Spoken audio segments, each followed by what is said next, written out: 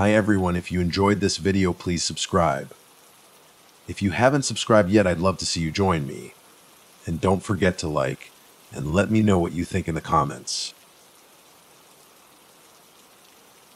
When I was 10 years old, my brother came home to die on a frigid day in January. Purple lesions ravaged the skin that barely covered his bones. He looked an awful lot like a skeleton, unlike the friendly visitor I had come to know over my short lifetime. My brother Tobias was many years older than me, so I didn't have much of a relationship with him. Still, he made a point to take the train home to New Haven for the holidays, filling our living room with plenty of gifts. One evening, he bought Mom the Fendi baguette she always wanted to show off to her friends at the Junior Women's Club. For my dad's gift, he purchased the George Foreman grill, and all his coworkers at the office buzzed about it. For me, he bought a Creepy Crawler's oven with liquid and mold containers. The last time he came home, I was excited to show him all the bugs and monsters I made. You better not. My mom said solemnly when I came home from school one day. My arms were filled with the new batch of miniature reptiles and amphibians I had created. They were a big hit at recess, and I knew Tobias would love them. He's super tired, honey. I thought they would cheer Toby up. She shook her head and sobbed, drawing a handkerchief to her face. Honey, we talked about this. Toby is very sick. He won't be able to hear you now. My mom sobbed loudly as my dad slung an arm around her, directing her down the hallway. Devin, your grandparents are in the living room. Why don't you join them? These words caused my mom to weep even louder for some reason as my dad ushered her away. As they reached the living room, I heard the faint words of the live in hospice nurse that it wouldn't be long now, and something about hearing the death rattle. When the sobs faded and the conversation died down, I turned the knob to his room as quietly as I could. Standing in the doorway, my heart fluttered. My brother not only looked like a skeleton with his frail exterior and dissolving skin, but like one of the gray aliens I made in my Creepy Crawler's oven a couple of weeks ago. Unlike the alien, however, he had several tubes attached to him that were hooked up to boxy, beeping machines. His body looked so thin that I swear it started to fade into the sheets of his bed. Toby, I said hoarsely. I waited a few minutes before I shouted his name. Toby. Minutes passed before his purple lips quivered and let out an audible groan that dragged on for several seconds. After the groan ended, 6 booming words escaped his lips. Look for me on the walls. A longer groan ensued these words, followed by a long beep from the machine. Everything seemed to move in slow motion as the nurse, my parents, and grandparents rushed into the room. I don't remember much except for shuffling feet, screams, and my father whisking me out of the room and closing the door in my face. The adults were in the room for several minutes before my grandmother finally left with her head cast down. She threw her doughy arms around me and said, "I'm so sorry, sweetheart. Your brother's gone to heaven with the angels." As the other adults came out of the room one by one to hug me, apologize, and sob into my small body, I wondered if I should be crying too. I supposed I loved my brother, but I didn't know him well. To me, he was just that friendly visitor who bought me gifts and read me stories. He popped in and out of my life like some magical elf that appeared only for holidays and disappeared like Santa up the chimney or Frosty the Snowman on a sunny day. I put my hands over my eyes and pretended to cry with them. After a while, I asked if it was okay to go up to my room. My parents permitted me. At once, I hurried up the stairs and slammed the door behind me.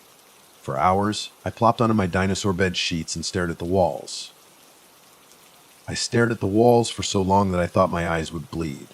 The walls of my room were sponge painted blue, covered in posters of my favorite baseball players and movies. The shapes on my walls were unmoving. As my eyes drew tears and I yawned, I started to drift off to sleep. My room didn't have any windows, so I couldn't tell whether it was nighttime or not. But I supposed night was nearing by the increasing shadows in the room. Something was strange about these shadows, though.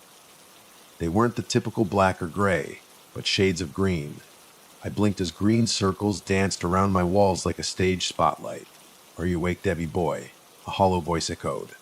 "It's time to wake up, Debbie boy." "Who?" I said, rubbing my eyes. Who are you?" "You know who's silly. I don't have much time." I blinked twice and the green circles faded together. All at once, the circles morphed into the shape of a human. The shape looked a little under 6 feet tall, perhaps taller, its figure reaching the brim of the ceiling. Toby, is that you? Who else, Debbie boy? The figure let out a bellowing laugh and stretched atop the ceiling, twisting around the fan in almost a rhythmic pattern. But I thought you were. Dead. The figure unleashed another bellowing laugh, this time twisting onto the carpeted floor, its green glow matching the soda I spilled the previous day. I thought I would die too, Debbie boy, but it's the most unusual thing.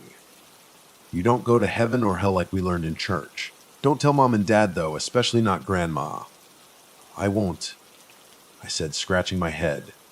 But Toby, if you're not dead, what are you? Hiding. The figure's voice changed from a bellowing pitch to a dull whisper. What do you mean? You must swear not to tell anyone. I swear, Toby. I swear. People don't die, the figure whispered, draining from the carpets back to a small circle on my wall. Thee hide. From what? I don't know yet, the figure said, its voice now trembling. I just know that we're hiding. We're all hiding. As the figure spoke these words, I saw dozens of green circles bouncing around my walls. They were varying shades of green. Some spoke in whispers like my brother. Others spoke in gibberish that sounded like different languages. I shoved my thumbs into my ear canals as the sounds grew louder and more varied. I jammed my eyelids shut as the lights flickered and burned into my retinas. As I screamed, I heard my brother's voice once more. People don't die, Debbie. They hide. And they must never be found. I screamed so loud that my cat Jasper hollered from the other room. I screamed so loud that my mom, dad, grandparents, and even the live-in nurse hurried upstairs and forced their way into my room. It's okay, honey, my mom said, pulling me into her bosom. It's okay, sweetheart. We're all so sad. As the others crowded around me, I continued to scream. Though the sounds had disappeared, I still heard my brother's voice loud and clear. People don't die. They hide. As the days faded into weeks and months, I saw the green circles everywhere, bouncing about the side of buildings, circling the screens of the downtown movie theater, and even on the fence of my backyard. Sometimes the circles morphed into the shapes of humans. Other times they looked like mere reflections. One time during a sleepover, I swore I even saw the circles morph into the shapes of falling bats on the outsides of my tent. I tried not to scream when I saw them. After a while, I tried not to look. When I didn't look, however, I heard their whispers, which usually amounted to nothing but gibberish. As the months faded into years, I checked myself into therapy. The only chance I had to stop seeing the circles, to stop hearing the awful, muffled voices. As a college student, my campus therapist surmised that the shapes and whispers were my way of coping with loss and grief. He assured me that people truly did die, and even took me to the local morgue, which his cousin owned, to show me what a corpse looked like. I admitted that I had never seen my brother's corpse when he died. Seeing the corpses of an old woman and a man as skinny as my brother made me realize how natural death was a part of life. I kept in touch with my therapist after college, and with each passing day, I began to hear the voices even less. For the first time in forever, I could appreciate the sounds of the outdoors that I had taken for granted, even the menial ones like a gust of wind or a child screaming on the playground. For the first time in forever, I could appreciate the laughter of Julia, the girl I took on a first date at the local Starbucks. I loved the sound of her laughter, the sounds of our laughter, as we engaged in the silliest conversations. Throughout my life, I heard many wonderful sounds like church bells on my wedding day or the sound of my son Jack crying in my arms. I fell in love with the lights and sounds of my life until the day I started to cough profusely.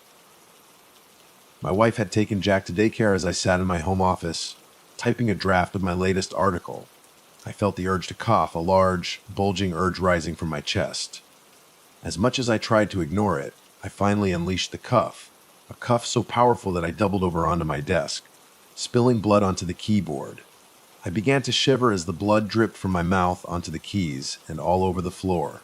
I scrambled to find my cell phone and dial 911 as I continued to convulse blood and cry. After I had emptied all of the contents of blood from my stomach, I collapsed onto the floor with the receiver by my ear. 911, what's your emergency? Hello. With what little strength I had left, I pushed my body across the floor to the phone. I threw up a lot of blood, I said weakly. I'm sorry about that, sir, the dispatcher said. Many moments passed before she spoke again. Hello. Are you there? Sir, the dispatcher said, her voice suddenly a lot lower and more muffled. You better start thinking about a good place to hide. As the voice began to cackle, a swarm of green circles danced around my body. I would like to start this blog by introducing myself. My name is Christopher Short. I was a teenager and an avid gamer in the early 2000s, and while I did own a PS2 and an N64 before that, I mostly played games on my PC. Games such as Doom, Half-Life, Quake. Now these games were huge, but I was also intrigued by smaller releases that almost nobody else knew about. Back then, services like Steam and itch.io weren't available yet, and internet connections were quite slow. This meant that smaller developers, especially games made by just one guy, didn't really have the option of uploading their games for all to play, and instead they had to resort to handing out physical copies that you could order on their website or selling them in person either through themselves or a third party. A more well-known example of this is Funny Pizza Land, which was originally released in 2002, but only got attention 10 years later when it was uploaded to itch.io. This made a lot of games extremely rare. One such game that I had in my possession was called Pharaoh's Crypt. Pharaoh's Crypt was a game that combined the point and click adventure genre, dungeon crawlers, and adventure games all set within a 3D environment that moved in real time. It was also seemingly being sold in extremely limited quantity in my local area. I said seemingly, simply because I know of only a few other copies of the game being sold from research I did later, as almost no one I got into contact with seemed to have known about the game. Almost nobody I knew personally, and not even on forums when I went to ask whether anyone else played the game, with only a few exceptions. I bought the game, which was burned onto a CD in a local video game store. The place was just local, it wasn't a big chain like GameStop or anything, so it made sense that they would sell something a bit more sketchy, alongside the other more mainstream releases. Something that I noted immediately as strange was that there was never any mention of who the developer was, nothing on the cover, nor the game itself. After I got the game, I didn't immediately get around to playing it as I was quite busy at the time. However, summer break was coming up, and that meant I would soon have the free time needed to play through this mysterious game. After the long and arduous final week, filled with exams and homework, I finally got home on Friday and had 8 weeks to do whatever I wanted. I had a few things in mind, such as spending time with my friends and family, my girlfriend, and going on a hiking trip with my buddies. However, another thing I had in mind was Pharaoh's Crypt, as I didn't really have anything left to do that day, and my peers were all tired and just wanted to get some rest. I decided I would finally get around to playing it. I prefer to play new games at night starting around 9 p.m. It just makes playing through it the first time different. At around 9 p.m. I started the game up for the first time. I got to the licensing agreement screen and proceeded to agree to everything without reading anything and downloaded the game. After a few minutes, the game was ready to go, and I launched it. The game started up and immediately showed me the main menu of the game. There were only 3 options: New Game, Continue, and Quit. Something that struck me as odd was the lack of a settings option. The game was full screen at all times, and there was no way to adjust the resolution or volume. The background showed an image of a pyramid at sunset, seemingly a photo from the real world, pixelated and ran through a filter that made the colors more muted and gritty. The title, Pharaoh's Crypt, along with an animation of sand floating through the air. The main menu music was also an ambient track, sounding similar to the music from Silent Hill, with some Egyptian flair added to it, such as a flute playing a somber and distant melody, a basic drum beat, and the sound of wind howling, carrying the sand along with it. By all means, I was intrigued by what this game was going to be. The game's greatest strength seemed to be its atmosphere, which pulled me right in even in the main menu. I clicked New Game and started my journey through the game. The intro cutscene of the game started, overlooking the pyramid from the menu. It then explained that the game took place somewhere between 1830 and 1845. You played as William, a British explorer, looking to uncover the secrets of a recently discovered pyramid found hundreds of miles southwest of Cairo. The pyramid was given the name Duat by the expeditioners who initially found the pyramid. For those unaware, the Duat is an underworld in Egyptian mythology where the deceased pass through various tests and environments in order to be judged. At the end of the Duat lies the Hall of Judgment. Here, their heart gets weighed against the feather of Mat. If their heart is lighter than the feather, then they gain access to the afterlife. If it is heavier than the feather, their heart is devoured by Amit, the devourer of souls. Amit is a part crocodile, part lion, and part hippo creature. Basically an absolute freak of nature. The cutscene then cut to a 3D, first-person animated sequence of William walking up to the pyramid's entrance. It was a purely CGI cutscene, straight out of games you'd see in the 90s. Sure, it wasn't the most technically impressive game in the world, but all things considered, fairly professional for a studio which, for whatever reason, refused to credit themselves. They did a really good job of showcasing just how massive this pyramid was, a towering structure reflecting the sunset. The only reason a pyramid of this size wasn't discovered sooner was because of its extremely remote location within the Sahara. The top of the pyramid was, however, for whatever reason inverted, which I thought was a unique stylistic choice, something to make this pyramid stand out amongst the others. There were also 4 large, damaged statues of ancient Egyptian gods next to the entrance. Unfortunately, they were all decapitated, so I couldn't tell exactly which gods were being represented. The protagonist of the game made his way to the entrance, and when he finally reached it, lit his torch. It was impossible to see any more than a few feet in front of him. He descended a long, dark staircase. Hieroglyphics, such as scarabs and lotus flowers, lined the walls. And the sound of footsteps echoed all the more oppressively as William made his way to the first floor of the pyramid's interior. When he finally started to reach the bottom, a faint light began to emit from the bottom of the staircase. At the very bottom of the staircase, he finally reached the first floor, which was surprisingly completely illuminated by lit torches. They emitted a powerful, radiant, golden glow, and on the walls were paintings of gods. Of particular interest was a painting of a god with a falcon's head riding a flying boat, on top of more hieroglyphs. The room was also grand in scale, emphasizing a sense of power and grandeur. The music in this room was also more upbeat than the music in the main menu, while still being ambient, and the sound of shifting sand echoed faintly throughout the massive room. Now, I don't know much about Egyptian mythology, but it was obvious to me that this floor represented Ra, the god of the sun. There were also no obvious signs of danger, other than a pit of quicksand at the end of the room, on the other side of which was a set of large doors leading to what I presumed to be the next floor of the pyramid. There were also scarabs crawling along the walls, however they didn't seem to pose any threat. Just like the intro cutscene, the entire game was in 3D with a first-person perspective. Pressing the key button on my keyboard opened up the inventory. My character had a Bowie knife, a few first aid kits, a torch, a journal to document his descent and map out the inside of the pyramid, and a health meter. On the left and right were 2 doors, each leading to smaller rooms which contained treasure, jewels, and gold, as well as puzzles that I would have to solve. They all involved themes of the sun, day and night, and light in some way. One puzzle involved shifting around mirrors, which reflected a central light source emitting from a large hieroglyph of an eye of Horus in order to guide it towards another eye. It was similar to a puzzle from Ocarina of Time's Spirit Temple, which, now that I think about it, is actually the closest comparison to this first floor. After a while, I found an item called the Book of the Dead. It went right into my inventory and was obviously important.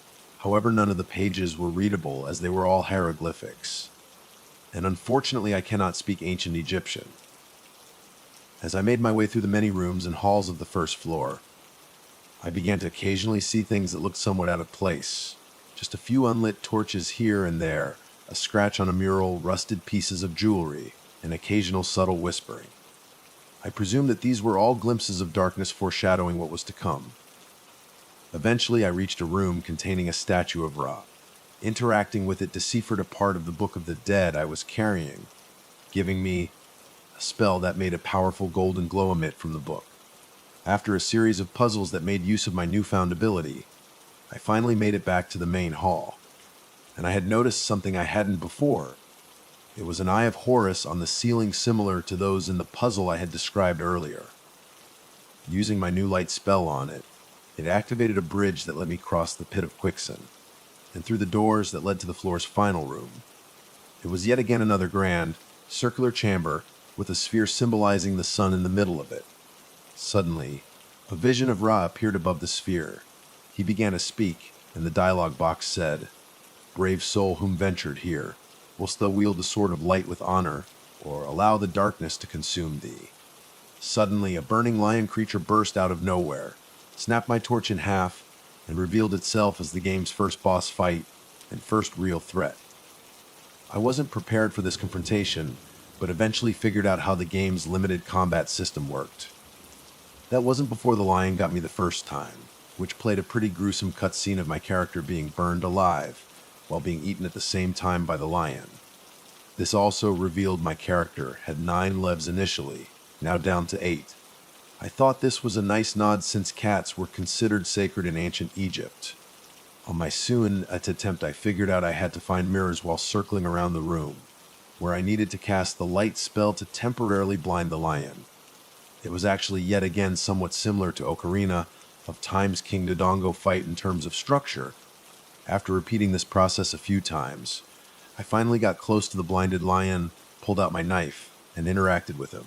This showed a brutal but also badass cutscene of my character stabbing the knife into the lower part of the lion's jaw and running the knife down, slicing clean across through the lion's throat and stomach, with all the grisly detail of blood and guts being visible. Damn. This definitely isn't going to be game for kids, I thought to myself. Then, Rai appeared again, congratulating me on passing his test, and also apologizing for putting me in danger while mentioning that all things considered, this still would have been a merciful death compared to what I would have succumbed to later. Though art worthy, take this with you. I received a light-emitting amulet with a scarab engraving. May it provide light where darkness lurks. May it provide hope where there is suffering. May it remind you to never succumb to the darkness beneath. This item replaced the torch in my inventory, and the door to the next floor opened. William descended another long staircase, amulet in hand. This time around, however, the descent seemed to be more sinister. Cracks lined the walls in increasing frequency the further he traveled down the staircase, and the occasional faint whispering now became almost constant. After yet another long descent down another staircase, William finally reached the second floor of the pyramid. The light from the torches was now a lot dimmer in comparison to the first floor. The murals now depicted the underworld and its gods, such as Anubis rather than Ra, and the imagery of light and the sun was completely gone. The murals themselves also had a lot of scratches and showed signs of decay.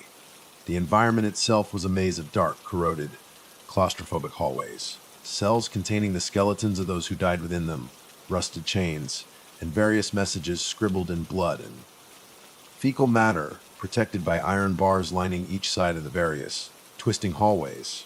This place was also a lot more hazardous than the first area, which was almost completely safe, as the hallways contained various spike traps, poison dart traps, and pits full of venomous snakes. The music now had a slow but tense rhythm. In the background, I could hear the occasional rustling of chains, the sounds of bones cracking, all while the faint whispering continued. It became apparent rather quickly that this place was a prison. The environment required me to use the new amulet as a light source, as natural light sources were quite scarce. A lot of the traps could also be disarmed with the knife in some way, if I managed to notice them before accidentally triggering them. There was, however, another more pressing matter. As I explored the area, I quickly became familiar with tall, dark figures who I will call the Wardens. These creatures stalked the hallways, and were obviously not happy about their duties being disrupted by William. You could not defeat them, however you could either hide from them, or use the light spell to blind them in order to give yourself an opening if they started pursuing you. The Wardens would also emit a heartbeat sound that helped you identify their current position, as well as being unnerving. Some cells contained the spirits of those who died within their confinement. Some of them would simply complain about their situation and not help out at all, while others were kind enough to help William by giving him tips on how to get past the area. Some spirits would even just scream and alert the wardens. One of the doomed spirits suggested that William should figure out where the easternmost part of the prison was and look for a place where he could insert the scarab amulet that Rye gave him. After dodging warden's spike traps, jumping over snake pits, and avoiding poison dart traps, I finally found a cell with a loose lock, which I entered. Inside the cell, there was a circular hole in the wall, seemingly matching the exact shape of the amulet I had, which I inserted. Nothing happened, so I waited, but still nothing happened. Eventually, I decided to take the amulet out, which caused the wall to crumble, revealing a hallway filled with strangely fresh bodies. Some of them even appeared to be burnt. At the end of the hallway was a tome. Approaching it and interacting with it deciphered another part of the Book of the Dead, this time granting him the ability to curse. William left the hallway and got out of the cell. A light now appeared to illuminate his path forward, which I thought was strange. The wardens also appeared gone now. This, however, made me even more uncomfortable, almost like the sudden calm was quickly going to spiral into a moment of panic. Then, all the cages in the prison behind me suddenly opened. Shit, I gasped out. The souls of the dead started to scream inhumanly and began chasing William. I quickly started moving William forward along the path of light, careful not to make a wrong turn as that would mean the end of me. All the while the music was now completely overshadowed by the sounds of screaming, rattling, and the cells opening. At the end of the path was a locked door. This game was really getting to me now. With no other option, I did the first thing that came to mind. I cast Curse. The souls suddenly all stopped in unison, and then screamed incredibly loud. I actually had to turn down the volume on my speakers manually. It makes sense, however. I guess getting cursed for all eternity does suck.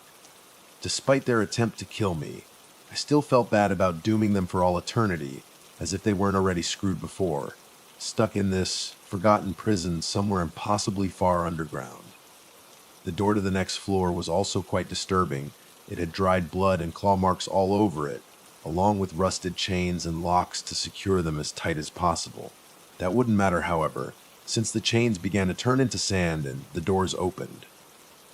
I braced myself for whatever might be behind those doors, expecting the worst. However, when I entered, I was met with what seemed like, well, it looked like a spa. The room was well lit, didn't have any signs of damage, and in the middle was a hot tub, for lack of a better word. It was a giant pool of hot water. Interacting with it, it healed some of the minor damage my character took from the traps in the prior section of the game. What the hell? I said to myself out loud, as I was not expecting something so welcoming. Then a figure, seemingly a woman, appeared from the light fog created by the hot water. She introduced herself as Aset, the goddess of healing and magic. She explained that this is in fact an Osis, a pocket dimension within the pyramid that helps those who seek out the Pharaoh's cryptic place to rest and recover. This essentially served as the game's checkpoint system. Any death from now on would return me to the last manual save I had made in the Osis. It had the same feeling as a Resident Evil save room, the only truly safe place in the entire game. Aset then told me that once I was ready, I could just go through the exit and continue my descent. I was expecting something to happen, something to go terribly wrong. This had to have been another fake out, right? Well, it wasn't. I still had my suspicions that maybe it would be corrupted later, however. Maybe on my next visit as it will turn into a demon, and the hot water will be turned into lava. Now at this point it was getting quite late. However, it was a Friday, and I still wanted to see what the next floor of the game had to offer. So I went through the exit of the Osis, ready to see one more floor before I turned off the game. William descended the next staircase. What greeted him below was a lake within a large open cave. The music here was also fittingly more aquatic, but also a lot more ambient, with heavy reverb being utilized to convey the lake's size and depth. I needed to pull out my amulet just to get a light source here. It was obvious I needed to follow a set of wooden platforms floating on the lake in order to get to the other side. Below me, in the water, I could faintly see bodies of hundreds of people being held down by chains that they were attached to. They looked like naval mines, but instead of the bombs, it was corpses. I swear there was a faint, muffled whispering coming from the lake. Something large also appeared to be swimming in the lake, though I could never take a good look at it. More so, I just felt its presence throughout. I didn't want to stick around too much longer since I didn't want to get eaten by it and lose another life. The platforms would sway from side to side, and occasionally the creature would briefly surface. However, all I could ever see was a row of gigantic teeth. I eventually came across a wrecked ship stranded on a large rock, with massive scratch marks all over it and a significant level of decay. In order to enter it, I needed to solve a puzzle, and once I got in, I was quite relieved that nothing horrible awaited me in the ship's main hall. Surprisingly, it didn't seem like any water got into the ship itself, meaning that I was free to explore the entire ship. Some rooms were darker than others, and I could barely see even with the use of the amulet. The music here was quite quiet, and the only sound I heard for the most part were my footsteps and the creaking of the ship's floorboards, as well as what sounded like running, but it was always distant and always brief. As I made my way through the ship's many rooms, I discovered journal entries left by the sailors who met their end here. They started out hopeful enough, talking about how good the crew's morale seems to be and how they were excited to discover new territory. As the journal entries went on, they got more and more depressing. One sailor talked about how not everything is going to plan and how he misses his family. Another one talked about how they haven't seen land in too many days, and that they would have to find some soon as supplies weren't going to last much longer. The quality of the handwriting also started off good, but got progressively more shaky as the entries progressed. I eventually found a bedroom, where I found the final journal entry. I'll let the final entry I found speak for itself. We don't know what to do anymore. We don't even know where exactly we are anymore. We don't know which way we are going. We have completely run out of supplies. There are no fish in the area, but there is this thing. I haven't seen it, but I swear I can hear it. I can feel it. I know it's watching. It's been watching us for days now. It will follow us everywhere. We can't go anywhere without being followed by it anymore. That thing must have eaten all the fish. It doesn't seem to mind the thunderstorm that has been raging for several days now either, but we sure as hell do. Or, I don't even know if it matters anymore. We nearly got capsized multiple times now. Sooner or later we will get capsized by a wave or crash into something. We don't know where we are. We have a hard time controlling the ship through the storm. Most people don't even seem to care anymore. We are starving. We are going to die here and get eaten by whatever that thing is. I feel so sorry for my family. They will never get closure, and I feel so bad for the captain's son, that poor boy. After I got done reading the final journal entry, I put away and was immediately scared by a skeletal, thin young boy with black eyes who just stood in the doorway leading out of the room I was currently in. He didn't make a noise or anything. The music actually stopped the moment he appeared on screen. Well, I guess I'll have a hard time sleeping tonight, I told myself in my head. After a few seconds, he just disappeared. This made me extremely uneasy. I needed to find a way out of the ship. I didn't know which was worse, being trapped with the ghost boy on the ship, or jumping across wooden platforms outside the ship, essentially walking on eggshells in an attempt to avoid that monster. I wasn't done with the ship segment of the game yet, however.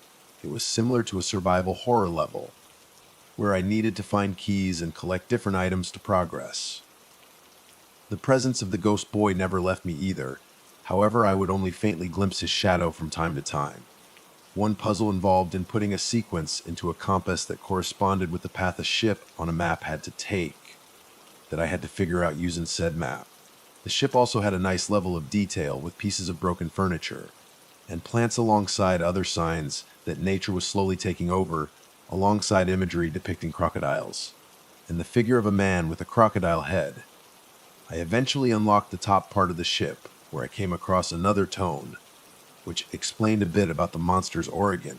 It was related to the crocodile god Sobek, a fierce and aggressive deity within Egyptian mythology, with the body of a man and the head of a crocodile. This explained the imagery that I found, that I mentioned seconds earlier. It also granted me yet another spell, this time resembling a sonar, device that I could use to track monsters, and in this case the thing in the water. After finding the exit out of the ship, I was met with a maze of wooden boards floating on the surface of the water. I didn't know exactly which way to. However, I felt safer in being able to cast the sonar spell, which I promptly did. It showed me that the monster was to my left, so I headed forward and alternated between going right and forward. This sense of security wouldn't last long, however, as the monster briefly disappeared off of my sonar before yet again reappearing, this time right in front of me. The beast flew out of the water, launching the wooden board several feet up into the air as it revealed its horrifying form. A zombified crocodile with rotten human limbs and skinned human faces grafted all over its head. I quickly turned to the right and got as far away from this thing as possible.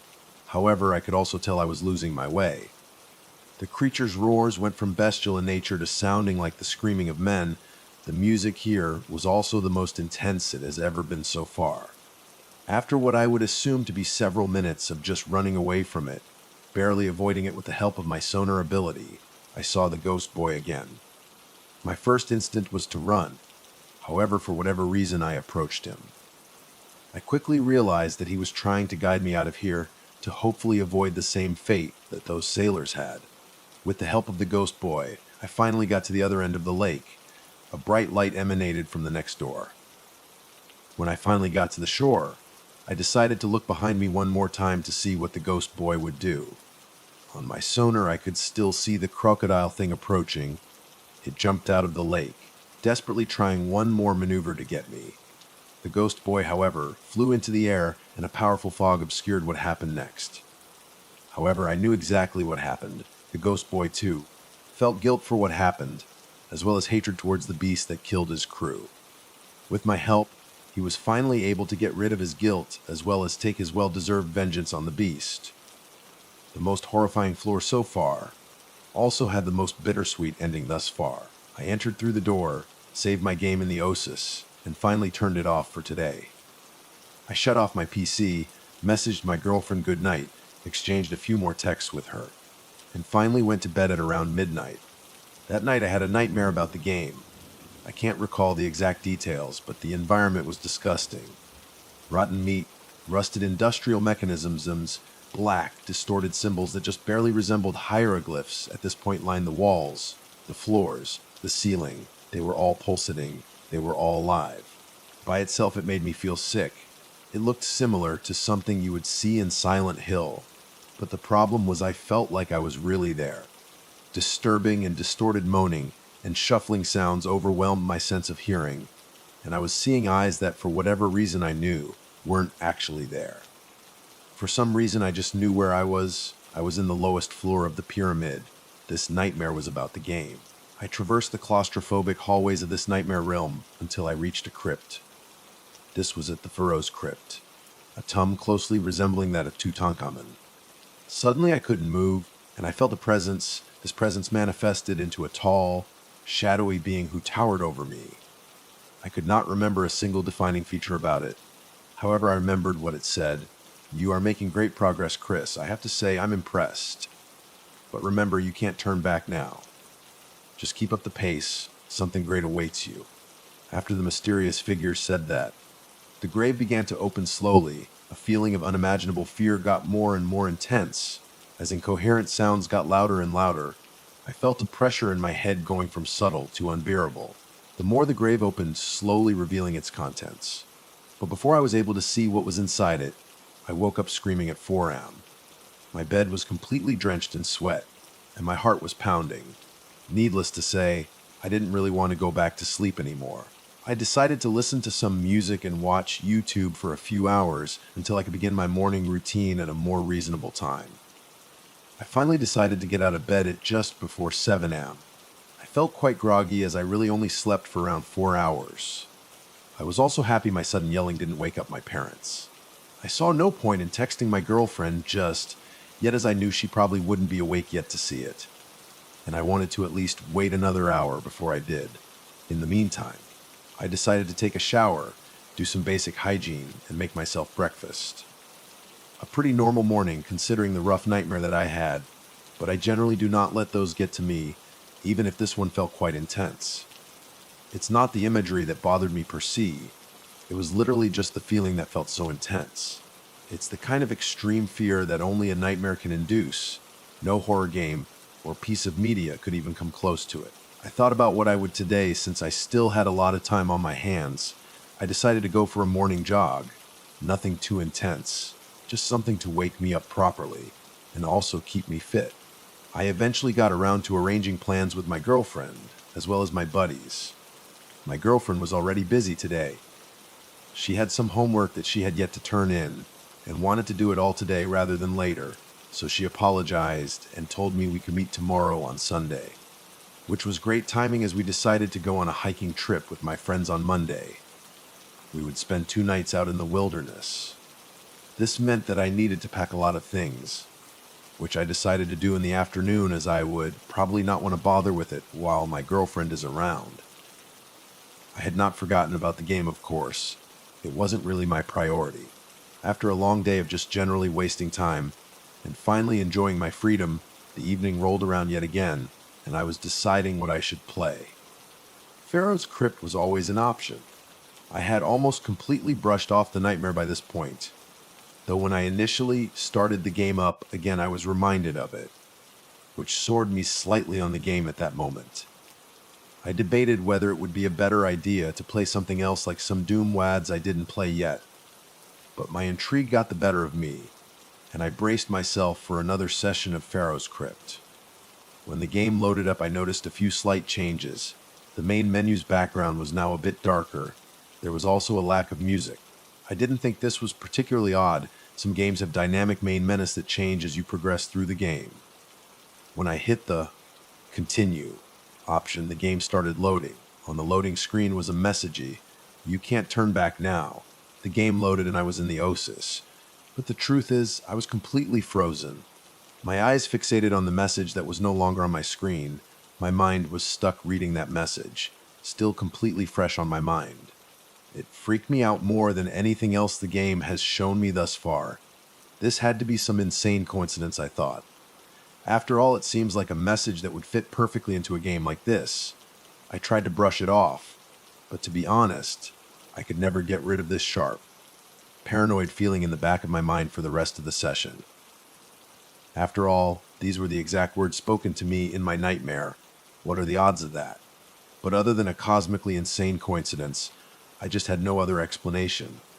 Brushing off my discomfort, I exited the Oasis to see what the game had in store for me next. The next floor initially appeared more comforting than the previous 2. It was something that actually resembled the inside of Pyramid, and while the amulet definitely helped, it wasn't a complete necessity as the floor was actually quite well lit. The area had a distinctly red, orange tint, conveying the dryness and heat of the place. The music also sounded like the first thing you would think of when you thought of Egypt pyramid music. The sounds of quicksand permeated that rooms and hallways, accompanied by the sound of pennies falling from holes in the ceilings and walls. The Egyptian symbolism was also back in full swing in this area, hieroglyphics and all. It was a non-threatening place, until I encountered the floor's main enemy. The main threat of the 4th floor were golden mummies. Thin, humanoid creatures seemingly being made out of gold, or rather, what was previously people, now completely encased and trapped inside gold. They had no discernible facial features, just a flat, round surface of gold where their faces would be, and they also moved in an extremely unnatural and uncanny way. The sounds they made were extremely eerie moans and groans that sent a quick shiver down my spine whenever I heard them. They were also quite quiet, not making any obvious sounds, which made me lose a life to them. The death animation wasn't anything complex. One of the figures simply grabbed me by the head and stared at me while it made a hush sound before it cut to a game over screen, making my number of lives jump down to 7. In combination with their high polygon count within a low poly game, it was a really off-putting and eerie death screen. I figured out quite fast that the best way to deal with this new enemy was to use the sonar spell I got from the previous level. It wasn't unbalanced, however, as the range at which it could detect the golden mummies was quite short. Using the curse spell also appeared to be effective, slowing their movements to a sluggish pace for a few seconds. Progressing through the level, I made my way through the claustrophobic corridors and waterfalls of golden pennies. From the murals that were painted on the walls, I could slowly piece together a common theme of greed and abuse of power. Some murals had a figure sitting on a throne of gold with stacks of food, while below were rows of people reaching out, but nothing came to them. Another mural had the same kind of rich figure sitting a golden carriage, being carried by what was obviously slaves. The most interesting mural, however, was also the one that deciphered the origin of these golden mummies. It was a mural depicting a king being slowly turned into gold while the slaves and peasants cheered. Later on, I encountered a mural of people smashing the golden mummy with a pickaxe, taking the gold, and even ripping out still preserved chunks of flesh and meat that was hidden underneath the shell of gold. Towards the end of the level, I unlocked another spell, this time a stasis spell, which did exactly what the name implies. Once I got my new spell, a giant boulder crashed through the wall opposite of my position. Thinking quickly, I stopped it dead in its tracks with my new spell. This spell was also useful for the golden mummies, as instead of slowing them down, it completely froze them. I figured out later that I could freeze some of the falling pennies to reveal hidden pathways behind them. Some puzzles also forced me to use both the stasis spell in order to stop moving mirrors, and the light spell to reflect light off of them at the correct angle. The final challenge in this level was an encounter with a sentient, golden sphinx statue. It was obvious I needed to engage with it in order to open the way into the next floor. I expected this to be a boss battle, however it was more of an NPC interaction, with me needing to answer its riddles in order to progress. The riddles were just the usual, although some were a bit more interesting, such as, the passage of time brings with evolution. Evolution makes what came before redundant, but what is the thing that your kind will never replace? For this riddle, I had to select an item from my inventory. In this case, it was the knife. It makes sense, I guess. The blade is something that won't become redundant anytime soon. Eventually, however, it asked May, what is the thing that haunts the Pharaoh's crypt? I was a bit freaked out, but then I read the options, which were a giant snake, the Pharaoh's ghost, and a tall dark figure. My jaw dropped. Despite all the signs, I still thought this was a coincidence. However, there was also no real way for me to know the answer unless I selected the third option, only to find out I was right. I had no explanation for this, but it still had to be some kind of coincidence. I mean, the game is pretty creepy.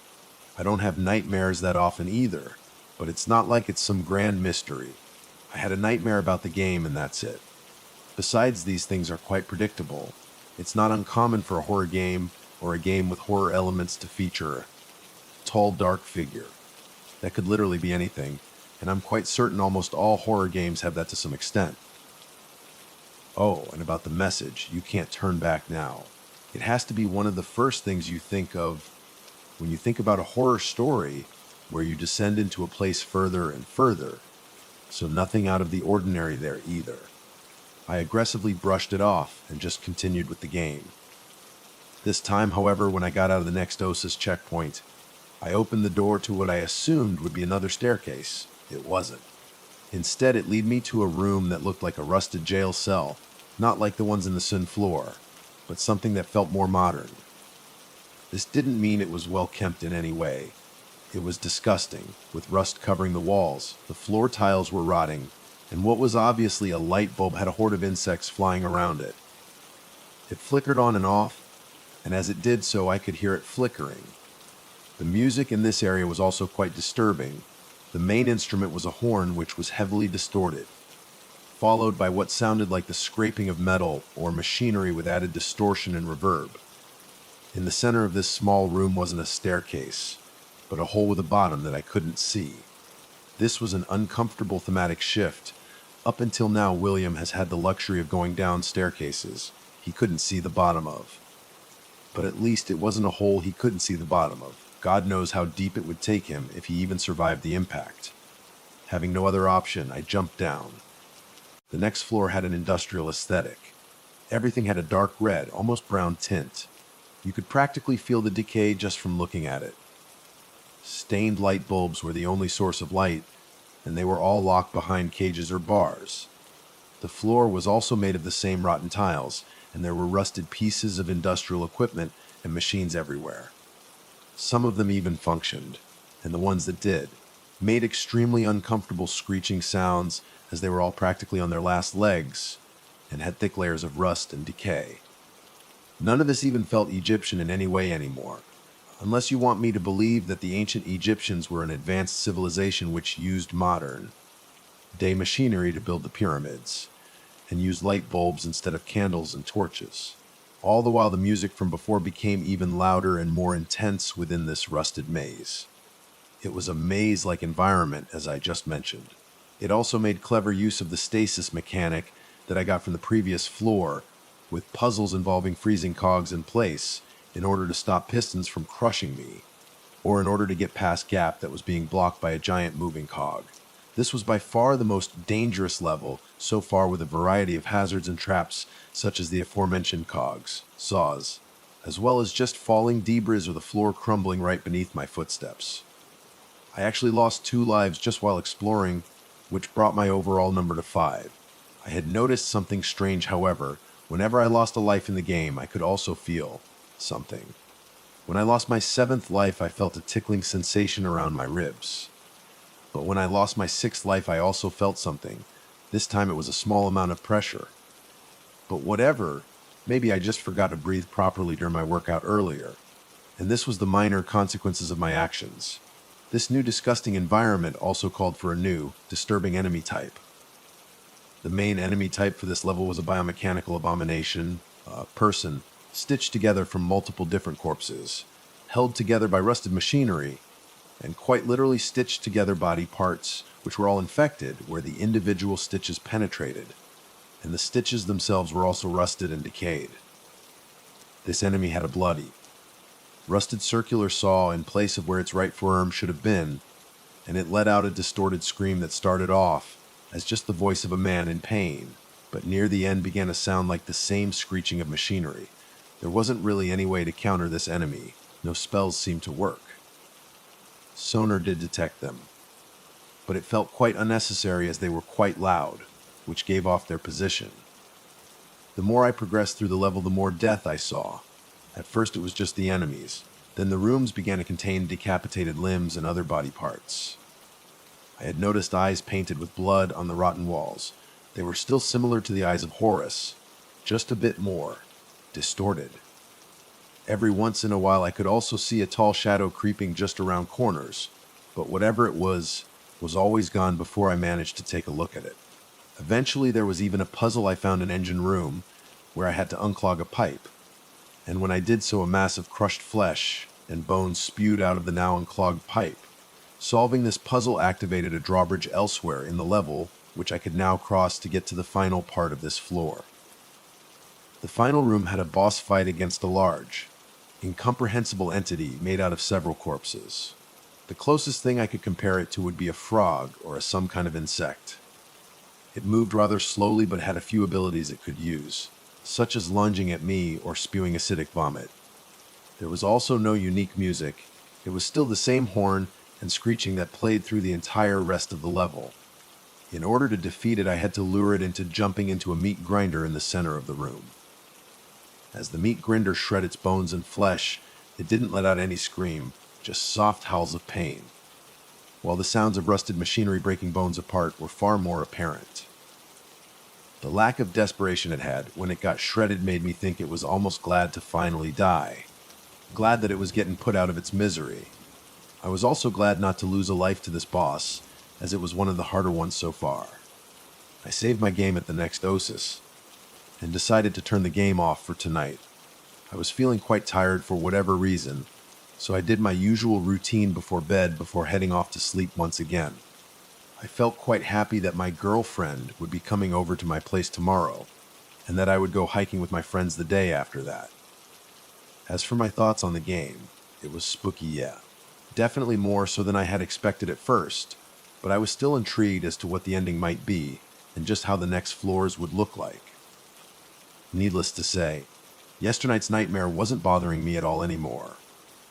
Playing the game seems to have been a way for me to face my fears head on and come out on the other side stronger. With that satisfaction, I turned off the lamp on my bedside table, texted my girlfriend goodnight and that I couldn't wait to see her, and went off to bed. That night, I had another nightmare. This time I woke up in a void, just pure darkness. The only sound I could hear was an ominous hum all around me. It was like being stuck in space. It remained like this for a while. However, I was beginning to feel increasingly uneasy. White paintings of eyes began floating in the void. They weren't painted on anything, they just floated. And they looked exactly like the ones I saw in the 5th level of the game. Then they all suddenly stopped. For a second there was silence. Then a static noise began to play as they began floating towards me. The static got louder and louder as they inched closer and closer towards me.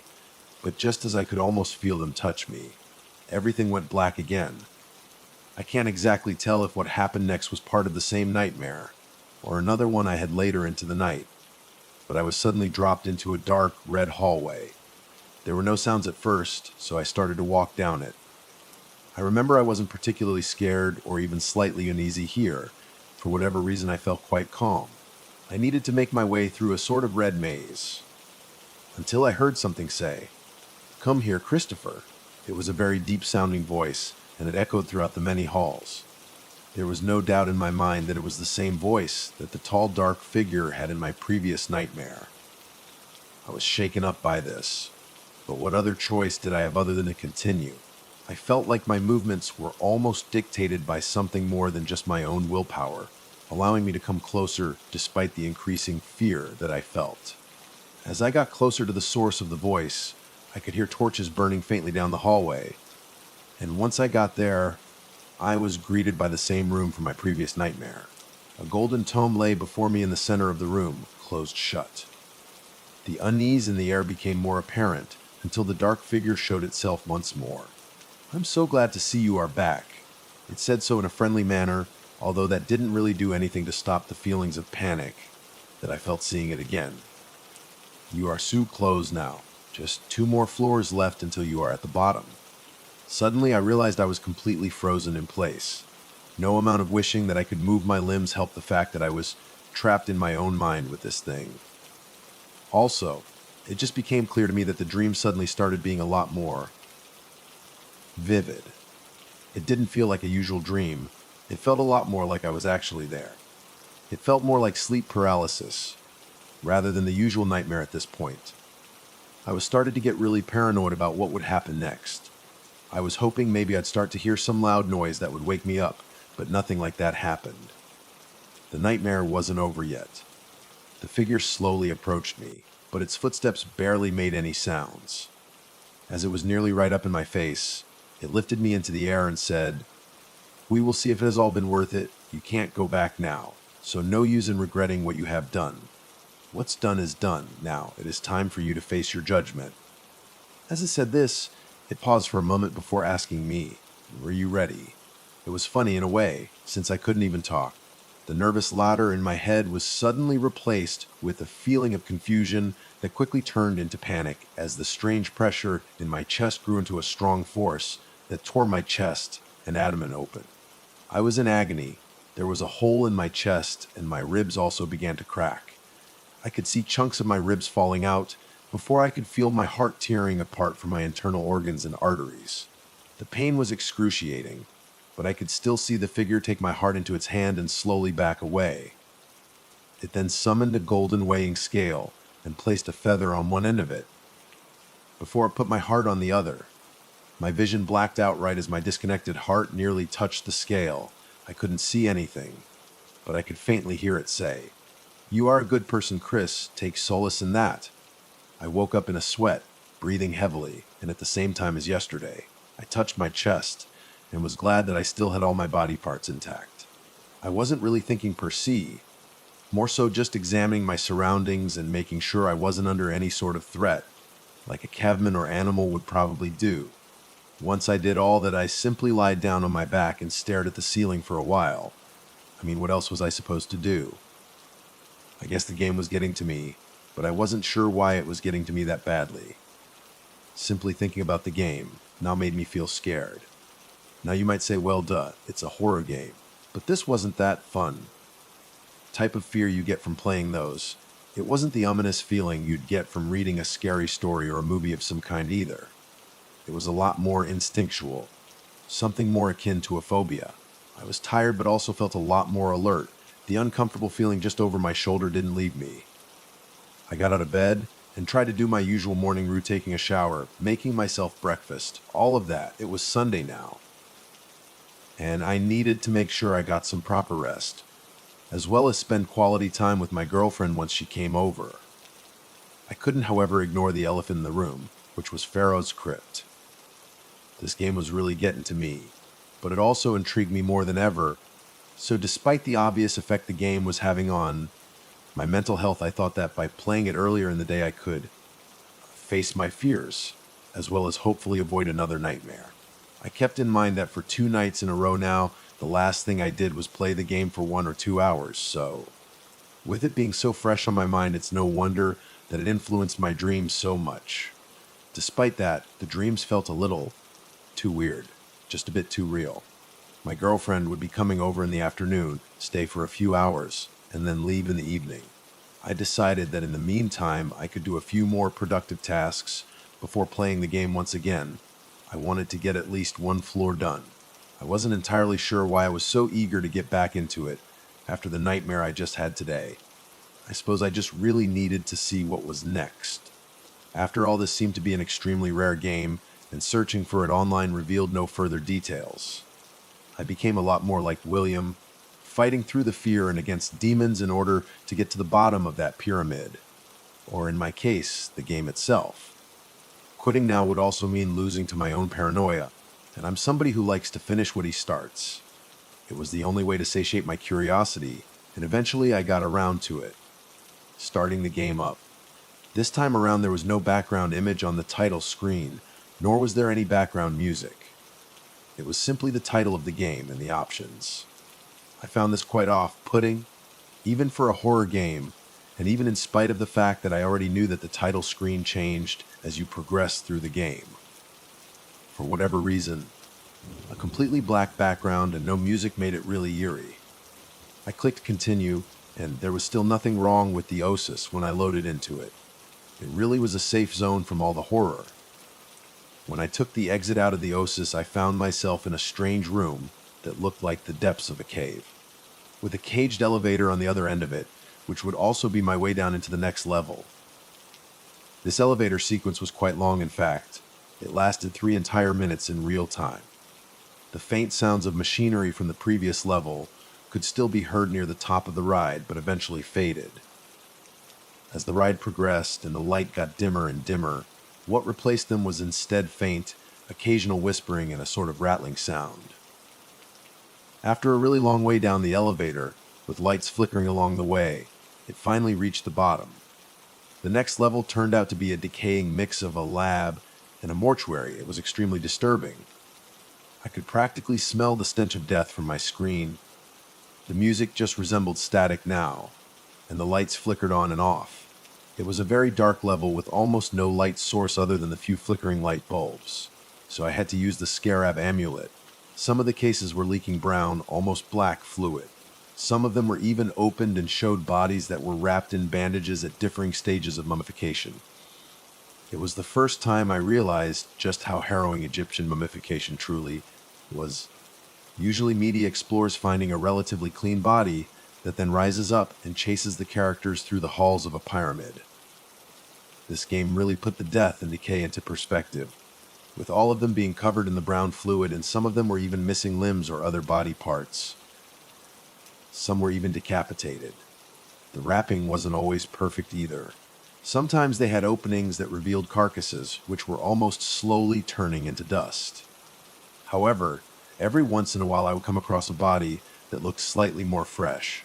Other than the multiple rooms acting as mortuaries, simply containing rows of cases with mummified bodies in them, were other rooms that resembled labs.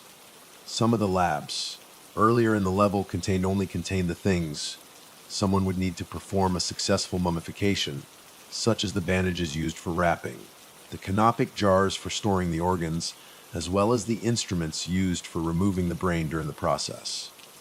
However, when I got deeper into the level, things started to change. They went from looking like mummification chambers to downright torture chambers. These rooms were stained with blood and had scratches that looked like they came from desperate attempts to escape. These rooms also usually contained chains and other devices used to restrain people, and sometimes body parts just laying on the floors. The most horrifying part, though, was that the instruments used for excerberation were also present and quite noticeably used. It appeared that the reason for some of the bodies looking more fresh was because they were. This also explained why a few of the bodies were missing their limbs. I guess the ones that got off gracefully were lucky to not be mummified while still alive. Things didn't stop there, however. Uncovering more of these morbid rooms, I eventually found ones with industrial and medical equipment, including sewing machines, drills, and circular saws. It appeared to be the origin of the enemies from the previous level. The faint whispering became nearly constant in these rooms. The floors were now drenched in that brown liquid, and I also noticed paintings depicting a shining eye of Horus within a triangle, surrounded by other occult symbols. They very clearly being used in an attempt to perform some kind of ritual, or to receive some kind of occult blessing. It appeared as though whatever horrible things happened in these rooms were done so in an attempt to achieve some kind of enlightenment. Maybe by torturing a person and turning them into a biomechanical monstrosity was seen as merciful, and a higher existence by whatever sick. Honestly, I wasn't even sure if who did this was a person in any way at this point, but I had a feeling I would get acquainted with them very soon. This level utilized all the spells and items that I had in some way.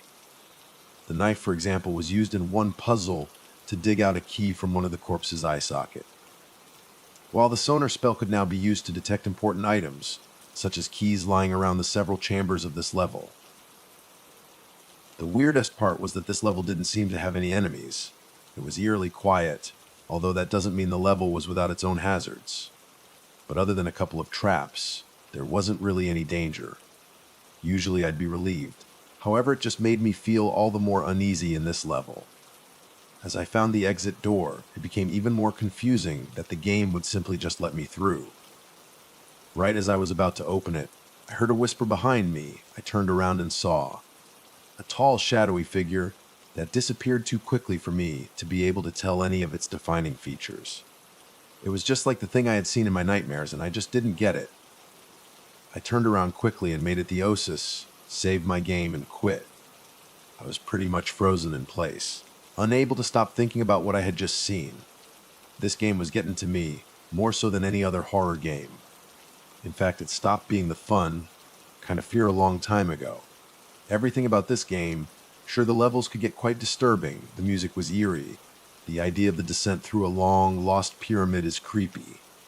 But what really got to me, what really made me want to put away the game for a long time was the nightmares I was having, the 2 consecutive, terrifying nightmares, and the game.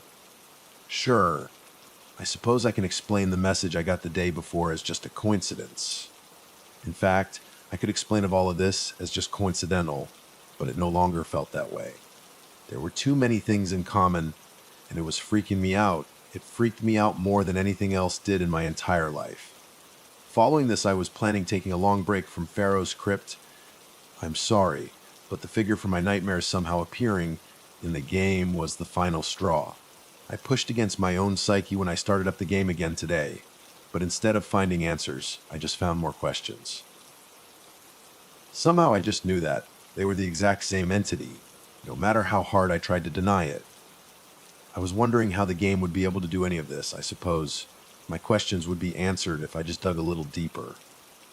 After all, I was surely getting to the end of the game now. Maybe one more floor left until I reached the bottom. I just had that feeling, I don't really know why. But at the moment, my sheer paranoia and anxiety completely overshadowed any kind of intrigue I had about that. More than anything, I just wanted the uncomfortable experience to be over. It was around 3 in the afternoon that my girlfriend, Jessica, finally came over. I was really happy to see her. Although, I suppose it would be a bit of a problem if excitement wasn't the first emotion I felt. We needed to come up with something to do. Now ordering a pizza did sound nice. But, as a fun date idea, maybe we could try making one ourselves. The problem is, I didn't really know where to start, so I decided to look up a recipe on the internet, as there were quite a few good ones. When I returned to my room, however, I found it strange that my PC had turned on. Or was turned on, I don't really know, I just couldn't remember turning it on, only turning it off. Maybe Jessica was the culprit. Either way, I just decided to brush it off. After a few hours of doing stuff together, watching movies and such, Jessica noticed that something was off with me. We were laying next to each other in bed when she inquired about my strange behavior. I didn't even notice it myself. She said I was more quiet than usual, and looked like I had something on my mind that weighed me down a little. I was of course hesitant to tell her about the video game, so I just told her I was probably just a bit tired. She didn't believe me, however, and kept insisting that I was acting strange, and that she knew something was bothering me. I thought about whether I should tell her some kind of made-up story, to put her concerns to rest. Maybe something like I lost my wallet and didn't find it yet, which seemed to be a good choice, since she probably wouldn't ask too many questions. So, I told her that I lost my wallet while walking home on Friday, to which she immediately called my bluff and said, "Chris, I saw your wallet in the living room on the dining table. I'm not stupid, you know? Now that the cat was out of the bag, I knew I had to come up with something else, or I could genuinely try to tell her the truth and hopefully not get sent to a psych ward." So I told her, "Jessica, look, please don't think of me as crazy. Just try to be open-minded." She looked obviously confused. Hopefully she wasn't worried I'd tell her I was cheating on her when I told her to be open-minded. But she was still obviously willing to listen to me, as she was clearly waiting for me to say something more. I have had 2 consecutive nightmares these past 2 nights, and they have made me feel somewhat unwell.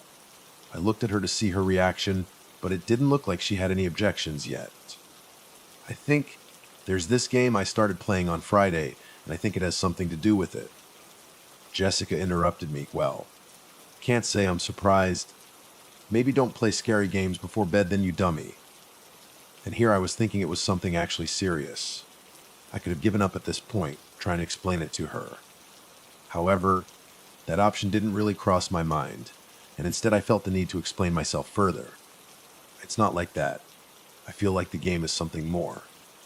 She paused for a moment, clearly not understanding what I was trying to say.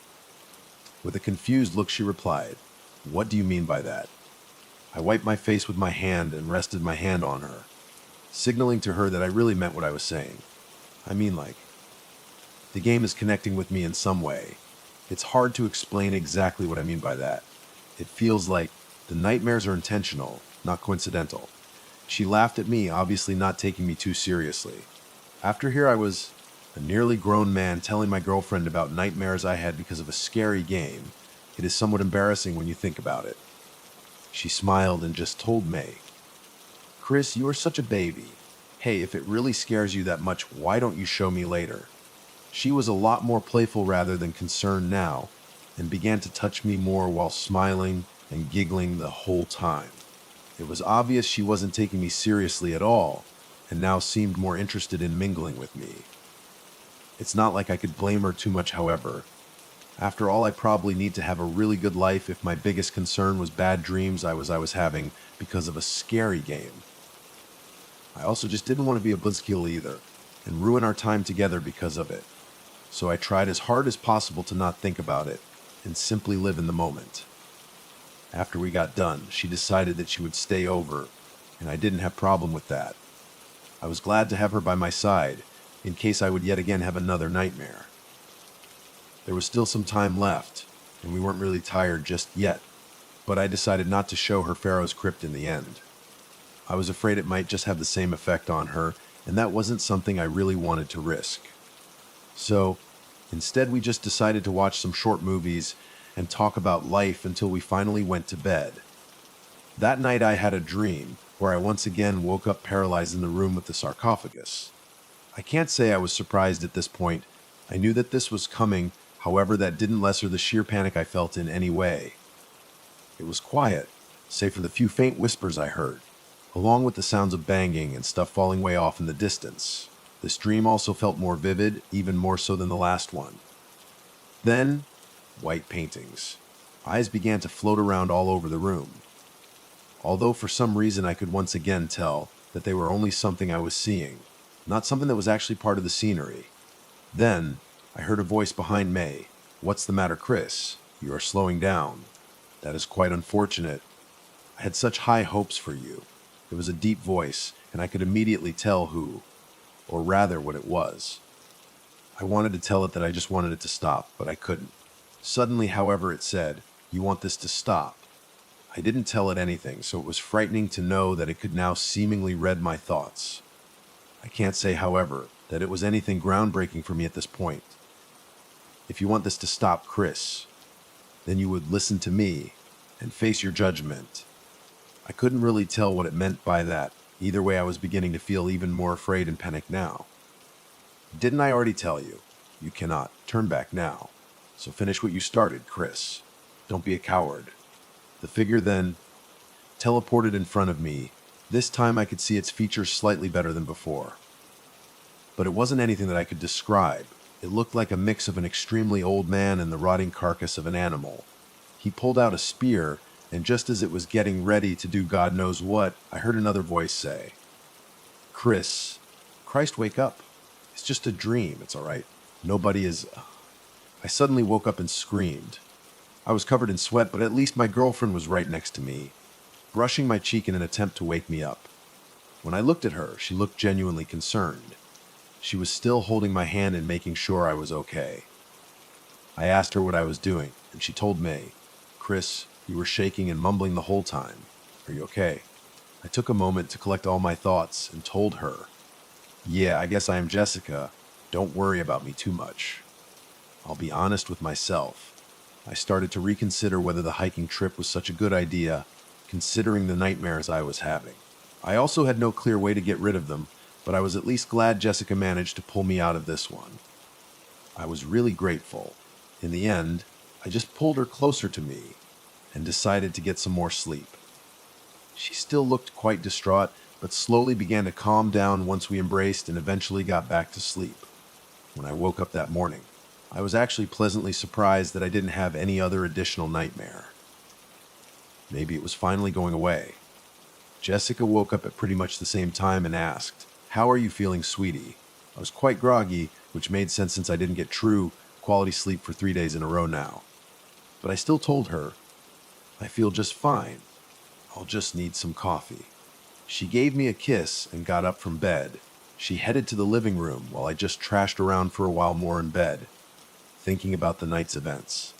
I can't say I was surprised in any way at this point. More so just glad that she woke me up and the nightmare didn't come back at any later point in the night. When I finally decided to get up, I caught her making the coffee I'd indirectly requested for me, so I went up to her and hugged her. At this point, I was also well aware that I was going to have to go on that hiking trip soon, even if I wasn't feeling like I was in the best shape, due to lack of sleep in general. Before I did any of that, however, she decided to inquire further about what was going on. She confronted me while I still had my coffee in hand. "Chris, was that the third nightmare you had in a row? Do you have any idea why you could be having them?" I felt somewhat frustrated as I already tried to explain it to her yesterday. "Jessica, please. I told you. I think it's the game." "Somehow it's get..." She interrupted me. "There's no way you'd be having these sorts of nightmares from a video game. These sorts of nightmares." I guess I never explained to her just how terrifying they were, although I suppose my behavior while I was having them spoke for itself. Also, if it really is the game, why don't you just stop playing it? Frustrated, I told her, "I already tried Jessica. I haven't touched it since you came." "Since I came. So you played it yesterday just before I came?" "Yeah." She burst out laughing. I guess I really was somewhat stupid. Maybe I really just needed more time, and I would let go of the game somehow. Just forgetting the entire thing exists felt like the best option. The rest of the morning we spent doing the usual together, until we finally had to go at around lunchtime. After lunch, which consisted of the leftover pizza from yesterday, I packed my stuff, made sure she was ready as well. When I went to my room, however, I found out that my PC was once again turned on, which was strange, but I didn't really think much of it, and just shut it off. After that, we got in the car, and I drove her back to her place. after which I was headed to our rendezvous point with my buddies. I arrived at around 2 p.m.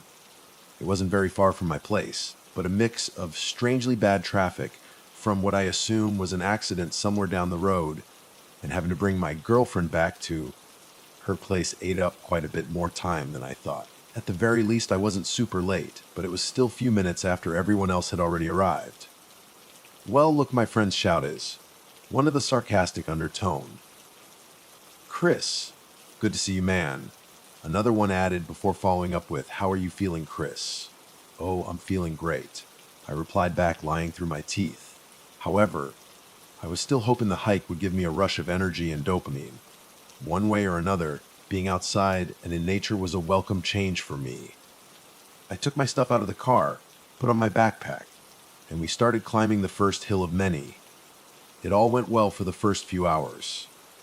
I was actually feeling great. The exercise I got along with being with my friends, and the sunlight helped me get my mood up. Once the clock hit 6, the evening started to slowly roll around, and we needed to find a place to set up camp for the night. Going off trail and deeper into the forest, we eventually found an abandoned shack.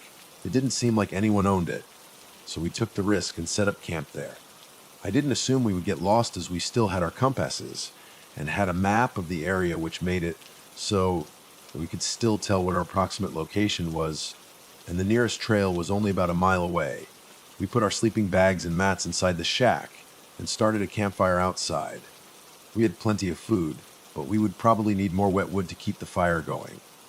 And so I was sent out with an axe, one of my friends, and a hunting knife to find some more wet wood deeper off trail into the forest. Eventually we found a pretty good spot, although we were quite far away from our camp, completely isolated, and it was also getting dark now. Luckily my friend was making sure we wouldn't get lost, but for some reason I felt off. Not like I was sick, but more so like I was being watched.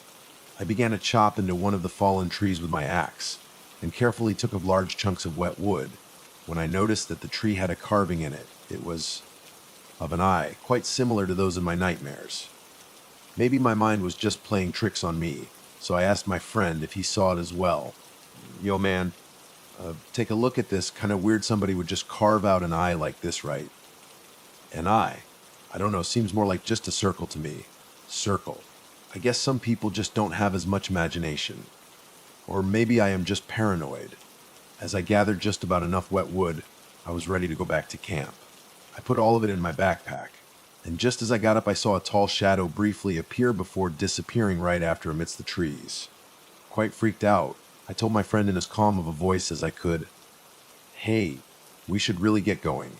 I tried to play it off cool, but really, I was in full-on fight or flight mode after I saw that shadow. Still, I told myself that it was probably just an animal or something.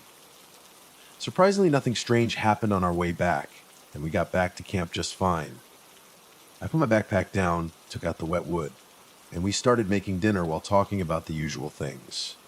All of us were quite tired, but since we probably wouldn't be on a trip like this, just by ourselves for quite a while, we wanted to make the most of it.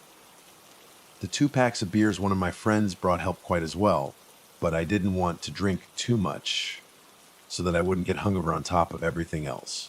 We talked about the usual guy stuff, such as our lives, work, women, how we were enjoying the trip so far, and laughing at inside jokes from way back in the day, all the while drinking beer and cooking canned tuna and leaf soup above a campfire. The conversation eventually turned to video games. At first we talked about some of the games which were relevant at the time, such as Half-Life, GTA 3, before I eventually brought up Pharaoh's Crypt. I didn't really know why I brought up the game. Perhaps I was hoping that someone else here had played the game, and I could compare our experiences. Nobody else seemed to have even heard about the game before, that was except for one friend who, while not having played the game itself, read about it on a forum dedicated to obscure and rare games. I explained to him the game's mechanics and the variety of strange levels the game had, as well as the fact that the developer wasn't listed. "Oh yeah, about that," he interrupted me, in order to give me more insight about the game's origins. I read on the forum that the game's developers were tied to some kind of cult and didn't want to be tracked down for whatever reason. A cult That was quite strange and also creepy. Also, the few people in the thread who had experienced the game strongly recommended against playing the game. They urged those who were interested to not seek it out. Yeah, I wish I had heard that before I got the game myself. Although to be honest, I probably wouldn't have listened and got the game anyway. As 9 p.m. slowly rolled around, we extinguished the campfire and went to sleep in the shack.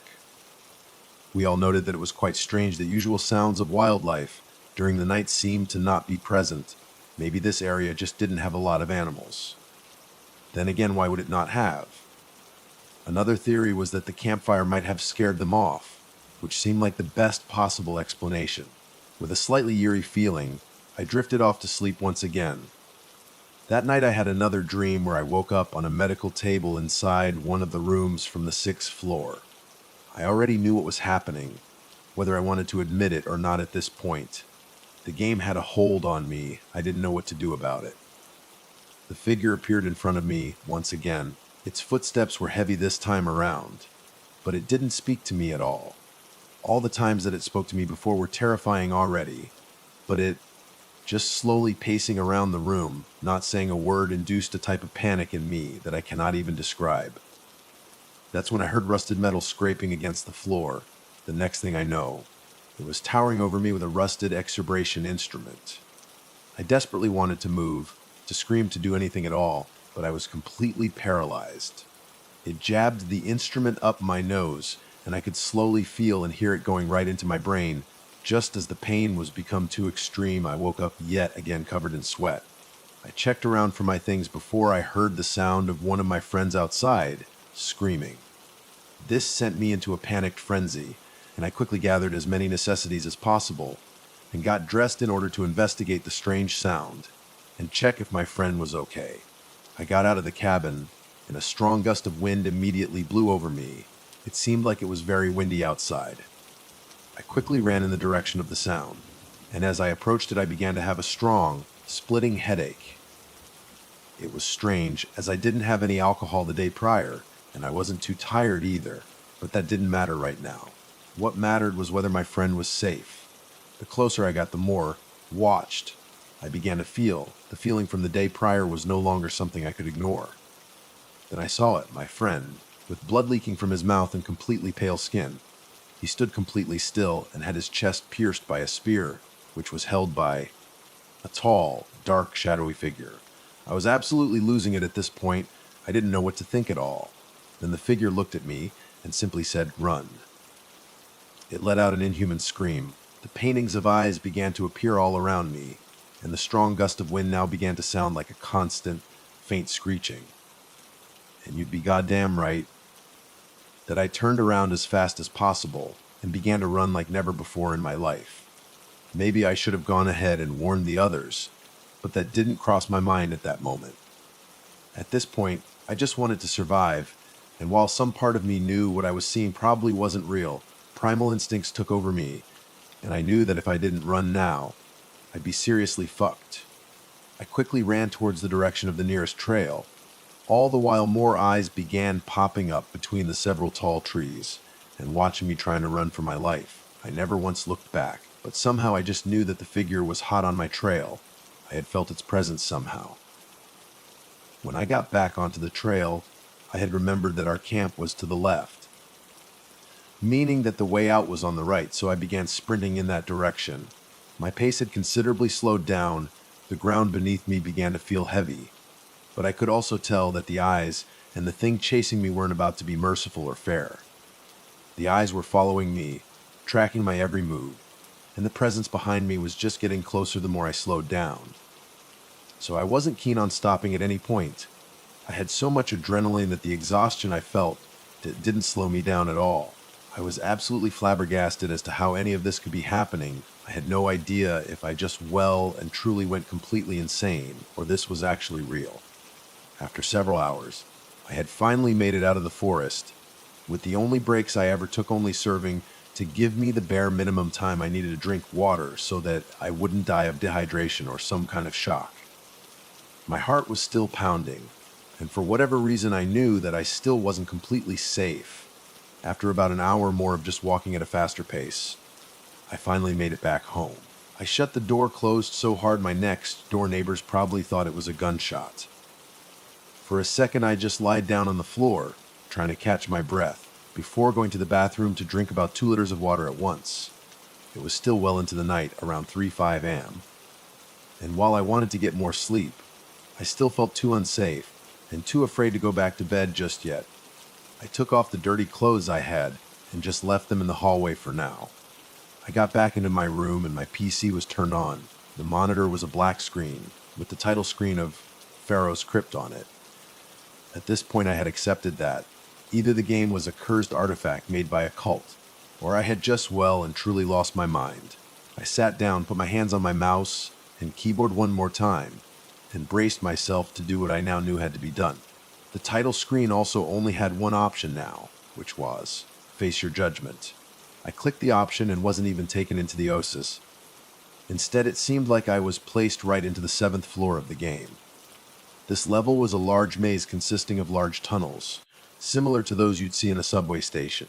Everything was very gray, depressing, and I could almost feel just how cold they were from looking at my screen. Carvings of snakes littered the walls, along with references to an entity named Apophis. Every once in a while, several smaller snakes would pass by me, even if they didn't seem very interested. This was a place so impossibly far underground that any hope of making it back up to the surface was completely shattered. I had also noticed that the faint sounds of something large moving in the distance, which echoed through the large tunnels of the game, would every now and again feel like they echoed in reality, rather than from my speakers. The Scarab amulet was seemingly stronger in this level, which seemed to be to compensate for the long and large tunnels of this area. I had cautiously wandered through the maze of tunnels, looking for some clue that would put me on the right path towards the exit door, which I assumed would lead me to the final level of the game. A few of the tunnels had doors on the side which I could enter, and they would always contain a puzzle I had to solve, which would give me pieces of a map, or interactions with NPCs which looked like trapped, white spirits that would give me hints to guide me through the maze. The puzzles seemed like a mix of all the puzzles from previous levels, with a peculiar focus on more snake imagery. There was even one where I had to guide a small snake through a maze of his own, where I would have to freeze traps in place or open doors with the light spell in order to help him get to the exit. Walking through one of the many tunnels, following my map, everything got strangely quiet. Then I heard it. A strong roar behind me scared the living daylights out of me, and I turned around to see a gigantic, rotten snake. It was a terrifying and massive creature with pitch, black holes for eyes, and all-consuming, gaping jaw, and it seemed to be so large that it barely fit into the tunnels despite how large they already were. I tried to run away from it, but this thing was simply faster than me and caught me. The death screen simply showed its jaw closing, and everything going pitch black before hitting me with the game over screen. I was down to 4 lives now. This entity was extremely dangerous. It killed me 3 more times before I was down to 1 last life. I really didn't want to know what would happen if I lost that final life. My hands were shaking. But I had to do this somehow. Employing every trick in the book, using the sonar spell, checking every corner just in case, and collecting all the hints and map pieces along the way, I eventually found the exit door. It was at the end of another long tunnel. I made William sprint over to it, and just as I did so, I heard the loud roar behind me in real life. It sounded like my things were breaking in the living room, and I felt genuine fear as I quickly raced to the exit door before the giant snake could get me. As my character got through the door, I could hear an extremely loud thud on the door to my room. Had I not immediately looked, I would have guessed a bomb exploded outside of it and sent my door flying right through the window, but in reality it was completely fine. The sound seemed to be just a fragment of my imagination. There was no Oasis here either. I was just transported to the final floor of the game. It was exactly like my dreams, a maze with hallways made from meat. I was feeling extremely tired and dizzy at this point, but I needed this to end. There were no enemies or puzzles in this level. It was simply a maze with ambient music. After around 3 minutes of just walking around aimlessly, I had found the sarcophagus room. It was by far the shortest level in the game, but at this point that just made me glad, since I probably wouldn't be able to beat another long level, and had only one life left anyway. When I approached the sarcophagus, a cutscene began to play. The figure had, this time, actually appeared in the game, but I kind of just accepted that it was there now. I didn't really care for anything anymore. I was just glad this game was finally going to end. Then it spoke to me not through my speakers, but more like I was hallucinating its voice up. "Chris, I'm glad you are here, even if I needed to push you. Forgive me and don't worry, it will all be over now." It paused for a while before resuming with, "Are you ready to face your judgment?"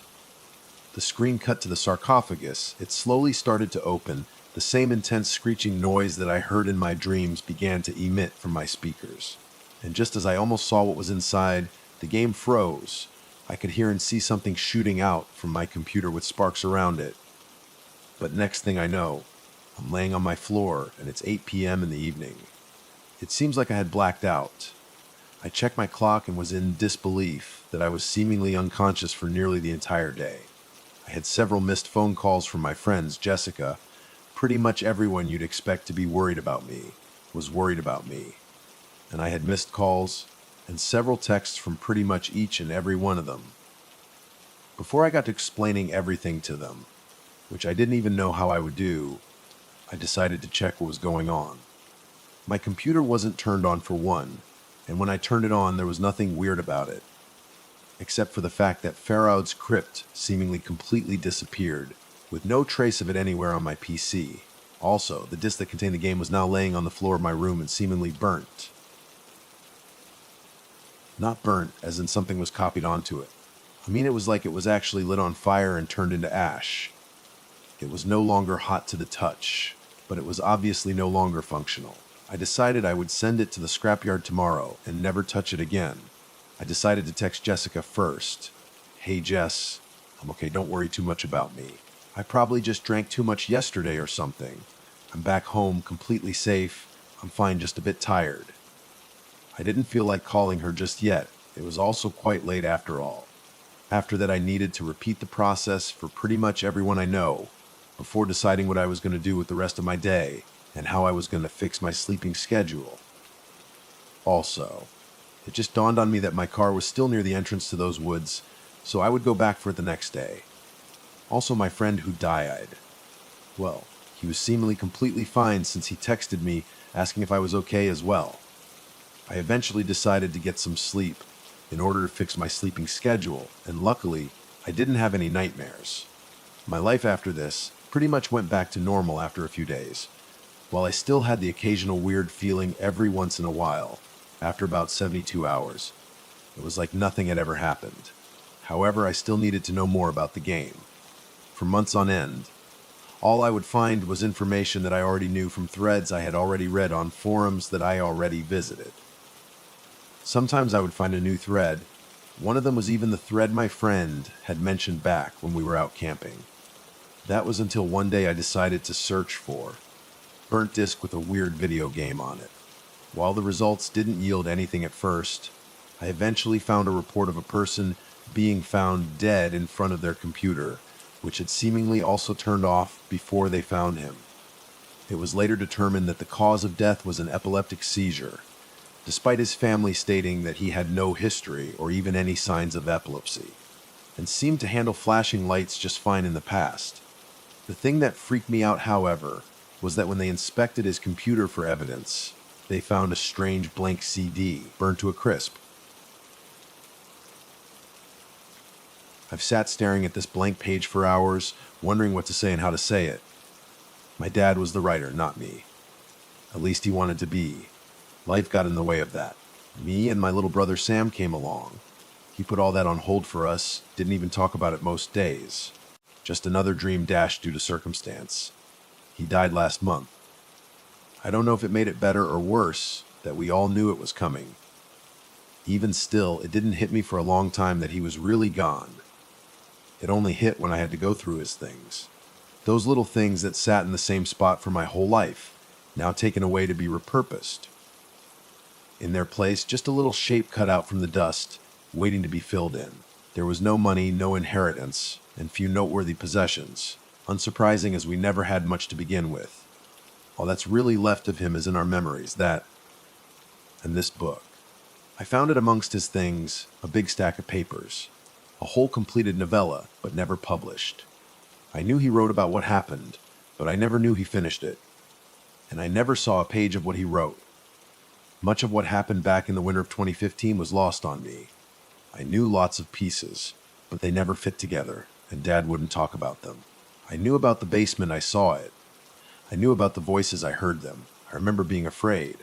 I remember the sharp man. I remember when Sam disappeared. But how it ended, that I never knew. After 10 years, your brain tries to coat those memories with rationales. I did my best. I almost convinced myself it was all explainable. Then this stack of papers got in my hands. It was a while before I sat down and read it. I couldn't bear a snapshot into a life that didn't exist anymore. But given everything that happened, I knew I had to. For my answers and, more importantly, for his memory. That's also why I'm sharing this with you now. I don't want what happened to be forgotten like so much else has. I've lived in this house for 17 years more or less. Steph and I moved in while she was pregnant with our daughter Madison, and 5 years ago we added Sammy to the mix.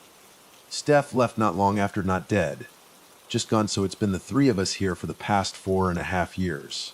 It's rugged, it's small, it's out in the middle of nowhere, but it's ours. Our driveway lies amongst a dense line of trees, easy to miss, off a long dirt road. The nearest neighbor is a 30-minute hike down that road. I've never met them. Even more trees surround our property. The woods behind our house stretches on for kilometers. Our own little slice of wilderness. Entering the house, you'd be faced with the living room, with the kitchen and dining area behind it, fairly open concept. All of the rooms, the 3 bedrooms, single bathroom, and door to the basement, lie tucked away in a long, narrow 7-shaped hallway beginning at the far end of the right wall. And that's it, that's our house. We keep up with it okay, we do what we have to. We can even make it look presentable sometimes, which is where the basement comes in. Our basement was unfinished. There was really nothing to it, just a big open space with a cold concrete floor. Wooden beams and insulation patterned the walls and ceilings. It was freezing, it smelled, it was dark, and we just didn't go down there much. It became a place to haphazardly store all the stuff we weren't using, but didn't want to get rid of. I thought about getting it finished, but I never had the money. No, I didn't have the money or the time. The 2 of us raising 1 kid was hard. Me raising 2 kids alone was objectively impossible. But that's what you do when you're a parent. You hurt, you cry, you reach your limit, you go insane, and then you do it. Things were going okay. Maddie was all grown up, independent and doing well. And Sammy was developing into an actual human being, and not just a screaming badger. Because of this, I was able to work more hours, and not have to budget for a babysitter. Our lives were never easy, but we were in a nice period of calm and relative stability. Something I didn't know I could value this much. That soon started to change. I didn't believe in ghosts. I didn't believe in demons or haunted houses, and in the 17 years I lived here, I was never challenged on that. The house creaked like any old house. There were noises, but none that wouldn't be expected from living so close to the woods. We got critters, not ghosts. I doubt we would even be able to hear anything a ghost would do over the cicadas. Winter was different, though. All those noises went away. It could be eerie, the silence of it. When the wind was calm, when it was late at night, you could hear a pin drop. I chose to find it peaceful, but this winter, the winter of 2015, had other plans. I can't remember when it really first started. Like a lot of these tales, it began with a whisper. Little oddities, forgotten almost as soon as they occurred because they didn't merit additional thought. I had more pressing concerns. Work bills, food, fixing the pipes, fixing my drapes, keeping Sammy away from sharp objects, and generally surviving the brutal Canadian winter. That and the 100 other things on my plate were more than enough to keep my mind occupied. If a door was closed when it should have been opened, I paid it no mind. I simply opened the door. That doesn't mean I didn't notice it, though. When it was 2 a.m. and I saw someone that looked like Sammy run past my door, only to check and find him still asleep in bed. I noticed that. I remembered that.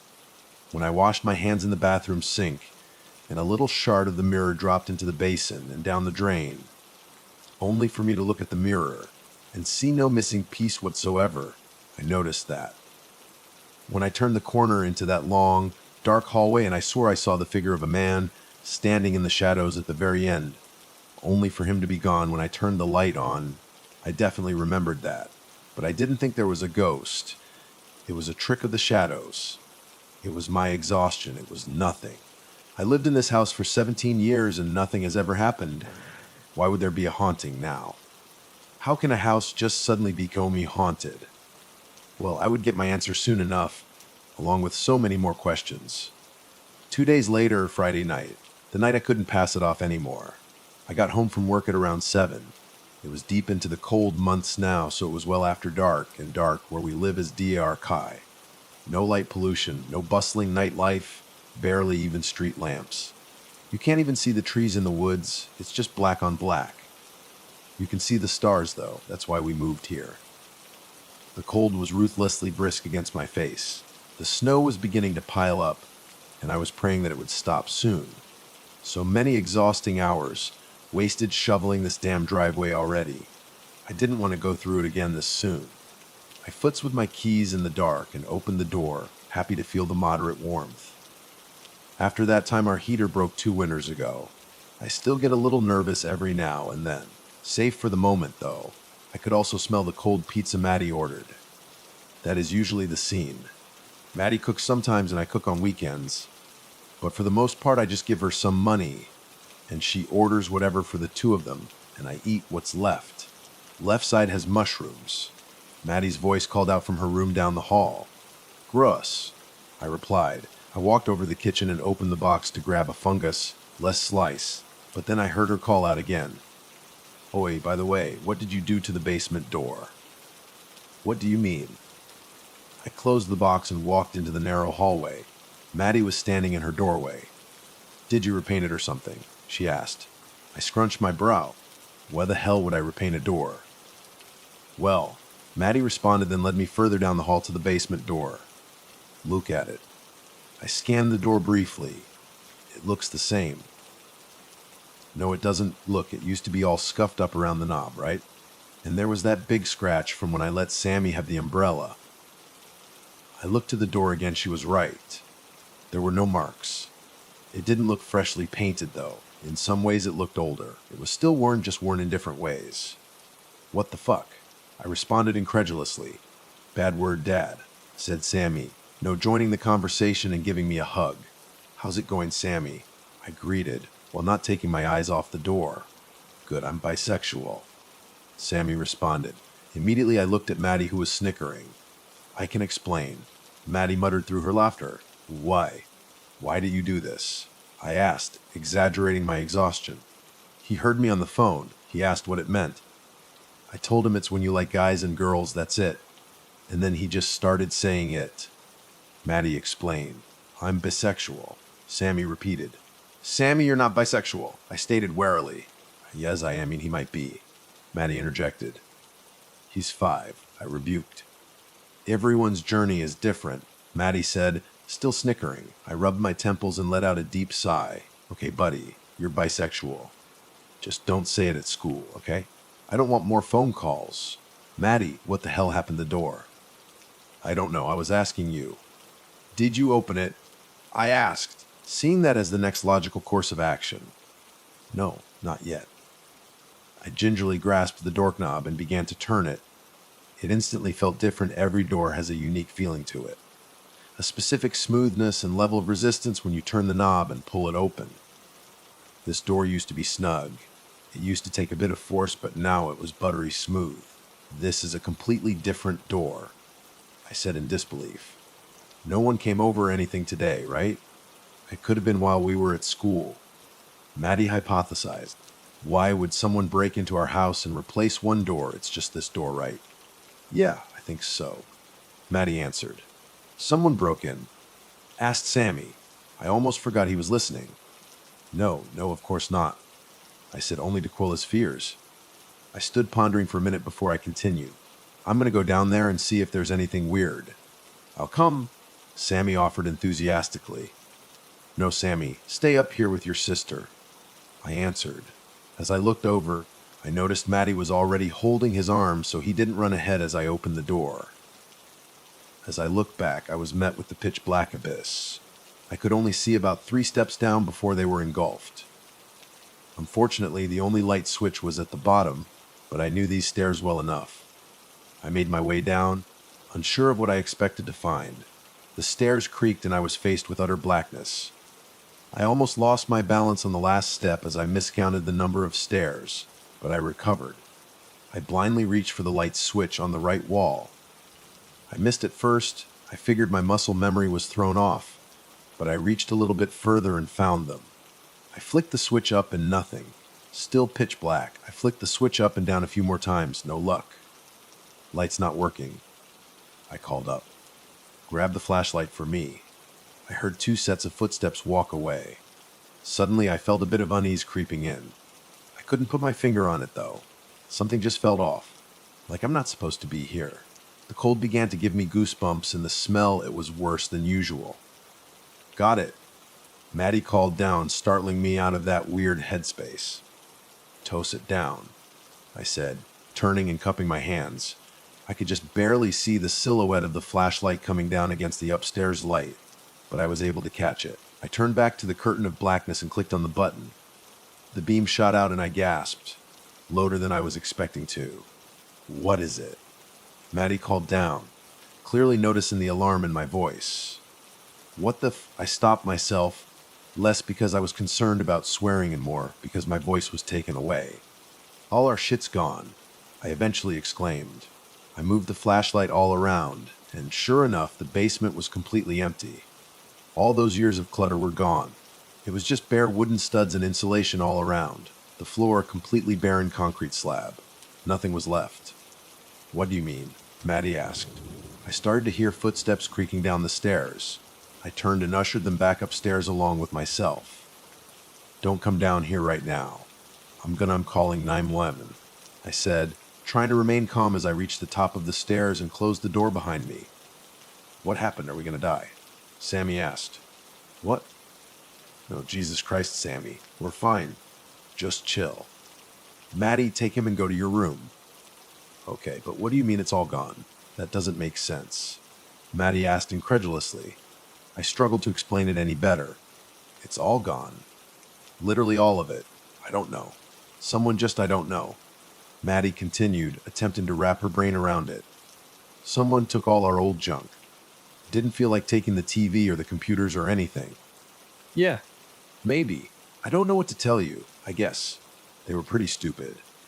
Still though, just stay in your room for now. Double check nothing else was taken and don't teach Sammy any new words, please. Sure, all right, Sammy. Let's go play in my room. We can explore your identity further. Maddie said as she walked him away. I tried to keep things light and not let on the gravity of the situation. I didn't want them to worry or panic.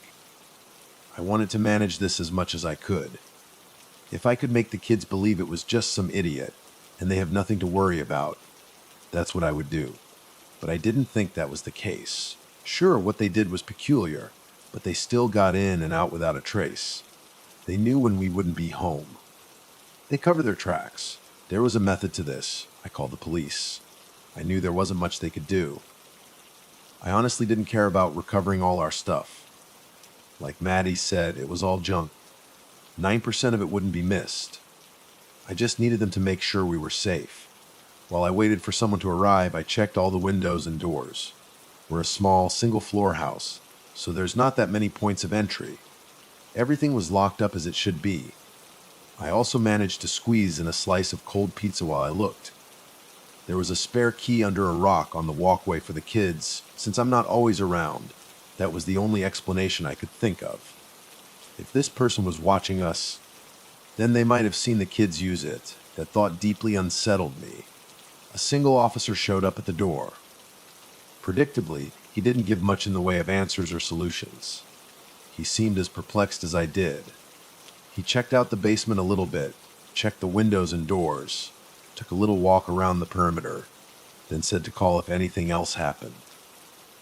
That was about what I expected, but it put my mind a little at ease that he didn't turn up anything alarming.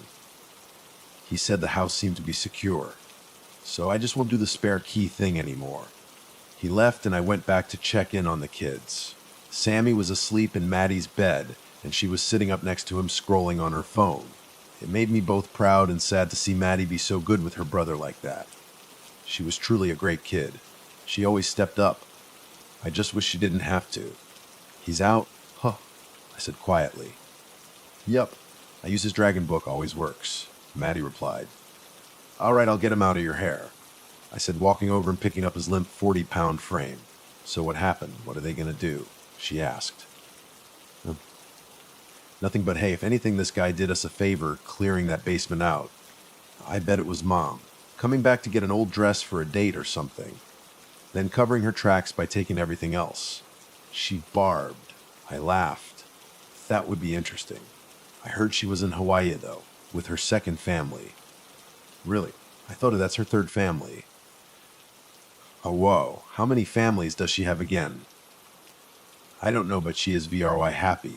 She sends me voicemails specifically telling me how much she loves all her other kids more than you, her. Oh, good for her. I know, right? You love to see it. You love to see people thrive. I joked as I walked out with Sammy. I acknowledged that this was maybe not the healthiest cupping mechanism to impart upon a child whose mother left her, but sometimes you just have to make fun where you can. There's only so much you can let it hurt, and it hurt for a long time. In reality, she wasn't a bad person. We both knew that, deep down. It was just easier to pretend that she was and make a game of it. Are we safe, though? Maddie asked, with a seriousness returning to her tone. Yeah, we're safe. We're locked up tight. I got rid of the spare key just in case it were good. I imagine they got whatever they were looking for anyway. I still tried my best to sound convincingly nonchalant. I put Sammy to bed, not bothering to be super delicate. That kid could sleep through Armageddon. Then I went to bed myself, indulging my ritual of watching an hour or two of TV on my old 90s box before passing out. I always liked the classic tube TVs, so when we finally upgraded our living room one to a slim fella, I kept the old one for me. The TV provided a decent distraction for a while, but I couldn't help thinking about all the weirdness of today. Never mind the past week. I could deny it to the kids, but I couldn't deny it to myself that I was spooked. Every now and then I'd mute the TV, thinking I heard something that was clearly just the house settling. I just had this feeling deep in my gut that something was very wrong, and that this wasn't over. Sleep didn't come easy that night. I habitually checked on the kids' eds at least half a dozen times and quadruple checked the locks. Eventually I allowed myself to calm down and drift off to sleep. I wish it lasted. Unfortunately, the night wasn't done with me. I woke up around 3 a.m. to the sound of the phone ringing. Not my cell phone, but our landline out in the living room. Yeah, we still had a landline. Cell reception out here was spotty sometimes, so it helped, but it very rarely got in use anymore. I can't remember the last time I heard it ring. I don't even know how many people still had the number, let alone who would have the number that would call this late at night. I hesitantly walked over and picked it up, instantly overcome by the loud sounds of audio distortion and crackling. Hello, I asked quietly. Who is this? There was no immediate response amidst the noise, so I gave it one more louder attempt. Hello. After about 20 seconds of dead air, an old and sickly voice simply uttered, I remember. Then the call cut off. I stood there in the dark, petrified, listening to the dial tone. What the hell did that mean? Was this a threat? Was this the person who robbed us? I thought maybe it was at first, but when I really analyzed the voice, it didn't seem right. They sounded bad. They sounded like they were on death's door. And the way they said it, it didn't sound threatening. It didn't even sound like they were talking to me. I had no idea what to make of it. I chalked it up to a wrong number, but the timing of it was just too freaky. I had an even harder time getting back to sleep after that. It was a race to fall asleep before the sun rose. I just barely was able to. Most Saturdays would begin with Sammy waking me up unceremoniously at around 6 or 7 a.m. for one thing or another. These days he at least whispers instead of screaming and jumping on my chest. This morning though, no Sammy. I woke up by myself around 8:30. I couldn't help but feel relieved. It's exceptionally rare that my sleep gets to end naturally, so I decided to savor it until a thought crept into my head. Everything from the night before was lagging behind my consciousness, but it all came back to me in a rush. Sammy didn't always wake me up, but for him to not wake me up today, I had to go check on him. I rushed out of bed and down the hallway. I peeked into Maddie's room. She was there. Good. One sigh of relief.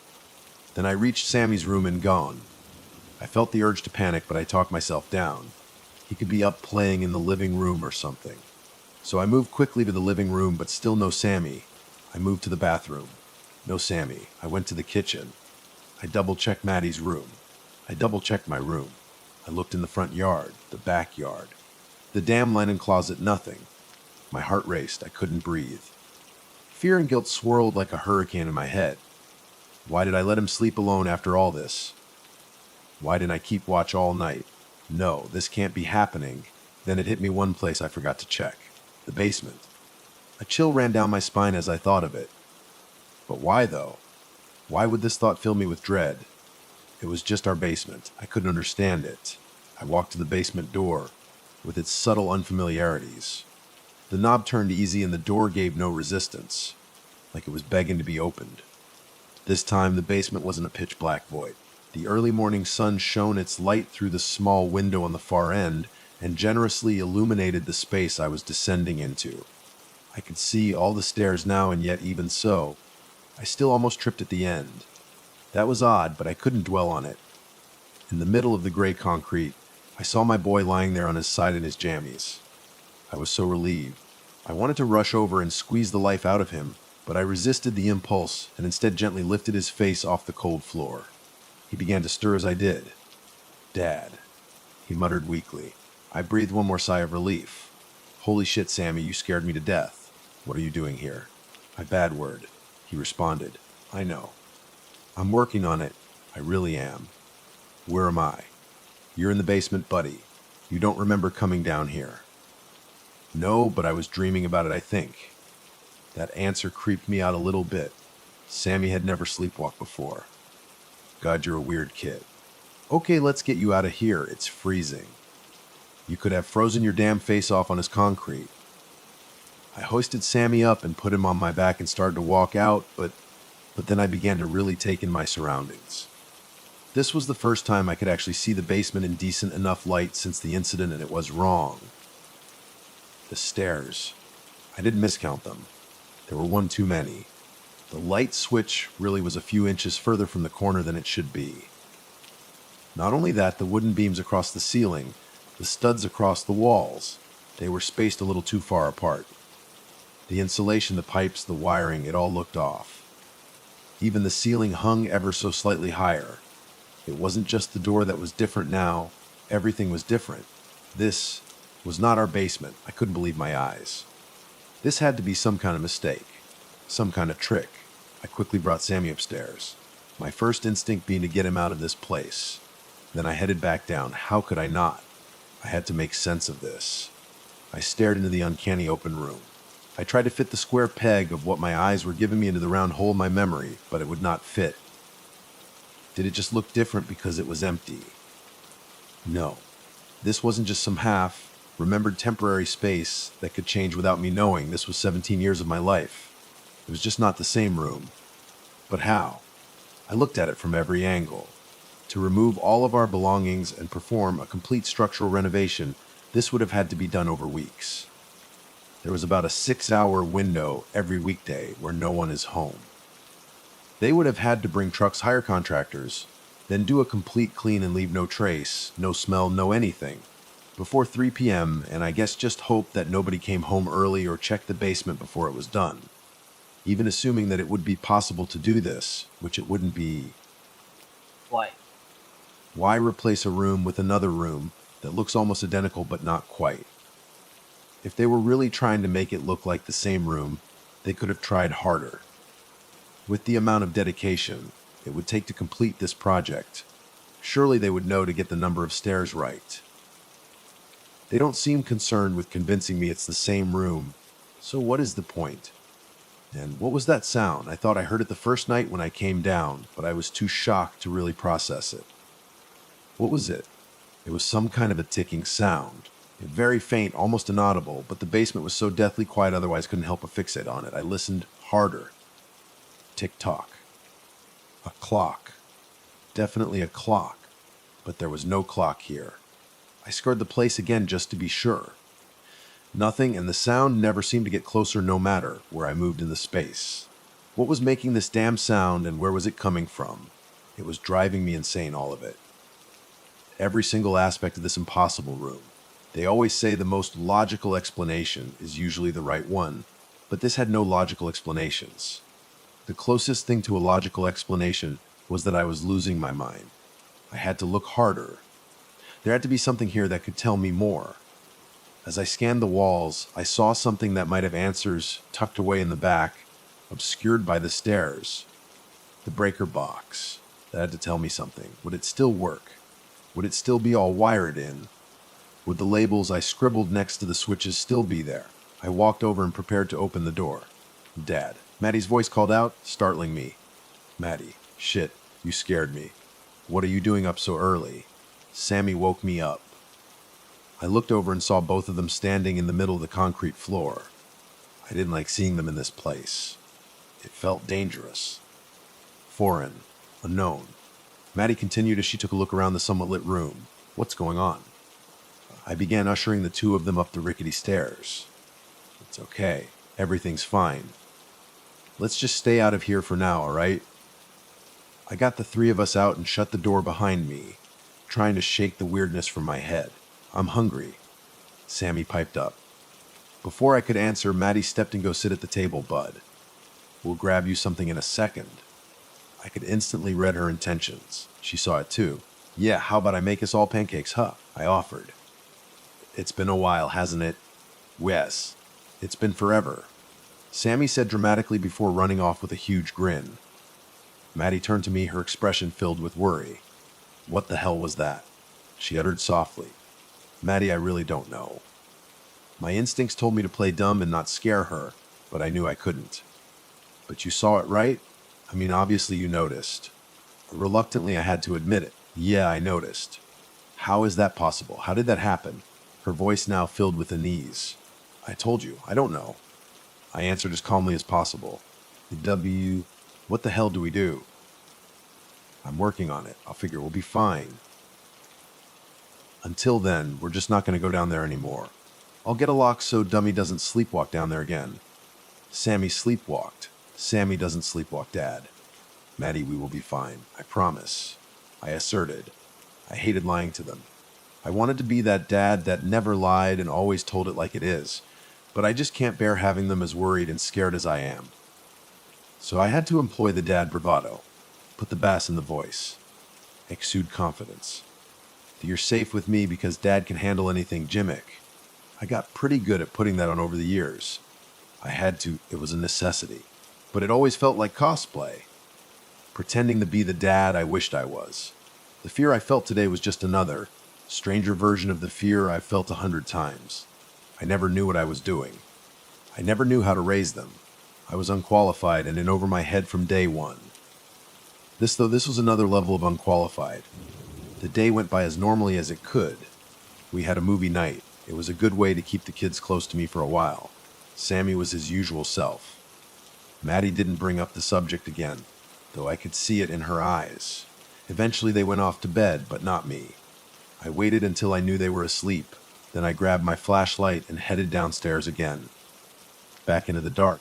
My instincts told me not to go down there again, but I had to see the breaker. I readied myself for the extra step and made it down safely. The basement looked horrifying to me now, especially in the dark. This space that shouldn't be empty, this space that's so familiar but ever so slightly wrong. Sitting below us every moment. I began to think how long it had been since I was in the basement before all this. How long could it have been like this and gone unnoticed? Weeks. I shuddered. Tick-tock. Tick-tock. That maddening sound remained. The sound with no discernible origin amidst the complete silence. That was another thing that bothered me, but I didn't know why until this moment. It shouldn't be silent. I should hear the low hum of the boiler. I should hear the rattling of the pipes as hot air gets pumped through. But I didn't. It was dead down here. That was the word that kept flashing in my mind over and over. It's dead. But if it was so dead, then why didn't I feel alone? I hurried over to the breaker box. It looked about the same on the outside. Big gray panel with a door. Promising, but I don't imagine they come in too many variants. Then I opened it and shone the flashlight inside. It was wrong. The switches were wrong. The labels by the switches were wrong. Still handwritten, but not MY handwriting. I looked at the labels themselves. Bath 2. Dydic. We don't have those rooms. This made even less sense. I stared at the labels, trying to somehow figure out what this all meant. Then I felt the gentlest little movement in the air, hitting the back of my neck. So subtle that I may not have paid it any mind, except for the fact that it was warm. I gasped. Goosebumps instantly formed all through my body, and I spun around violently, pointing the flashlight to face to origin of that sensation. All that the flashlight illuminated was the empty room. I didn't know what to believe. I didn't know what I thought that was. What I did know was that I did not want to be here anymore, so I made a break for it. I scurried upstairs, shutting the door, and then attempted to shake off the fear. I propped an extra chair from the kitchen table in front of the door so Sammy couldn't get down there again. I was at a loss. My brain was filled with questions, but I felt powerless to do anything about it. What could I do? How could I get answers? I walked down the hall to my bedroom. I sat in bed and hopped on my laptop to try a few internet searches, but to no avail. Nobody else seemed to have had an experience like this before, or at least they hadn't posted about it anywhere that I could see. But then a sound broke my concentration. A familiar sound. The landline was ringing again. I felt a sense of dread course through me. This couldn't be a coincidence, and I didn't want to hear that voice again, but I had to answer. I walked out of my room, through the hallway, sidling past the chair against that damn basement door, and into the living room.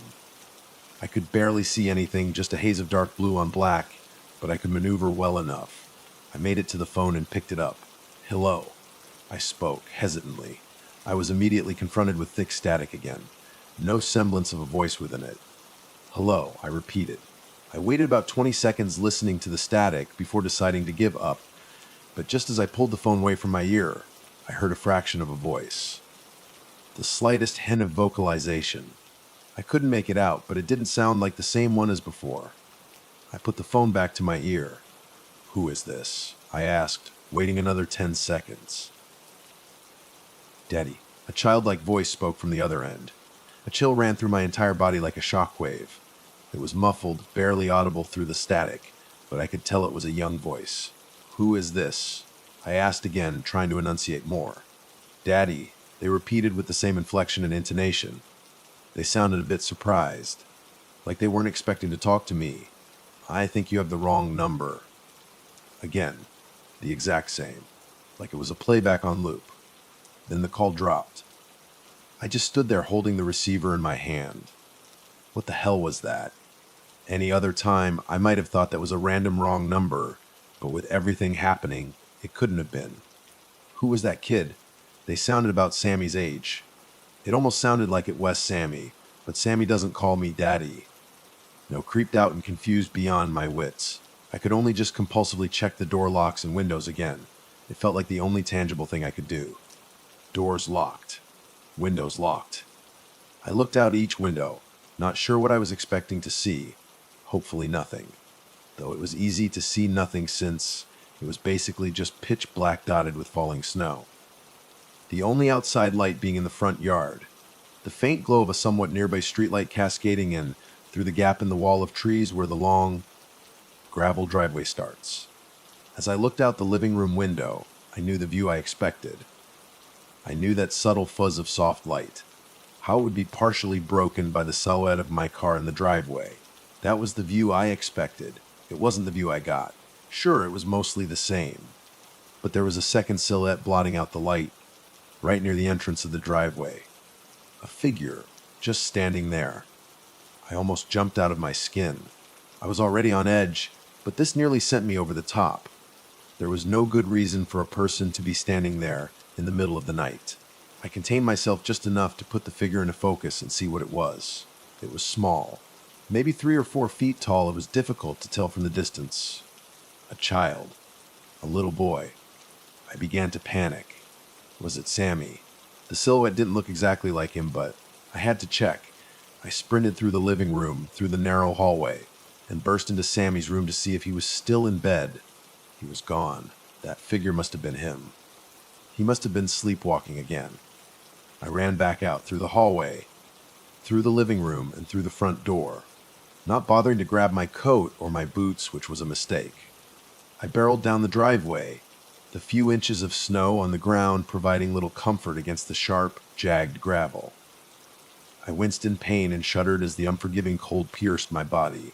But when I reached the end, the figure was gone. I looked down both sides of the road and couldn't see anyone. Sammy. I yelled out in either direction, to no response as puffs of ghostly steam floated from my mouth. I wanted to run out and look further, but without any light, it would be hopeless. I needed my car. I sprinted back into the house and grabbed the keys.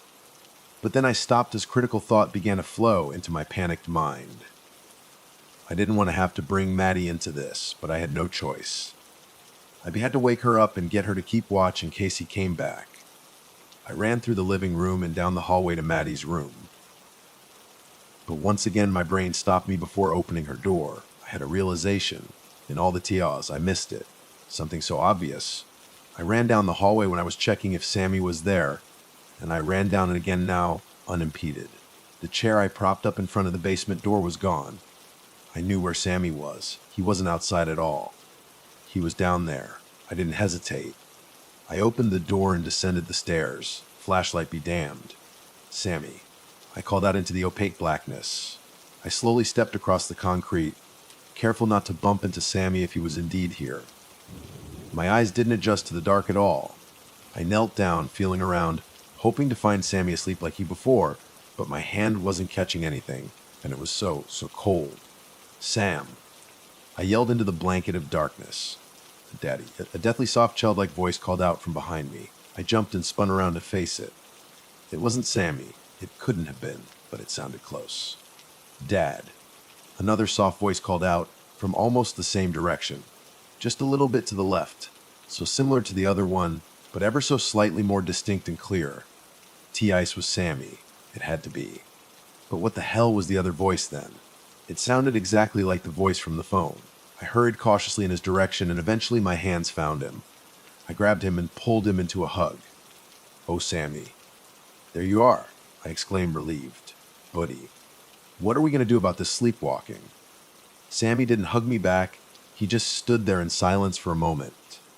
I heard his soft breathing. For a split second, a terrifying thought entered my mind, but it washed away when he finally responded. I wasn't sleepwalking. He mumbled. I was confused, but I scooped Sammy up and rushed him upstairs before I questioned him further, closing the door tight behind us. I caught my breath for a second, then knelt down to look at him. He looked dazed and pale. You weren't sleepwalking, I asked. No, Sammy responded warily. Then why did you go down there? I told you not to go down there anymore. I'm sorry, Dad. The man made me go there. He explained, his tone of voice never changing. The man. My blood went cold and my breath got caught in my throat. What man? Who are you talking about? The scary man. From my dream, the sharp man. Lost my words for a minute. I lost to know how to respond to that. What did the sharp man mean? So, you are dreaming then? I questioned. No, he's for real. He's one of them. He's down there. Sammy continued to murmur. I thought about the other voice in the basement, the voice on the phone, the figure outside. Is he a boy? Is he little? I asked. No, he's tall like you. But he's very scary. I don't like him. I don't like how he smiles. That gave me shivers. Now I was thinking about the figure I saw standing at the end of the hallway, just before this basement thing started. I almost forgot about that. That figure was tall. Were all of those odd little things related to this? Okay, I accepted. Why is he sharp? That's what we call it. Sammy answered cryptically. That's what you call what? Who's we? Sammy just shrugged his shoulders and let out a deep yawn. The kid looked barely awake, so I stopped my line of questioning for now and put him to bed. Didn't want to freak him out too much. I took inventory of what I knew as I sat awake in bed. the static from the old TV hissing at me. The basement was not my basement. There was a sharp man. There was a child. There was the other sickly voice.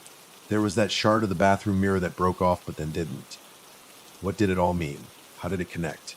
More importantly, what do I do? How do I keep us safe? Should I leave? I thought. Should I take the kids and run? It was tempting, but where could we go? I couldn't afford another house. Shit, I couldn't even afford an apartment these days. Wherever we went, we would have to come back. No, there had to be a way to fix this. I just needed help. The biggest hurdle I had to overcome was accepting that there were forces at work beyond my understanding. I'm an atheist. I believe in science. I believe in what can be proven. I've lived that way for my entire life, and I'd never had it disputed until now. But I was getting nowhere expecting a rational explanation to pop up out of thin air, so I had to remove that from the equation. Once I acknowledged that I could not understand these things, the clearest option became to find someone who could. Lynn Barnes, parapsychologist and psychic medium. I found her on Facebook. Her page looked promising and she seemed nice. I scheduled her to come over the following afternoon. I didn't get much sleep that night. I spent the early hours of the morning tiddying up. It had been a hot minute since we had a guest. Sammy awoke, not seeming to sweat any of what happened the previous night. Maddie crawled out of bed a few hours later. "Foe, you cleaned," she said in a groggy voice as she wiped the sleep from her eyes. "Yeah, we're going to have someone coming over in, well, any minute now, probably." Oh. Ooh, the words formed in my brain got stopped by the bouncer before they could exit my mouth. It sounded stupid. I tried to find another way to say it, but I was unsuccessful. "Hey, psychic," I said, trying to sound assured in my decision. Immediately, Maddie let out a chuckle. "TH, that's what we're doing." "Hey, listen, it couldn't hurt to get another perspective, all right?" I explained. "But a psychic! She contested. Dad, that stuff isn't real." "Yeah, well, neither is any of this. Let's just give her a chance. See what she has to say." Maddie sighed. "I'm going to ask you a question, and I need you to be honest with me." "What's your question, Maddie?" "Did you find them on Facebook?" I shot her a glare. "Okay, see, this is why I don't bring you into the decision-making process. You're just all judgment." "Dad, what the hell? We're giving her a chance. We're being open-minded, okay? Then if you have a suggestion, I will be open-minded to your suggestion," I said in full dad voice. She shook her head and rolled her eyes all at once. Admittedly, it seemed like a good idea at 2 a.m., and maybe less so now, but I had to commit. A car rolled down the driveway right on cue. Out stepped a middle-aged woman with graying curly hair wearing a loud, patterned dress, along with a younger, sharply dressed blonde man. They rang the bell and I opened the door for them with a smile, inviting them inside. I asked them about the drive up and all the usual nice things you're supposed to say before you actually start talking. Maddie stood there silently with a facetious grin. Eventually, we all got seated in the living room. "I know I got here a little early. I hope you don't mind," Lynn said. She had a very kind and disarming voice. "It's just that I could sense some urgency when we talked, so I wanted to get here right away, and you never know with the weather these days." "Oh no, that's perfect. Thank you for coming. I don't know exactly where to... I never really believed in this stuff, you know." Lynn chuckled. "Oh, don't worry, I get that all the time. I know it's a lot to try and understand. It is a lot, yeah. This whole thing has been crazy. I bet. You said it's just you and, was it 2 kiddos?" "Yeah, just me and Madison here, and Sam, he's in his room." "And the mother, is she, going?" She's gone," I said, not caring to elaborate. Lynn nodded. "See, that makes sense." "Oh, that makes sense," I questioned. "I've been feeling it ever since I walked into this house. Sometimes these things take a little time for me to read clearly, but other times it can be just like that." Lynn snapped her fingers. "I know this may be hard for you to hear, and you're not going to want to believe it, but there is a presence here, Mr. Lewis. This is going to be difficult, but I believe the spirit of your wife still resides here." "Is that so?" I responded flatly. I looked over at Maddie only to see her staring daggers at me. I responded with a defeated sneer. "Wes, but what she wants you to know, Ed, And what's important that you know is that even though she has left this plane, she will never truly leave you. Maddie made some kind of noise. Looking over again, her head was hanging down and her hand was covering her mouth. So Maddie was right. I was wrong. I let the psychics finish up their whole rigmarole and they went on their way. Predictably, they made no mention of a child or a tall man or anything of the sort. As I closed the door, I didn't even have to look at Maddie to see the smug look on her face. "Shut up," I said as I walked by. Yeah. What's your idea then? I'm all ears," I scoffed. "Okay," Maddie began. "First off, a construction worker. Or an architect. Someone who builds or renovates houses. Get them to come in and see what they can tell us about the basement. They would probably be able to find serial numbers, model numbers. Something that can be traced back to a manufacturer. There would have to be a paper trail somewhere. You just went straight to, ghosts did it. Someone had to build this. Someone had to get the materials from somewhere. Okay. Sure, that might give us something. Good idea. I know a few contractors. I can talk to them. But I didn't just jump to ghosts, Maddie. You didn't see. I cut myself off. Didn't see what? She pushed. I shook my head in silence. I didn't want to drag her into this any further than she already was. I felt bad enough involving her at all. Maddie studied my lack of response before finding her words. "You can tell me shit, you know. Like, I can maybe help." No. Maddie repeated, taken aback. "Yeah, no. That's not how this is supposed to go. I know you're 17 now, but you're 17. You're my kid. This is not yours to deal with. It's mine. It's my job. Really." Maddie responded with offense clearly taken. "Dad, you have always needed my help. Ever since Mom left. I know you're proud or whatever, but this isn't about pride. This is about you." I snapped. "You shouldn't have to deal with these things. You are a child." "Yeah, but I do. I do deal with them." Her voice raised. "And it's fine that I deal with them because they need to be dealt with and you can't do it alone. That's the situation we're in. Shouldn't doesn't matter. What matters is Sammy, and he needs both of us." I'd like to think that I was telling the truth when I said it wasn't about pride. But when she said I couldn't do it alone, it did hurt. It hurt because she was right. It hurt because this wasn't the first time we've had this conversation. "Sammy is what matters. But you're both my kids, you matter too." I responded. "Shut up, Dad.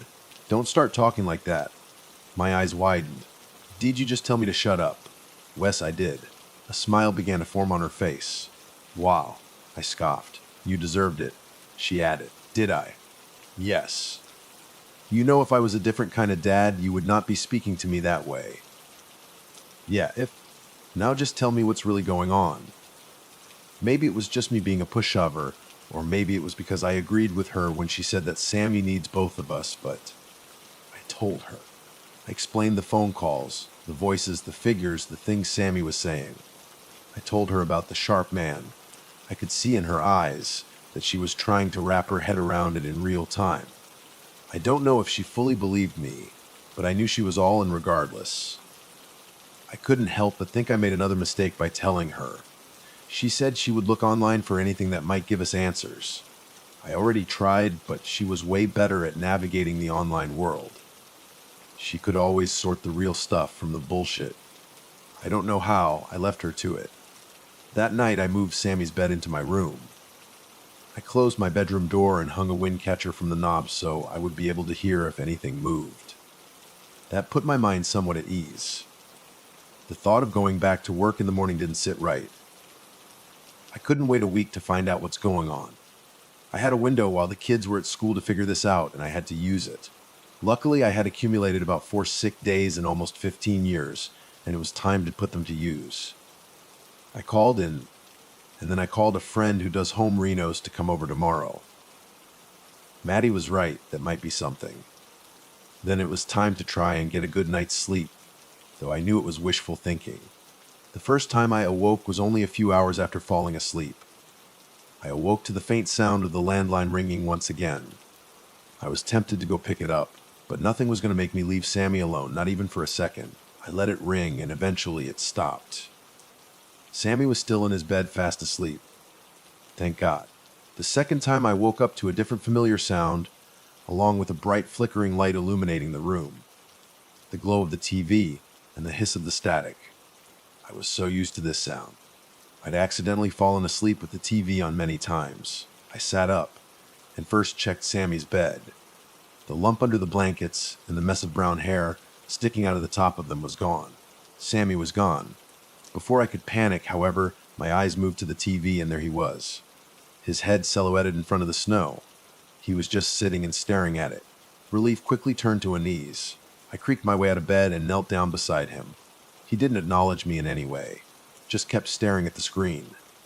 "Sam, what are you doing?" I called out quietly. They always say the same things. Sammy muttered, not averting his gaze. "Who does?" "They all do." I was as confused as I was tired. "What are they saying?" I asked. Sammy pointed at the screen and just said, "Listen." But curiosity outweighed my trepidation and I slowly leaned towards the fuzzy screen. "It's just noise, Sammy. It's static. Listen," he repeated. I focused all my attention to the scraping hiss. I sat there trying to immerse myself enough to hear beyond the garbled mess, but nothing came through, until... "Daddy!" That voice, the voice from the phone, the one from the basement. It was hidden deep within the hiss, but it was there. I jerked backwards in confusion and horror. Sammy kept staring. Another minute or so passed. I was intent to hear more. The sound began to feel almost hypnotic. I began hearing scrambled up voices, but I couldn't tell how many of them were real and how many were just my mind playing tricks. Words started coming through. Faraway words, like screams in a hurricane. "No," yelled a desperate and horrified feminine voice. "I don't want to," pleaded another feminine voice. "Why am I here?" asked a confused masculine voice. "The house," said a deeper masculine voice. "I'm sorry," uttered a mournful masculine voice. Over a dozen of these little meaningless phrases popping up through the snow and repeating at random intervals. Maybe it was picking up some kind of signal or interference. That's what my rational brain wanted to think. But we were beyond that now. I remember. That old, sickly voice from the first phone call returned as well, filling me with dread. Amongst all the odd phrases scattering through the noise, two stood out to me because they were names. Jacob yelled in a terrified manner, but even more chilling was Caleb, uttered through violent sobs and hysterical screams. It was ghastly. Jacob. Caleb. Who were they? Who were any of these people? What did the words mean? Why did they repeat over and over? My mind spun with questions as my hypnosis deepened. I could only listen and I could only stare. I listened to the words so many times, trying to gauge their exact cadence, trying to decipher their purpose. I think at some point I forgot to blink because the only thing that broke me from my gaze was the intense discomfort in my eyes. I shut and rubbed them vigorously to remove the stinging. The bright 4x3 rectangle was seared into my vision. It took minutes for it to fade away. "Sammy, stop staring at the TV. Go back to bed, okay?" I said through closed eyes. But when my eyes opened, Sammy was no longer sitting beside me. He was back in his bed, turned towards the wall like he'd been at the beginning of the night. I looked over at my alarm clock, and it read 4:02 a.m. 2 hours had passed. This couldn't be possible. Was I really transfixed for that long? Had the time really gotten away from me like that? When did Sammy go back to bed? Did he ever actually get up? Fatigue overwhelmed my senses, and I collapsed on my bed. When I woke up for a third time, it was finally morning. With the clarity of the sunrise and my somewhat well-rested consciousness, it seemed to me like last night was a dream. That experience didn't feel quite as grounded as this felt now. Though I couldn't definitively say either way. It frustrated me not to know, but I still made sure to remember those names. Martin came by early in the morning, right after I sent the kids to school. It was quite a task trying to explain to him what I needed without sounding crazy. I decided the best explanation was no explanation at all. I simply told him to look around the basement and see what he can tell me about it. He looked around with me for about 15 minutes. At first he seemed unsure and lackadaisical, but I noticed his brow start to furrow at certain things. He started looking more vigorously, and he'd shoot me these confused looks. Finally, he walked over and gave me his conclusion. "Well, it looks like a basement." "Great," I answered sarcastically. "I mean, it outcasts like a basement. Who built this? That's what I'm trying to figure out. What do you mean at low, Kes? Like a basement? I mean, it is a basement, obviously, but it's not functional. The breaker is for a completely different house. Some kind of dummy breaker. I don't know what that's about. It's wired in, but there's zero electricity going through it. The boiler is just for show. It doesn't seem to have been turned on in years. I don't know how you're getting hot water or power. The air vents are constructed fine, but they don't seem to match up or make sense for the way your house is laid out, and, again, they're not functional. But I have electricity, I challenged. I feel heat coming from the floor vents upstairs. How does that work? It doesn't. It shouldn't. I mean, I don't know if you're trying to fuck with me or what's going on here, but I cut him off. What if I told you all of this happened last week? What? What do you mean happened? I mean, my basement wasn't like this before, I explained. The boiler worked, the breaker was fine, everything was fine. Then someone changed it to this. That's not possible, Adam. Look at the boiler, look at the pipes, look at the state of them. No one changed this. It's clear as day. This has not been moved or touched in years. Okay, I get that. But it happened, it changed. Everything changed. It wasn't like this before. You're saying there's no way that's possible. Yeah, there's no way that's possible. What's really going on here, man? A lot. Look, you don't have to believe me. That's fine. I just need you to help me figure out where this stuff comes from. Are there serial numbers? Can you trace the manufacturers? Find who did the construction. Can you give me anything? I mean, not really. I'm a contractor. I'm not the FBI. If this was a very recent job, maybe I could see about finding the records. But this was not a recent job. I guess it was remodeled in the 90s, but never finished. Originally built. Who knows? I can tell you it's probably local stuff. Your insulation. These fiberglass bats, they're the ones we use a lot. This kind of boiler is common for this area and this climate. Rare to see one of these elsewhere. Seems to be the old standard model they used in the 90s and early 2000s. That's what I got for you. I sighed with resignation. All right, well, that's not nothing. Oh. One more thing. Yeah. That ticking noise. Do you have any idea what's making it? Martin's face scrunched in confusion again. I just thought you had a grandfather clock upstairs or something. Martin left shortly after. There was a trepidation in all of his interactions thereafter which I couldn't blame him for. Surely he didn't believe my story, and he was trying to figure out what the point of it all was. As was I. What I said to him was true. It wasn't nothing. One small piece of the puzzle is better than none. The basement was likely built with local stuff, and it was likely built long became my basement. I had suspicions before, but now they were confirmed. This was the basement of a different house, somehow moved in place of mine. This left me with one ultimate burning question. Whose basement was it before? So, whose basement was it before? Maddie asked, after I explained what Martin found and my hypothesis. My thoughts exactly. I responded, well, I guess that's what we have to find out. Then we can find out why or how it's here, she said. I could tell from her voice that she was completely involved and completely invested. It almost felt too easy to get her on board like this. How are we supposed to do that? How can an empty basement tell us who lived there? I posed. Maybe it can't, but maybe those things you've been seeing and hearing can. I thought it just as she said it, and it all came to me in a rush. The names. I muttered to myself. The what? The what? Names. I've been hearing voices and some of the voices have said names. First names, but maybe they're part of this. Can we use that somehow? Search up those names, and we know they're probably local, so those names plus our area, and see if something comes up. Okay? Sure. I mean, we can try, Maddie said hesitantly. Wes, we can try it, though. You do, though you're better at that shit than me. Okay, what are the names? Maddie asked as she pulled out her phone. Jackson, no. Jacob and Kayla Bob. That's it. Those are pretty common names, Dad. Yeah, I know, but both together. That narrows it down. I feel like it probably won't, Maddie said doubtfully as she scrolled. I mean, I just typed it in and nothing is jumping out at me. Really? Shit. The internet isn't a miracle worker, Dad. I thought harder about the names. I thought about the voices. I thought about the cadence of them. There's more, I said. More.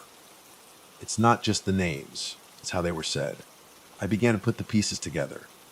They weren't spoken to on me. None of the voices spoke to me. They were just speaking, and I was overhearing it. Echoes of conversations they've already had. That's what they feel like.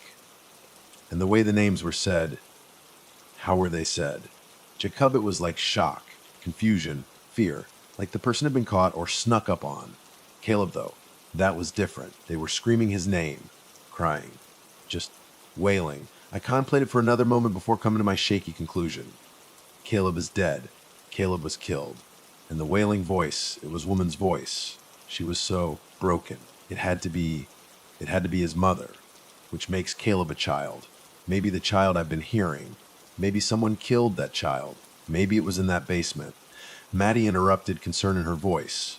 Wait. The child. All he says is daddy. Why is that all he says? The way he says it, he's surprised. He's confused. Why would he be confused to see his dad? What is his dad doing that confuses him? Dad, you're freaking me out. Dad, I'm sorry, Maddie. I'm sorry. But I think I'm starting to get it. Why do they only say one thing? Why do they repeat one word or phrase over and over? People always say ghosts are trapped. They're doomed to relive their final moments. That's always the thing with ghosts. That's what ghosts are. The last vestiges of us, the last memories, played on a loop. All of these words, Maddie, they're final words. They're the last thing these people said before they died. And the last thing the child said was daddy. Don't you see? People died in that basement. People were killed in that basement. That's what you have to look for. Maddie looked at me, incredulous and frightened. Okay, Dad, I'll look. Do you believe me? I asked. I don't know what to believe. But I want to figure this out too, so I'll look into everything tonight. Thank you, Mads. Yeah, just try and take it easy, okay? She was right, as always. I was a mess. I was strung out. This whole thing was beginning to consume me. We didn't talk about anything else. I didn't ask her how school was. I didn't ask about her day. I didn't ask about her friends. But then again, I rarely did ask, and she never really told me anyways. There always seemed to be something else in the way. What came first, her not telling, or me not asking? I used to say I love you, every day before school and before bed too. But then she got older, and she stopped saying it back. That kind of direct affection started making her feel awkward, so I stopped saying it as much too. Should I have kept saying it? I don't know. She was okay, though. I knew she was. She was so strong. She didn't even need me around. I needed her more than she needed me. That was the problem. I played with Sammy for a while. I tried to delicately broach the subject of the basement, the TV, and the sharp man to him, but he was disinterested in talking about it. I wondered why. As the sun began to set, I didn't feel at ease per se, but I felt a bit more at ease than I had been previously. The answers I got, or at least the ones I surmised, told me a lot. If these were just spirits caught in their final moments, then there was no malice. We weren't targeted by some kind of tangible evil. We were merely the subject of some extra-dimensional anomaly. I thought about every encounter to this point, looking beyond the fear I felt, straight to the facts. The fact is they never did anything to harm us. Not that I could see. Maybe nothing was out to get us, and these things just wanted to talk. They wanted their stories told. They probably wanted closure. Their voices were seared onto my brain, and I felt bad for them. There was so much pain in them. I couldn't imagine what it must be like to be stuck like that. All traces of who you used to be reduced to a few words. No love, no memory, no past, no future. Just a broken record of the scariest moment of your life. Maybe if I could give them that closure, maybe that's how this ends. A plan began to formulate in my head. I wanted to communicate with them properly. I'd been avoiding them all this time, when maybe all I had to do was listen. Sammy was already out like a light. I couldn't leave him alone, which meant I had to tell Maddie. I hoisted his body up from his bed and carried him over to Maddie's door. I need to drop Dummy off here for a little bit. All right. What are you doing? Maddie asked. I'm going to try to talk to them. I responded, dropping Sammy on her bed. Maddie's eyes widened. What do you mean? Who? The fucking, I answered while vaguely gesturing with my hand. Josts. Or whatever they are, I added. Oh, Maddie's expression dropped slightly. Her tone was slightly off in a way that I didn't know how to acknowledge. Yeah, I think I know how to communicate with them. If I can find out what they want, maybe I can help them. You want to help them? Yeah, then maybe they'll leave. I don't think they mean us harm. Are you sure about that? Maddie asked, with a deep twist of unease beneath her voice. When I was unaccustomed to, I had the chance to lie, to employ the dad bravado. I chose not to this time. No, I'm not sure of anything. This just feels like what I have to do. Okay? Well, I'm coming. Coming then, Maddie asserted. No, absolutely not. I need to stay with Sam. I think we should all stay together, Maddie said, almost pleading. Matt, is everything okay? I'm fine. I could see it behind her eyes clear as day. She was afraid. I began to suspect that it wasn't just from what I had been telling her. You believed me, I began to theorize. When I started talking about voices and ghosts and shit, you played skeptical at first, but you went along with it pretty quickly.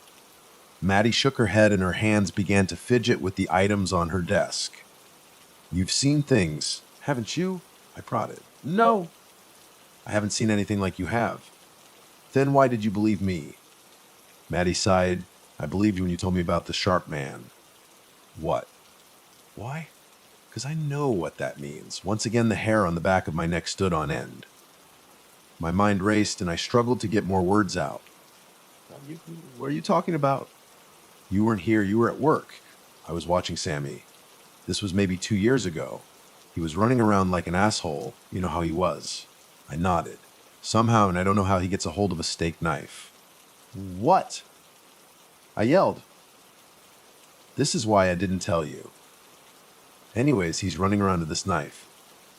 I try to grab it from him before he fucking dies, and he accidentally slices my hand. But he doesn't know what the hell anything means. He's laughing. I get the knife from him and I just point at it and yell. I sharp. And then I point at the cut on my hand and yell. Again and again.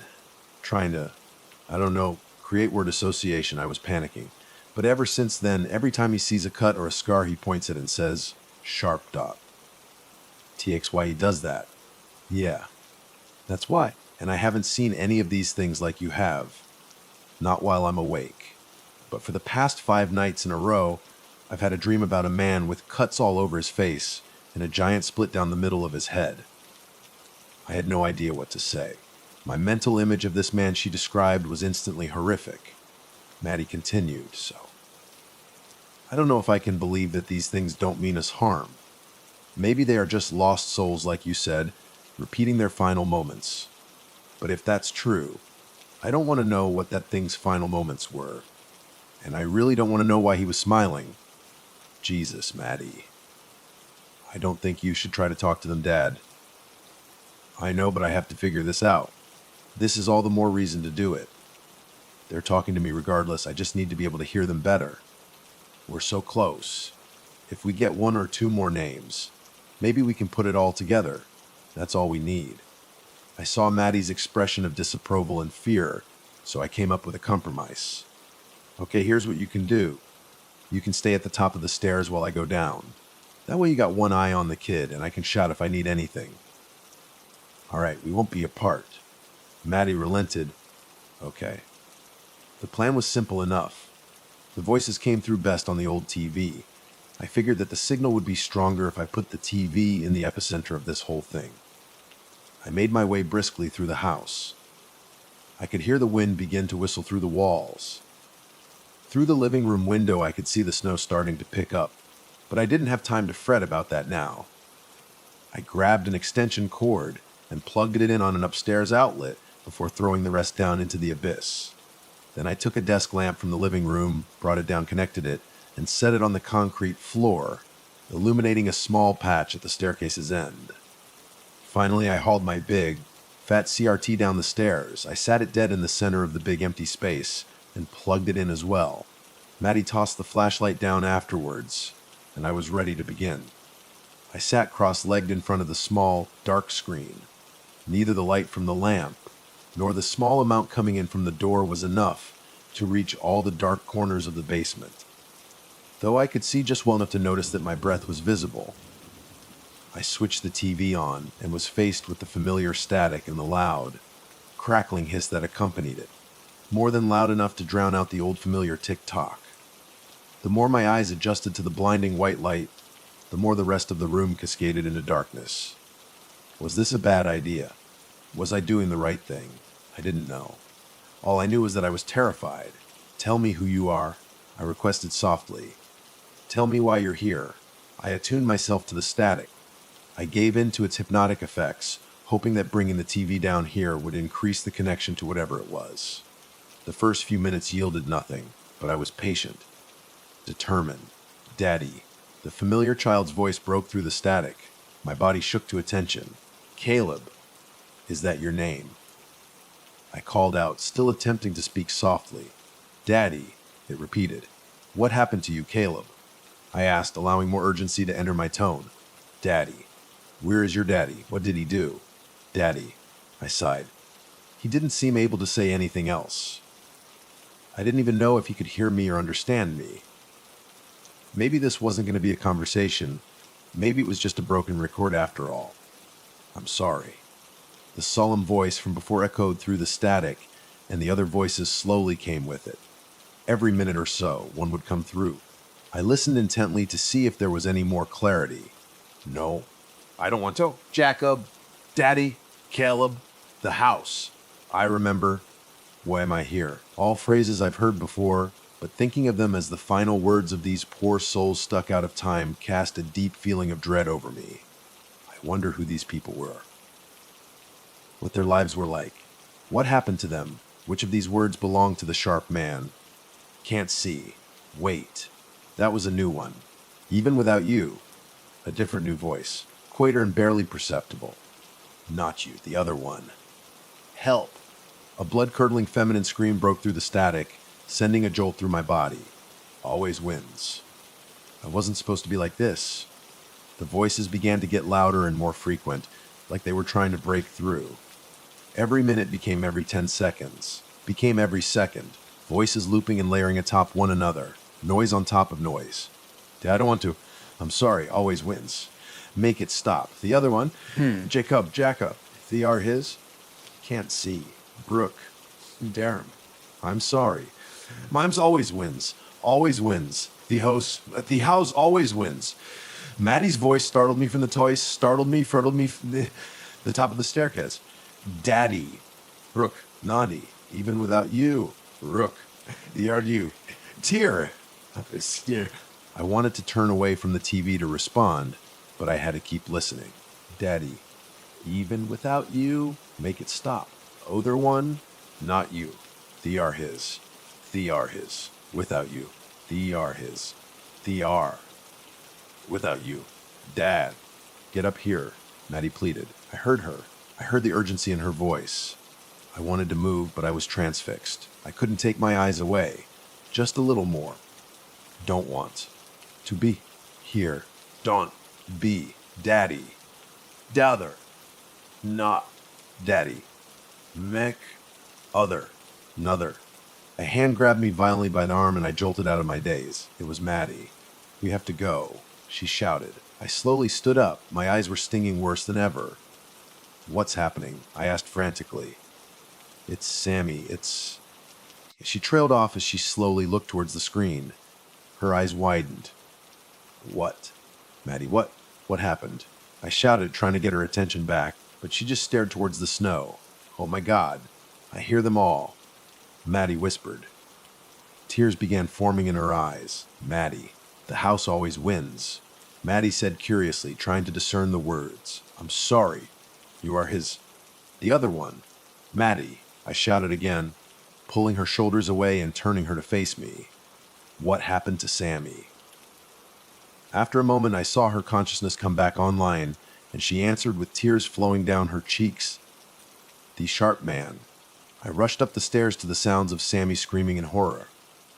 I darted down the hallway towards it, and when I stood in the doorway to Maddie's room, I saw him. He was laid out on the bed, screaming and convulsing. I don't know what happened. He was sleeping and then... Maddie explained through tears. Sam. I yelled as I made my way to the bedside. I saw that his eyes were closed. I held his body down to the bed to stop the violent thrashing. His screams pierced through me. "Asarp! Asarp!" he screamed. "It's okay. Sammy, you're dreaming," I shouted, but the screams continued. He wouldn't stop shaking and flailing in my arms. "What do we do?" Maddie yelled through the chaos. Thinking quickly, I instructed Maddie, "Jet the book." "What book?" "The dragon one. The one he likes. The one that you always put him to sleep with." The Maddie quickly ran out of the room and returned a few seconds later holding the children's book. "Come here. Read it to him."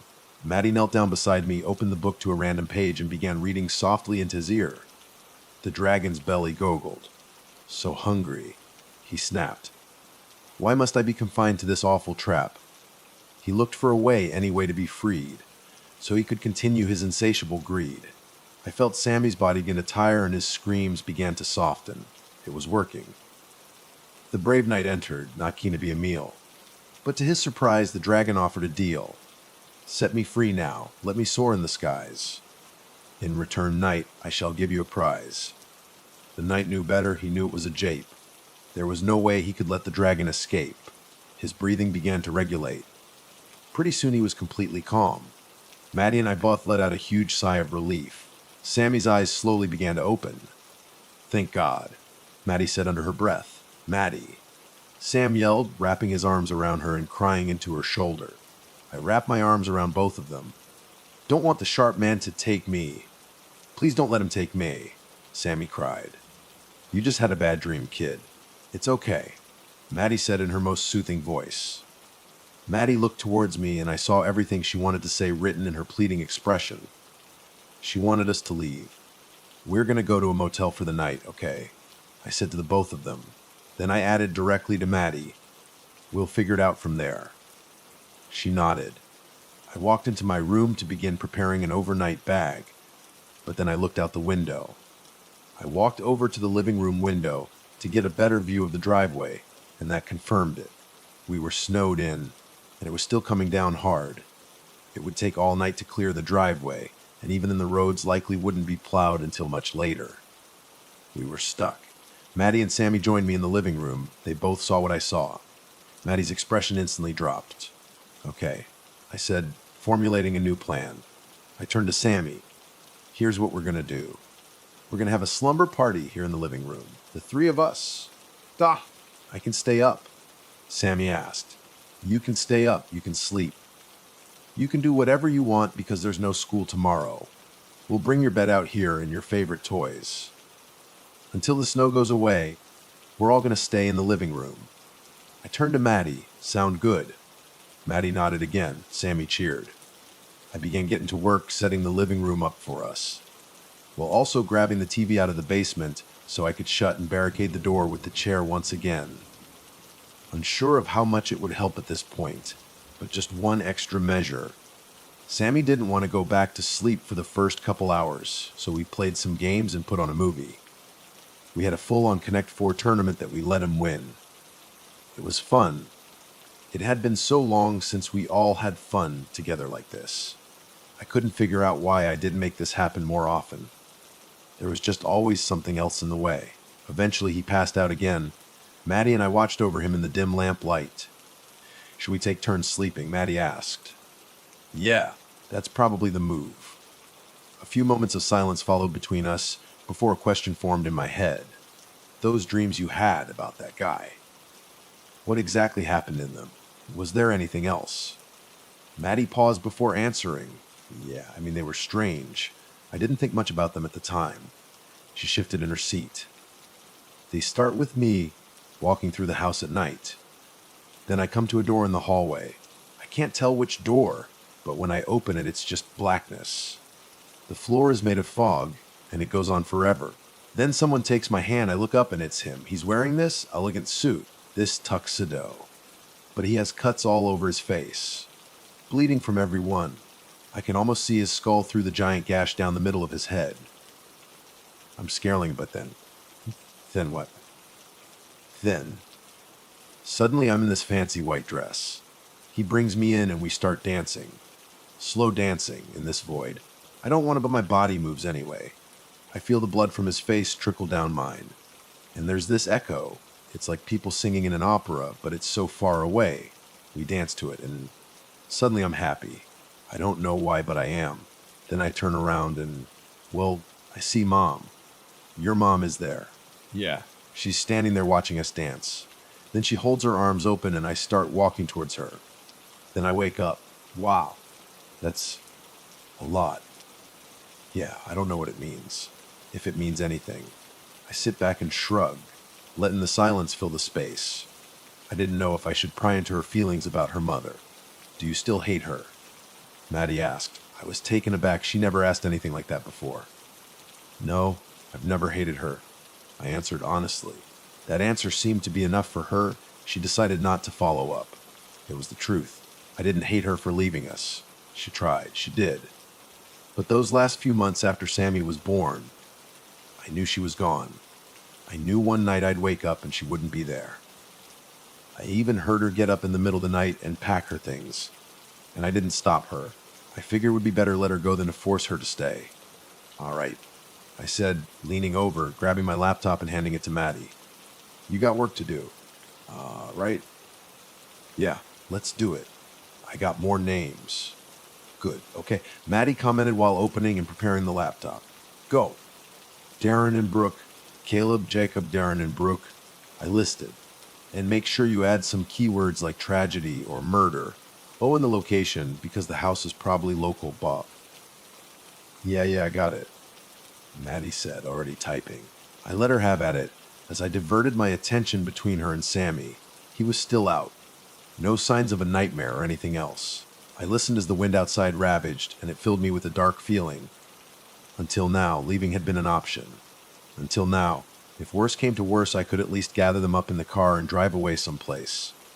Until now. I checked the clock. To my surprise, it was only a little after midnight. I had hoped it was later. The thought of 8 more hours of darkness was deeply distressing. Dad. Maddie called out after about 15-20 minutes of sleuthing. Yeah, I think I got something. I was instantly alert. Really? I asked. Maddie began to pass me the laptop. Read this. I sat it on my lap and my eyes adjusted to the screen. I was faced with an older-looking website. It featured a sky blue background with basic black Times New Roman text that was only a little hard to read. At the top, a banner written in word art which read, Maritime Mysteries, along with a few clip art images of boat helms and anchors. Below it, the title of the article, which I read out loud. Ashbrook House in Nova Scotia's Murder Manor sounds promising. I muttered. Keep reading. Maddie insisted. It was clunky and unprofessional looking, but oddly that made me trust it. This was clearly a passion project. I began silently reading the unformatted wall of text. Throughout history, there have been places that seem to attract tragedy. The Cecil Hotel, Akakara Forest, Hawthorne Woods, but there is another location, dear readers, that not many know about, and it lives. Right under our noses. Good enough start. The next few paragraphs seemed like fluff, so I skimmed over them and dug into the meat of the article. The first tragic event on record would occur shortly after the house's construction in 1956, when the first owner, a 58-year-old woman named Catherine McKinstray, suffered a brain aneurysm in the house's basement and died. Less than 2 years later, 46-year-old Brent O'Malley would also perish in the very same spot due to a carbon monoxide leak. Only 1 year after that, 27-year-old Julia Fairview would die by falling down the basement stairs. In the eyes of many, this solidified the house's reputation as cursed. Further owners would even talk of seeing the ghosts of those departed roaming around the house. I gave Maddie an unsure glance, and she returned it with one of absolute certainty. Her eyes simply said, keep fucking reading. So I did. The tragedies did not end with accidents, however, as on September 9th, 1963, a man by the name of Letterier brutally murdered his son Caleb. That name smacked me in the face. I was right. The child was Caleb. The child was murdered by this father, I continued, and wife Joan with an axe. When officers arrived on the scene after a neighbor's 911 call, they would find Bill covered in blood with cuts all over his person, determined to have been caused by shards of a broken bathroom mirror. Whether from a struggle or self-inflicted, nobody knows. Bill would chillingly utter the words, "The house always wins," before slamming his own face into the sharp edge of his axe until dead. The bodies of Caleb and Joan were found in the basement. The hair on the back of my neck stood on end. This was it. Ashbrook House was the place. Caleb was the child. Bill Leterrier was the sharp man. Maddie did it. We have our lead. I decided to read on. From that event onwards, talk of the house's curse spiked. Reports of paranormal incidents would skyrocket. Many future owners would flee the house with little explanation. Curiously, beyond the events that took place within the house was also home to multiple individuals who would go on to commit terrible crimes elsewhere. Darren Barbeau, Jacob Lightbody, and Fraser Kane had all stayed in Ashbrook House at one point or another in their youth. Whether they had committed any of their crimes inside the house is unknown. Those names each had their own hyperlinks. I could only imagine what I would learn if I clicked them, but I had no desire to go down more rabbit holes at the moment. I got the picture, part of it anyway. "That's it, isn't it?" Maddie asked, seeing that I had finished reading. "That's it. Holy shit, that's it." I responded. "See if you can find the address," I added, passing the laptop back. As cathartic as it to finally solve this crucial piece of the puzzle, it did leave me with two new burning questions that I chose not to share. Number one, there were only 5 deaths mentioned in that article. So where did the rest of the voices come from? Number 2 is, why? Why did Bill Leterrier kill his family? Why did multiple murderers live in that house? Why did he say, "The house always wins"? Is there something else in that house? Something even worse than the sharp man himself? Shit, Maddie said, taking me out of my mental wandering. She began to read aloud from the screen. "It. The address of Ashbrook House has been removed at the request of the house's current owner, David Wyatt. We have agreed to respect their privacy and urge all others to do the same." Shit. Wait, so someone lives there right now? I asked. Apparently. It's interesting, might have to talk to that David Wyatt then. "I'll work on that. Thanks, Mads," I said, standing up from the couch. "Just going to the bathroom quick. Watch the kid." I was dreading this inevitable trip. Leaving the relative safety of the open living room, I'm going down that dark hallway, past that damn door. I resolved to be as quick as possible. I walked briskly down the hall into the bathroom, feeling somewhat safe in the bright light. My mind anticipated something to happen, but I was able to finish up quickly. I washed my hands, but over the sound of the running water, I heard the faintest little clink. Then a tiny sliver of glass fell from the mirror past my hands into the sink. I remembered this, but what did it mean? I looked up to see where it came from and I screamed. Staring back at me from the mirror wasn't my own face. I knew exactly whose face it was. Blood pooled in his toothy smile as it cascaded down from a multitude of long, deep cuts. He had long, patchy, wispy hair that looked like he had tore most of it out. His skin pulled and twisted to the whim of the slits in his flesh, creating unnatural curvatures. One of his eyelids was severed completely, to split down the middle of his face. That enormous gash from the axe he had turned on himself. It went so deep it was like a cavern. I turned to run out of the bathroom, but the door was stuck. I pulled and I pulled, until I heard a loud, shattering crash behind me. I looked back, and the mirror was broken into a million pieces, and the sharp man was gone. I screamed again as I pounded and tugged on the door. I heard commotion on the other side. "Dad." Maddie shouted. I felt her pulling at the door from the other side. I looked back once more and the shatter marks began to bleed. But then the door finally gave way and I nearly crashed into Maddie. "Fuck," I shouted. Jesus fucking Christ. What happened? I ignored her question and grabbed her arm to run her back to the living room. "Wait," she exclaimed. "Where's Sammy?" My heart skipped a beat. "What do you mean, where's Sammy?" I didn't want to leave him alone in the living room, so I woke him up and brought him with me. He was right beside me. I was holding on to him. No. Shit. I uttered, panicking. I instantly walked to the basement door. The chair was still propped up in front of it, but that didn't deter me from thinking he somehow got down there. That was still the most likely option. But how? How did he get down there so fast? Check the living room. Check the bedrooms. I'm going down. I instructed. Yell everywhere you go. Yell so I can hear. Okay, Dad.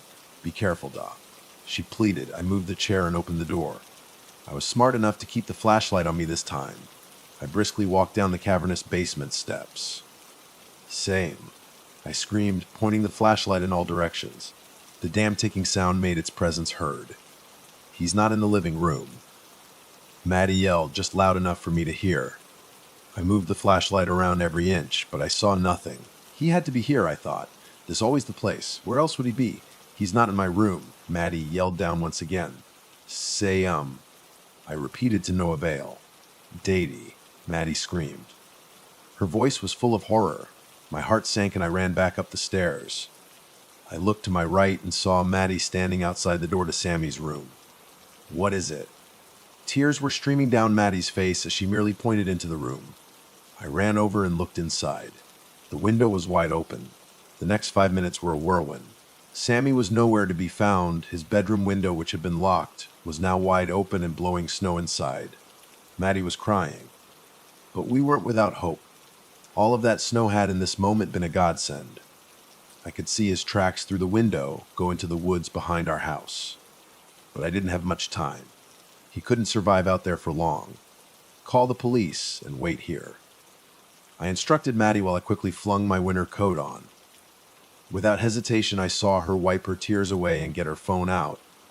I slid on my winter boots, grabbed the flashlight, and ran out the front door before I could hear her make the call. I made my way around the side of the house to Sammy's window and began to follow the child-sized boot prints. I sprinted after them, shouting Sammy's name over and over again. The snow was beginning to come down even harder, and the wind was blowing fast.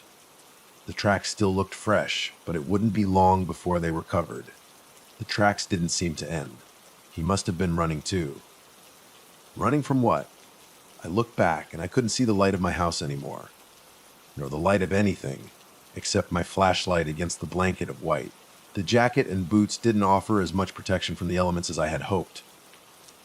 Nights like this required so much more. The cold was biting hard. I must have been running for 20 minutes, only ever briefly stopping for a breath, desperate to catch up to the poor boy who must have been freezing.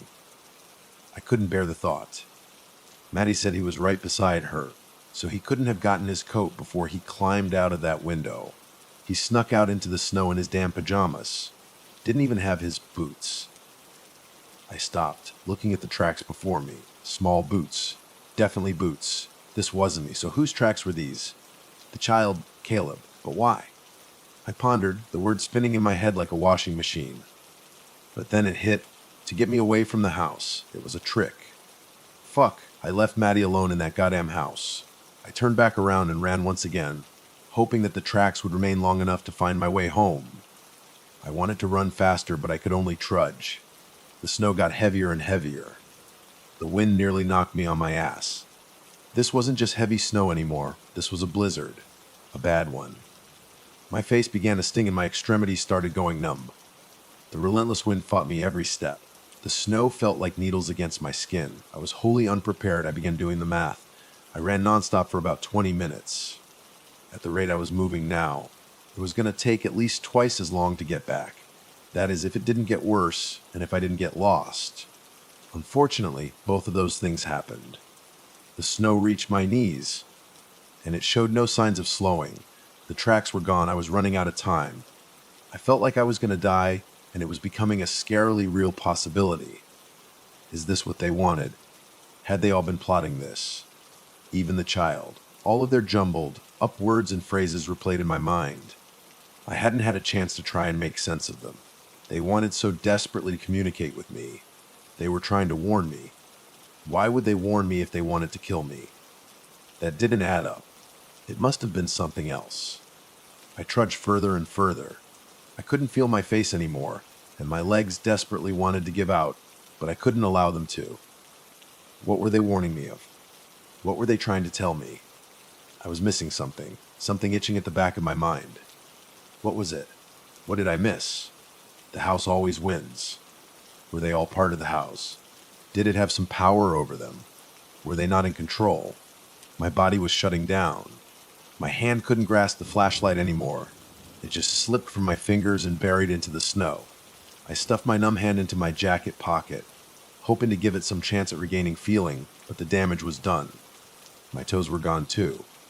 The snow no longer melted when it hit my face. It just stuck there. Everything was slowing down to a crawl. It took a monumental effort to even remain upright.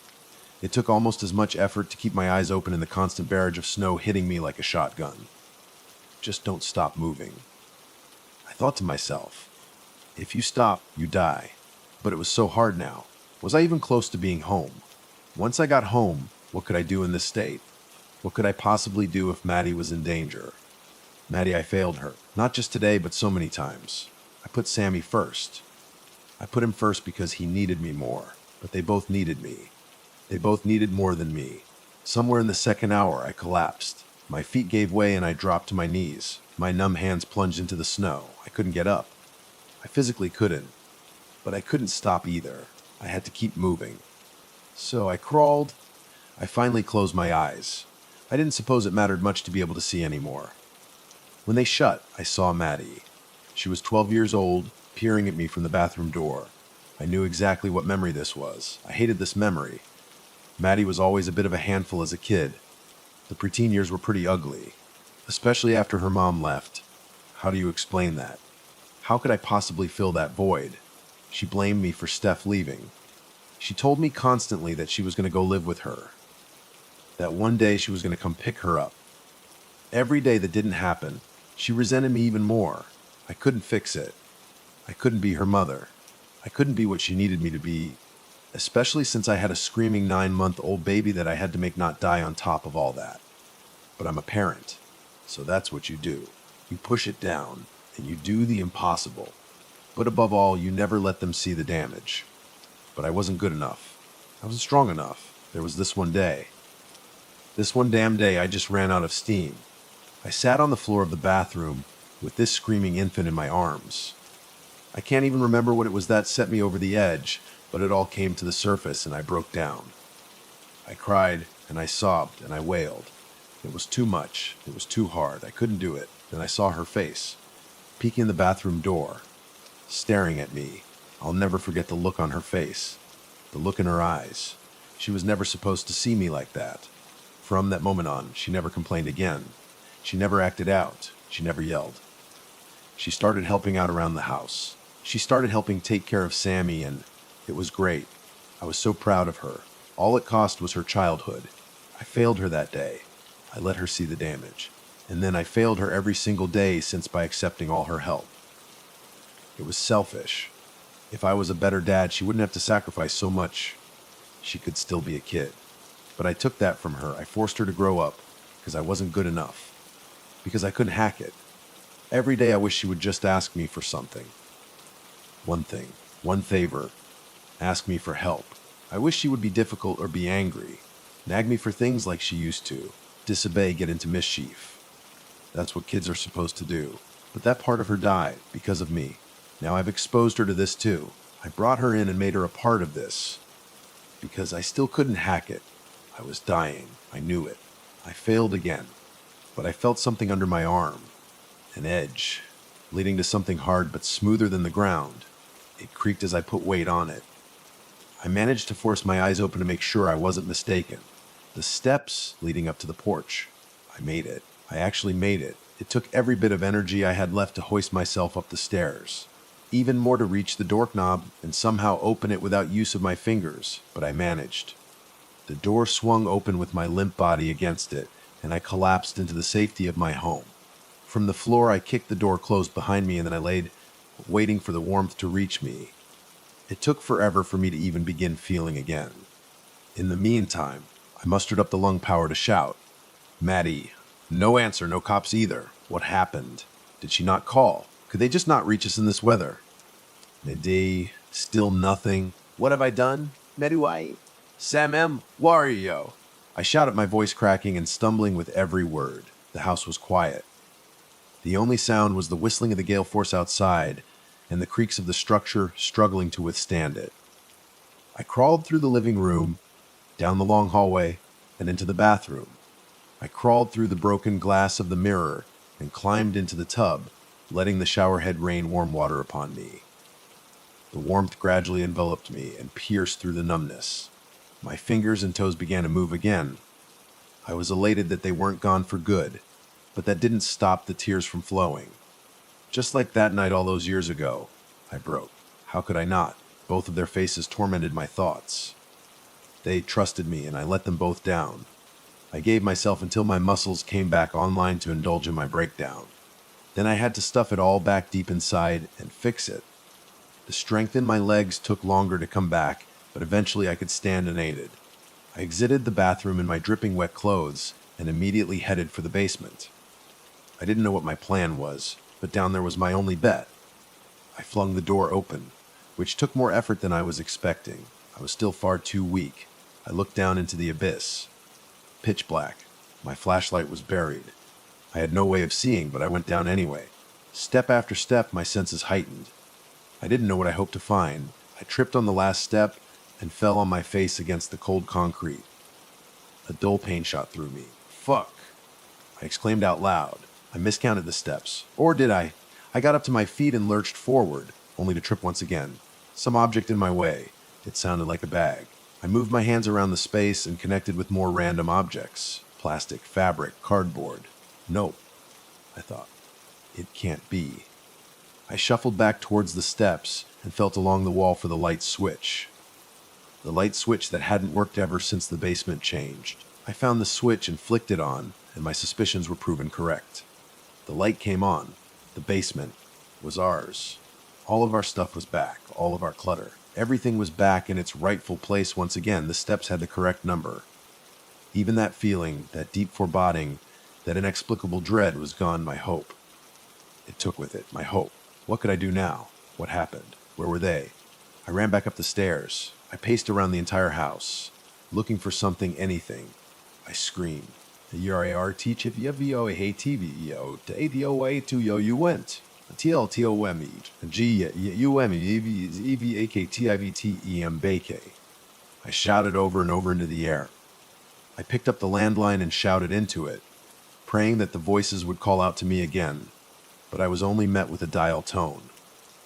I threw the phone to the floor, and then I collapsed in a heap. My head throbbed. The snow had begun to ease, but it would still be a while before driving would be possible. Even if I knew where they were, I couldn't get there. The thought of being stuck in this house while my kids were all alone with whatever it was made me want to scream. The utter silence felt like a sadistic taunt, a constant reminder of my failure, my powerlessness. I wanted to just curl up and die. I wanted this all to be over somehow. I couldn't deal with this. All the thoughts of what could be happening to my children, I couldn't bear it. But one little voice remained.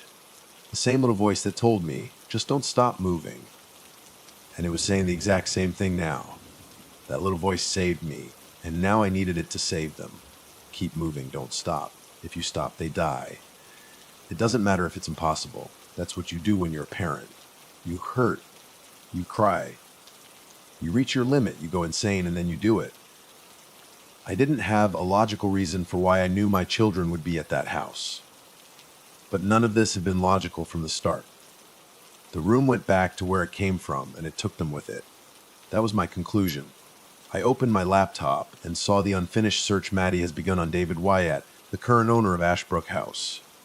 I had to find him. There was no way he could live in that house and not know something. David Wyatt, I need to talk to you about Ashbrook House. It's urgent. Please respond. I typed, then copied and pasted into the messages of every profile with that name on every social network I knew of. Then I got out the phone book and began making calls. It only took about 2 hours for me to get a favorable response. Facebook does have its uses after all. I have nothing to say about Ashbrook House. Please respect my privacy. The message read, I typed back with haste, it's an emergency. My kids are in danger. Please call me so I can explain. Then I left my cell phone number. About a minute later, I received a call. Who are you? What happened? A stern, gravelly voice asked through the receiver. I wasn't sure how to start. I wanted to explain everything from the beginning, but I didn't want to waste time or lose his attention. How could I explain this when I don't even know what's happening? My name is Adam, And I think my kids might be in your basement. I cringed. That sounded so odd to say. What? The voice replied, clearly dumbfounded. I sighed.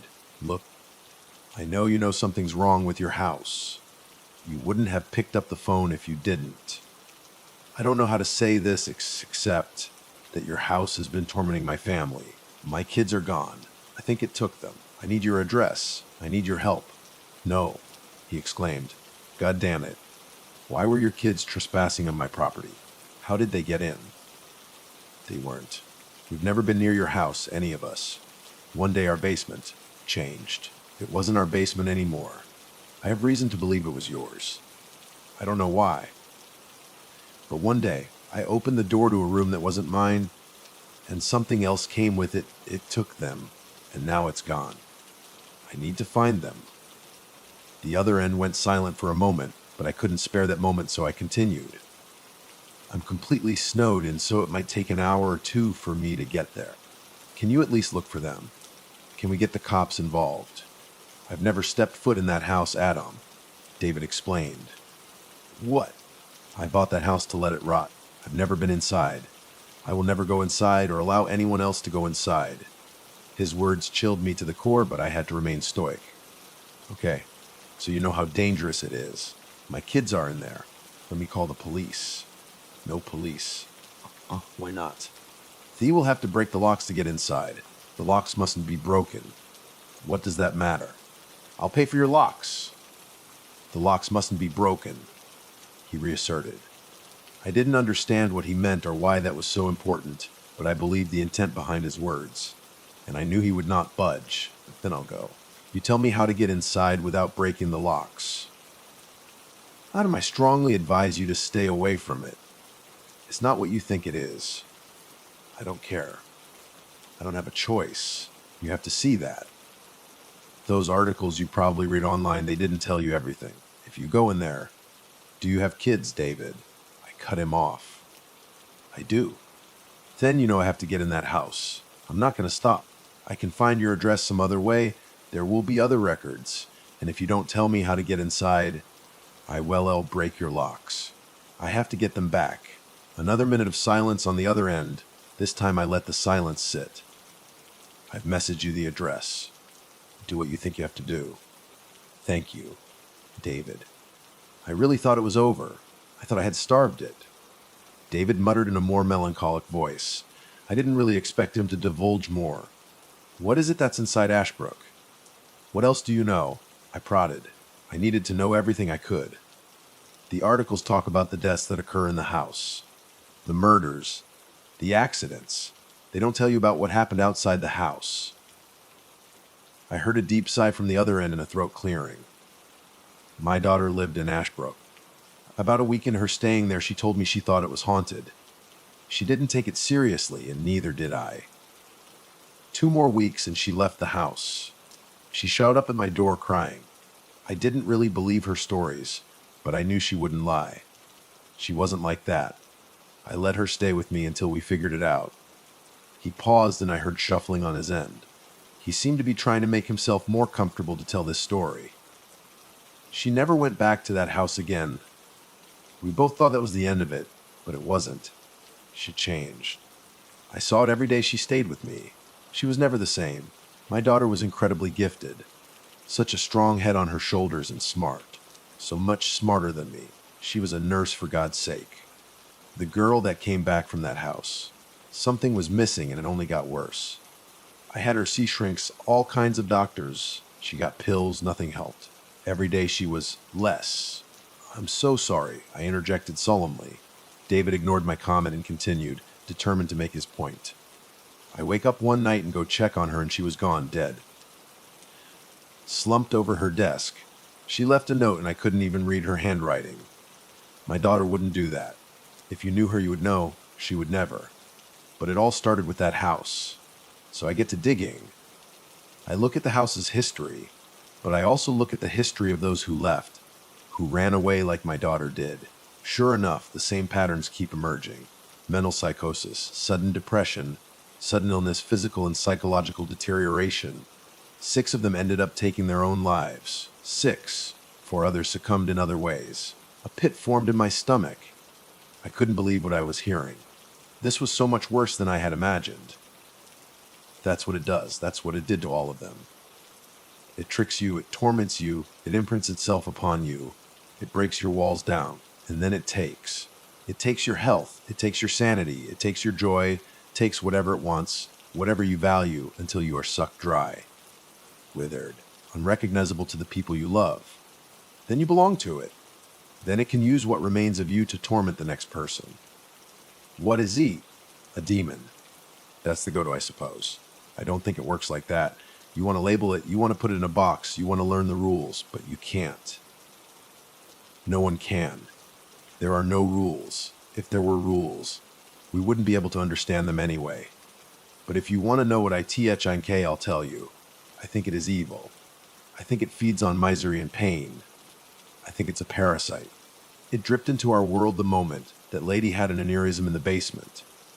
It grew like a mold in that very spot with every subsequent tragedy, until it was strong enough to inflict tragedy, to infect tragedy and feed on it. Once it got Letterier to kill for it, it fully crossed the threshold. Letterier is the form it likes to use the most, the one it's most proud of. The concept of this evil thing having a sense of pride in its work made me shudder. I didn't want to believe this explanation. David concluded his story. I bought the house to starve it, but apparently it found a way, because it doesn't play by our rules. The only thing I know for sure is that it takes. Sometimes it takes for weeks. Sometimes it takes for decades. Sometimes it has a different plan for you entirely, but it will take. It will take. Those words rung through my mind again and again, long after our conversation ended. They stuck in my head while I vigorously shoveled a path down the driveway. They stuck in my head while I tried desperately to get my car in drivable condition. They stuck in my head as I drove down the long, dark country road, headed for the address David gave me. Trying to understand how the basement switch never failed to give me a headache, but I couldn't help think about it all. I had wished there was a logical explanation, but David was right. It doesn't play by our rules. It is beyond our understanding. People stopped coming to it, so it had to come to them. So it just did. Why move the whole room? Maybe it asked the room. We know nothing of its form. Maybe every time I walked into that basement, I was walking into its mouth. Why us? Does it matter? Was it random? There had to be a reason the rooms looked so similar. Maybe that's the key. Maybe it could only move to a room that was similar enough, but there I am trying to put rules on it again. No, I think it chose our basement because it knew it would drive me crazy. A completely different room. That's easy. Leave, call scientists, become famous for having the house that broke the laws of space and time. But a room that's just a little bit different. A little bit off, in ways only I would notice. How could I not obsess? This thing, demon, parasite, whatever it may be. It's smart. It's been playing me from the beginning. It probably still is. David agreed to meet me at the house, to give me whatever it was I needed to get inside. I was glad to have him on my side, even if I forced his hand with my threats. I made it past the long stretch of emptiness, and my car struggled not to get stuck in the snow or swerve off the road. I found my way into the small town of Coldwell. I took a left, then a right, and then I found myself on a long street, far away from the shops. Long driveways with mailboxes were spread out generously along the street.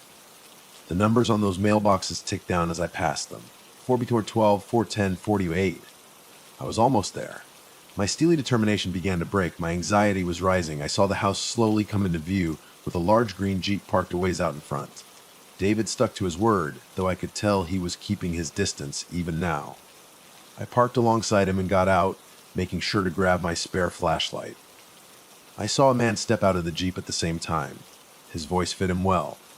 The impression I had of him in my head was almost completely correct. Salt and pepper hair just a dash longer than a military cut, a square jaw, and a scowl that looked like his default mode. Then I finally got a look at the house. I don't know what I expected. Of course it wasn't going to look like a haunted house, but still it was smaller than I thought it would be. It didn't tower over me. It didn't have some grand, foreboding presence. It was just a house, quaint 2 stories, still bigger than mine, but absolutely nothing special. The only significant things about it were the barbed wire fence and the numerous signs warning against trespassers. No doubt David's doing. Adam. David greeted coldly. David. I responded in kind. I don't suppose I can talk you out of this. David assumed, correctly, no. Even after everything I told you. What would you do, man? If you had a chance to get your daughter out of there? It felt dirty invoking his deceased daughter, but I knew he had to understand.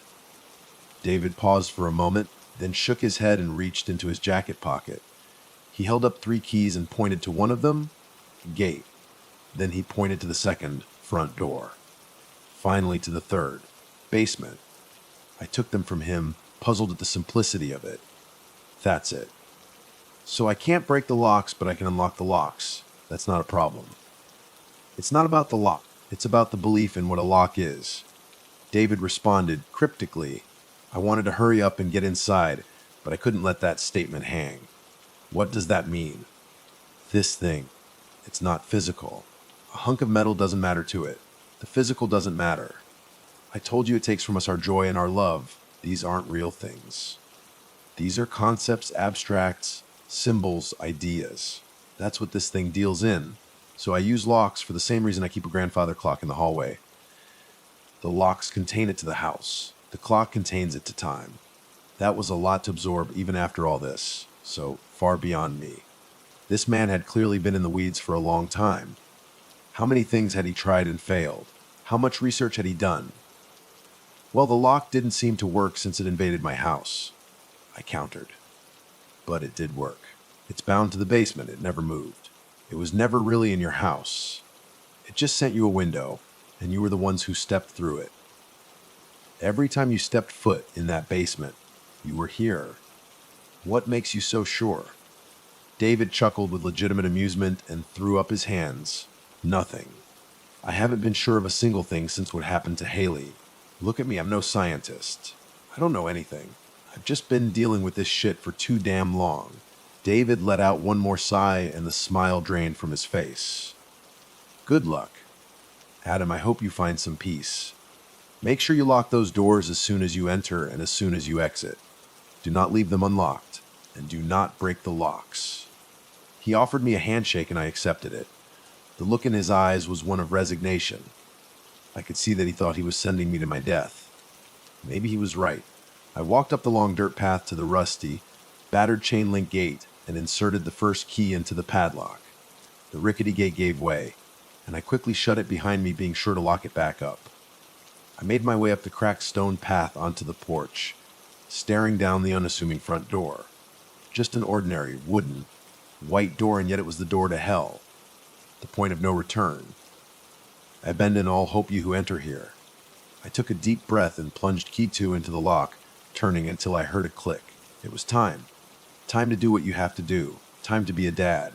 The inside of the house was as immediately unassuming as the outside. Aged but not decayed. Dusty but not filthy. It looked like any old house from the 90s. It was just cold and empty. It lacked the personality of a house that was lived in. It was devoid of quirks, devoid of color, devoid of life. I tried for a light switch but got no luck. Makes sense that David didn't care to pay the electric bill, but now I had to navigate this place in the dark. Only minimal blue light shone in through the windows, but not enough to illuminate the dark corners. I immediately readied my flashlight. I immediately noticed that I could still see my breath. No heat either. As I stepped further inside, I noticed one more thing. Tick. Tock. I turned a corner towards the noise, and I saw it sitting at the end of a hallway.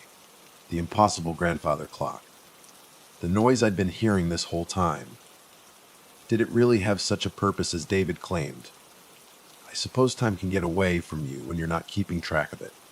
But when you're forced to hear every tick, you have to exist in those moments. The rhythm like a rail to keep you grounded and moving in the right direction. Maybe I was losing my mind. The house didn't help. The quiet was deafening, making the clock and my thoughts only seem louder. I thought I liked quiet, but I didn't like this quiet. It was unnatural. It was purposeful. Every dark corner made me anxious. Sure, that was unavoidable given everything I've experienced and learned, but this felt different. This wasn't anxiety about what color'd be in those shadows. This was anxiety about what IKNW was in those shadows. I couldn't see them even when I shined my flashlight into the corners. I saw nothing, but I knew they were there. The husks. Those poor souls who were hollowed out by this thing then puppeted around to do its bidding. I felt their eyes on me. By extension, I felt its eyes on me. The first door I tried led to a bathroom. The mirror was shattered and stained in blood, just like mine. It can't have been the original mirror, the one that carved up Letterier's face all those years ago. Did it do this to scare me? Did it already know I was coming? I heard a sloshing noise inside. I turned my flashlight towards it and it nearly flew from my hands. The light shone through the shower curtain, illuminating a silhouette sitting in the bathtub. I saw the shadow of an arm raise into view and reach for the edge of the curtain to peel it back. As it began to pull, I could see the deep red hue of the liquid in the tub. I stuttered back out of the room and shut the door firmly. It took everything in me not to scream. The next door I tried led to an empty bedroom. At least it looked empty when it was this dark. I didn't want to shine my flashlight inside. There was no point. I needed to find the basement. I tried to close the door, but it refused to close. I pulled hard, but it was as if there was someone on the other side pulling just as hard. As I stared into the dark room, a figure began to make itself visible. It was moving, agonizingly slow from the back of the room towards me, not walking, just moving. The first thing I saw was a white gown, then the pale gray skin, then the long black hair. I looked down and saw that her feet weren't touching the ground. I was petrified. My heart pounded out of my chest. The door wouldn't close. Eventually, I just let go and ran. When I looked back, it didn't appear to be following me. From around the corner, I heard the door creak and close on its own. I took a second to regroup and let my heart rate come back down. I realized I was being stupid. I didn't need to try doors to find the right one. I knew exactly what the door I was looking for looked like. I heard the pitter-patter of small footsteps in the other room. I wanted to find the door, but it could be Sammy. I had to follow them. Sammy. I whispered as I reached the source of the footsteps. Then I heard the pitter-patter behind me. Sam. I whispered again. Is it you, Sam? I knew in my gut it probably wasn't. It was probably the child, the husk of Caleb Letterier being puppeted around trying to fool me. But I still had to know for sure. More footsteps led me into the kitchen, but I saw no one. I was clearly being toyed with. It was puppeting me even without the strings. I was ready to go back to the doors, but then another pitter-patter startled me. It startled me because it was above me. Not muffled enough to be on the second floor. No, it was on the ceiling. Right above my head. I couldn't look. I really didn't want to see it, but I felt it looming over me. I took a few steps back and I heard the ceiling shuffle above me. Every step I took, I heard it crawl to match my position. Daddy. The thing above me called out. My entire body tensed. I couldn't meet a look. It was daring me. Daddy. It repeated, sounding more hollow. Suddenly I felt a heavy drip on my face, landing on my forehead and cascading down. I couldn't help it. It was instinct. I looked. The child was sprawled out above me, its body facing down towards me, but its limbs twisted backwards to cling to the ceiling like an insect. Its face. It didn't have a face. Just a mangled, bloody, gaping chasm. The work of his father. I didn't have time to scream before it lunged down from the ceiling and crashed on top of me. I dropped to the ground, feeling its 40 or so pound frame land on my head. For a moment I was staring directly into the chasm of its face, and it went deeper than I knew possible. And then it was gone. The weight lifted, and I laid there with the last of my sanity just about gone for good. I slowly made my way back to my feet, and all I could do was get back to it. Only a few more scans of the doors, and I finally found the door to the basement. It was the same door that we had for a time, only this one was locked. I carefully produced the final key. There was probably no use in being quiet. I knew that it knew I was here, but I was quiet anyway. Maybe just as some base survival instinct. I slid the key carefully into the lock. I began to turn it, but then I felt a strange and deeply unwelcome sensation. Breath on the back of my neck. My body went stiff and all the hair on my body stood on end. A shape began to form in my peripheral vision. A face, creeping slowly from behind me to the left side of me, inches from my face. If I turned my eyes to the left, I would look right into it. I didn't want to. It stood there, breathing. I could hear it. I could feel the warmth on my ear. I wanted to recoil at the discomfort, but I remained stiff as a board, my hand still clasped around the key in the lock. I didn't know why I thought it would help to stay still. I didn't know why I thought it would help not to look. But I did. The house always wins. It spoke into my ear. I couldn't help but recoil. Shivers involuntarily shot through me. It was too close. I turned my head, and there he was, right in front of me. The man I now know as Bill Letterier.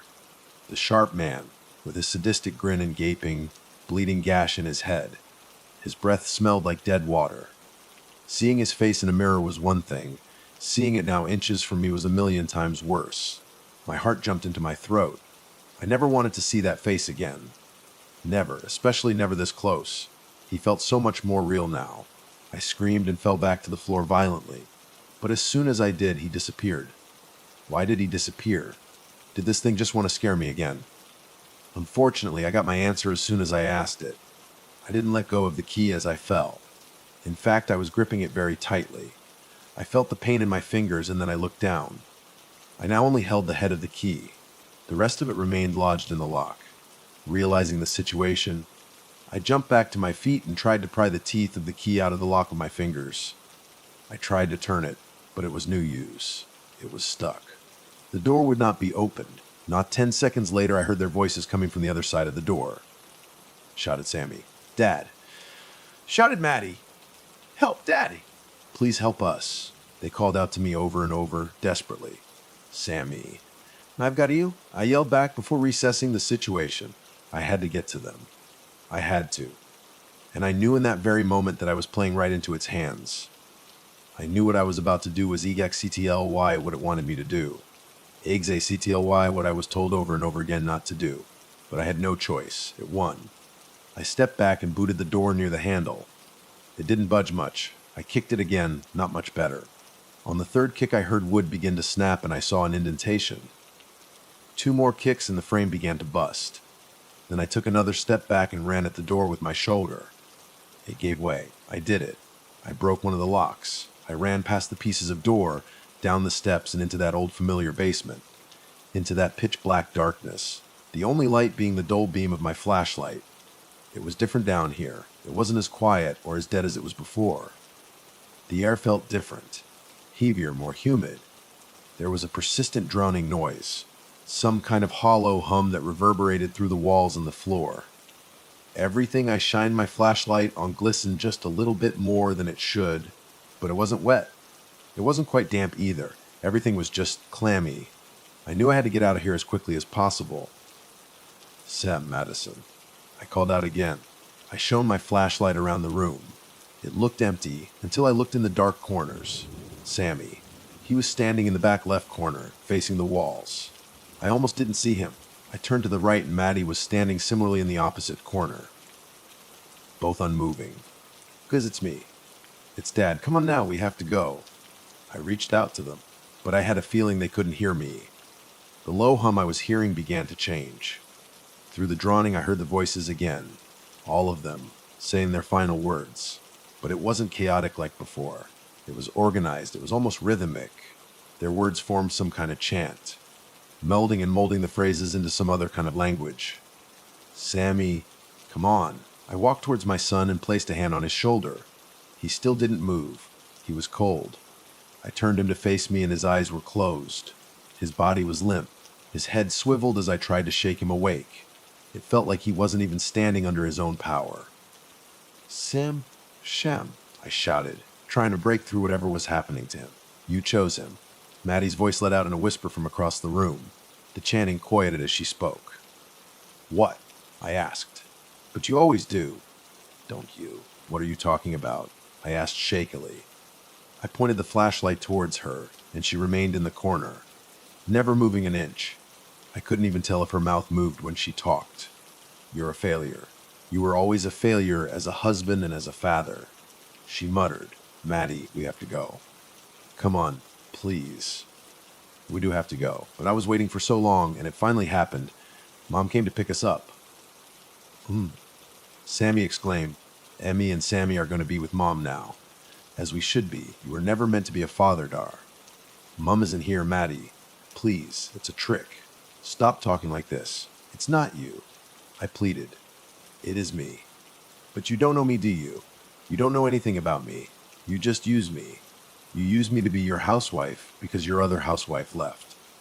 You don't care how much I hurt. That's not true, I shouted. You saw, though, didn't you?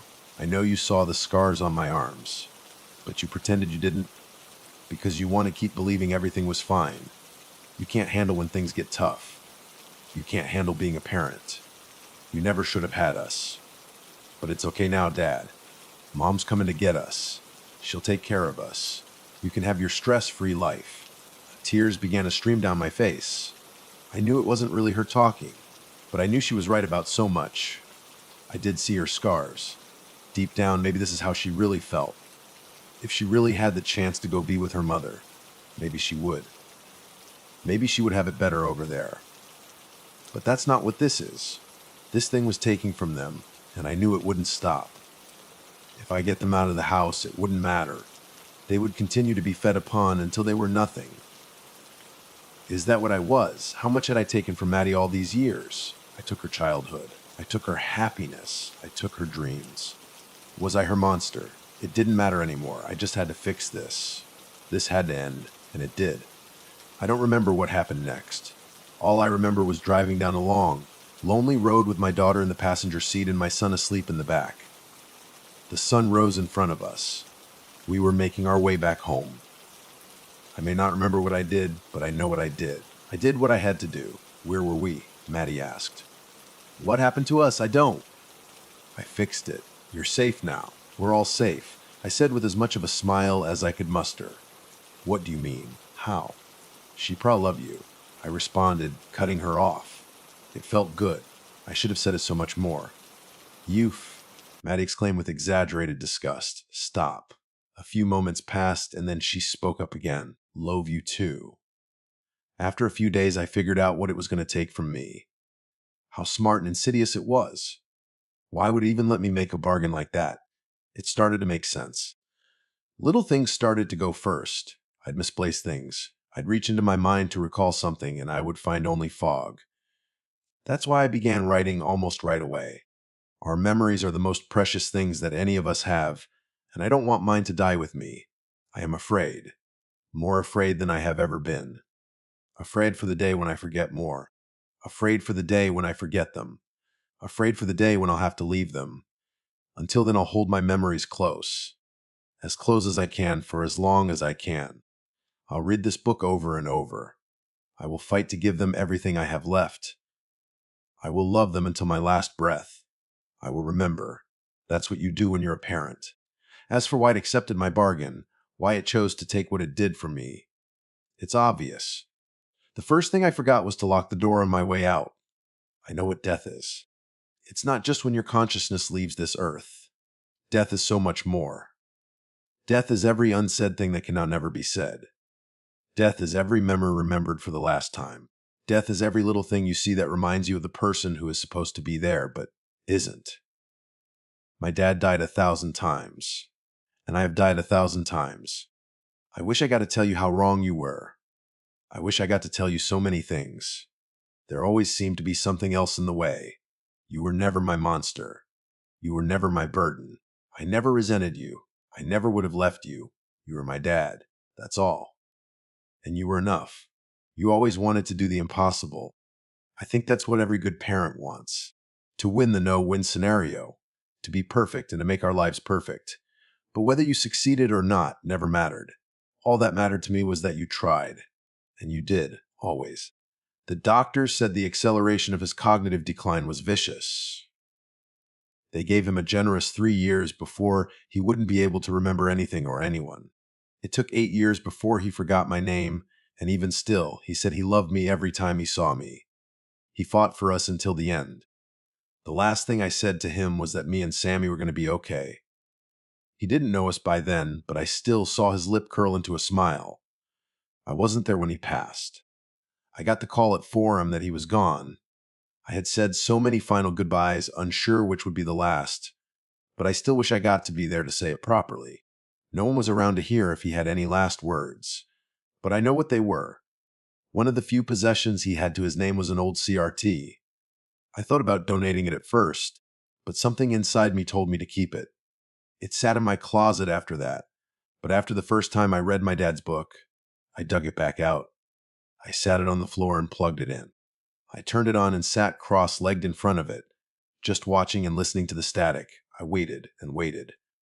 None of the voices came through as did before, except one. I remember. Samantha. I heard Rosalind ask hopefully as she picked up the phone. I was calling her because she had recently come across an anomalous VHS tape of a man burying a premonition he had written down in my cemetery, convinced that it would one day be of great value to me. She had showed it to me, and I had of course agreed to see if I could find it. I rose. Yeah, it's me, I replied, unable to hide my disappointment. I dug around in the area where the guy buried his time capsule, and I couldn't find anything. Whoever picked up and turned off the camera at the end of the video must have taken the time capsule too. Yeah, I figured that, but it was worth a shot. Thanks for checking anyway, Rosalind said consolingly. The video looked like it was taken during the late autumn, and if the the wisps were there, that means it had to have been on Halloween, right? Yep. And the only reason anyone would be in my cemetery on Halloween would be a descendant of Artaxerxes, Crow looking to honor their pact with Persephone. I replied. If we assume the video was taken during the 90s, the most likely candidate would be Erasmus Crow, Elam's grandfather. Elam doesn't know anything about any prophecy that was recovered the night Erasmus sacrificed himself, but he does remember that his father Ephraim went to the cemetery after midnight that Halloween. So it's completely possible that Erasmus left a message for him about the time capsule before the wisps got him. For all we know, Ephraim destroyed whatever was in the time capsule as soon as he dug it up, but if he did keep it, Seneca would have it now. You're sure? She asked. Mim. Since Elam had been cut out of his father's will, Seneca was able to use his position as his business partner to claim most of his assets. I explained. If Seneca had read the premonition that had been meant for me, that might explain why he was so keen to get me into the Ophion occult order. Artaxerxes wrote in his journal that he thought one of his descendants would enact some vaguely defined iconoclasm when the stars aligned. Elam's convinced that would have been his daughter if she had survived, and that I've effectively taken up her mantle in assuming responsibility for the cemetery. If Seneca does have the time capsule, Emrys or even Ivy can just order him to hand it over, right? Can you see if she'll do that? Well, actually, Rosalind stammered awkwardly. She's listening right now, isn't she? I asked flatly. Sorry, Samantha. She apologized sheepishly. That's all right. I understand. I sighed. Ms. Noor, I'm assuming you saw the video too and authorized Rose to show it to me. I think you'll agree that it's imperative that I know what was in that time capsule. I'm not even asking for it back. I just want to look at it. Is that something that can be arranged? The line was completely silent for a long moment, long enough that I wondered if the call had been anticlimactically dropped mid-conversation. I'll arrange it. A posh-British accent finally replied in an assertive tone. I'll send Ms. Romero around to your place of employment tomorrow afternoon to pick you up. You may bring your girlfriend and your familiar along if you wish. Before I could object or even ask any follow-up questions, there was a sharp click, and the line went dead. Ibizum Rosalind hadn't even had a chance to knock on the front door of Eve's Eden of Esoterica before Genevieve pulled it open and positioned herself protectively between her and me, folding her arms and glaring down at her with an intimidating gaze. Eve, Rose said, adopting a contrite stance as she clutched her hands in front of her. Where are you taking us? Genevieve demanded. Evie, sweetie, relax. We have a pact with Emrys, and the OO reports to him now. They couldn't hurt us if they wanted to. I reminded her gently, placing my hand on her shoulder and trying to pull her back a bit. That didn't stop Seneca from inviting us to a play where he summoned yet another banished god into our realm. She countered before sharply turning back to face Rosalind. Answer the question. The Crow's old estate, a short drive outside of town, she responded. Seneca says Artaxerxes left an old spellwork vault behind, one he's made no progress in opening. He can't make any promises, but if what you're looking for is anywhere, it's in there. Genevieve and I both immediately looked behind me and to our right, where my spirit familiar had manifested at the mention of his old home. Elam's here, I take it. Rose asked as she peered fruitlessly in the direction we were looking. He is. If he says anything he wants you to know, I'll tell you, I replied. I know what she's talking about, and I can't open it. My father never gave me the combination, Elam said. He says he doesn't know how to open the vault, I repeated. Seneca says that the mere presence of a crow, living or dead, should be enough to let him crack the vault open. It's sort of a two-factor authorization thing, Rosalind explained. So Seneca will be there then. Genevieve asked in disdain. He will, yes. The deal is that if you help him get it open, you can claim the documents that were specifically addressed to you, but everything else is still part of the Crow estate and legally his, Rosalind said. Genevieve groaned at the horrible offer, and I turned to give Elam a sympathetic glance. Are you okay with that? I asked, helping Chamberlain claim the last final scraps of what was rightfully mine. Sure, why not? He sighed as he hung his head and pinched the bridge of his nose. Someone gave their life to try to get that message to you. We need to see it. Elam's on board, I told Rosalind. So you'll do it, she asked hopefully. We'll do it. Lottie promised she'd watch the shop for us and fill in for me at yoga. Genevieve relented. Oh, thank you, Rose said with relief. You two don't know how important this is. Ivy doesn't think it was random luck that I picked that tape from Orville's box. I've had another encounter with the effulgent one back in May, and if I understood him correctly, he thinks the conflict between the darlings is spiraling into some kind of clash of the titans. Ivy thinks my connection to him has given me a subconscious insight into this, and whatever was in that time capsule could be vital. So long as what we're doing helps keep the peace, we're willing to help. I nodded. Awesome, thank you. I parked just down the street a little bit, she said as she gestured in the vague direction of her electric crossover. Did you want to sit in the front with me or in the back with your girlfriend? Ex-girlfriend. Genevieve corrected her in a matter-of-fact tone. Wait, what? She asked, looking at me wide-eyed with a mix of shock and pity. I didn't have the heart to torment her like that, so with an awkward smile, I simply held up my left hand, showing her the rose gold ring with wrought maple leaves encircling a morganite centerpiece on my ring finger. Oh my God, don't do that. She shouted with relief as she threw her arms around me. Congratulations. When did you two get married? Last Midsummer's Eve. We were handfasted in a small civil ceremony. We basically eloped, I explained. Neither of us proposed, at least not formally if you were wondering. We just decided that after 5 years together, we were pretty confident that our relationship was permanent and that it would be best to make it official. But why didn't you have a real wedding, though? I love weddings, she asked.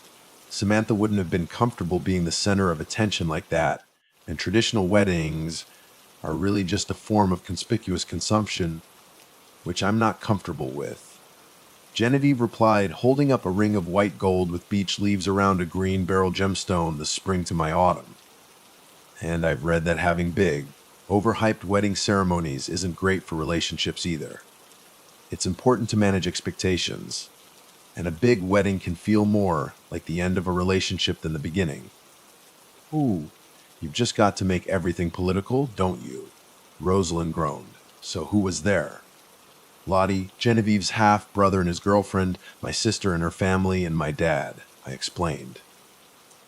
I did invite my mom on the condition that she be respectful, and she chose not to attend, which was considerate of her. She's not hateful or anything, but she's never been shy about the fact that she wishes I had turned out more like my sister, and she and Genevieve in particular don't get along. But my dad still came, which I really appreciated. He gave her away. Genevieve said with a slight roll of her eyes. It's traditional, I teased. So are diamonds, Rosalind remarked after a closer inspection of my wedding ring. Not that it's any of my business, but what about your parents? Eve. I was basically raised by my great-aunt. My dad's a deadbeat I'm not on speaking terms with, and though I'm not on bad terms with my mom, we're not close and she doesn't live around here anymore, so she wasn't there either. she replied. Can we get going now? We can talk more on the drive if you want. Yeah, sure thing. Seneca will probably throw a tantrum if we keep him waiting too long. Rosalind agreed. Right this way, Ms. and Mrs. Fawn. I am not Mrs. Fawn, I objected. Sorry, babe, but your dad did give you to me, so you're now officially Fawn. She teased me. It's traditional. The ride towards the old Crow estate was mostly occupied with talk of mine and Genevieve's wedding, which I was grateful for. Rosalind's crossover was a company car from Thorntech, which included proprietary Level 3 self-driving software and other advanced AI features. I had no doubt that everything we said and did in that car was being recorded and analyzed, so I wasn't eager to let any potentially sensitive information slip out. Once we were about 3 miles outside of town, we took a turn down a cider road that was thickly shrouded with evergreens. This went on for another half-mile or so before we turned down a long, winding driveway that terminated at a small, stone mansion enclosed by a cobblestone fence. There was an old copper gate that had turned green with time, and as we approached it was opened by one of Seneca Chamberlain's personal security guards. There were already 2 other vehicles parked outside of the manor, a black SUV which presumably belonged to the guards, and extended Rolls-Royce Ghost, which could only have belonged to Seneca. Doesn't Seneca drive a Bentley? I asked. He drives Bentleys, plural, Rosalind replied. He's chaffered in his Royces, and the Aston Martins are just for show. He obviously doesn't share your aversion to conspicuous consumption. If he ever had a wedding, it would be a banger. Not as expensive as the divorce, but pretty swanky. After she parked us a generous distance away from Seneca's prestigious motor carriage, I got out and took a moment to inspect the Crow's old estate. It was fairly long with steep and pointed black roofs and multiple towers and chimneys. The weather-worn walls were covered in creeping ivy, and numerous weeping cypress trees swayed about in the wind upon the grounds. The whole place gave off an air of forlorn isolation, and I couldn't help but be reminded of the first time I laid eyes upon Elam standing watch over a grave in our cemetery. Elam had already made himself manifest again, and he now stood patiently by the front stairs, looking up at his old house with apparent detachment. Is it hard for you being here? I asked gently. I couldn't have taken it with me anyway, right? He shrugged. I'd take haunting your cemetery over this funeral parlor any day. Have you ever come back here before? After your death, I mean, I asked. No, I never saw much point in that. I don't really feel much nostalgia for the old place, he said, his gaze steadily surveying the grounds from one end to the other. I'd imagine it must have been difficult growing up here, isolated with such a weird old family, I said. I don't have any right to complain, he claimed, though he hung his head slightly. It wasn't that bad, at least not up until the very end. I took a hold of his hand, which if you're not an experienced necromancer is something you definitely shouldn't try at home, and walked with him up the steps to the front door. I was just about to knock when the door was thrown open by Seneca's odd little butler Woodbeard. Good day, Miss Sumner. We're very pleased you were able to meet us here on such short notice. He greeted me with a curt bow. It's Mrs. Fawn now, Rosalind shouted from behind us. No, it isn't. I'm still Miss Sumner, I corrected her. As requested, my wife and my spirit familiar are here to help Mr. Chamberlain access a vault which we believe may contain a document that is addressed to me.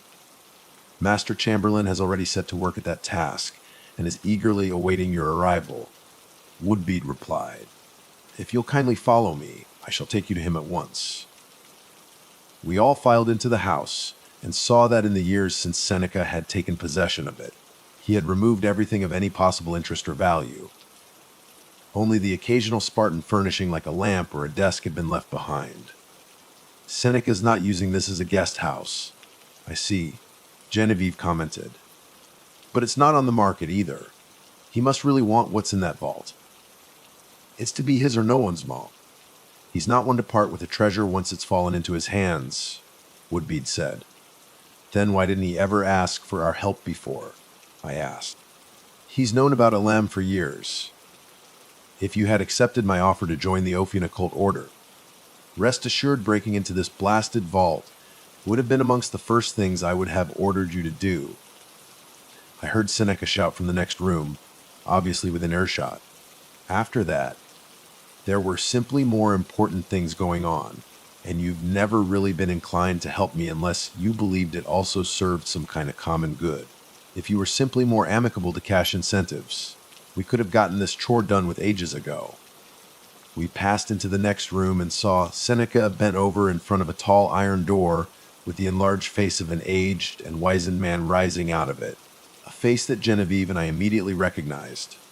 That's Artaxerxes' crow, I remarked as I cautiously approached it. I tentatively stretched my hand out towards it, the air becoming rapidly more chill the closer I got. I chose to snap my hand back rather than touch it, and then noticed a plaque mount above the frame. Gold is for the mistress, silver for the maid, copper for the craftsman cunning at his trade, I read aloud. Good, said the Baron, sitting in his hall. But iron, cold iron, is master of them all. It's a Kipling poem, written about a century after Shruks has made this thing, but I guess Erdosthenes thought it was fitting, Seneca commented.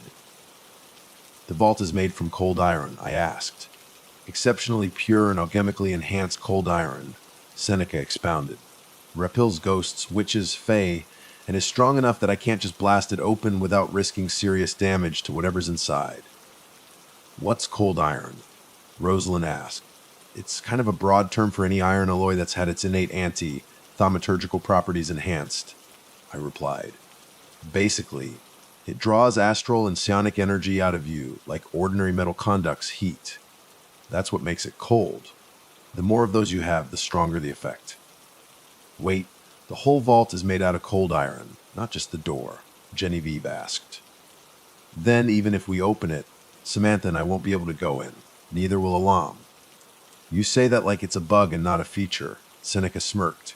It's fine, Evie. We'll still be able to see inside, and it can't be that big, I said. Elam, were you ever in there when you were still alive? Never. By tradition, only the patriarch of the family was permitted access to this vault, a title which my father refused to pass down to me, he replied. Mind the P word in front of the witches. You'll get them all riled up. Seneca said. Wait, Elam had pussy in there, Rosalind asked. No, that's not what he said, I replied promptly. Seneca, Rose said that you already know how to open the vault, and that you just required Elam's presence. That's correct. The mechanical lock isn't actually all that sophisticated, and a bit of rudimentary safe cracking was all that was needed to work out the combination, he replied. There are 3 dials, each with 9 numbers apiece, and a 7-digit code. But no matter what I try, every time I enter the combination it realizes I'm not a crow and the lock resets. I know how it works, Elam added. I just have to stand in front of the door and look the effigy of Artaxerxes in the eye as the combination is entered. But no member of the crow family ever tried getting to this vault from beyond the grave before, right? Genevieve asked. It obviously wasn't intended for that, being made out of cold iron. Has even a living crow just stood in front of the door while someone else input the combination? If the spell work here is as impenetrable as you think, this might not work. Artaxerxes obviously put a lot of work into this, and it's hard to imagine there are many contingencies he didn't anticipate. I agreed. Which is precisely why we'll all be standing well out of harm's way while Woodbead enters the code. Seneca explained, fetching a small folded piece of paper from his pockets. He'll read it off this, then destroy it immediately. He's more than willing to put his life on the line in the name of duty, and Elam's already dead, so he has nothing to worry about. Now, places, everyone, places. I wanted to object, but Seneca's security guards had silently appeared, and were already firmly ushering us to the threshold of the room. Woodbid was the only living person left inside, and he didn't appear to be the least bit reluctant. As uncomfortable as it made me, I didn't see any grounds for aborting the attempt.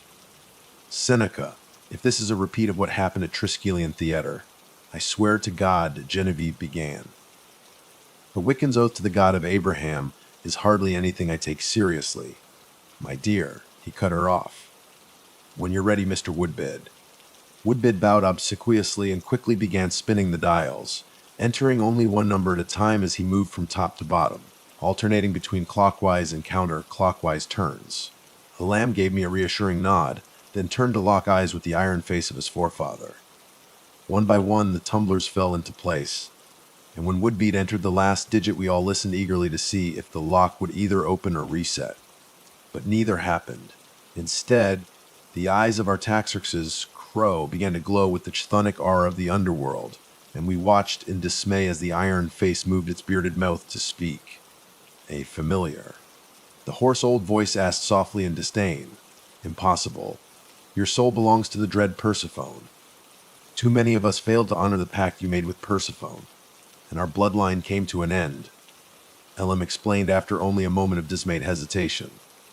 "But in my last month of life, I befriended a witch, and she renegotiated the pact you made. Thanks to her, my daughter and any other virtuous members of our family were freed from the unjust afterlife that you had condemned us to, and I am now bound to her as her spirit familiar.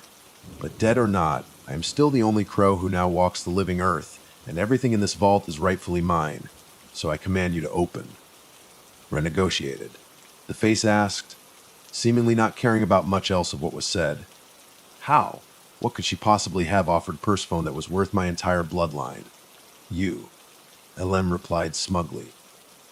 "She found that immaculate corpse of yours you hid in the mausoleum. Persephone was not at all pleased to learn that you had made a fool of her, and happily, okay, maybe not happily, but willingly took you in exchange for our freedom. You, the real you, is finally where he belongs." The face winced, partially in anger, but also in confusion. It seemed that if Artaxerxes had anticipated this outcome, he hadn't prepared for it. If Persephone had his soul, then all was lost and nothing else mattered. "What is that thing?" Rosalind whispered. "A golem, I think," I replied. "I don't know what else it could be." "Cold iron golem," Genevieve asked skeptically. "How is that possible?" "I don't know. I'm a necromancer, not an alchemist, but Artaxerxes obviously figured out a way," I replied. "Extraordinary," Seneca said, his eyes wide with wonder as it dawned on him that the vault itself might actually be worth more than whatever was inside it. "To think this has been under my nose all these years." "Huh. Samantha," Elam called over his shoulder. "I think it's glitching." The face seemed to be shaking now, gently vibrating the walls at a slow but steadily increasing rate. Its chthonic aura intensified while all other light seemed to vanish, tendrils of ghostly pale ectoplasm leaking from its eyes and lashing out at anything they could reach. Its mouth hung open in a faltering scream, not one of pain or fear or rage, but more simply of need. Like an infant, it instinctively knew that something was wrong, and all it knew to do in that situation was to cry louder and louder until its needs were answered. "Hey, Woodbid, reset the lock. That might put it back to sleep," I suggested. "Woodbid, you are to do no such thing. This is the closest we've ever come to opening this door," Seneca countered. "Elam, you do what you were summoned here to do, and make that door stop crying this instant." "Hey, Golem, I say again, I am now the last crow upon the living earth," Elam said firmly. "Your master forged you to serve his bloodline. So," he screamed in pain as he was ensnared in the golem's ectoplasmic tendrils, crumbling to his knees and his astral form flickering out like a waning ember. "Elam," I shouted, starting to bolt into the room before Seneca grabbed me by the shoulder. "Don't be foolish." "We don't know what that will do to you," he yelled. I appear to be unaffected. "Sir, though I do kindly request permission to make a timely retreat," Woodbid shouted. "Granted." "We need to get out of here before this whole building collapses," Seneca agreed. "Never mind about Elam. He's a ghost, he'll be fine." "You don't know that? And you don't know that Golem will stop after it's destroyed the house," I argued. "We can't just run away. We need to put a stop to this." "But Samantha, what can we do?" Genevieve asked softly as she gazed upon the enormous cold iron face in helpless horror. I thought for a moment, desperately trying to come up with anything we could bring it under control. "It's a golem. It needs orders," I said, grabbing hold of the first pen and piece of paper I could find. "With Artaxerxes claimed by Persephone, its original orders are moot. It needs new ones." "Are you daft? You can't write golemic script, especially for a golem you know nearly nothing about," Seneca objected. I've read Artaxerxes' journals and the other tums he left in the cemetery. I countered as I frantically scribbled away on the paper. I know a lot of what he knew, and I know a lot about how he thought. I can do this. Are those Sibylline sigils you're drawing? He asked in disbelief. It's a golem. The script needs to be in Hebrew. You said it yourself, a witch swearing by the God of Abraham isn't worth much, I replied, quickly folding up the paper. If it's sacred to me, it will still work. Samantha, what did you write? He demanded. No time, I claimed as I darted into the room. Seneca tried to come after me, but Genevieve was able to hold him back, just long enough for me to make it to the vault. The tendrils of ectoplasm were dense, but clustered enough that I could avoid them. The golem was screaming so loud now that it hurt my ears to stand so close to it. The air was vibrating so strongly that I feared that, if I simply threw the paper into its mouth, it would just be blown backwards. So instead I placed it upon its tongue as swiftly as I could. The instant I drew my hand back, the jaws snapped shut, and the screaming came to a sudden stop. Its glowing eyes locked with mine, and with a single, solemn nod I knew that it accepted the new orders it had been given. The chthonic aura dissipated, the face fell still, and the vault door slipped ajar by the tiniest of cracks. Letting out a sigh of relief, I turned to check on Elam. He had demanifested, but I could still sense him through our bond, and I knew that he wasn't seriously hurt or banished back to the underworld. Seneca rushed straight to the door and tried to pry its mouth open, only to find that it was as if it were all one solid piece of iron. Samantha, what did you tell it to do? He demanded, looking at me as if a favorite pet had decided it liked me more than him. Essentially, I told it that since Artaxerxes had been laid to rest in Heroic Cemetery, the caretaker of that cemetery would logically be his caretaker as well, and in the absence of a living or otherwise acceptable crow, the caretaker would be who it should answer to. I admitted. That didn't conflict with any of its other scrolls, luckily, so it accepted it. And you couldn't told it to recognize the legal manager of the Krause estate instead. Seneca demanded, angrily enough that Genevieve assumed a defensive position between him and I, do you really think that Xerxes wouldn't have explicitly told his golem to never accept you as its master? I asked rhetorically. No, I suppose not. He conceded with a defeated sigh, slowly regaining his composure. The vault is open. My end of our bargain is fulfilled. I expect you to keep yours, I said firmly. Oh, of course, he said as he took in a deep breath and straightened up to his full height. He placed a hand on the vault's handle as if to open it, but then stopped abruptly. Oh dear, this is a bit embarrassing. It seems I've had a small lapse in memory. I actually did come across the documents you were looking for while I was sorting through the filing cabinets in the study. He reached into his jacket and pulled out an envelope of rich, dark brown paper and held it out with a polite smile as I stared at him in utter disbelief. You unbelievable bastard, I finally shouted. You had it the whole time. You made us open this damn vault for you for nothing. Genevieve screamed. Not for nothing. For this as we agreed, he replied calmly. Why should I believe you? How do I know you didn't make that yourself, or more likely ordered Woodbed to do it? I demanded. No, surely a witch of your talents would be able to tell a genuine prophecy from a humble forgery. He replied, proffering the envelope with a small flourish. I snatched it out of his hand and pulled out the folded sheets of torn, notebook paper inside, reading over the nearly illegible scrawl as quickly as I could. You lied to us. We deserve to see what's inside that vault. Genevieve yelled. I did not lie. I had an honest lapse in memory, he lied. I'm well over 200 years old, you know. These things happen. But I'm afraid our transaction is complete, and quite frankly, you two have worn out your welcome. He snapped at his security guards and whistled for them to escort us out. Evie, it's fine, I said calmly as I put the paper back into its envelope and slipped it into my satchel. We got what we came here for. Let's just go. I turned around and took her by the hand, pulling her back out into the front yard. Dude, you didn't just lie to them, you lied to her!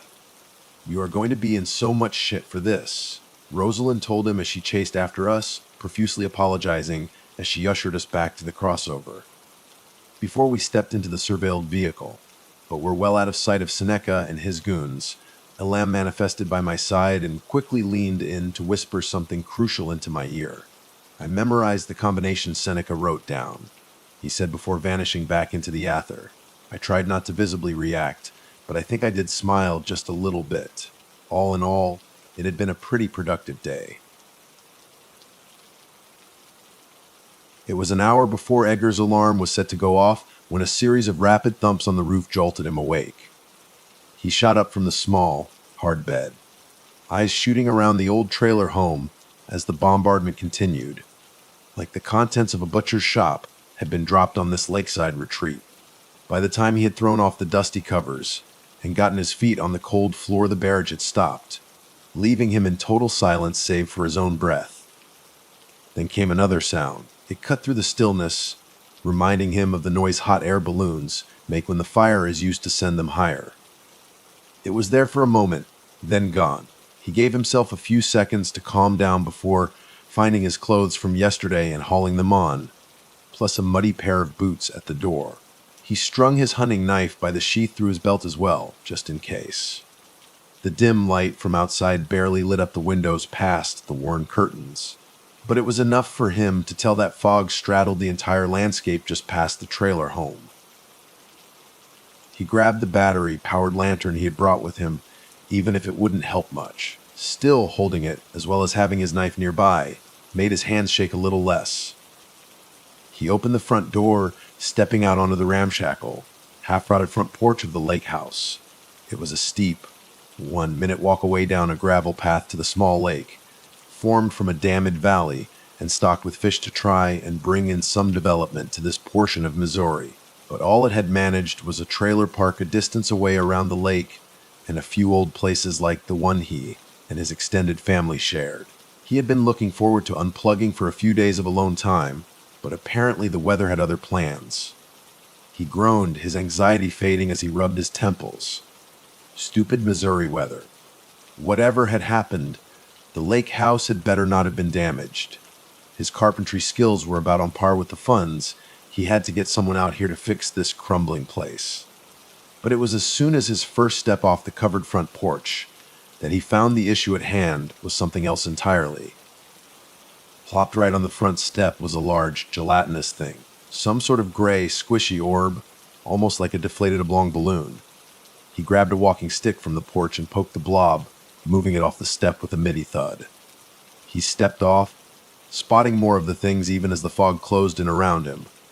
He walked around the perimeter of the house, checking and seeing no damage, just more of those blobs littering the landscape and rolling off the roof. Each one barely the length of his hand, yet they were everywhere. What on earth could these things be? He poked another, shoving the stick further in, yet the increased pressure didn't break or rip the blob, it gave inward. He sighed. He had his cell phone, but there was no signal on this side of the lake, and he couldn't take his car around with how thick this soup was. He had a long walk ahead of him. He moved toward the road, the lake house and tree line disappearing into the fog. No noise cut through the air save for his own footsteps. What had happened to the animals? Even with him present, the forest wildlife would make their presence known. Birds chirping, squirrels scurrying across the trees, deer shuffling through the undergrowth. Instead, there was nothing but silence. He found his reason why when he started down the gravel road that circled the lake. Right in the center of the road, just past the lake house's mailbox, was a deer lying on the gravel like it had been hit by a car. It lay still, but he could see its eyes were open, lids pulled back as if encountering him was a nightmare beyond the doe's capacity to imagine. It twitched and convulsed, and as he got closer, he saw that one of those blobs lay on its back, clinging to it like a tumor. He circled around and poked at the blob, but it kept its grip on the deer. The tremble made its way back into his hands, and he found himself wishing he had a gun as well as his knife. His family had been coming out to this lake for decades, and this had never happened before. Hell, this fog had never happened. The fog had always been something in the hills south of them, rolling slopes of forests that even hunters didn't bother with as they never seemed to have any good luck. Things must have changed with all that new construction being done in the nearby town. Hadn't they altered a river or something for one of their projects? Either way, he had to keep going.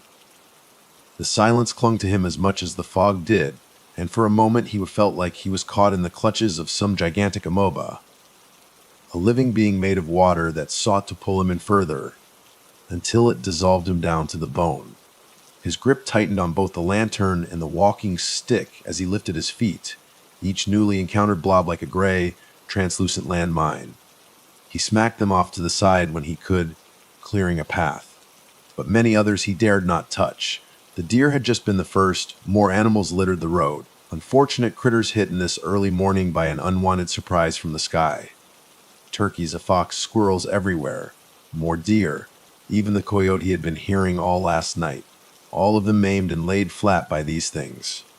He continued his route around the lake, part of him wondering just how many had made their way down to the water, floating across it in clumps.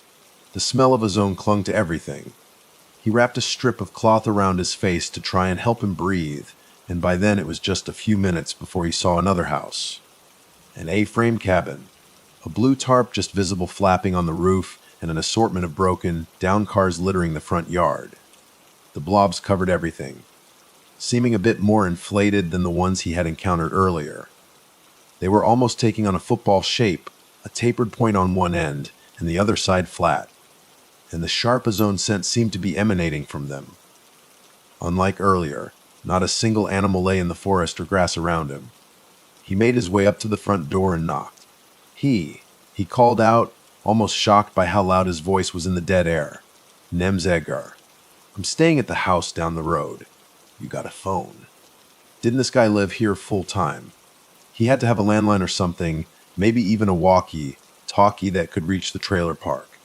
We really got to make some calls.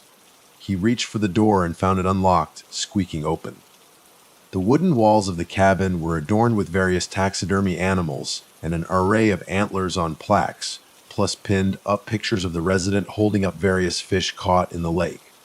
The floor was bare wood, the entire place feeling like it was still being worked on despite standing there for years. He moved through the hall, scoping out each Spartan room and finding no one. "Hello," he called out again. "Really sorry for barging in like this. Anyone home?" Nothing. He made his way to the other side of the A-frame. He took the stairs before him, emerging into an open attic space that served as a bedroom. Across from him he could see the blue tarp, forced inward by the rain of the gray blobs that had come down on it. It hung like a curtain across from him, fog spilling inside from the hole in the ceiling that had gone too long without being repaired. To the side near him was an open gun cabinet, and just inside he could see a hunting rifle. He didn't know the maker model, but it was there. A box of cartridges sat on a shelf by it in the case. He moved in, grabbing the rifle and slinging its sash over his shoulder.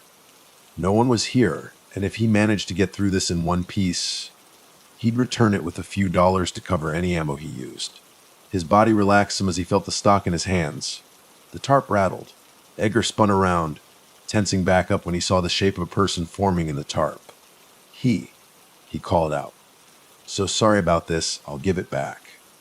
He moved the rifle away from him, pointing the muzzle down at the floor.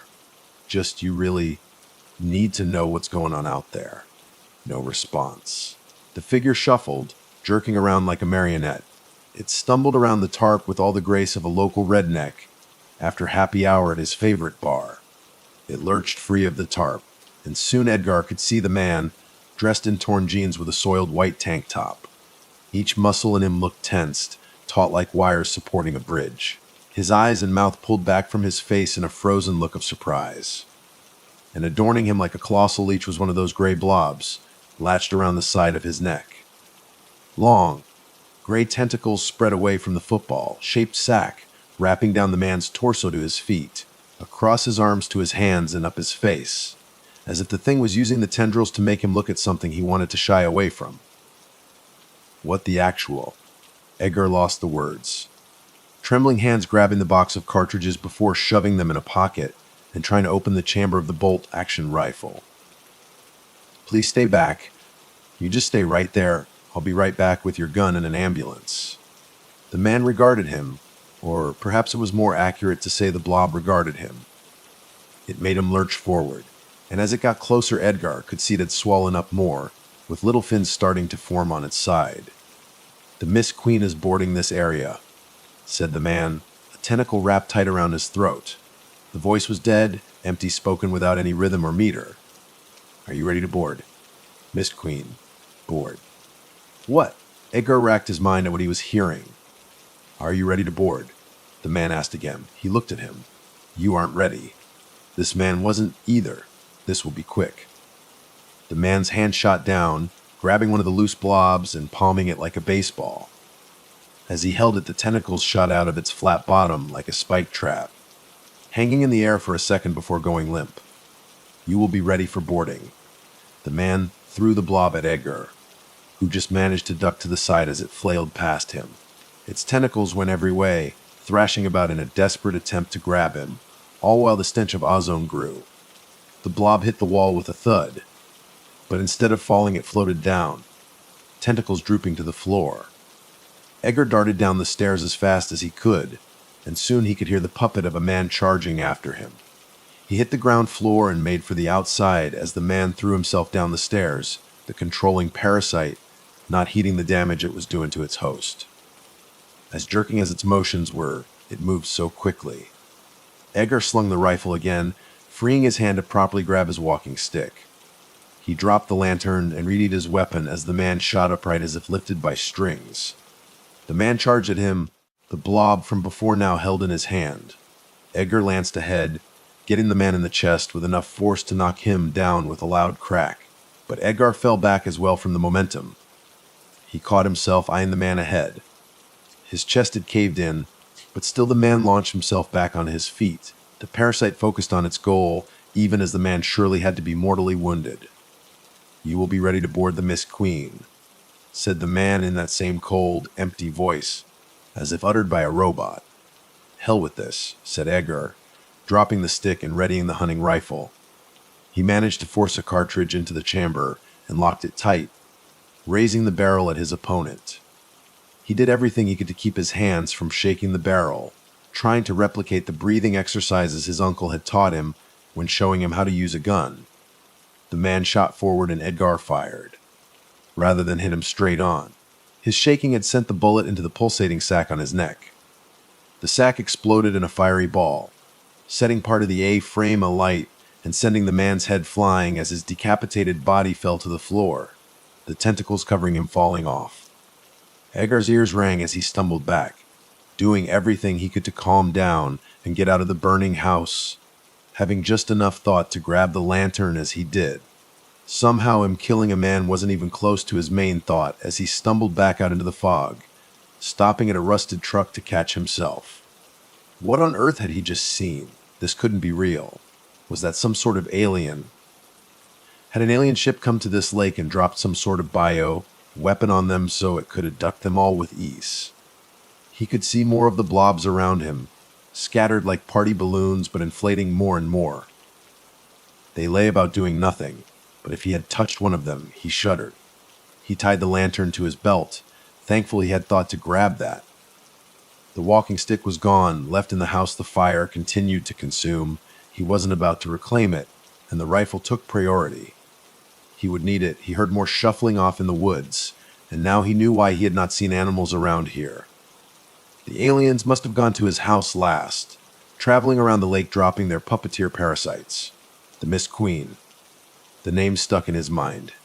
He recalled a story his uncle had told him about a Zeppelin, a majestic sight that had once flown across the Midwest. One of its crew had gone mad while the Mist Queen had been cruising over these hills, causing it to crash into one of the lakes further south. And since then the ghost of this Zeppelin haunted the forest, carried by the fog as it could no longer float on the air past it. Were these parasites the twisted form of its crew, seeking more passengers to carry to the afterlife? More shuffling, and just off in the fog he could see forms moving in the undergrowth that encroached on the gravel road. He saw a buck, tentacles twisting their way up its antlers. He loaded another cartridge, trying to spot where the parasite was on the animal. Ozone plagued the air. He kept moving as he heard the deer lurch forward, falling over its own limbs with even less grace than the man had been piloted. He picked up his pace, doing all he could to avoid the parasites that had yet to catch a host. Another animal stumbled out of the woods, but he kept going. He did a double take when he saw a squirrel floating through the air, carried by a much larger swollen parasite like a balloon. This one's side fins had fully formed, complete with two on the pointed back. A cavity lay between them, and a circular bulge had manifested on the front of the thing's face. Edgar would swear the parasite was pointing that bulge at him. At last he could see the rows of mobile homes up ahead, encased in a shabby wooden privacy fence. The Oak Village trailer park. He saw more small animals floating upward, disappearing into the fog and paying him no mind. Squirrels, rabbits, birds. Even a fox and bobcat. Their own parasites inflating more to support their climb up the thick air. A deer stumbled out of the woods, its parasite the size of a beach ball and still swelling. The deer looked to be shriveling up, desiccating. No time. He charged up the road, finally spotting the office for the trailer park. He barged his way inside and slammed the door shut behind him. He pushed himself against it, panting as he slid down to the floor. No lights were on inside the office. As empty and dead as the rest of the world he now lived in. Who knew how far this fog went, created by the Mist Queen so it could take on passengers. Carried this far north by the changes to the landscape affecting, where its vapors could travel. He checked the chamber of his rifle again. He had a handful of cartridges left, his lantern and his hunting knife for whatever good that would serve him. Maybe it would leave after taking enough of the wildlife and whatever poor souls that had touched one of its crew. Or perhaps they would all be ready to board. "Hey," said a voice, followed by the cocking of a gun. Edgar looked up to see a middle-aged, frumpy bald man pointing a pistol at him before lowering it. "You ain't one of those freaks. Sorry about that." "It's okay," said Edgar. Been along more, and he pulled himself up. "Idjar." "Warren," said the man. "Veer on earth you come from?" "Boy, down the road," said Edgar. "Got any idea what's going on?" "No more than you do, I'd wager," he said. He moved over to the front desk and grabbed a water bottle, which he tossed to Edgar. "Those damn blob things plastered my entire park before the sun was up. Tried to clear them off before the dimwits running my lot started messing with them when I realized something was off. I'm sure you've seen what these things do." Edgar nodded. "So, you've been hiding in here," he said. "When's help coming?" Warren shook his head. "Don't know what these things are, but they're damn smart. One of them controlling this father and his kids dug up the line those internet people had just installed. Cell phones ain't working either. Whatever's doing this has us cut off. The Mist Queen. I heard one of them saying that before she threw one of those blobs at another woman here." Warren shuddered. "I don't know where they are right now. Last I saw they were trying to break into a house 2 lots over. 2 idiots I've been trying to evict for a while because they keep shooting off these massive fireworks after midnight." "That might be just what we need," said Edgar. "I shot one of those parasites and it exploded." Warren raised a hand to his chin, contemplating this. "Better we hide. Who knows where they are?" A window shattered somewhere in the back of the office. They both raised their guns, Edgar flicking off the safety as he took in the form shuffling out of a back room. A man, his body shriveling even as the parasite on his side swelled, contorting and breaking his spine to accommodate itself. "The Mist Queen is boarding this area," he croaked out, the dead voice hoarse. "Are you ready to board?" In his hands he held 2 more of the parasites, tentacles ready. "What'd it have to be you, Gary?" Growled Warren. "The damn Mist Queen's taking over my favorite tenants." He shot Gary's parasite without hesitation, the gray blob erupting into fire and blasting its victim to bits. "Yous were trying for that house, kid." They burst out of the burning office, Edgar's ears still ringing. What on earth was in those things that made them explode? It had to be tied to the ozone he smelled. Why the victims were shriveling up as the parasites grew bigger. The fog closed in on them, but even through it they could see people stumbling their way. Their parasites had grown almost as large as their bodies, inflating so much their victims seemed to almost float across the ground, each gentle step carrying them with ease. Edgar gulped and fired, taking out another and earning another blazing explosion that obliterated the poor host. Still the parasites sent their debilitated puppets forward, more of their ilk in hand. Swollen football, shaped orbs taking control from all manner of places. They favored the head and shoulders, but he saw them clinging everywhere they could. One floated along while dragging its puppet by the foot. Many threw parasites at them, but they managed to dodge, Warren doing so by a hair. The flames made the others shy away, and soon a path was cleared for them to charge down the park's road toward the lot Warren had pointed out. Another mobile home, nearly indistinguishable from the rest, the door broken in and the previous tenants out on the front lawn, floating upward and making their way into the fog. Others still remained, blocking their way. Edgar and Warren held back from destroying these ones. If they did, they risked catching the home afire and lighting all the fireworks. More came in behind them, but these ones did not try to attack or throw their parasites like the others. They stared at the two of them, a line of desiccated men, women and children at the complete mercy of their puppeteers, eyes almost begging them for help even as the tentacles pulled the lids back and worked their mouths and throats. "The Miss Queen is boarding this area," they called out in unison. "Are you ready to board?" "The actual crap is the Miss Queen," barked Warren, raising his gun. "I don't believe in ghosts, so you'd better have something good." The hosts stopped, jerking their heads to look at each other. "We are the Miss Queen," one said. What? Warren scratched his head. "The Miss Queen is no ghost," another said. "Each of us is the Miss Queen Da. All of us together, working as one. United to serve the whole. Each designed to unique purpose. We are ready to board. Others will board you. More will take care of you, and the rest shall carry you to the next place." They all stopped and jerked through the next place, heads upward. "The rest of us is here." Edgar felt his skin grow cold as he looked at the fog, still as obscuring and opaque as before. Then he saw something move. Giant cords tapering down from the sky, dozens of them. No, not cords, tentacles. Tentacles just like those on the parasites, elegant yet covered in rows upon rows of barbs. Had he not been trying so hard to find them, they might have almost blended into the fog. The tentacles twisted upward, and the further he craned his neck, the more he could make out an obscured, dark figure floating down. He heard the hot air balloon sound from before, and the shape moved ahead, the fog parting to reveal what now draped its tendrils across the trailer park. Its body matched that of its parasites, but yet was so much more. The finned, inflated form was lined and supported by a frame of something white like bone, containing its swollen body like a cage. Rows upon rows of pods lined the protruding bottom side. Above them he could see the inner workings of the horror through the translucent hide, pulsating organs working to power the monstrosity. Bodies of the taken floated upward toward the pods, tentacles reaching and grabbing them before the pods opened sideways for their catch to be placed inside.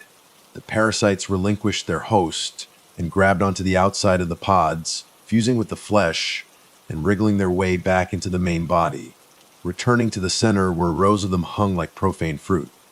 The pods closed once full, their prey now fully boarded and ready to be taken care of.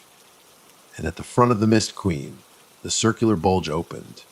A single rose-colored eye gazed down, a long light band running across it while three slit, like pupils focused in on the two of them.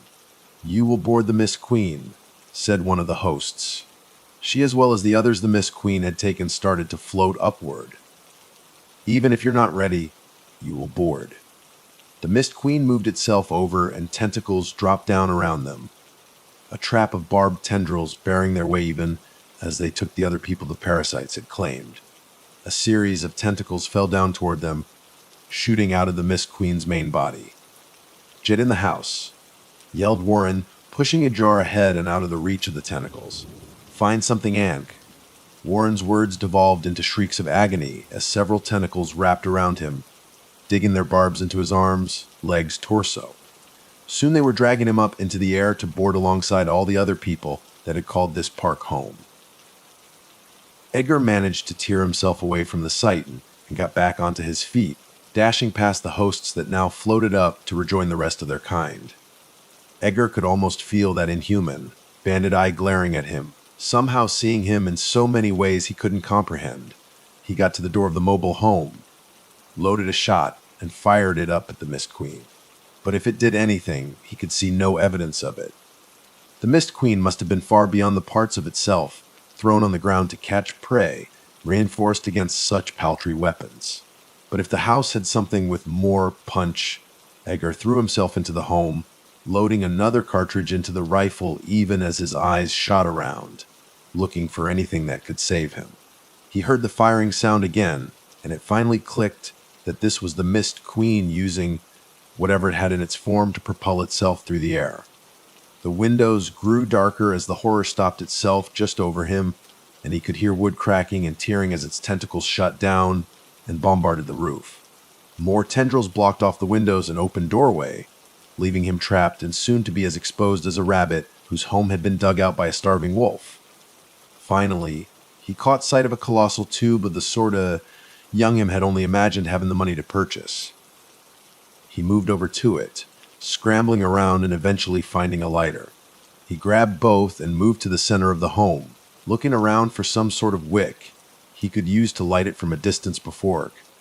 The roof caved in and he could barely put up his hands in time to protect his head as the wood and debris rained on him. Then down came a tentacle, and his waist erupted into seething pain as the Mist Queen grasped him in its clutches. It felt like a burning ring of fire had closed tight around his midsection, his skin bursting into welts as the barbs dug in, his legs numbing within seconds. The Mist Queen started to retract him out of the mobile home, and it wouldn't be long before it brought him up to one of those pods to board him. The gun was gone, fallen off his shoulders from his rough climb into the air. The fireworks lay below him. Even as Edgar shrieked in pain, his hand moved on its own, scrambling for the sheath at his side and popping it open. He kept his hand clear of the tentacle around his waist, just managing to pull the knife free without touching the barbs and bringing it up. He sawed at the tentacle, cutting it off and sending him back to the ground. He hit the debris, covered floor of the home, a whole new host of pain joining the tentacle that had loosened itself from his waist. He cried out again, his knife lost to the side. The Mist Queen still lay overhead. Only a matter of time before it sent down another tentacle to board him. There it was, just within reach. The tube of fireworks, spared from destruction by the falling debris. He still had the lighter. He could see the wick sticking out as if beckoning to him. "You will still board," called out a parasite's host as it floated by. Even as Edgar fought for his life, all parts of the Mist Queen still acted like he was just a small part of a normal day. He cried out in excruciation as he flicked the lighter on and set the wick ablaze. He pushed himself and rolled away, his body finally giving out from the countless wounds covering him, leaving him on his back. The fireworks went off a distance away, countless shots flying up into the sky and blanketing the Mist Queen in their multi-colored glory. Blast after blast hit its underside, searing tentacles, blasting pods and charring the hanging parasites. He could almost see the banded eye widening as the firing sound emitted again, trying to carry the floating horror away from the constant bombardment. The firing sound was soon accompanied by an eruption that dwarfed all those emitted from the hosts, and Edgar just managed to see a fiery blaze explode on one side of the Mist Queen, sending it off tilt and moving toward the ground as he descended into unconsciousness. Edgar awoke to find himself in a bed, most of his body wrapped up, and every part of him hurting like he had just been put through a trash compactor. He must be at the clinic in the town near the trailer park. A nurse entered the room and turned to him when he awoke. "Good to see you're awake," said the nurse. "You have a lot of questions right now, don't you? Just know you're safe for now, though I have someone who wants to talk to you." "Okay," said Edgar. He couldn't do anything else. He was trapped, but at least he still lived. The nurse nodded and left, soon replaced by a man in a suit. Edgar had only ever seen men like him in movies. "Hello, young man," he said. "You're quite lucky to be alive. After all, it's not every day a gas main explodes and takes out an entire trailer park, plus some of the surrounding area." "That's not..." Edgar stopped. It clicked. "I suppose I am." As if anyone would believe the truth, but surely the man across from him had to make sure Edgar didn't even try. "Well, at least it won't happen again. It's all over with, isn't it?" "We're cleaning up all the other remnants in the area," said the man. "We've picked up the mobile home park, the lake and the burn house nearby. That one yours?" "No, the one past it," said Edgar. At least they're all gone, right? There were none dropped at the house past the burned one, said the man. He started, his calm expression giving way for just a second, then reached up to his ear. I'll take my leave for now. Get the nurse to call someone to get you. You won't be going back to your house for a while. Before Edgar could say anything else, he darted out the door. Edgar lay in bed, skin growing clammy even as his exhaustion caught up with him again. He faded back into sleep, but not before he glanced out the window and, in the early misty morning, almost thought he could see a small floating, translucent shape moving through the vapor. He's gone. I startle awake, elbow forcefully jamming into Chris, side as I steal him from his sleep. It was around 7 a.m. when I heard him outside his tent, pacing about in the dry leaves. The noise stopped a short while later. It is now 8:30 a.m. Any traces of Richard, his tent, or supplies have disappeared. What do you mean? Chris blinked. Groggily, he squinted as his face emerged from the sleeping bag. Richard's left, he's gone. Where the fuck is he? I start scrambling, pulling at the zips on my sleeping bag as I get into a crouching position to leave the tent. The forest floor is untouched. Any traces of Richard have been scrubbed from its memory, masked in a thick layer of auburn leaves. How long has he been gone? Can't have been more than an hour. Is he taking a piss? Chris asks dismissively. No, like he's fucking gone and left. He's taken his tent down and disappeared. I guffaw in disbelief. This startles him into a sense of alert. No, you're joking. Where's he gone? Chris' head peers over my shoulder into the clearing. He's honestly taking the piss. What the fuck's he gotten up to? I get out of the tent and into an upright position, my joints creaking as I take a few steps to examine the clearing and the nearby woods for any signs of Richard. A neat patchwork of pine trees envelops the surroundings. At certain angles I can see between the long promenades of trees, forming into straight rows to provide a narrow view of the distance. But this doesn't help much. This isn't like him. We're 12 years into these hiking trips, and not once has he ever strayed so much as a few feet from the group. We are all very much team players and rely on group consensus for any important decisions. My stomach exudes a feeling of discomfort and unease. Did he tell us he was leaving? I honestly don't remember. I clamber back into the tent and over Chris, rummaging through the rucksack until my hands grasp a cold metallic slab. I take my phone and re-enter the clearing, raising it end, point towards the sky as if offering it up to some unseen deity. No signal. I swear I had at least 2 bars last night. We set up camp here because it's the first place for miles that I received any notifications. I meant to give Jane a message to let her know we were okay. Shit, I'll have to call her when I get the chance. Chris' eyes widen and he starts moving with urgency, heading back towards the tent. He pulls out a waterproof jacket and fumbles through the pockets for his phone. I was going to show you how these worked, but I got some of those trackers a few months ago. Because of the bag and shit we lost last time, I thought we could put these on all our stuff. Chris' explanations were muddled under the weight of his intense concentration. He stares, unblinking at his phone, hands shaking slightly as he opens and closes apps until he finds the right one. I think I put 2 in Rich's bag thinking it was mine. I couldn't find them in my rucksack last night. I don't respond, as if not to break the spell of this alchemist working unearthly magic to return our friend. Here, he exclaims with some confidence, presenting me with phone screen. I see a map. Barely a map, more a large, deep green plain with very few details. But I notice some pinpoints, in 2 bunches at top and bottom of the display. Chris gestures to the bottom group. This is us, I think, and the ones up there are the ones Rich has got. He taps the screen and we zoom in on the ones we think to be Richard's. There's no way, I retort. That's 22 miles away. He's been gone a fucking hour. How did he get 22 miles away? Do we even know what direction that's in? Mate, I don't know. Chris lets out a nervous chuckle to break the tension. But it's GPS and it says 5 minutes ago. He swipes the screen to refresh. The pinpoints shuffle slightly further up the screen as the time now reads 60 seconds ago. I mean, he is a runner. Maybe he went full pelt over there. Chris smirks and looks for my validation. That's insane. I spit back, exasperated. He can't have gone that far. That's fucking ridiculous. Did someone give him a lift? I sense my mocking tone cutting at Chris, so I reel it in and collect myself.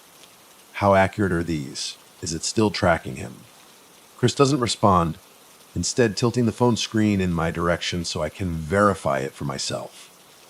He's taken his shit, and he's headed off in that direction. Chris gestures through the dense thatch of trees. We plan to be out here for 3 nights, so we can get to him by this evening and head back in the morning. Will be 8. Is he still moving? I ask. I resign myself to the premises of this situation and start prodding at the feasibility of Chris' plan. Looks like he's settled for now, Chris replies. When we get signal, we'll give him a call or something and ask him to head back towards us. He's probably lost though. How's he going to make his way back? Look, once we speak with him, we can sort this out.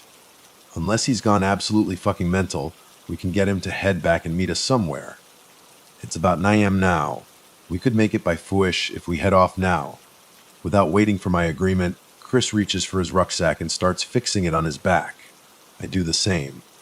I feel a tightness in my stomach, an unease which seeps into my bones. I think of Jane and I sweep the Skyphone signal in one last Hail Mary attempt. No luck. I follow Chris' lead and fasten my rucksack on tight. We head off into the woods in search of Richard. The forest becomes thicker as we journey forward. We are slowed by the tangle of dead branches and shallow roots. Carefully I watch where I step, and I feel a creeping pain in my neck from holding it at such an uncomfortable angle. The cacophony of bugs and insects ring just slightly louder than my tinnitus. We travel in silence for a large part of the journey. When we do speak, we focus entirely on logistics. Chris keeps his eyes fixed on the way forward, only interrupted by brief glances at his phone to ensure the path ahead is correct. We have missed our deadline by a good few hours, but Richard doesn't seem to have moved in that time. The pinpoints show his location as unchanged, with only slight shifts left and right, as if he's swaying in some drunken stupor. At least it gives us confidence that the tags are still on his person. I clench my fists as I resist the urge to scratch the bug bites covering my forearms and shins, shaking sweat from my hands. I get flashes of discomfort when I feel my clothes sticking to me and the aches and pains of having walked nearly 20 miles. The GPS and our exhaustion are the only indicators that we have made progress. The scenery remains entirely monolithic. The sun starts to set as we close in on Richard. We start calling out his name, softly at first, as if too loud a sound would anger the forest. With confidence growing and distance narrowing, we shout for him. Sweat and spittle rain from my face as the last of my energy is spent demanding his attention.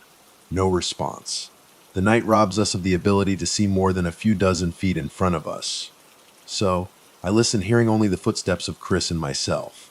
The insects grow louder, but so does the gentle patter of running water. As if by some break in the fabric of reality, the forest suddenly and unexpectedly ceases in front of us. We come to a large clearing, about the length of a football pitch. The forest still dominates the surroundings, lining the other side of the clearing as it stretches for countless miles further. But the clearing is wide, reaching far beyond my field of vision. The dense undergrowth has given way to soft grass, trees replaced by wild bushes no more than a foot high. A river runs through the clearing, cutting straight through the middle. The jagged rocks on the river cut ripples into the water's surface.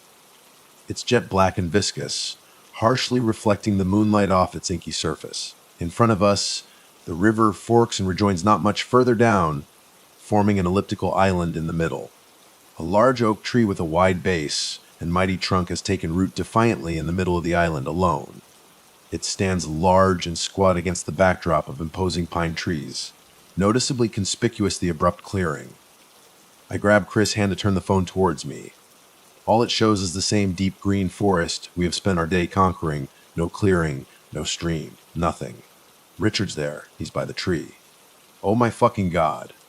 I feel the energy surging back into my muscles as I sprint towards the riverbank, now screaming his name, my throat burning. Chris takes only a moment to catch, and he's there running alongside me, flailing his arms as if stranded at sea. I take about 3 steps into the water before the cold hits me. Compared to the warmth of the day, the water feels icy and hostile. I flinch and retreat a few steps back towards the riverbank. I use this opportunity to get a better look at Richard. All I can make out is his silhouette, standing motionless to the left of the tree. His face is completely obscured by shadows. I can't tell if he's facing towards or away from us. The lights of our headlamps dissipate before reaching the island. Chris is continuing to shout Richard's name, punctuated by a few "what the fuck are you doings" and "how the fuck did you get theirs?" But Richard just remains, motionless, bad and dark, as if dissolving into the vast expanse of the forest behind him. I jerk my body around to find my rucksack, laying at the edge of the clearing. I must have shed it when we started running. Chris doesn't wait, wading into the waist, high water without a second thought. He lets out a few pained grunts as the water envelops his torso and stomach. His arms ride abreast the water, and he glides slowly through towards Richard. I'm not far behind him, dragging my rucksack into the water and clenching my teeth as I brace for the first few steps in. We make our way through the water as the current suddenly picks up. I see Chris balled over by the sudden force. I brace myself against the current, feeling it surging through me with a tremendous rush of power. A strap of my rucksack is tied around my hand as to not lose it, but I'm pulled off balance by the force on the bag. My head becomes submerged as I'm dragged downstream by my wrist. I dig my heels in and pull back against the force, twisting my neck round to gasp for breath. Richard is watching me from beneath the tree. After a moment, I have my head out of the water and my feet firmly planted on the ground. The current has dissipated. I examine the surroundings and find that I have only drifted a few feet off course. Chris is not too far away. The adrenaline dissipates, leaving me defenseless against the bitter cold. Wading over, I notice Chris' attention is fixed elsewhere. "Hey, where did Richard go?" Chris asks sharply between harsh draws of breath. "Did you see him? I swear he was here just now." I stop for breath and confirm for myself that yes, you're right. He's not here. He has simply disappeared like he did before. Of course he did. I don't even flinch at these embers of hope slipping through my fingers. I just focus on pulling myself towards the island. We reach the slight stretch of land, now uninhabited. My bones slowly defrost from the water, teeth chattering. I click my headlamp and I confirm no footprints, no disturbance of any kind. The river returns to a quiet trickle of water. This is fucked. Where the fuck are we? Chris panics, pulling his phone out of his pocket and shaking off water droplets. I can't feel my bloody fingers. He moans as he locks himself out. I release his phone from his grip to wipe the remaining water off on the grass and punch in his passcode. It's here. Where's the bag? I search frantically, looking for a rucksack or a coat or something scattered on the ground. The phone says the trackers are still here, even if Richard is not. Where the fuck has he gone? Chris whispers harshly for my attention, as if not to catch the attention of a nearby predator. His eyes are red and watery in the torchlight. I cannot give him any answers. That could not have been him. That was not fucking him. We're fucked. Still, I remain silent.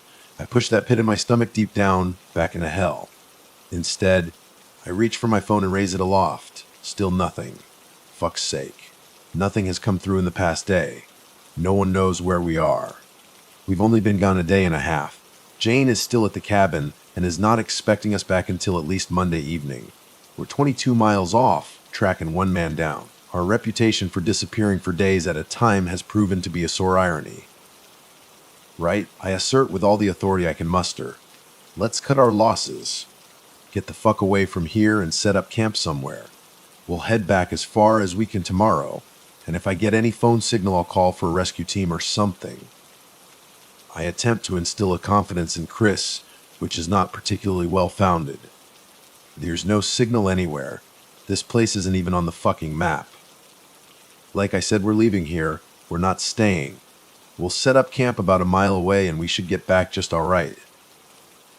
I spit with righteous indignation. But we can't just leave Rich. Like, we can't just leave him lost out here. He's fucking somewhere right. Chris pleads with an uncharacteristic meekness. Well, that's his own fucking fault, isn't it? The comment lingers in the air, stinging my mouth with its vitriol. We wait in silence for a moment before I turn to head back. My torch catches the base of the tree. I turn back to illuminate the trunk, where I scan upwards towards the top, resting about head height. I stare at the carvings etched into the wood. carefully sculpted are angular, geometric shapes, in rows running from top to bottom. I graze my fingers along them, recognizing them to be Norse runes. Up and down, they have been carefully transcribed. I rub my fingertips together, examining the deep red coating they've been gifted. The metallic smell confirms that it is blood. I examine the tree again, and the entire face of the trunk has been haphazardly smeared in the same deep red. A sense of realization washes over me. This must be why Richard brought us here. Chris shuffles over, his blind panic now subsiding into a sense of calm. I know it, these are symbols of protection. They bring fortune and good luck to those who happen upon them. Chris eyes them up and down in silence. We both breathe calmness into our lungs. I retrieve my rucksack from the river and carefully dig through it. I unsheathe a kitchen knife and bring it back to the tree. Scanning the bark for any signs of instruction, I rub more blood onto my fingers and examine it closely. It appears that the blood fixes a connection of some kind between the donor and the runes, endowing the traveler with good omens. Chris, unspeaking, presents me with his palm. I look to him for approval before firmly pressing into it and slicing through the center, just above his thumb and across his heart line. He doesn't react. I present mine to him and do the same, digging in to ensure a decent amount of blood. A sense of warmth grows from my hand, up my forearm and into my body. I inhale deeply and hold the moment in my mind. Taking his hand with mine, we press them together, squeezing them with my other hand to strengthen the bond. We both reach for the tree and smear our own deep red paint over the runes. I scan over the markings again and recognize some of them. Protection, love, good health. Yes, this is what we need. We are out here, in the apathy and brutality of wilderness. These omens will protect us from whatever is lurking. Chris is smiling with his eyes. He knows it just like I do. I reach over and caress his face, smearing a line of blood across his forehead. I turn to study the runes. One calls out to me with an aura of love, all just protection. Of course, I clutch the knife and raise it to his forehead delicately, but decisively carving the rune into his skin. He doesn't flinch, holding the same euphoric expression but now grinning ear to ear. The job only takes a moment, and once finished, I wipe the drops of blood across his face and cheeks. I pass him the knife and lean forward in excited anticipation. He carves Solo's son into my forehead. Pure ecstasy. We are both overcome with awe at our good fortune. Richard has led us here to bring us out of the forests and into the light, back to our friends and family, waiting for us with open arms. I feel the ground vibrate, shifting beneath our feet. We startle and step back. The ground gives way to a hole at the base of the tree. We pause for a moment as I peer into the newly formed chasm. It has opened up a tunnel into the earth, fit for man, stretching deep into blackness, curving underneath the tree and out of sight. Chris is staring deep into me. We share an unspoken knowledge of what we must do. Chris once again presents me with his hand, face up towards the blackened sky. I rest it in mine and press the knife down into the first joint in his forefinger. It snaps with a satisfying cleanness. Chris stares at his palm with quiet solemnity. I move to the next finger and repeat the process. Crack, just as pure as the first. One by one, each finger is severed at the first joint. I coddle the severed pieces in my hand with the care of rosary beads. He leans forward, eyes closed, as I gently place one of them in his mouth. The rest are tossed down the hole with a quiet murmur of prayer. He shuts his lips tight and holds it there, savoring the sensation in deep meditation. Chris opens his eyes to take me in one final time. We share a look of knowing. His features betray the joy he is hiding. He is truly at peace. Without a sound, Chris slips into the hole beneath the tree, arms raised above his head to ease his descent. He vanishes into the abyss below without a single word. I remain on the overworld, now truly alone. I raise my hand in the same ritual fashion and bring a knife to my forefinger and begin pressing down. A pain shoots through me, not from my hand but my face. I stagger backwards and clutch my jaw with both hands, dropping the knife. Tears rush down my cheeks as my facial muscles convulse. I've been screaming for a long time. My throat is red hot, torn to shreds. I look at my hands, I look at the tree, I look at the hole. I kneel over it on all fours and scream with all the strength I can muster. Chris, I wail with a hoarseness that betrays my sheer panic. I shoot up to my feet and whip my head around to catch a sign of anything watching. The forest lies silent. Scrambling with reckless urgency, I head for water and start paddling. The cold is irrelevant in the face of the pain coursing through my face and hands. I pull the water past me and clamber for the river. I don't dare turn back to face what may be waiting for me. Instead, I head back into the forest and running faster than I ever thought capable of. The wind brings me back around before the atching of my limbs sets in. I start awake, fully clothed, sprawled out at the base of a tree. Dense forest surrounds me. The sun peers through the canopy as morning sets in. Frantically patting my pockets, I feel for my phone and nothing else. The woods are silent, no insects, no footsteps, just the faint sound of wind brushing past my ears. I let a guttural, full-bodied scream for what feels like hours. Nothing. I can taste dryness in my mouth, but that discomfort pales in comparison to the ruthless beating the rest of my body is reeling from. Before my mind can begin processing it, my body starts moving. I'm pulled out of my fatigue by a primal thirst for survival. Stumbling through the forest, I push against the tree trunks to steady my balance and propel me forwards. I don't know where I'm going. Thoughts of Chris and Richard hammer at the door of my mind as uninvited guests, demanding an audience. Their images don't bring me tears, but stress. I need to help myself first, then I can help them. Licking my wounds out in the arse end of nowhere isn't going to bring a rescue party. I swipe my thumb over the jagged shards of my phone screen and enter the passcode. I open maps and hold it arm's length in front of me, squinting into the dimmed light for a glimpse of my lifeline. No signal, but GPS is working fine. Deep green smear enveloping face of the phone, no details whatsoever. Fine, whatever. I can tell north from south like a tit from an arse now. I swivel on my heels, face southeast, and keep walking. After I'm not sure how long, I find myself led to another clearing. The scenery breaks as abruptly as before, but now I'm high up on a cliffside. Probably about 100-200 feet below me is a sheer drop. An uninviting tangle of stone, and fate beckons from the base of the cliff. From there, the forest wrestles back control and sprawls endlessly in every direction beyond the horizon. Tears of stress concentrate in my eyes. Where the fuck did this come from? The forest has been nothing but a flat, uninterrupted plain for the entire trip, and now I'm standing a few hundred feet in the air. I've not seen a single hill this entire trip. What the fuck is this? I pause to collect myself and decide on the play. Like the river, the cliff face stretches for miles on each end, a fault line in the earth splitting the world into two halves. This is the way forward. The map proves aggravatingly useless, yet again at providing me with routes, or alternatives, or anything fucking helpful in the slightest. My heart jumps and I almost drop the phone down the cliffside.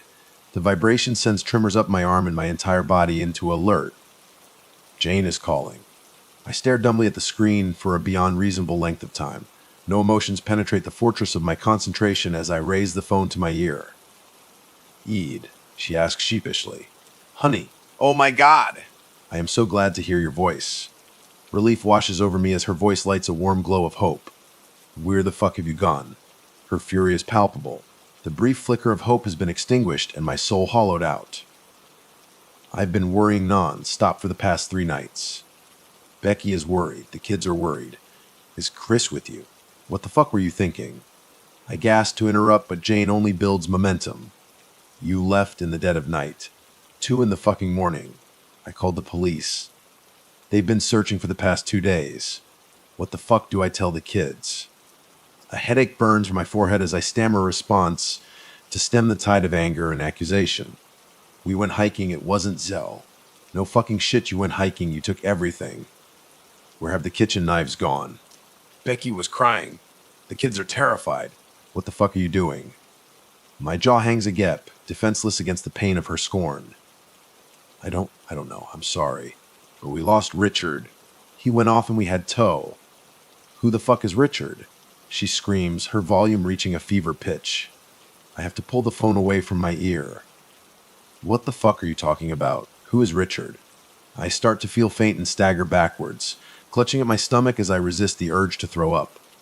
He came with us on the trip and we lost him and we went to find him but Chris. I breathlessly scramble for an explanation. What? Who is this? How the fuck did you end up in the middle of the forest with some random stranger?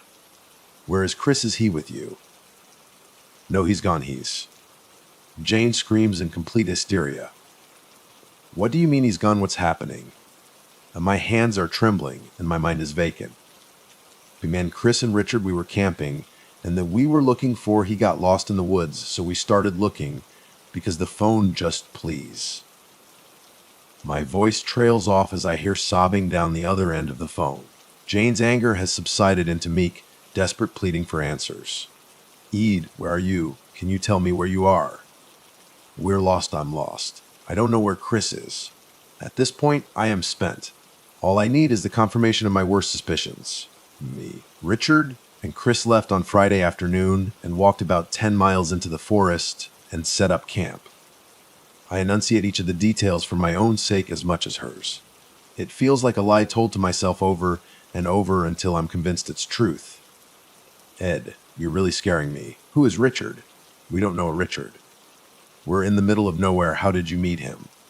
I fall silent at the weight of this question. I hang up, message my location, and put the phone down. I'm lost. Truly and definitively lost. For how long now I do not know.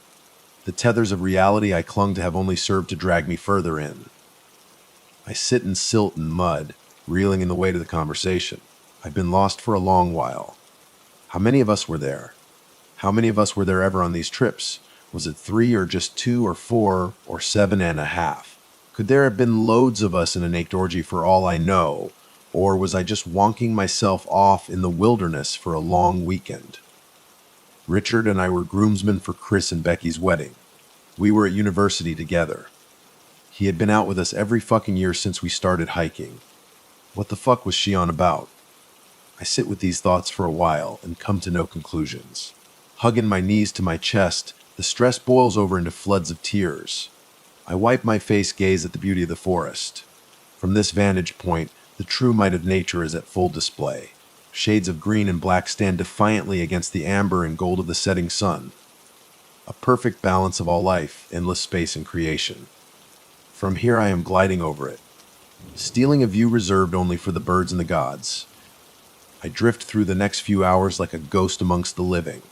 The sun has long since set, and seeing anything more than a few feet away is impossible now. Not that it matters really. I tread, arms outstretched, stumbling through the overgrowth, feeling my way through the trees. There's nothing left but to move. Even the wind has ceased caressing my ears with its soft whistling. The silence engulfs me in its firm embrace. Keep going. I tread aimlessly through the forest with only the faintest memory or care for directions. Keep going. Go on, lad. Keep moving. That's it. Steady on. You're almost there. You're on the way home, lad. I can feel it in the distance. You're doing it. You're go, my God. You're going to get home. Bravo, my son. Keep pushing. Keep you, Singe. You're a LMST. TR. Yobi or LMNS Fefuka Yoyuihiar. I see a gentle light through the trees. A red hue bathes the far side of the trees in long streaks of overgrowth. Like a moth, I single-mindedly fall towards it, transfixed. It grows brighter, but I don't squint. In the forest, nestled in a small clearing, no more than a few meters wide, is Richard's tent. The soft torchlight glows from inside, dyed a warm red by its canvas walls, illuminating in all directions the blackness of the forest. It sits peacefully amongst the trees, a promise of comfort in a hostile world. Home. I glide towards the tent, my feet no longer burdened by the traps and snares of the forest floor. My hand strokes the canvas, dispensing fragments of dried blood along its side. I inhale the warmth into my lungs. Crouching down, I reach around the left hand side of the tent and gently tug on the zipper. It softly purrs as I trace the semicircle of the opening. The canvas door falls away and grants me entry. Everything in here is Richard's, neatly folded and arranged around the floor of the tent. LED lights emit a soft glow, twisted around the tent poles and suspended in the air like fireflies. Richard's books and glasses sit patiently to the right of the tent, next to a flask of coffee and a cigarette. This is a man whom I understand with all my being. 2 sleeping bags lay neatly in the center. Chris is there, sleeping soundly on the floor. A soft happiness fills my body. Chris' chest isn't rising, but he looks peaceful. His eyes are closed, and a satisfied grin decorates his face. I lean closer towards him. He smells wonderful. His hands feel cold to the touch as I rub the stubs of his fingers. Facing away, I lay down next to him, curling into a slight fetal position to allow him to spoon my body. I snuggle my back into his chest as to warm him with my life. Footsteps, emerging from the forest, move towards the tent, and a shadow appears against the canvas. It stretches high up the walls, either impossibly large or uncomfortably close. It begins circling us, with the crackling of dry leaves announcing every step. The shadow is joined by a second, entering into the parade around the tent. They clap and click in quiet rhythm. Slow and soft at first, the sound swells with confidence as another pair of hands join the ensemble. The shadows are accompanied by yet another, which begins murmuring under its breath, clicking in counterpoint to the rest. I lay there in Chris' embrace, watching in quiet contemplation as the performance unfolds. This rhythmic cacophony grows as drums, claps, snaps, shouts, and jeers form a rich tapestry of celebration outside. The shuffling of feet creates viscous white noise as at least a dozen bodies circle the tent. They all chant in unison a song, an ancient song. It spins me into a psychedelic ecstasy as I mouth the words along with them, failing to produce any sound. I lie there, unblinking, as a pool of spit forms on the ground beneath my mouth. Chris reaches over to my shoulder and wraps his arm around me. I warm his flesh with my love for all things. My eyes close as I become one with this moment. The tent unzips and I feel something pulling at the floor. It steps inside and I am greeted with warm understanding throughout my body. Saying nothing, seeing nothing, I know it is Richard. My chest raises unevenly as I draw breath with excitement. He lays down in front of me and I hold him trembling the same way Chris is holding me. From the way he feels, I can tell he is longer, but I don't open my eyes. The crowd grows louder in frenetic jubilation. I feel the heat emanating from Richard and his moisture coats my face, hands, and clothes. We lay here together, in the center of this world. This is truly the home I was seeking. I need no sound, no sight, no feeling. Just the knowledge that I will be held here in this space, entwined in the friendship of my greatest companions. Forever. Colt was only 13 years old when he rode as fast as he could away from Benji and Caleb, the most menacing boys in Troop Zeba 172. It was the dead of night, and only the faint orange moonlight lit the narrow path for Colt's tiny canoe, which was starting to overflow. Benji and Caleb, whose kayak was much bigger and rowing skills were far superior, were gaining on him, shouting from less than 50 away. "Give up, fee God." Benji hollered, his ugly words bouncing off the tide. "Just give up." Caleb followed, his voice slightly straining. When Colt was sure he reached the center of Gardner Lake, he stopped rowing and let go of his oars, raising both hands in the air. The kayak approached, practically bumping the canoe, and the boys laughed maniacally. Clad in camo shorts, Benji tossed a can of Miller Lite at Colt, which he dodged easily. Caleb bit his lip as Colt crossed his arms, waiting for whatever the boys had in store. "I should kill you right here." Benji spat into the water, clenching his fists. "I will slice you like the fruit you are." Colt sighed as Benji drew a pocket knife from his shorts. He was ready for this confrontation, even though he had no idea how to fight.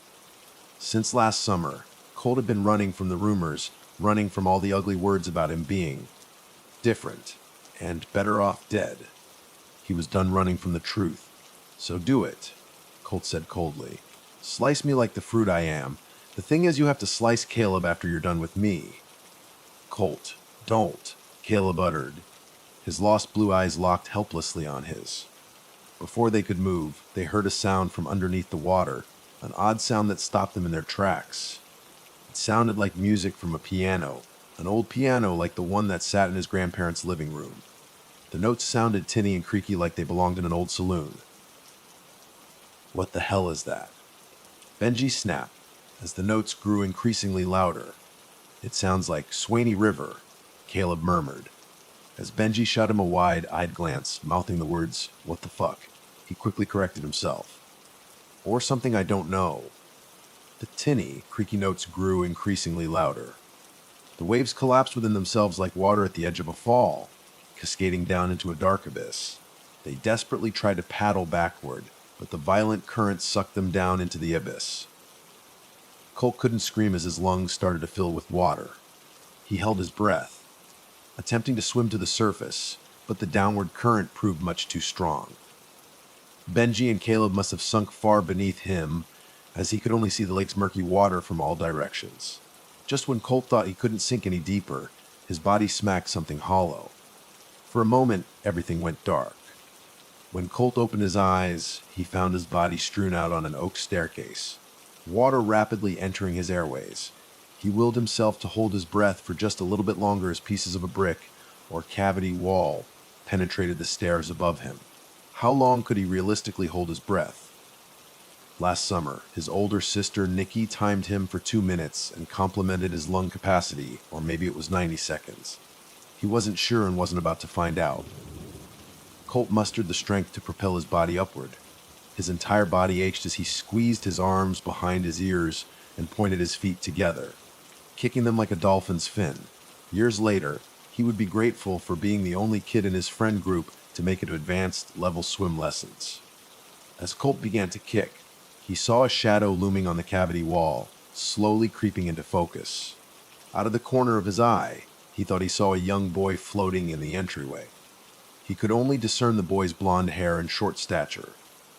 Turning his head, he realized the image of the boy belonged to a large portrait, decaying on the wall of the house. Something was wrong, though, terribly wrong. As Colt propelled his body toward the surface, the cavity walls still surrounded him. The oak staircase stretched longer than it first appeared, now winding into the depths of the waters. The walls were lined with black and white portraits of men, women, and children. The portraits numbered in the dozens, several dozens even. Their faces were warped and pixelated. Some of their faces were devoid of expression altogether. Colt knew he was inside an old colonial house, but why was it underneath the water? Why did it seem so massive? Before he could comprehend these questions, the never-ending wall of portraits sank rapidly beneath him along with the winding staircase. He grew dizzy watching the walls zoom past him and the stairs twist into a dark oblivion. He couldn't help but notice the faces in those warped and pixelated portraits were now visible but looked like decomposing corpses. Nauseous and losing consciousness, Colt swam as rapidly as he could to the surface. Only mere seconds passed before he popped his head above the water, taking long, gasping breaths. He heard voices, but the voices were muffled as he struggled to breathe normally. Something was wrong again. Benji and Caleb were back in their kayaks and looked completely dry. There was another boat next to theirs, Scoutmaster Jeff's black and white motorized fishing boat. From their boats, the three of them stared at Colt, not in a menacing way, but with looks of genuine concern. Scoutmaster Jeff extended his long, hairy arm and pulled Colt into the boat. There was something about the Scoutmaster's smile that felt to Colt, especially at this moment when his look of concern changed to a warm glance with a sparkly white smile. Everyone else was charmed by this blonde-haired, blue-eyed man of God, but he saw it for what it was. My goodness, Colt. Scoutmaster Jeff exclaimed, throwing a towel around him and helping him onto the vinyl passenger bench. We were so worried about you. What? Yeah, man, Benji said, still with suspiciously watery eyes. When you came out here on your own, we were so worried. Wait, what? You guys chased me out here. Colt struggled to find his wording as they stared at him. Caleb and Benji climbed from their boat to the Scoutmasters and put an arm around Colt's shoulder, forcing a seat next to him. What the hell? Don't touch me. That's no way to talk to friends. Scoutmaster Jeff shook his head and sighed. I know that you've been through a lot, but these boys saved your life. What were you doing out here? They were chasing me, he said even softer. And you guys were with me. We were all sinking. How are you still, Dirk? Whoa. Caleb said, throwing his hands up. The only reason it looked like we were chasing you is because you took off in the middle of the night. Yeah, dude. Benji chimed in. By the time we got here, you dove into the water. It's a good thing they came back and told me, the Scoutmaster said, placing a third unwanted hand on him. You were out here for a long time. We split up to search for you. What were you looking for?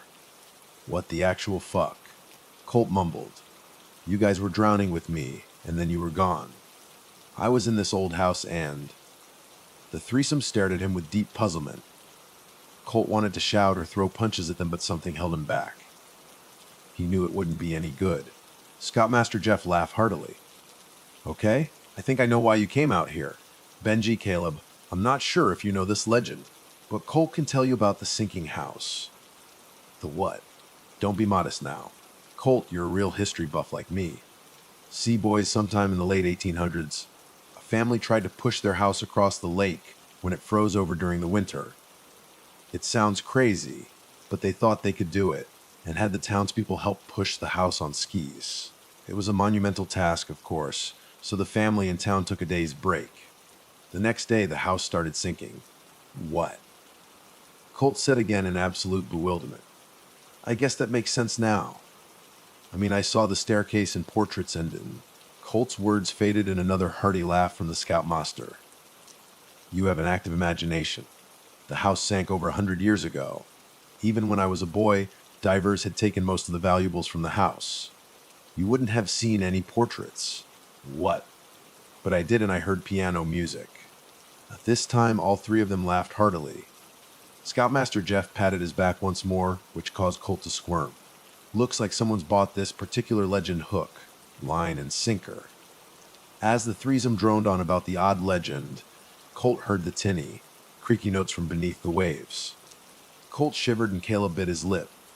They exchanged glances for a quick second. Colt furrowed his brow, which caused Caleb to gulp before turning back to the scoutmaster. After the conversation ended, Colt and Benji climbed back into their boat, which the scoutmaster had tethered by rope to his. He tethered Colt's too, which had a small hole in the stern. For the first few minutes, as the boats glided across the waves, the lake sounded peaceful. When they neared the shore, however, the notes of Swaney River played again, this time increasing in volume. The scoutmaster and Benji were blissfully unaware of that awful song. Then again, maybe they were being purposely deceptive. He was too tired to tell, but knew that Caleb heard the notes when he caught sight of his trembling lower lip. After they reached the shore, Scoutmaster Jeff and the boys moored their boats to the wooden dock and attempted to lure Colt back to the campground. Colt insisted he needed some time alone. Reluctantly, they headed back to the site, which was still lively with activity. Colt stayed on the dock, admiring the orange moonlight and the way it illuminated the lake. He would often sneak out to the docks when the boys told campfire stories or played pranks on each other. On any other night, he would have felt at peace. Tonight, he couldn't help waiting in nervous anticipation for the eerie piano music to return. Tonight, he couldn't help waiting for Benji and Caleb to get him when he least expected it. On the other hand, they might just keep up the charade of claiming Colt dreamed of being chased, just like he dreamt of the sinking house. Hey, Bud. Colt groaned as he heard his tentmate Jordan step onto the dock. Are you coming back to camp soon? Colt shook his head. No, Jordan, just leave me alone. Oh, I just came out here to see how you're doing. Colt turned around, groaning more audibly as he saw the only scout considered weirder than him dressed in an oversized X-Files t-shirt and torn sweatpants decked in little alien heads. We both know why you're out here. You heard them talk about the sinking house and how crazy I am. I don't think you're crazy. Of course you don't. Colt sighed and took a seat on the edge of the dock. No offense, Jordan, but you're the last person I want to talk to about this right now. It's not like you have anyone else to talk to, Jordan replied, taking a seat next to him. Why were you out here anyway? Colt composed himself with a single deep breath. You can't tell anyone, Jordan. I mean it. Well, he nodded. Benji saw Caleb and me walking together the other night. Caleb got nervous and told Benji I was stalking him, which is not true. Anyway, they chased me and I took a kayak to get away from them. That wasn't a good idea because they're better kayakers than I am. And then, Colt looked up to see if Jordan was still listening, which he truly appreciated. The other scouts would have made fun of his lisp by now, or told Colt he deserved it. And then we heard this weird piano music and started drowning. I know it sounds crazy, but it was like we were sucked down a vacuum or portal or something. I ended up in this sunken house. It had a staircase and creepy portraits. I know it sounds unbelievable, but you found the sunken house of Gardner Lake, Jordan exclaimed. You would know the legend. I do. I can't believe you found it. Holy shit. Do. Colt smiled faintly as Jordan went on about how he researched the house on this website called the Shadowlands, and always wanted to find the house. Well, they don't believe me either, but then they're full of it. Everyone knows about the legend, and if they deny it, they're lying to themselves. I guess so. All right, Jordan said, sighing and looking over his shoulder. I'll tell you something too if you promise not to tell anyone. Okay. Last night, I saw a scout I didn't recognize. He was standing on the docks where we are now. He wore this old school scout uniform, a khaki green shirt, and pants like my dad had in the 70s. He said his name was, well, I forgot what it was exactly, but he was looking for our scoutmaster. I woke up the scoutmaster to find him. By the time we got there, he disappeared. You're saying you saw a ghost, though. All I know is, there's a lot of strange stuff out here. How did he react? Colt laughed as Jordan made his best impression of Scoutmaster Jeff, bulging his muscles. Listen to me, Geordie boy. I am your scoutmaster. You must be a manly man like me and not believe in any ghost stories. He doesn't sound like Arnold Schwarzenegger. He might as well with his fake macho attitude. But the boys joked and made impressions of Scoutmaster Jeff, and the other campers drifted off to sleep. Colt had fallen asleep on the dock before, but tonight was different. Jordan knew he was weird and didn't care. Colt envied Jordan's carefree attitude and lack of humility. The dull sounds of crickets and waves lulled them to a deep slumber. A few hours before sunrise, Colt heard the tinny, creaky notes from beneath the waves again. The notes no longer resembled Swaney River, but a much older song, one he didn't recognize. It sounded classical like Beethoven or Bach.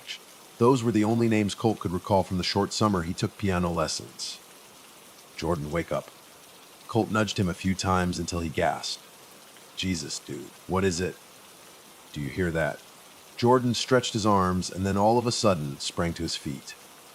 Holy shit, dude. Where is that piano music coming from? You can hear it. Of course I can. Hey, Scoutmaster Jeff's boat is gone. With each passing note, the boys paced back and forth on the dock, wondering what to do. Colt checked the time, 3:00 a.m. Why would the Scoutmaster take his boat out this early? Where were the notes coming from, and why were they so loud and unnerving? He had only a moment to contemplate these questions before his thoughts were interrupted by muffled screams. Who the hell is that? Who's out? I.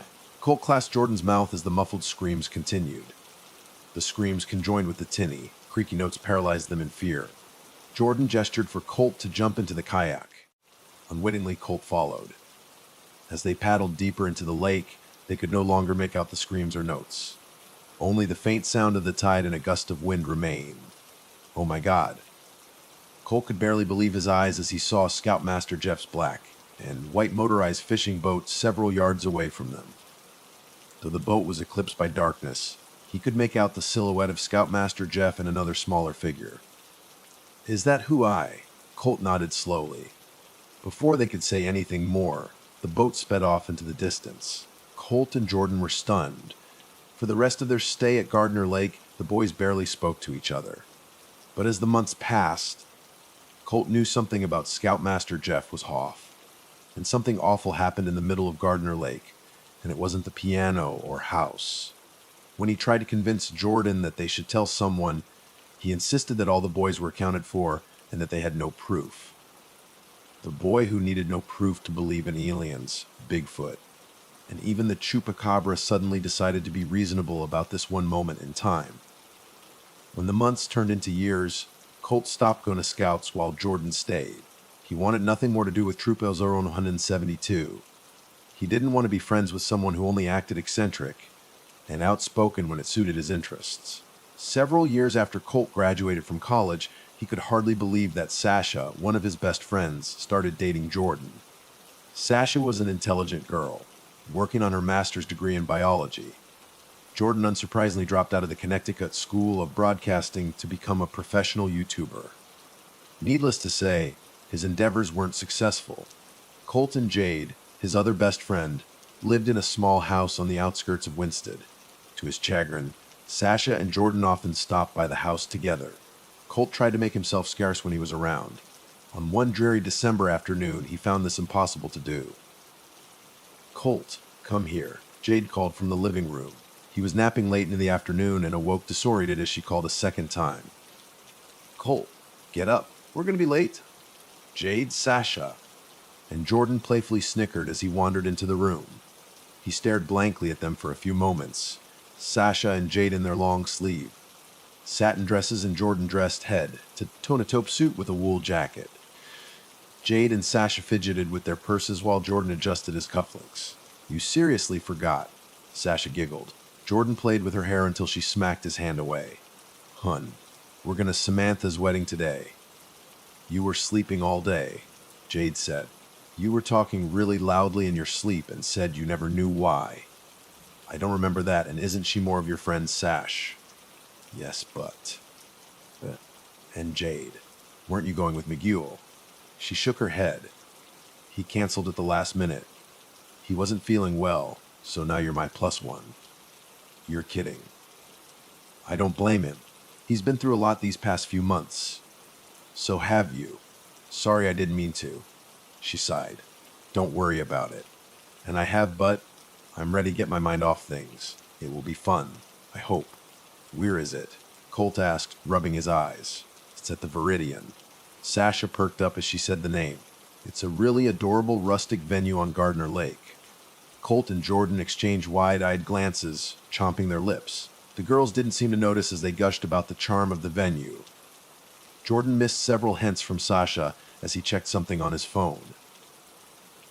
Wait, Jordan spoke hushedly, his eyes still locked on his screen. Is this the same Samantha who was just engaged to a different guy last year? It was a few years ago, Jordan. Sasha groaned and nudged him. She's been with this nice guy named Caleb for the past couple of years. Colt and Jordan exchanged the same glances, even more wide-eyed this time. Saunders, Colt uttered. Caleb Saunders. How did you know? They said in almost unison. We went to Boy Scouts with him. Jordan looked up from his screen and exhaled deeply. He's kind of an asshole. Jordan, no. For once, Jordan's right.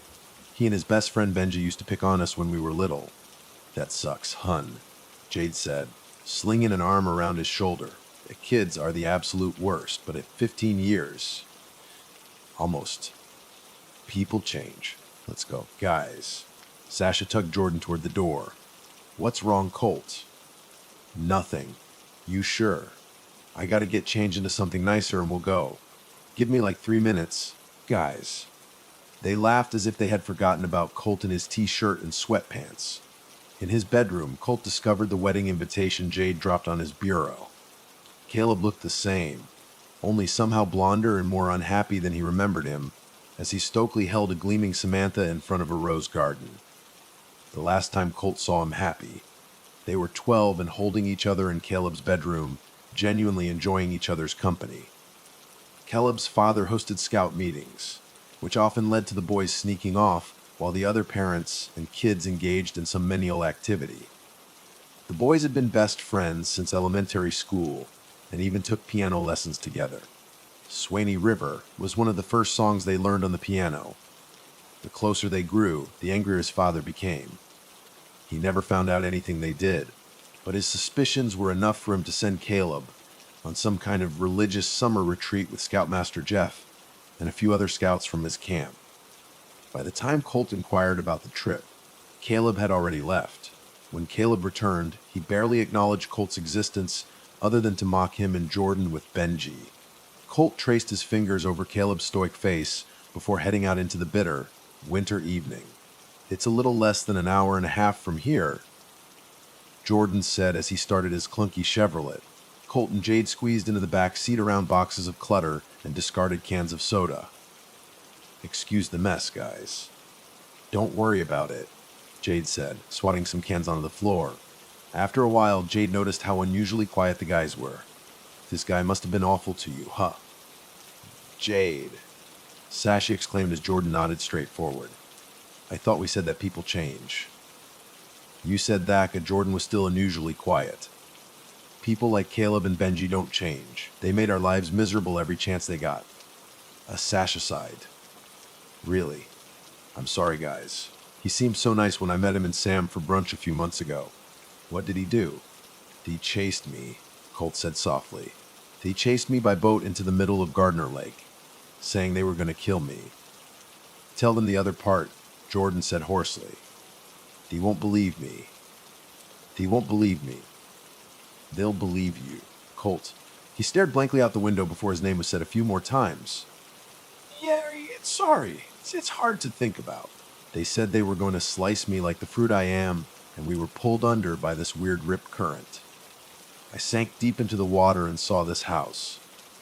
Sorry. Jordan chimed in, perking up a bit. Sometime in the 1800s, these people tried to push a house across the lake when it froze over in the winter. The house sank. Some say it was haunted. We even heard piano music coming from the lake. Thank you, Jordan. Okay, sorry. I lost my train of thought. Anyway, the house was really old and had these strange photographs. When I came to the surface, I saw my scoutmaster with Benji and Caleb. The two denied they ever chased me. They denied being pulled underwater. The whole thing was weird. The rest of the summer, they taunted us mercilessly, Jordan said, clenching a fist. They taunted Colt for seeing the house, and us for hearing the music on the lake. They accused Colt and me of being together and spray painted Faggy outside of our tent. I kicked both of their asses for that. I don't remember that, Colt said faintly. Beyond the morning, they spotted the scoutmaster's boat. The remainder of the summer was a blur. Perhaps he was so angry at Jordan for not wanting to say anything that he forgot the rest. I quit scouting shortly after, but Jordan's right. They didn't change. They were assholes in high school, too. I couldn't be out because of guys like them. Luckily, only they thought they were cool. Jordan said, being a scout in high school isn't the popular thing to do. Trust me, I would know. I wouldn't be surprised if that Ashol Benji is the best man. He is.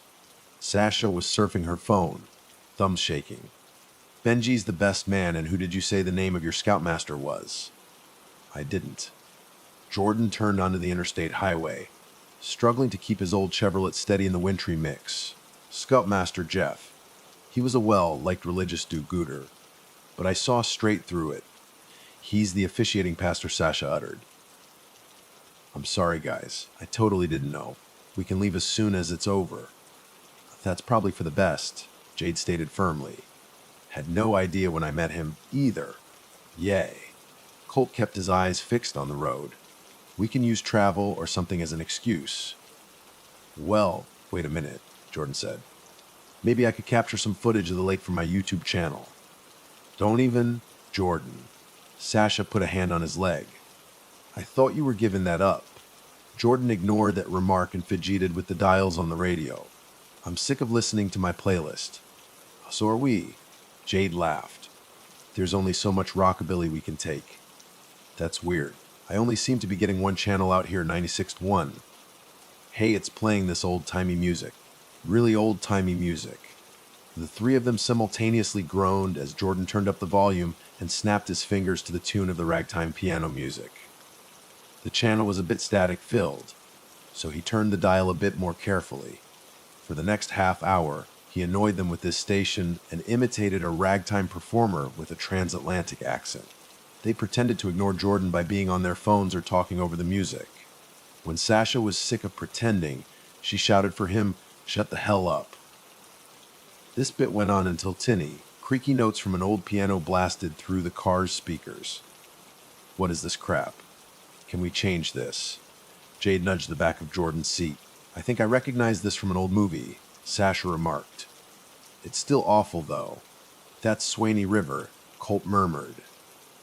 Those awful notes were unmistakable. It wasn't the upbeat version he learned in piano lessons, but the slow, droning one he heard on Gardner Lake all those years ago. Typically, when he heard an audio version of the song, an old-fashioned crooner accompanied those notes with additional instrumentals. This version sounded like it was produced in a saloon or from the grand piano in his late grandparents' dining room. The four of them stayed silent as the song's volume and droning melody increased. That's the same song we heard on the lake that day. Jordan quickly switched the radio back to Bluetooth mode and sighed with relief as a song from his rockabilly playlist came on. We're not far out, guys. Let's just talk. Serves you right, Sasha said, slapping his knee. Jordan and Colt's stoic expressions caused Sasha to instantly regret her actions. I don't know what's going on with you guys, but I don't know how to help. What happened to you was messed up, and I'm sorry. All I can say is if we stick together tonight, maybe it won't be as bad. But the three of them agreed to this pact.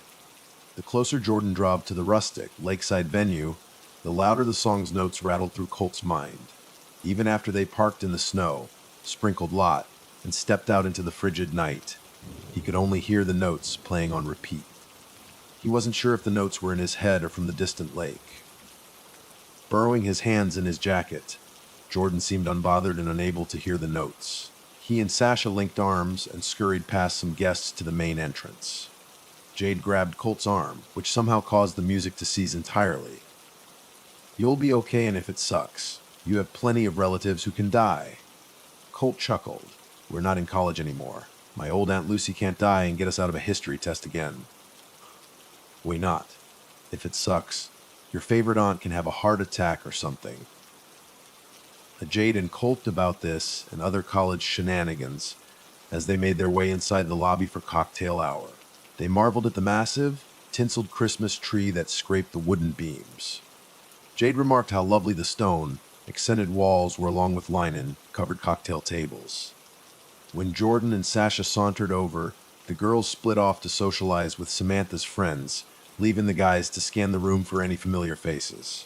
Cranberry and goat cheese baguettes. A tuxedoed waiter asked at their side. Colt shook his head while Jordan grabbed a fistful from the tray. Thwats Bujay. Swallow. Sorry. That's Benji by the tree. He's talking to, oh man, that's Scoutmaster Jeff. Benji wore the same blue streaked. Spiky hair people knew him for in high school, while the Scoutmaster looked just as smug and well. Dressed as Colt remembered him, sporting a crew cut and navy suit. Colt and Jordan watched the men reminisce with former scouts and clink glasses together. Something about their happiness made Colt nauseous. Maybe it was Benji's pompous laugh, or the way the Scoutmaster touched all the men tenderly as he spoke. It's like they don't remember, or don't want to. Jordan, don't you remember the morning we went on the kayak? You know, the same morning we heard screams from his boat. Jordan nodded. Why didn't you say anything? I don't know. Maybe I was too scared. Who knows how many? Sorry, Colt willed himself to stop, exhaling deeply. The bulbs from the Christmas tree started to flicker. They flickered bulb by bulb, first in columns, then circling the tree the way a snake circles and encloses its prey. Colt grabbed Jordan's arm as the bulbs started to burst. No other soul seemed to notice as glass burst onto the floor. Benji and the Scoutmaster laughed heartily with the others, unbothered by the glass raining upon their heads. They couldn't scream. They couldn't move. Colt rapidly blinked, hoping his eyes deceived him, but when he locked eyes with the group again, the men looked like teenage boys, wearing their tan shirts and long green shorts. The Scoutmaster remained his current age, caressing each boy's back. Jordan, are you seeing this? Jordan, what the hell's going on? I have no idea. But before they could say anything more, the glass from the chandelier burst into thousands of pieces. Jordan and Colt were unable to avoid the shards that pierced their shoulders. The 100 other guests carried on, as if the glass wasn't falling into their food and drinks. Jordan yelped as a shard sliced the top of his ear. He cupped his ear, but blood trickled through his fingertips. Colt reached to help, but then hit the floor as 2 more chandeliers exploded, along with the last lingering light in the room. In the darkness, Colt saw the faint flicker of a flashlight. The light illuminated the faces of a dozen boys, all different ages, bringing their forefingers to the brim of their hats. Some of the boys wore the older uniforms Colt only saw in photographs, sporting 5-button, choke-collar coats and canvas leggings. Their faces looked older too, with stoic expressions and oil, slicked hair sticking out of their caps. In unison, the boys recited the coda. On my honor, I will do my best to do my duty to God and my country, and to obey the Scout law, help other people at all times, keep myself physically strong, mentally awake, and morally straight. Despite standing right in front of him, the boys' voices were hollow and grainy. They sounded as if they were recorded on a wax cylinder, gramophone, or an even older device. The boys repeated the oath once more, their words billowing in the darkness. The words, "help other people at all times," caused Colt to tremble as the light shined on the Scoutmaster's equally stoic expression. "Guys, are you okay? Hello?" As two fingers snapped, Colt and Jordan regained a sense of their surroundings. The lobby returned to its former glory with all the lights, tree bulbs, glass, and even Jordan's ear intact. They brushed themselves off, anxiously checking their surroundings.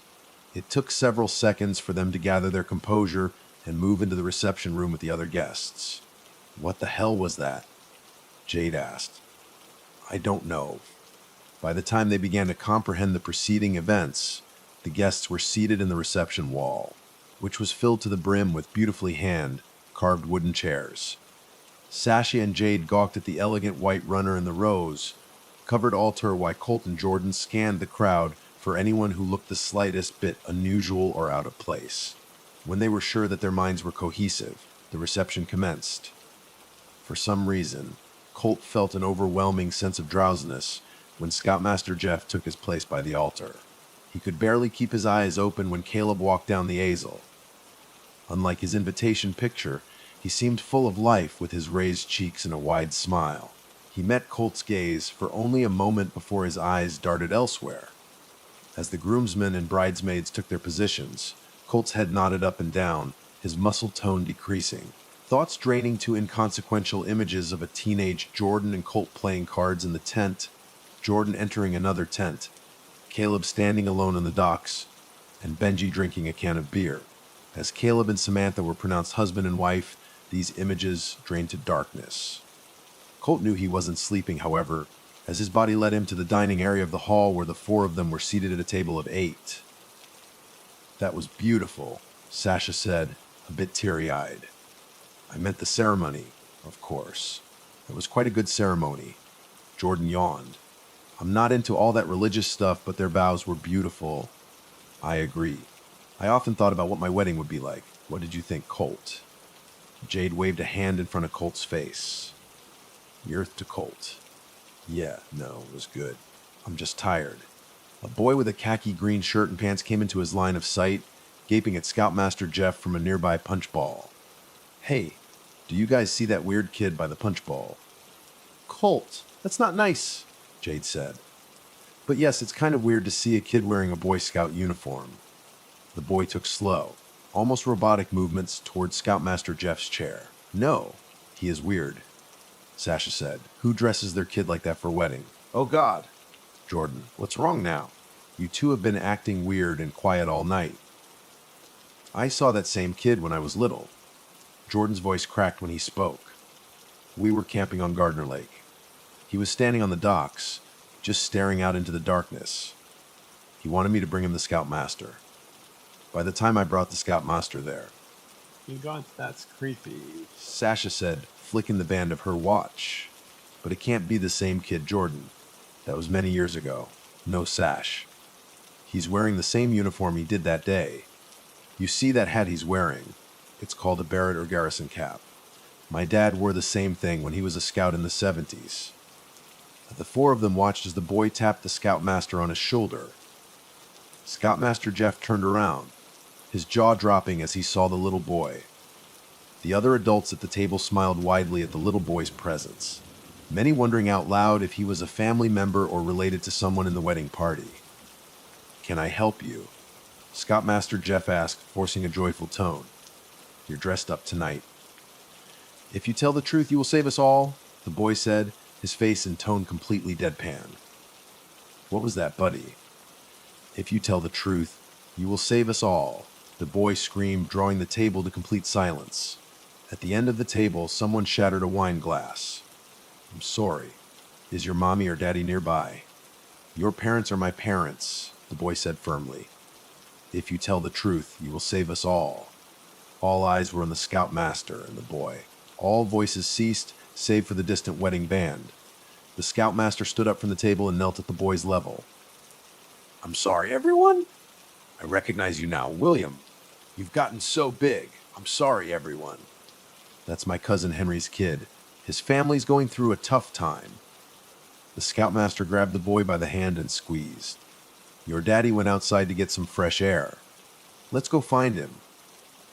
Your parents are my parents. The boy screamed as the scoutmaster whisked him away through the grand double doors that led to the courtyard by the lake. Our parents are dead. If you tell the truth, you will save us all. As the door slammed behind them, almost everyone in the venue returned to normal activity and chatter. Sasha, Jordan, Colt, and Jade glanced at each other and then back at the door several times before Colt rose to his feet and crept out the same doors into the bitter night.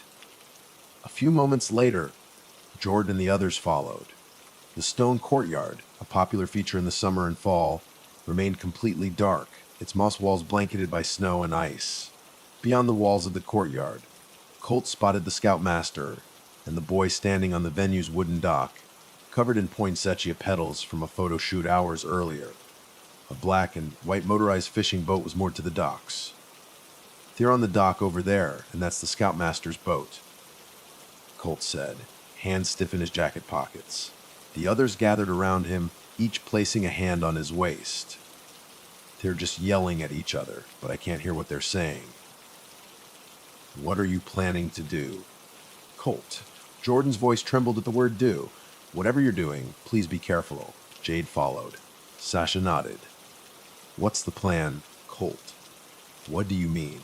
Colt said. "You guys aren't going to try and stop me." They shook their heads. "We've been through too much together these past few months," Sasha whispered. "I'm going to stop him," Colt stated firmly. "He's hurt too many people." A cold breeze blew in from the lake. From inside the venue, they could hear the band, playing the recessional song in loud cheers as the wedding party entered the room. As the music and cheers carried into the night, the scoutmaster glanced over his shoulder, taking a few steps away from the boy. Then he ran a full sprint back into the venue, not even noticing them. "You want to go back and..." Colt. Jade asked as the scoutmaster's voice boomed over the mic, triggering more cheers. He shook his head. "You want to talk to the kid, don't you?" Jordan sighed as Colt uttered a yay under his misty breath. "Do you want us to come with you? Only if you're comfortable." "None of us are comfortable," Sasha replied with an awkward chuckle. "But let's go find out what the weird kid wants." But as the four of them trudged through the snow, the young boy echoed part of the Boy Scout chant into the wind with strength and repetition. "Help other people at all times. Help other people at all times. Help other people at all times." As they stepped onto the dock, Colt gently placed a hand on the boy's shoulders. The boy felt cold to the touch, colder than the harsh December wind. He expected his hand to go through the boy, but it remained firm as the boy glanced up at him. "I failed," the boy said in a low, solemn tone. "I failed my oath." "What oath?" "To help other people at all times. I grew up to hurt other people. I grew up to be a monster, and that monster doesn't want to save any of us." Colt heard the boy sob, deep, uncontrollable sobs. "Are you Jeffrey?" The boy nodded, tears piercing the dock like fallen icicles. "But how is that possible? Scoutmaster Jeff is." As the boy wept, Jordan spoke hoarsely. "I live. You're a living ghost, an Ekiri. Aren't you Jeffrey?" The boy nodded again. As he continued to sob, each tear froze and dissipated on the wooden dock. "A what?" The ladies muttered collectively. "An Ekiri is a living ghost. The Japanese believe that an Ekiri is a disembodied spirit that leaves the body of a living person to haunt people or places, sometimes nearby, sometimes across close distances." The three of them stood jaw agape as the boy stopped weeping. "Why are you here?" either Jade or Sasha asked. Colt couldn't tell. He was feeling drowsy again. "I've always been here," the boy said coldly. "What do you plan to do tonight?" "I need them to see me. I need them to see the others." "Do we have Ikaris?" Jordan asked, his voice now a faint whisper. The boy's frosty blue eyes affirmed his question. "Where are they?" "In the sinking house."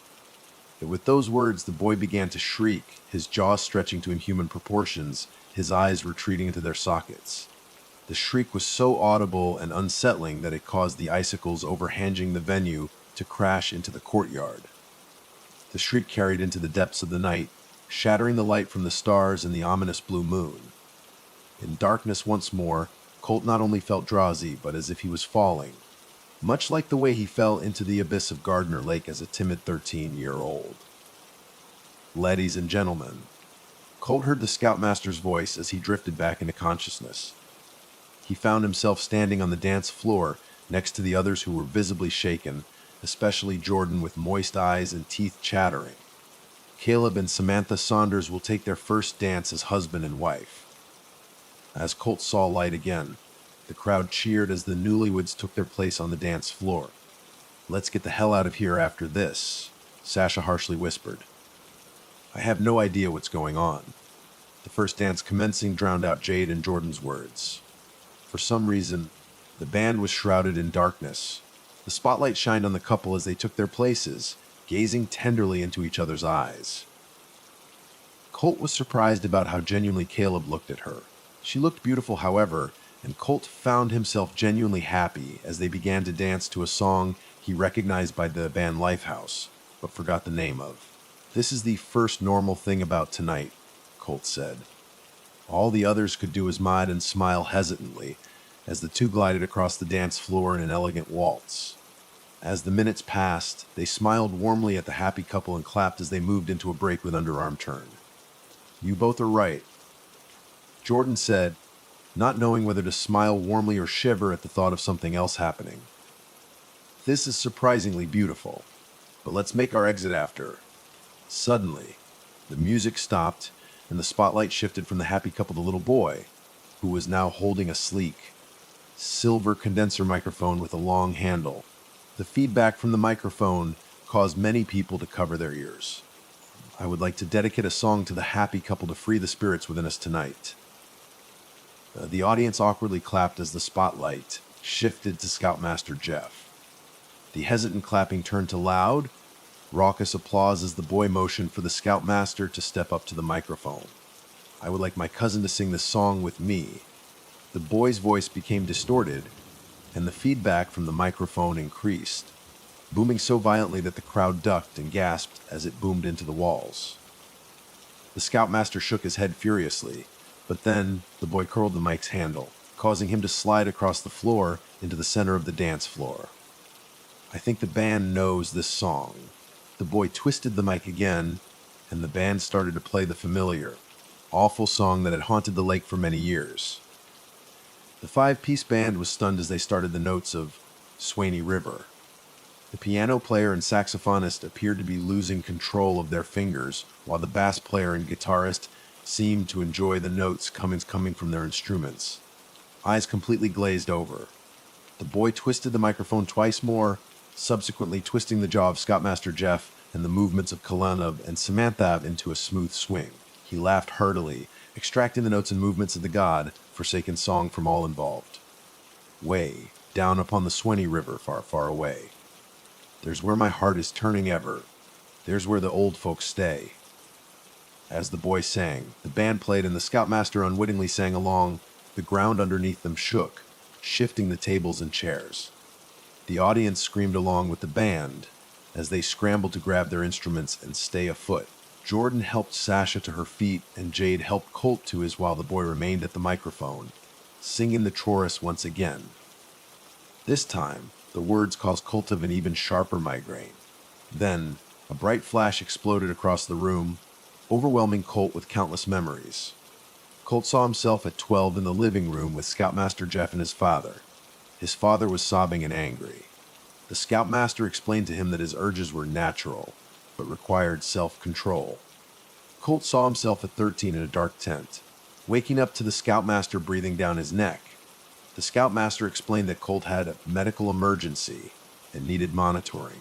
Colt saw himself at 11, asking Jordan why he was crying after he came home from a fishing trip that Colt had missed due to being ill. Jordan told him he had taken a bad fall and had an upper leg injury to show it. Colt saw himself at 14, a year after he quit Scouts, talking to Jordan in the cafeteria about Benji being arrested in the parking lot of a 7-Eleven, smashing beer bottles and screaming. Benji claimed in court that his father had abused him. Colt remembered Scoutmaster Jeff picking him up from high school and bringing him to AA meetings. Colt saw himself as a sophomore in college, abruptly ending a romantic encounter after being touched below his waistline. Later that night, Colt cried to Jade that he didn't know why he was so scared. When the bright flash ended, Jordan and Colt looked up at the ladies with tears in their eyes. Scoutmaster Jeff is a monster. Jordan screamed, pushing a chair into a table. I was only a kid. I was only a... Sasha grabbed Jordan and pulled him in closer while he screamed into her chest. I never knew why, Colt said as Jade hugged him. I never knew why I was so scared until I remembered what that man did to me. The crowd was abuzz with chatter as several more men, including Benji and Caleb, approached the Scoutmaster, who stood unmoved as 4 men approached him from all sides, each one more rage filled than the other. You said my father caused my bruises, but he never touched me. Benji screamed, raising a fist to his face. I should kill you right now. You told me I couldn't like guys and girls. Caleb took a step closer as the Scoutmaster bit his upper lip. My parents sent me to therapy because of you, but they didn't believe me when I told them. I can't. Caleb stormed off into the vast sea of angry and confused faces, which were gathering nearer as the men continued to shout. Samantha frantically chased after him. Our parents trusted you, a dark-skinned man with a fedora said solemnly, grabbing the lapels of the Scoutmaster's jacket. His twin brother, who wore a matching fedora, hung his head low, shaking violently. They trusted you to take us on a fishing trip because they both had to work. You know what you did to us. The Scoutmaster took a few steps back. The crowd, over 100 people, including the band, stepped closer to the Scoutmaster, shouting and swearing. The little boy stood motionless in the middle of the floor. The Scoutmaster scrambled to the serving table and grabbed a butcher knife, raising it in the air. What are you going to do with that? Benji shouted. Are you going to stab us all? I dare you to try. How about you start with me first? With the knife trembling in his hand, the Scoutmaster took a step toward the boy, stabbing the butcher knife into his neck. The boy dropped to his knees, grasping his neck, but no blood fell through the gash. The boy tried to scream, but no sound emerged, as his eyes rolled back into their sockets. His image untethered like a ball of yarn, each string a vibrant color of his original image. Colt ran toward the boy, attempting to grab a hold of the strings, but as each stand fell into the palm of his hands, they disappeared into thin air. Colt fell into blackness again. You seriously forgot? Sasha giggled. Jordan played with her hair until she smacked his hand away. Hun, we're going to Samantha's wedding today. You were sleeping all day, Jade said. You were talking really loudly in your sleep and said you never knew why. Oh no, Colt said. Oh no? It couldn't have been. Some dream you were having, Jordan said. You were saying Scoutmaster Jeff was a monster and his equerry was their and. I haven't heard that word in a long time. Was that the one we had when we were kids? Wes. He's the officiating pastor today. He's right, Sasha said, looking up from her phone. Were you close with this guy? We all were, Colt shouted. It couldn't have been a dream. It couldn't have. Maybe you were. You were, Jordan said. But I barely remember the guy. That's impossible. How could you forget what he did to us? How could you forget what he did to Benji and Caleb? Benji and Caleb, those guys who used to bully us, did he punish them? If so, they deserved it. Phew. They were real jerks. Jade put an arm around his shoulder and directed him to his room. We've been through a lot these past few months, more than anyone should have to go through. I don't know who this guy is, but if you want to stay home, you can. No, Colt shouted. No, it must have been an awful dream. I was at the wedding and so much strange stuff happened. Supernatural even. But we all need therapy of some sort, she said. I'm starting again when my insurance clears, and even Sasha and Jordan were talking about it too. If you're having dreams like this, maybe you should. Yeah. What he did to us wasn't a dream, though. Will you talk to him about this? Jade agreed, but for the entirety of the car ride, Colt stayed silent just as he had done all those years. He was beginning to forget, too. He was beginning to forget what exactly was Scoutmaster Jeff had done. Even his face was starting to become blurry. The anger and sadness deep inside Colt remained. When Colt's friends asked him if he was okay, he couldn't even nod. He just stared straight ahead at the windshield wipers as they crushed the slush and icicles. When they arrived at the venue, there was an inordinate amount of people standing out in the cold. They scattered around the venue and by the shores of the lake. Some of the guests carried flashlights. Another one pulled a barking dog on a leash. As Jordan pulled into the parking lot, Samantha rushed up to the car in her off-white wedding dress, a mixture of makeup and tears rolling down her cheeks. Sasha and Jade threw their arms around her. "What's wrong, sweetie? Why's everyone out here?" "It's awful. We can't find Caleb. All morning he was talking about some terrible dream he had and none of it made sense. He talked about having to find a house. I don't know. I thought he was over it when he got to the venue, but when it was time for the photo shoot, no one could find him." "That's terrible," Jade exclaimed. "Colt." Where are you going, Colt?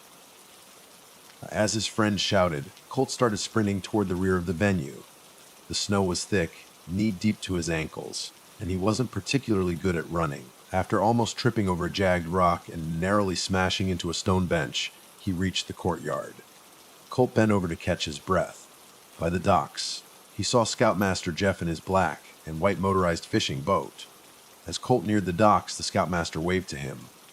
"By golly," the Scoutmaster said, "if it isn't Colt Chambers from Troop 072. It's been ages. I don't know if you've heard, but our groom has disappeared. I could use a good scout and a fine man like you to help." "Sure," Colt said, stepping into the boat. "Did he have his boat on him?" "It's the darndest thing." Colt cringed as the Scoutmaster threw an arm around him. "I know he has a kayak, but no one knows. You've become nice and strong. You're so grown up now. He might be in the middle of the lake." "Why do you say that?" "Just a feeling." As the boat sped toward the center of Gardner Lake, Colt shivered. He felt his hands go numb, sweat dripping down the back of his suit to his waist. Despite all that, he remained completely still. Gray and black clouds of the ominous blue moon. The lake was silent. Not even a cool winter breeze passed their way. Colt instructed the Scoutmaster to shut off the boat in case they could hear any yelling. As the Scoutmaster turned the key, Colt wrung both his hands around his neck and squeezed as hard as he could. To Colt's surprise, he didn't move. His neck was too meaty, so Colt put in a chokehold, squeezing him even tighter. "I know what you did to Caleb that day on the boat 15 years ago. Don't you dare look at me that way, not now. Not anymore. That's why you brought him out here. He remembers everything, and so do I. I remember everything you did to us, every awful, disgusting thing. The thing you didn't count on was all the disembodied spirits you created from what you did. You can't keep them in the house forever, and you can't kill them all. Even if you killed him, even if you kill me, they'll still be there." The Scoutmaster thrust Colt's arms away, freeing himself from the chokehold. As Colt stood up, Scoutmaster Jeff punched his nose, which caused him to stumble backward, falling overboard into the water. Despite being a good swimmer, Colt fainted at the sight of blood and sank rapidly, deep into a dark abyss. He awoke to find his body smashing through a pine door. His body kept sinking until he hit an oak staircase. Just as he was about to double over in agony, he felt something pull him. He glanced up to see Caleb, completely unharmed, and smiled gleefully. Surrounding Caleb were several other beings he couldn't quite discern, except for the green outline of their Boy Scout uniforms, each patched with the words, Troop 072. Their faces were warped and pixelated. Their hairstyles looked strikingly familiar, however, to the type Colt and his friends were as teenagers. He even recognized one with the man bun Jordan had as a teenager and the blue-streaked, spiky hair Benji wore. Colt, Caleb, and the beings, which now numbered several dozen, pushed their way to the surface as the never-ending cavity walls of the old colonial house fell beneath them. The portraits on those walls were empty. The last part of the house that fell past him was a living room with a mahogany grand piano. At the bench of the piano sat the little boy with a khaki, green shirt and pants, smiling sheepishly as the house collapsed once and for all into the depths of the lake. Colt and Caleb were the first ones to emerge from the water. The black and white speedboat circled the perimeter, its propellers chopping through the waves. As soon as the Scoutmaster noticed where they were, he put his boat into reverse and accelerated toward them, its aluminum propellers cutting toward them like a buzzsaw on firewood. The rapid movement of the propellers and screeching sound left them frozen with no time to react. When the blades were inches away from their heads, Colt saw a dozen warped and pixelated faces emerge from the water from one side of the boat, and then a dozen more from the other. The sight of the faces startled the scoutmaster as he stumbled backward off the pedal.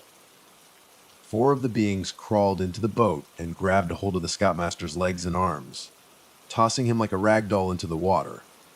The scoutmaster screamed as the beings piled on him and pulled him underneath the now crashing waves.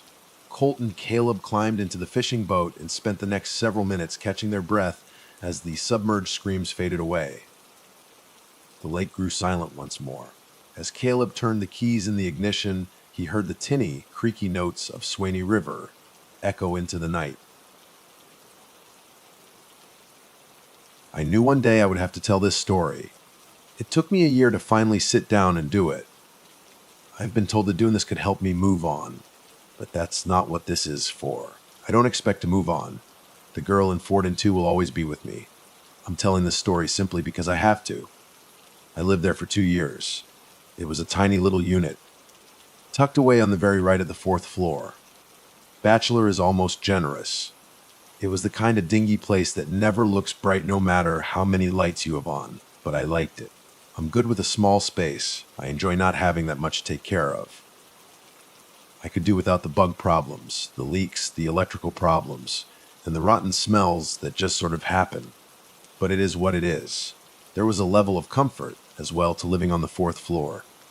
Nobody robs a random 4th floor apartment unit. Nobody can peek into your window. It's unlikely to get shot at, yeah. I lived in one of those kinds of cities. You didn't walk around at night if you could help it. You just didn't. I got accustomed to noise there. The cars, the sirens, the dogs barking, the shouting, the occasional echoing pop of a gunshot. It all becomes a whirling auditory soup. I learned to tune it out fairly quickly. In fact, I learned to tune out a lot of things. I was in one of those periods of life that I think some people call the grind. But really it's more like being beaten into submission. Working to live, living to work, not living at all, just continuing to exist. All of this to say I wasn't very perceptive or sociable at this time. I was sleepwalking and daydreaming through life. I'd say I could do my routine blindfolded except for the fact that I would stub my toe in the same spot on the coffee table 4 times a week at least. Funny how that works. I guess that was part of the routine too. But that's what I mean about not being perceptive. The building could have caught fire, and most days I probably wouldn't have noticed until I actually went up in flames. I didn't retain any face I saw or names I heard. It was all just a blur, each day blending into the next, until one night, I got home from work like usual in the evening as the sun began to descend past the buildings. I couldn't afford a car, but thankfully my work was close enough to walk to. The days were getting shorter now, so my walks home became more brisk. The apartment still smelled of dust and paint as they had finally sent someone to replace a moldy bit of wall the day before. I could still feel the sensation of dust collecting on my tongue when I opened my mouth, and it getting sucked into my nose with every inhale. The smell of paint was strong, but infinitely better than some of the other smells. I opened the window to attempt to ventilate the place. I emptied the bucket of rust-colored water collecting in the bathroom. They couldn't be bothered to fix that as well. And I collapsed onto my bed. This was my ritual. After every work day, I would always take 10-15 minutes to just spread out on my bed like a cat and decompress from everything. But tonight, after about 2 minutes, I heard a noise. This noise stood out from all the outdoor soup because it sounded a lot closer, and it sounded like a voice. A soft feminine voice, making some kind of subtle moan or whimper. I froze in place. It startled me. It sounded so close, like it might be in the room. I didn't move a muscle. I didn't want to make a noise. I wanted to hear it again so I could tell where it was coming from. For a second I thought it might be coming from under my bed. After a few seconds, the sound repeated. A faint, girly whimper, a bit louder than the last one. This time I could tell where it was coming from. It was behind me. Specifically, the other side of the wall behind my bed. That gave me some relief. It was my neighbor. But then I was confused. I didn't remember ever hearing my neighbor making noise before. If I could suddenly hear a noise that soft, that mild, why couldn't I hear anything before? Did I even have a neighbor before? Is this person new? I felt a rush of shame at just how detached I had become. I reached back into my mind to try and recall any memories I had about my neighbor. I couldn't find a single one. I remembered some people being on my floor, but I couldn't remember ever seeing anyone enter or exit the door next to mine. I did, however, recall seeing people yesterday morning trying to move a couch up the stairs in the lobby. It was a fairly regular occurrence to see things like this. People rotated in and out of this place all the time. I suppose nobody else really wanted to stick around that long, and I can see why. But I guess that answers it. As peculiar as it is, I didn't have a neighbor before for 2 years and now I do. And now they're whimpering. Why are they whimpering? Slowly these sporadic whimpers become more defined sobs. A woman was crying. I didn't know what to do. I just decided to be as quiet as possible and put on some headphones to let them have their privacy and spare myself from feeling any more awkward. It felt wrong to hear this, and I immediately felt bad for this person. I made sure to play some extra loud music. About an hour later, I removed my headphones and the noises had stopped in the interim. I very briefly debated going over and telling them about how thin the walls apparently are, but I made the much easier decision to wait. Wait until they do something loud and not so private so I can use that as the excuse, like the TV or something. I was weighing my options, but I couldn't talk to them about Teach Ice. I couldn't say, "Hey, you were crying real loud over there." The rest of the night was quiet, but I didn't have the best sleep. This disturbance in the routine, and the thought of having to face this person at some point was giving me some anxiety. By the morning, however, the alarm kicked me back into the routine. I heard no noises from the neighbor, so life resumed. I got back home from work that night, much later than usual, because someone decided to no-show at work. Walking home in the dark made me paranoid, and I hated days when this happened. When I got inside, I was relieved, and the dust and paint were not nearly as oppressive to the senses this time. I did the window, the water bucket, and then collapsed on the bed like clockwork. What happened yesterday was still on my mind, so I made sure to be extra quiet when laying down. After a few seconds of silence, I was ready to try and remove the whole ordeal from my brain. Then I heard the voice. I couldn't make out the first word I heard from the other side of the wall, but I listened for the rest. It was a poetry book. I heard in a muffled but distinctly feminine voice. Quieter than yesterday, I thought. She must be further away from the wall. I can't remember exactly. It always feels like we're going somewhere. Maybe that's why we see them most at night. I mixed up our glasses. There was a moderate gap of a few seconds between everything she said. Clearly, I was only hearing half of a conversation. Phone conversation most likely, or else the other person is just insanely quiet. It was difficult to gauge her tone from how muffled the voice was, but there was a kind of melancholy in it. I wondered what was going on, and I kind of laughed at how random the phrases were. I thought about listening further, but I stopped myself. It wasn't my business. It's not for me to hear. I once again thought about going over and letting her know about the noise, but it didn't feel like a good time. I put on my headphones once again to try and enjoy the minimal amount of respite I had left in the day, and that was the end of it for that night. The third night I got home on time. I was a bit surprised not to hear anything from her at first. I guessed that maybe she went to bed early or went out for the night. It was Friday after all. Usually people do things on Friday nights. I still made sure to be quiet when near her wall, just in case she was sleeping. I made a mental note to look up how much soundproofing panels cost. I probably should have thought of that earlier. I got up from my 15-minute work sucks bed sprawling and headed over to my computer to do that important research, but as I often did, I forgot my coffee table exists, and I stubbed my toe. The heavy table shifted inches across the wooden floor, and pain shot through me like a shockwave. I don't remember which expletive left my mouth involuntarily that time, but it was definitely one of them. I was so annoyed every damn time. I could just move the table. Why don't I ever just move the fucking table? Are you okay? My heart leapt in my chest. I physically jumped back on one leg. I thought she wasn't home, and I forgot how close she could sound. It scared the shit out of me. She also spoke quite loudly. She probably assumed it would be harder to hear through the wall than it was. "Oh, yeah, I'm good. Sorry." I just stubbed my toe. I responded back in a shaky voice. "Shit, that sucks." I could hear a chuckle in her voice. She was clearly amused. Her volume decreased to match mine. I laughed in return. It happens all the time. So sorry to disturb you. No, it's fine. I'm just reading you. Sure, you're good. That sounded violent. She responded, sounding half concerned and half joking. Yeah, no, I'm right. Sounded worse than it was. It's a heavy table and the walls here. I began to explain before she cut me off. Dear Raela thin. She finished my thought and then continued, I can hear you so well, that's insane. I'm surprised I didn't hear you before now. Yeah, I guess I'm quiet and, well, I'm at work most of the day and get home late. So, I didn't like how awkward I sounded. I think I forgot how to have normal conversations. Has it been noisy for you? I'm sorry if it was. I didn't know. I just moved in. She sounded very kind and friendly. I was taken aback by it a little bit. Don't be sorry and nothing much. I think I probably heard you talking on the phone a bit the other night. I didn't listen in or anything. I put on my headphones. I explained. I hoped she believed me about the headphones. It was the truth, but it's hard to trust that sort of thing. I didn't mention the crying. I didn't want her to feel awkward or anything. Oh. Sorry about that, she said. I detected a hint of confusion in her voice, but I ignored it.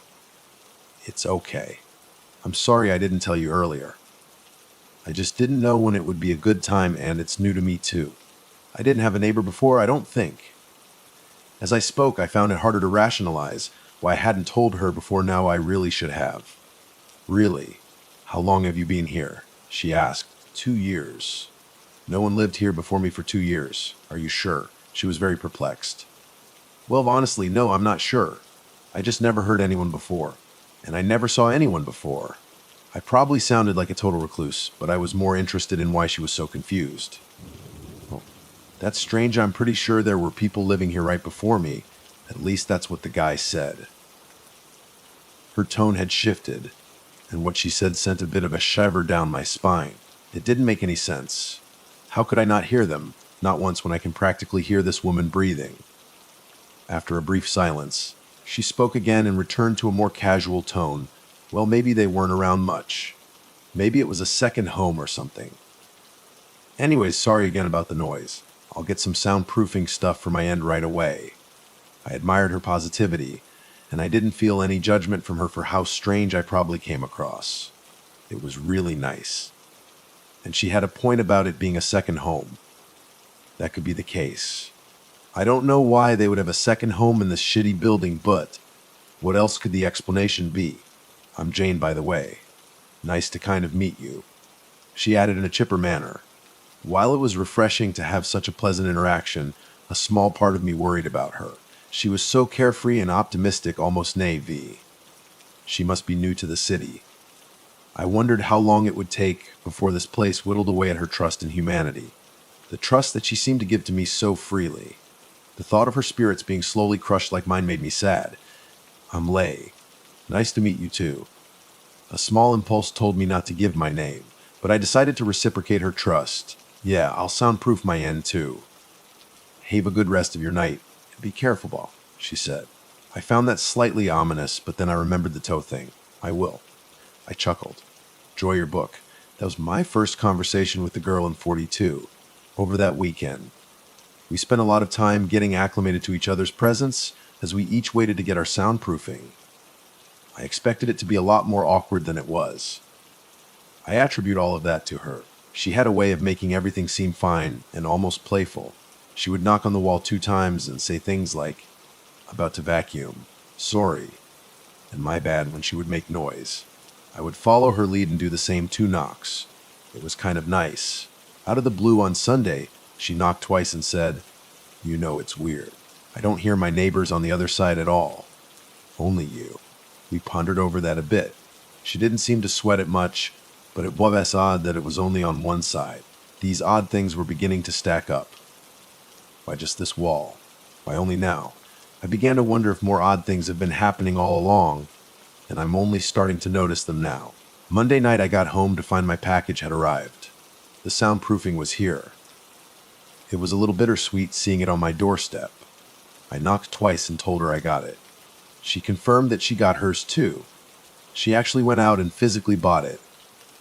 I guess that speaks to the kind of people we are.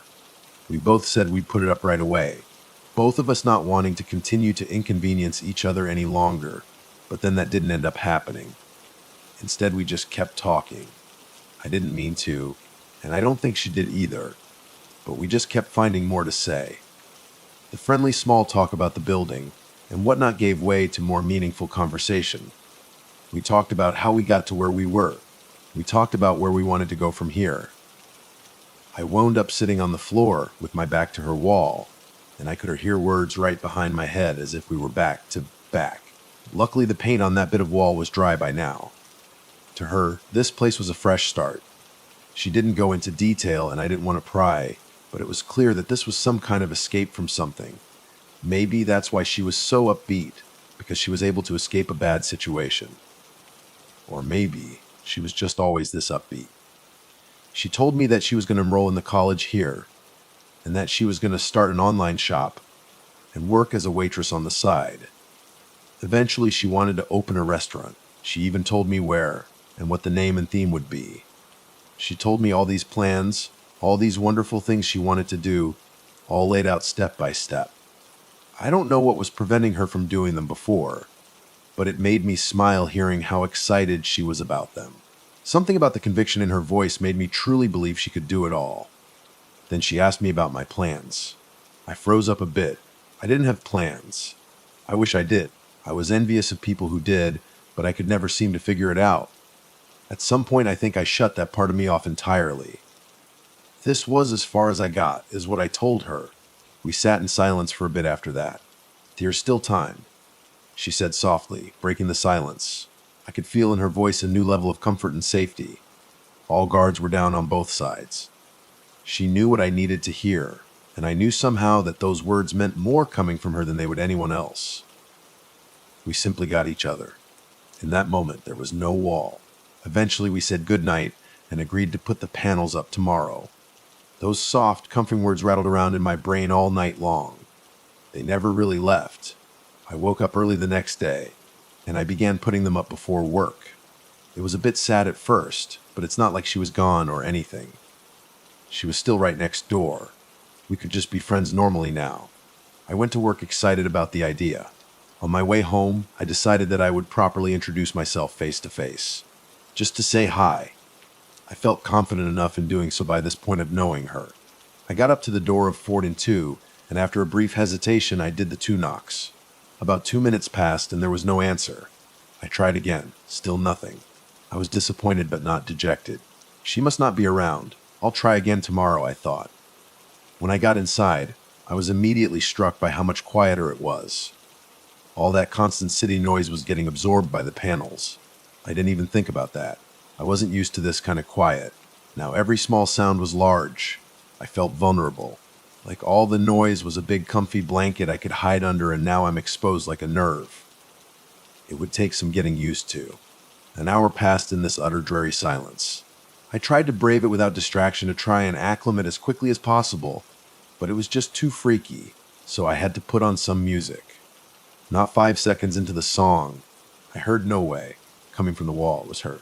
"Jane, you can still hear me." I almost shouted in disbelief. "Did you put your things up?" She responded. Her voice was exactly as clear as before. "Yeah, did you?" "I covered the whole wall," she shouted. What the hell? I was feeling mixed emotions. On one hand, it was nice to talk to her again. On the other hand, what the hell? We were both utterly stumped by this. Neither of us could come up with an explanation or a solution. She offered to try and ask the super to come do something. I told her she could TRY. Eventually, we settled back down and accepted the situation. "Well, shit, I guess you're here to stay," she said. "I guess I am." I couldn't tell if she was happy about this or annoyed. I couldn't quite tell if I was either. "All right, I hope you like ABA then." I hated ABBA. This was a nightmare. We resumed our routine from the days before. It remained mildly inconvenient, while also being oddly comforting. That night we talked more, sat in the same spots on the floor as the night before. I don't know why we chose to sit on the floor when both of our beds were right there, but it felt right. The discoloration of the new patch of paint on the wall marked the talking spot perfectly, and it felt a bit nostalgic. It's not often you sit on the floor as an adult. With all the excess noise being drowned out, It felt like she was even closer.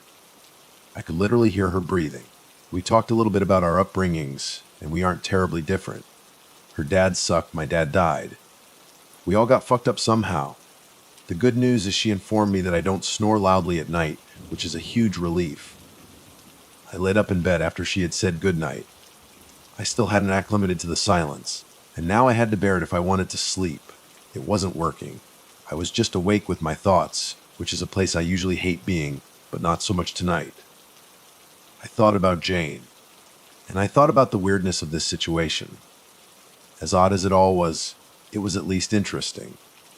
By far the most interesting thing to happen to me since I moved here. I began having those middle-of-the-night urges to Google the principles of sound waves and how they travel, or how often apartments are vacant for long periods of time. But I resisted, determined that if I laid here unmoving in the dark long enough, sleep would happen. Briefly piercing the silence, I heard a mattress creak a few times and blankets shift. It sounded like she rolled over. Then back to nothing. I checked the clock, 2 a.m. Maybe sleep was hopeless. I stared into the dark of my apartment. So long I started seeing abstract shapes and folds fade in and out of the shadows, and the walls seemed to wobble, as they are wont to do. I was so tired. I began to fade, but then another mattress creak brought me back to lucidity. This one was different. It was a deeper creak and singular like one fluid motion. She sat up, without question. That was the sound, but that was the only sound. No creaks, no fidgeting, no swiping sounds of blankets moving while she slowly awoke. It was strange and abrupt. It could be that she had a nightmare, but there was no heavy breathing or gasping or any of that. I waited to hear another sound, but it didn't come. A half hour passed. I didn't hear her get out of bed. I didn't hear her lay back down. Was she just sitting? My mind began to paint a picture of a woman sitting still in bed in the pitch black darkness, and it unnerved me. Maybe she did lay back down, just slowly and softly enough that I didn't hear it, I thought.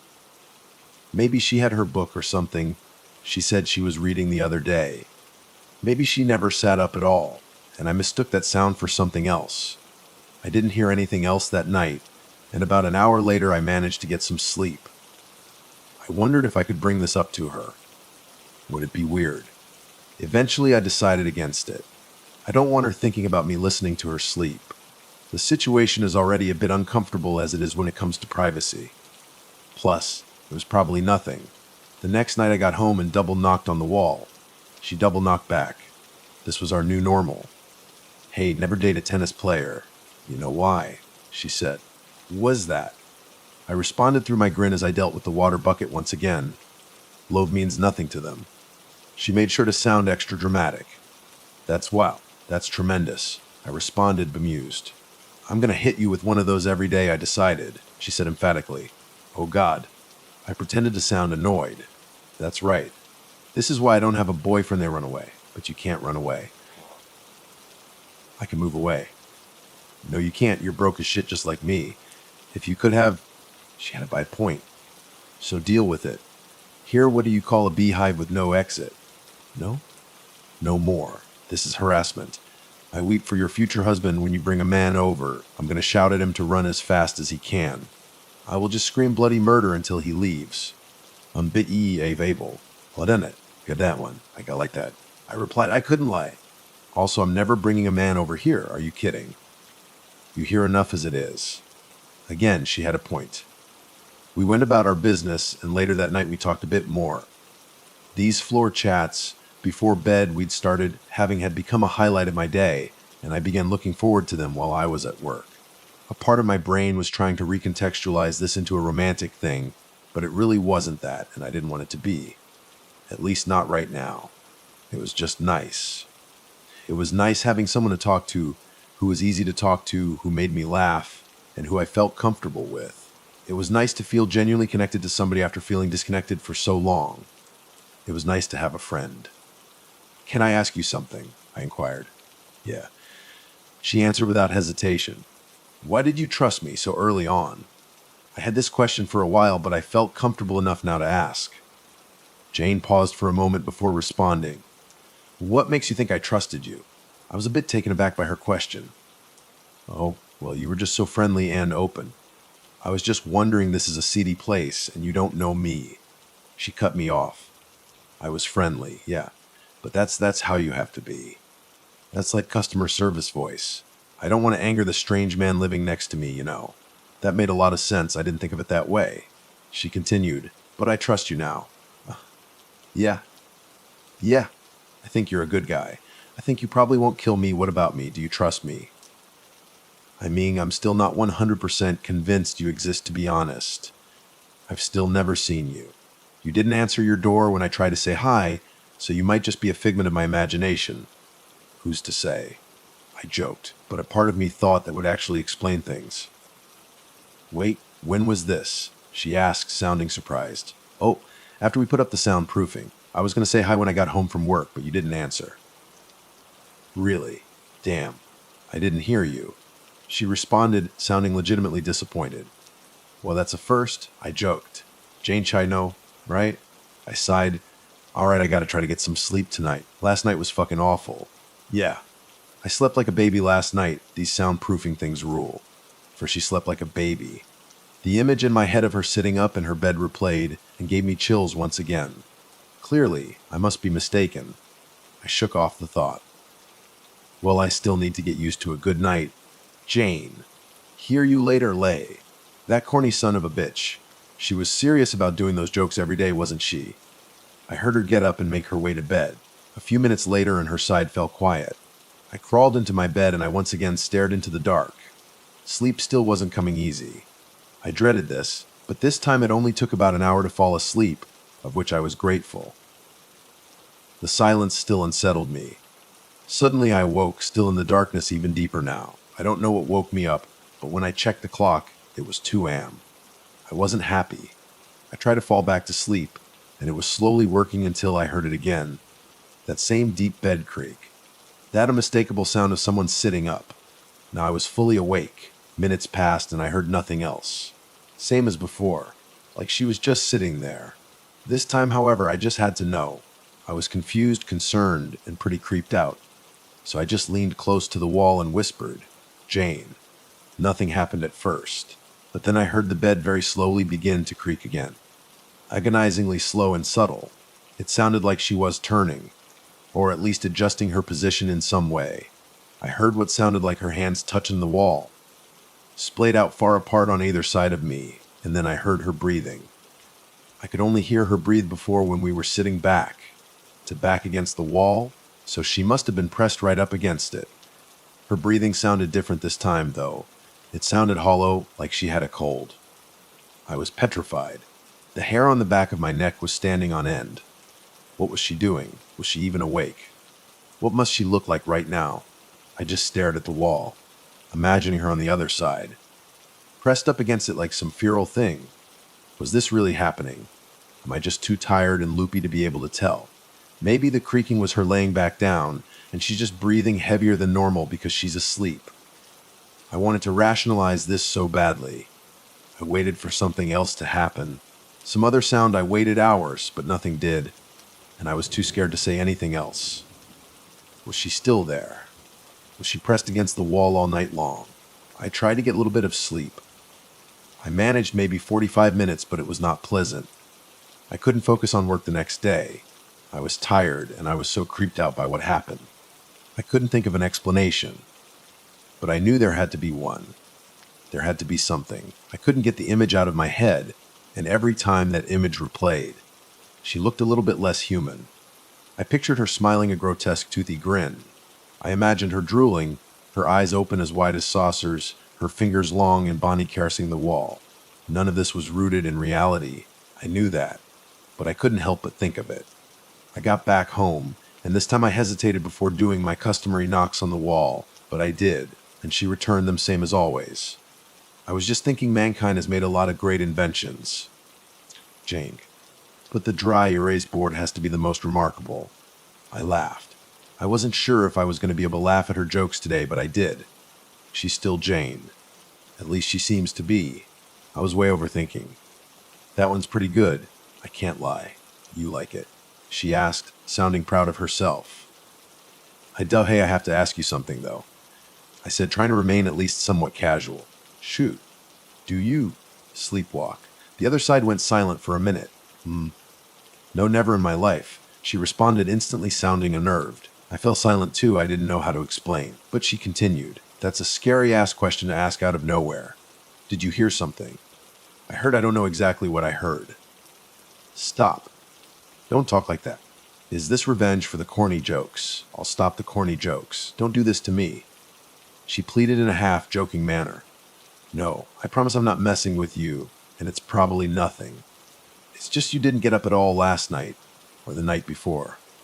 "No, I did not get up at all. Please tell me what you heard." She said firmly, "I told Jane everything that happened." I tried to be delicate, but also honest. I trusted that she didn't know what was going on. That became evident to me by how freaked out she seemed. I know it sounded crazy. I just hoped she didn't think I was messing with her. It was difficult to tell from her tone. Initially, she wanted to debunk it all, saying that I must have heard something else, which I admitted could very well be true. Nevertheless, she told me she's going to stay with her sister for the night. Probably a good idea. She gave me her phone number and told me to call if anything happened. That put my mind at ease about whether or not she trusted me. I told her to be safe, and she tried once again to reassure me there was probably nothing, but I felt a sense of immense dread as soon as she left. Suddenly, I really didn't want to be alone here. That night was the quietest of my life, and not in a good way. I thought about drowning it out by putting on some music or a movie, but nothing felt right. I wasn't sure if I'd be able to sleep that night, but eventually I managed. I ended up having a dream about a woman wearing a veil. Through the veil, I could vaguely make out 3 large black holes, where her eyes and mouth should be. I couldn't recall anything that happened in the dream, only the image of that woman. I wondered if that was my subconscious way of trying to visualize Jane. I still didn't know what she actually looked like, so maybe my brain had trouble coming up with distinct features for her. Or maybe it was something else entirely. It was still dark when I woke from the dream. I felt a deep unease as I checked the time. 2 a.m. Again. This time I wasn't eager to fall back to sleep. I didn't want to see the veiled woman again, so I stayed up a little while longer, attempting to ease my mind. I thought of every possible way to reassure myself. Eventually, I began to fall into facade of comfort until creak. I went ice cold. No, this can't be. I didn't just hear that.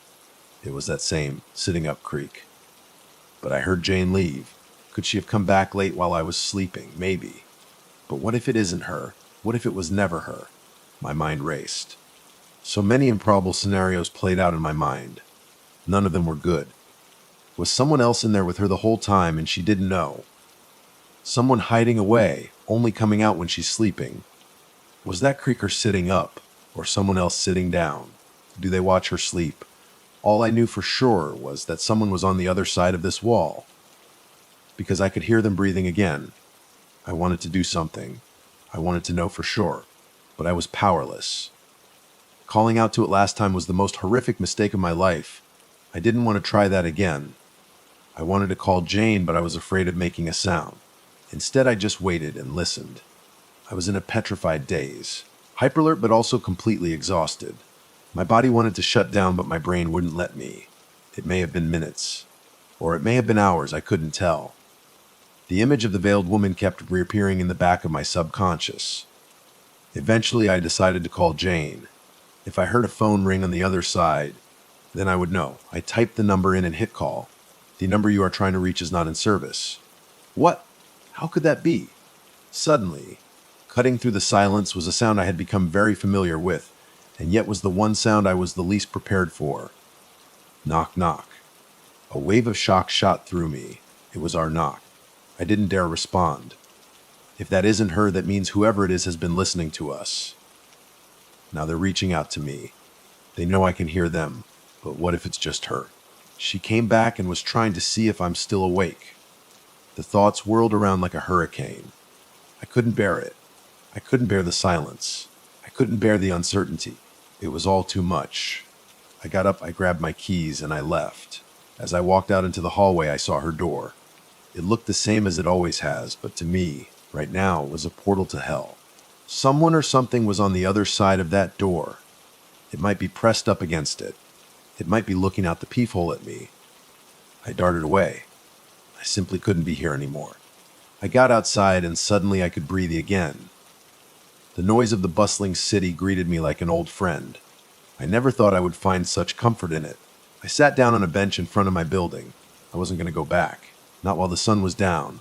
I knew where my window was, so I knew where 402's window was. I didn't want to look at it, but I had to. It was completely black. I couldn't see anything inside. That was good, I thought. But that didn't stop me from feeling like I was being watched. I felt eyes up there looming over me. I couldn't rationalize it, but something inside was telling me that whatever was in 402 wasn't a person. I fought against that thought for a long time, but I was starting to accept it.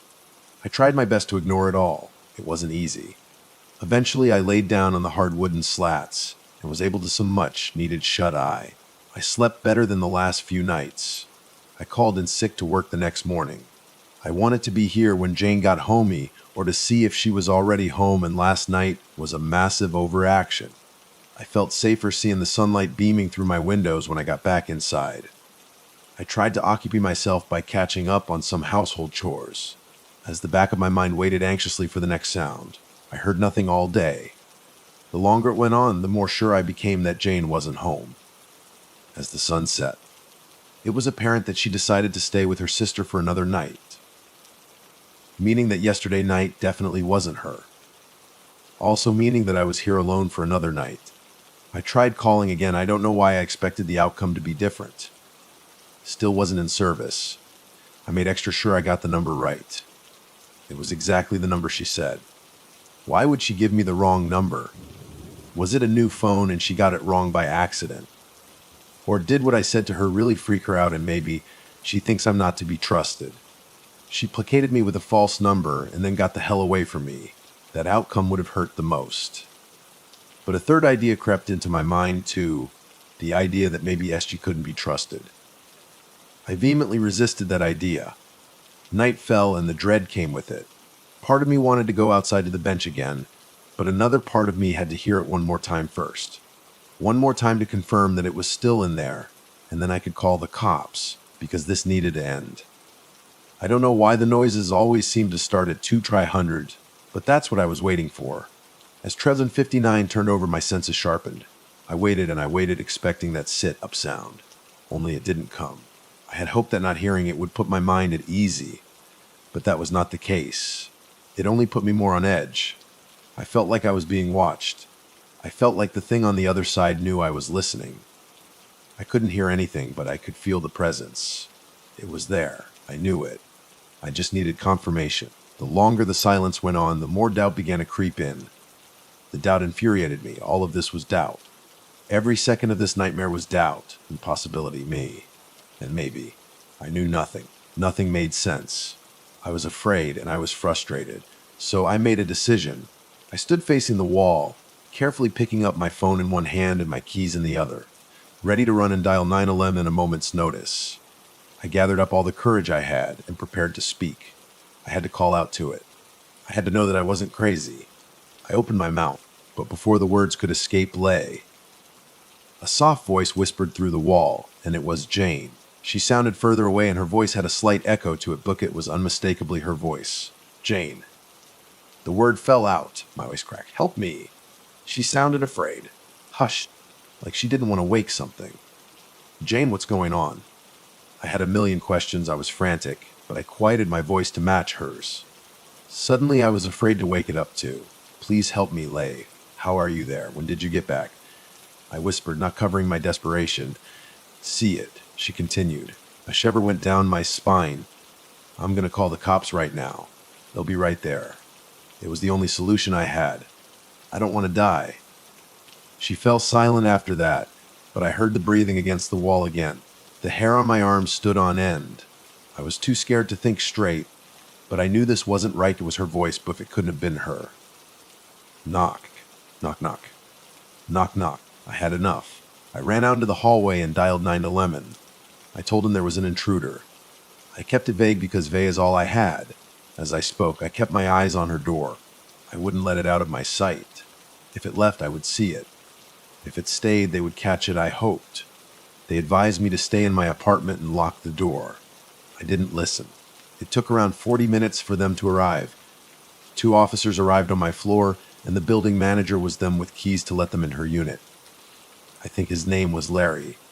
Like I said, I forgot a lot of names and faces. He shot me a brief glare when he saw me standing there. I probably woke him up with all this. I wanted to get a glimpse into the room, but I was ushered away, back into my unit. My stomach was in knots with stress. I just wanted this to be over. I didn't know what to expect. Would there be shouting? Would I hear a fight? Would there be gunshots? A part of me had a dreadful feeling, that they would get in there and they wouldn't find anything. Minutes passed. I waited and waited, but I couldn't hear anything from the wall. Not a peep. Why aren't they going inside? I thought out loud. Suddenly there was a knock at my door. I opened the door and sure enough it was the officers, flanked by Larry. They told me what I was afraid of. We searched the apartment and we couldn't find any signs of someone living in there. You went inside, I questioned. I knew they didn't go inside. We searched the entire unit up and down. There was no one in there. But if you hear anything again... After that point I tuned out. I exchanged the default pleasantries and they went on their way. I couldn't find a shit to give in any of their words, and I was too frustrated and exhausted to search for it. I tried to get answers. Instead, I ended up with yet another question atop the pile. Why wouldn't they go inside? What did Larry tell them? I knew I wasn't getting any sleep that night. All I could do was sit on the bed and overthink. This was all bigger than I thought it was. Jane could have been in on it. Larry could have been in on it. The police could have been in on it. For all I knew, I really didn't want to believe that Jane was in on it. The way Larry glared at me. Maybe it wasn't screw you for waking me up in the middle of the night. Maybe I stirred something up that I wasn't supposed to. Maybe the problem wasn't with Jane. Maybe there wasn't an intruder, a creature, or even a ghost. Maybe it was the room itself.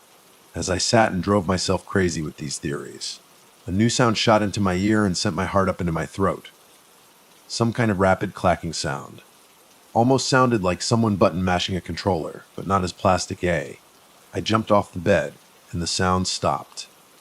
The room wasn't done with me yet. I had never heard this sound before. I couldn't place it at first, but once the initial shock wore off, I knew exactly what it sounded like.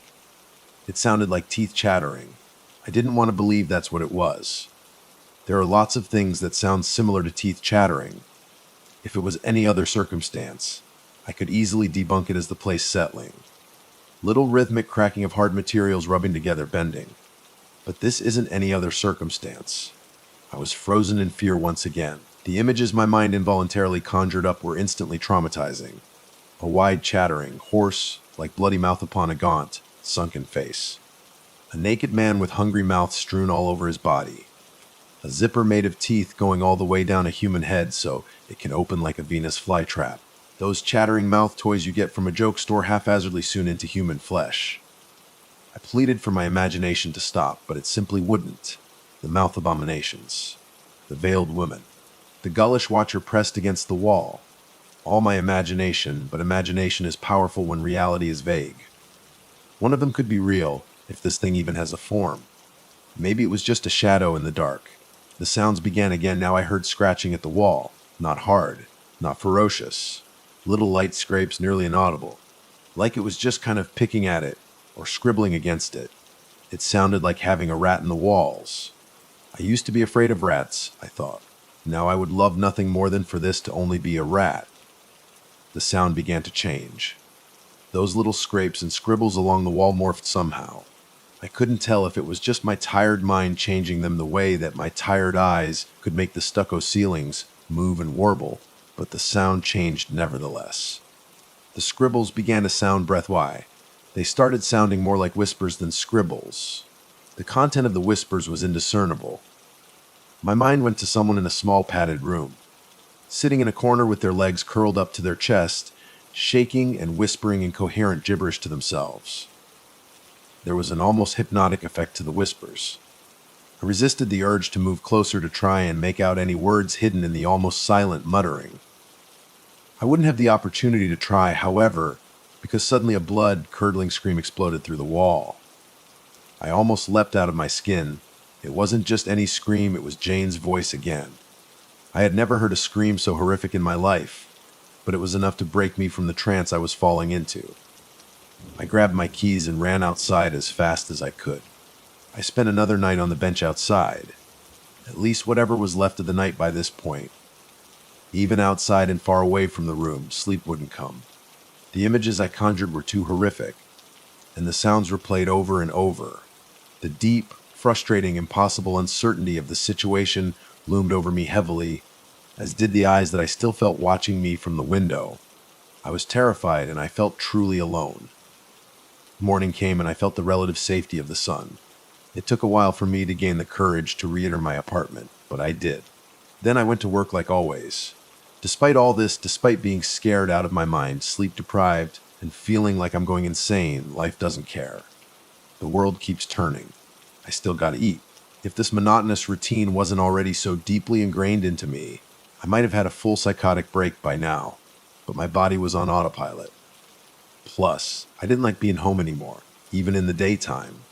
Last night was too much. I didn't go home right away after work. I delayed as much as I could. I thought about staying somewhere else. But if Jane was back, and if she really was the friend I thought she was, I had to be there. To warn her about the thing that uses her voice. There was also one more thing that compelled me to come back. A breadcrumb I had to follow. I got into my building, but instead of heading up to the 4th floor, I went straight into the front office. I hated this little room. Unkempt, smelly, with a thick hum of fluorescent light tubes.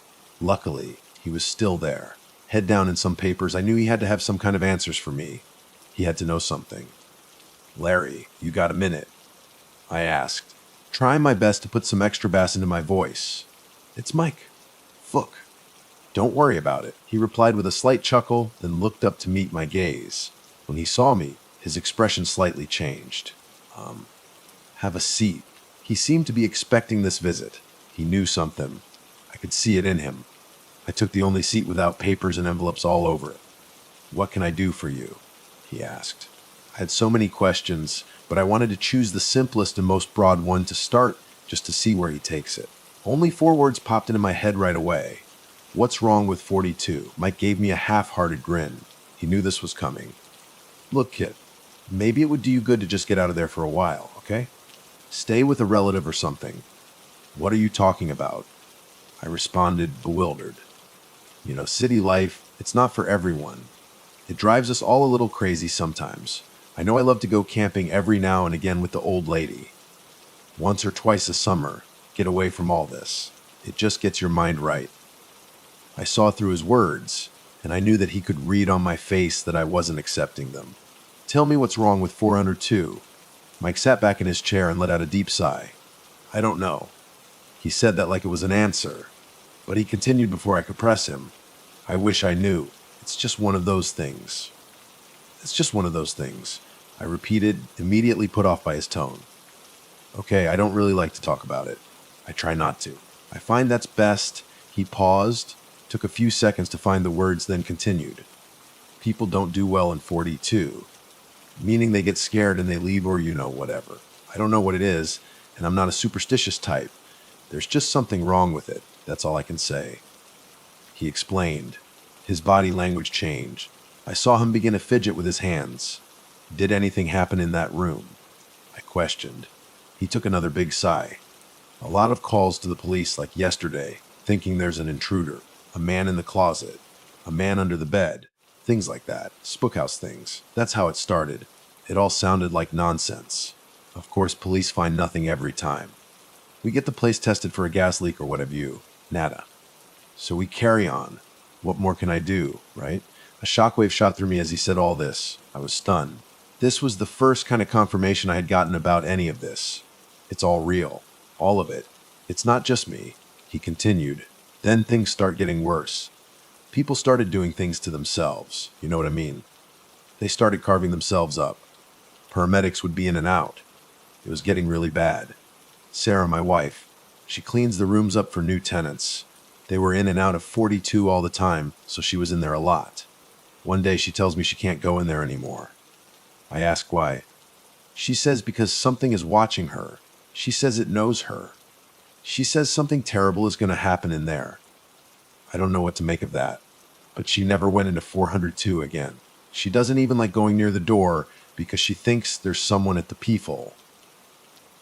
Then there was the disappearance. That girl went missing. You heard about that, right? I was ashamed to admit that I didn't. Maybe it came up, maybe at one point I was told, but it was long since forgotten. They presumed her dead. Never found her. I knew it had something to do with the room, so I closed it for good. Nobody in or out unless absolutely necessary. I didn't know what to say. I was horrified. What must all of these people have seen? I shuddered to think. But also I still had questions. This sounded right, but there were glaring inconsistencies. I had to keep prodding. How did you get the police to go along with that? I asked first, attempting to remain composed. Didn't they do their business? They're in and out quick. They never find anything, and they don't really ask. It's the city. No, but they didn't go inside the room last night. Why didn't they go in? Mike shot me a confused look. They did go in. They went in, they searched, they found nothing like they always do. New guys, it's been a few years, but none of them do. I was getting frustrated again. Things weren't lining up. Why are you lying? Why lie about this? I know they didn't go in.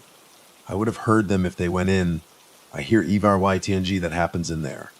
And you clearly didn't close the room because you rented it out. It's occupied right now. And Jane said you told her about previous tenants when she moved in, so there were people even before her. Mike's expression completely dropped. You think someone lives there right now? Yes, someone lives there. Don't lie to me, I asserted. No one has lived there for 8 years, monsieur. He said coldly. I was boiling over.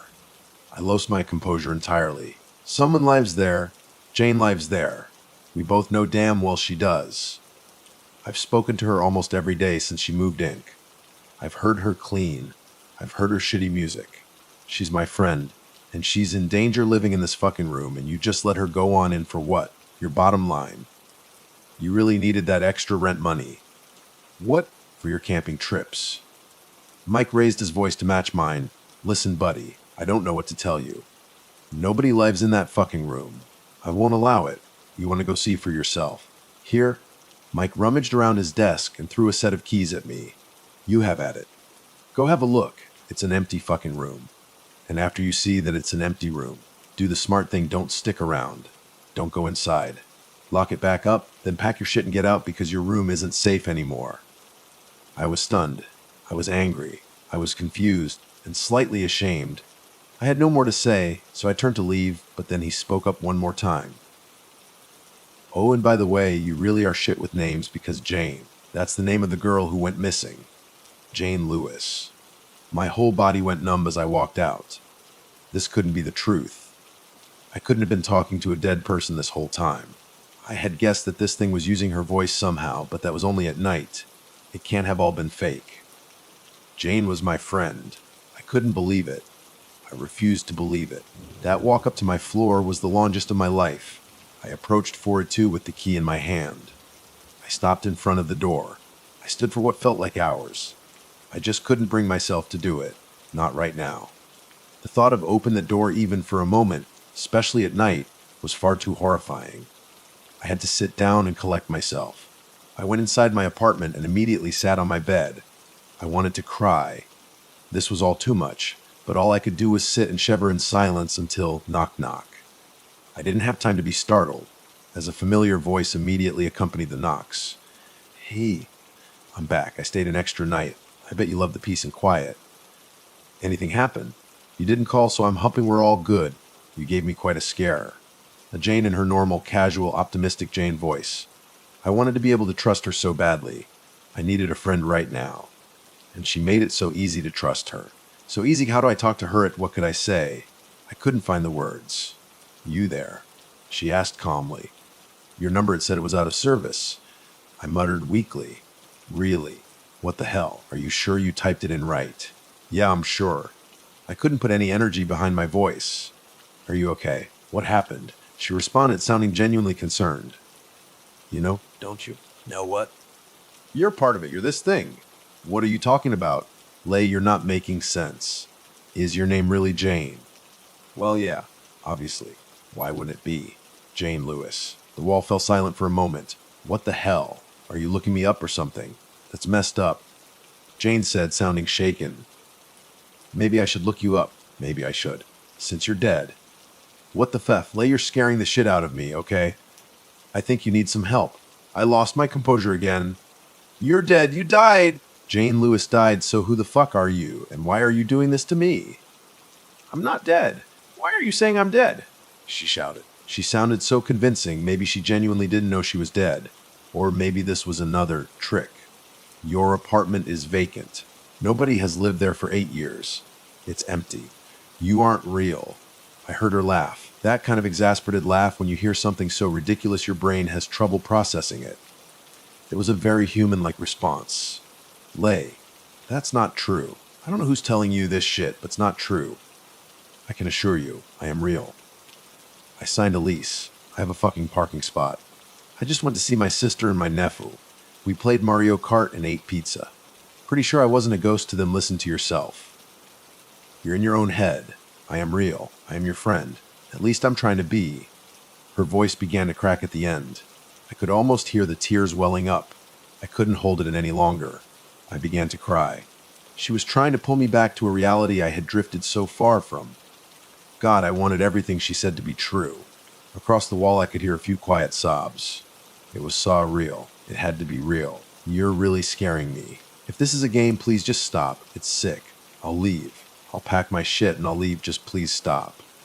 My heart broke. I never wanted this. I'm sorry. I'm so sorry, Jane. I don't know what's happening with me. Nothing makes sense. The building manager told me all this shit, and I don't know it's real anymore. I need help. I almost let it all go. I almost convinced myself that I had totally lost it, and it was all in my head. It would have been so easy. All the pieces would fit together if none of it was real, but I had one more idea. I have a phone. Like I said to her, maybe I should look her up. If she went missing, there would be reports. All I have to do is type in her name. Jane Lewis plus the name of the city, enter. My heart sank further than I thought it could. There she was.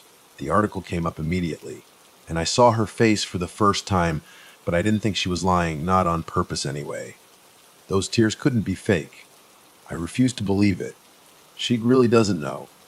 She's still stuck in that room, thinking she's alive. I looked at her picture for a while, so different from the ones my mind conjured up when we spoke. But her face fit her voice and personality like a glove. It radiated positive energy. The image of her in my mind was replaced with this new one instantaneously. Something about being able to attach the voice to the face made me trust her 10 times more. I knew this was really her, in some form. I wasn't being tricked. I was certain. I didn't know if I should tell her that she was dead. A part of me thought there wouldn't be a point. There's no way she would believe me. But I felt like I had to. No more secrets. I needed this all out in the open. Whatever happens. Jane, I said hesitantly. I looked you up. I'm looking at the article right now. Lay, please, she begged. I continued and began reading the article aloud. Jane Adrienne Lewis, 26. Last seen October 12, 2015. Reported missing October 14, the 15. Declared dead October 14, 2022. Multiple searches turned up no leads. The initial suspect, ex-boyfriend Devin Aronson, whom had at the time been serving a restraining order from Jane, was exonerated. Her sister Carrie and mother Lynn continue to urge the public to come forward with any information they may have. I recited coldly, trying not to break. Jane was loved by her family, friends, and community, and is described as a kind soul, funny, passionate, and selfless. Her entrepreneurial spirit led her to start up multiple small businesses, dating all the way back to 8 years old when she would make and sell beaded bracelets and homemade baked goods to her classmates. Her mother, Lynn, quotes. I stopped myself. This was a lot to throw at her, and I think she got the point. She was silent for a minute, and then she spoke. October 12, 2015. Yes. 8 years ago, last month. That was the last time you were seen. 8 years ago, yeah. October 12th, 2015 is today, she said. You're telling me I go missing today. Everything turned upside down. Once again, I stammered. Words struggled to form. She was living out her final days all over again somehow. Nobody remembers the stupid bracelets. Only my mom remembers that shit. She continued. I'm sorry. It's not true. You're sick. You've been stalking me. Gathering all this information, what the fuck do you want? She screamed. There's a video, can I play it for you? She went silent. I took that as a yes. I turned the volume up, held the phone to the wall, and hit play on the embedded video. An older woman and a younger woman stood together in front of microphones on the front lawn of a small house. I could only assume her mom and her sister. She wouldn't accept it from me. Maybe she would accept it from them. Her mom didn't get through 2 sentences before I heard the most horrific sound I had ever heard coming from the other side of the wall. It sounded like all the air was sucked out of her while at the same time she screamed and wailed. It was like the scream I heard the day before. All she could say was, "No," over and over again. I heard her rocking back and forth on the bed it hit. She believed. "Sorry," I cried. But all I could do was wait and listen to her violent sobbing, her awful cries. I couldn't imagine what she must be going through. After a few minutes, the crying stopped, and she spoke through her sniffles. "Read me more. There has to be more." I obliged and continued skimming the article. The words, "an early prominent lead," jumped out at me, and I read the paragraph out loud. Jane's older sister told police about conversations the two had the day prior to her disappearance. Jane talked about making friends with a neighbor named Leah. I paused. The last thing I expected was my name to appear in this, albeit spelled wrong. My heart began to pound, and I continued. "To whom she claimed she could hear through the unit's wall. However, when police searched, they found nobody by that name living in the building and weren't able to find any evidence of this mysterious Lee." "What the fuck?"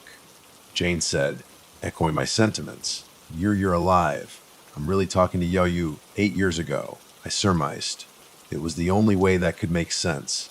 "I've been trying to tell you I'm fucking alive." "Wait, maybe that means I can help you. You're supposed to die today, but maybe I can save you." "Okay, how?" I thought about it for a second, and the most obvious answer popped into my mind. "Get out. Get out of the room, now. It's in the room. You have to leave." What do you mean it's in the room? It's 4-2. Something bad is in 4-2. I hear it at night. You have to go right now. Stay with your sister."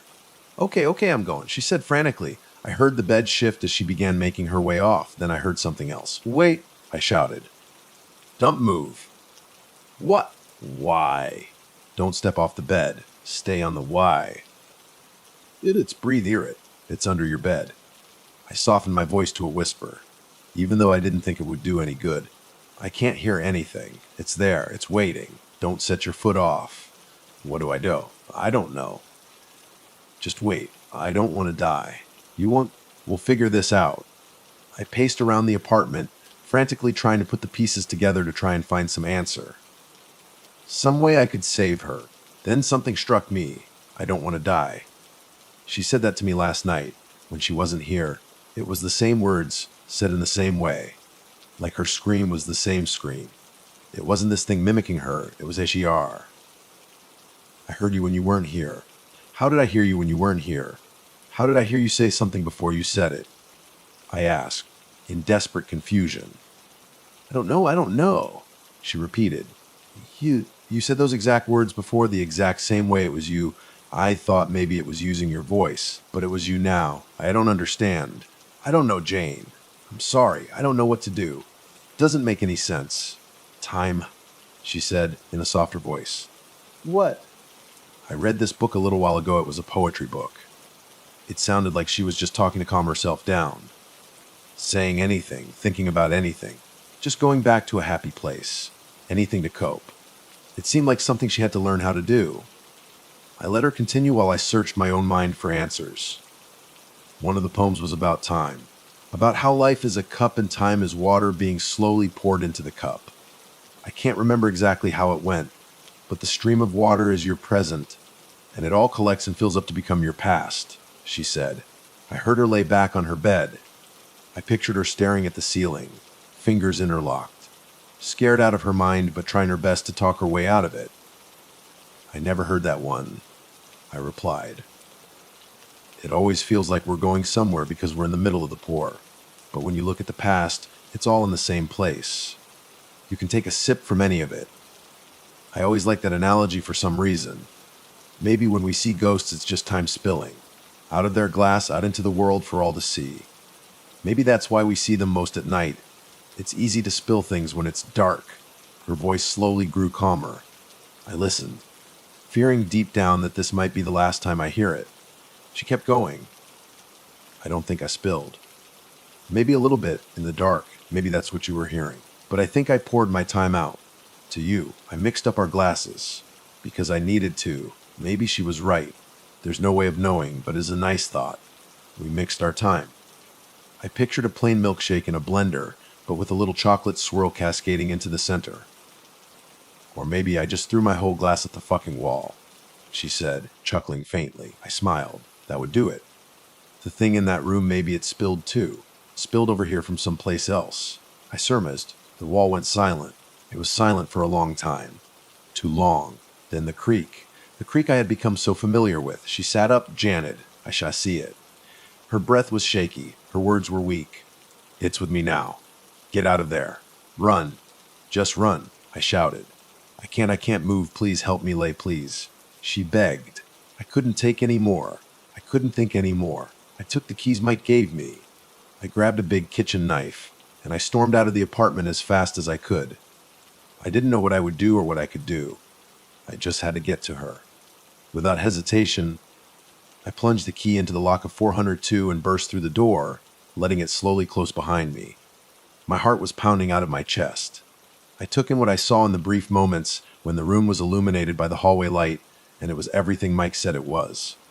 Empty, completely empty, unkempt and unclean. The dust was thick. There was absolutely no mistaking the fact that this place was abandoned. Now though, with the door closed, all of those details were replaced by a thick blanket of darkness. So dark. Darker than my apartment ever was. I tried the lights and they didn't come on. Jane. I shouted again as I walked further into the blackness, but there was no response. She wasn't here, but she was. She was on her bed, helpless, staring at something that was about to kill her. That was happening 8 years ago, but it was happening right now. I just couldn't see it. There wasn't even a bed here anymore. I stood right where it should be and there was nothing. Please answer me, Jane. I should be able to hear her, I thought. I tried to even just feel her presence somehow, but I couldn't feel anything except dread. Was I too late? I called out to her again and again. Nothing. I turned my attention to her tormentor. Leave her alone. What are you? Show yourself. What the fuck was saying? What the adrenaline was too high. I didn't even fully realize the scope of the shit I was in, but it was beginning to dawn on me. This thing, it killed Jane. It torments people. It carves them up. And I just walked right into its mouth. I liked Jane's theory about time, but maybe it was this thing that did it. It mixed up our time, it put us together to lure me over here. 8 years without a victim, and it was starving. It knew we would connect, it knew I would come to save her. It got me right where it wanted me. In my adrenaline-fueled haze, I walked far away from the door without even realizing it. I was on the other side of the room. I could make a run for it, but I froze. The soundproofing panels were gone, but the place was just as silent. The intense dark made my vision fuzzy and grainy. Dark spots and subtle shapes manifested and dissipated, tricking my eyes. I tried to scan the room. All I could really make out was some of the basic geometry. The only light was an inch-tall line coming from under the front door. It could be hiding in any one of these pitch-black corners. Standing there, watching me hyperventilate. There was a sliding closet door next to the front door, very slightly open. Mike said something about people seeing it in the closet. I could imagine its eye peeking out. Maybe that's where it hid in the daytime, watching Jane and listening to us. Something moved above me. I looked to the ceiling but saw only black. It could be up there too. Sprawled out on the ceiling like some kind of spider, looking down at me, waiting to pounce. I wouldn't know. More movement in the far corners of my periphery. I turned to face it out of instinct and was again met with the void.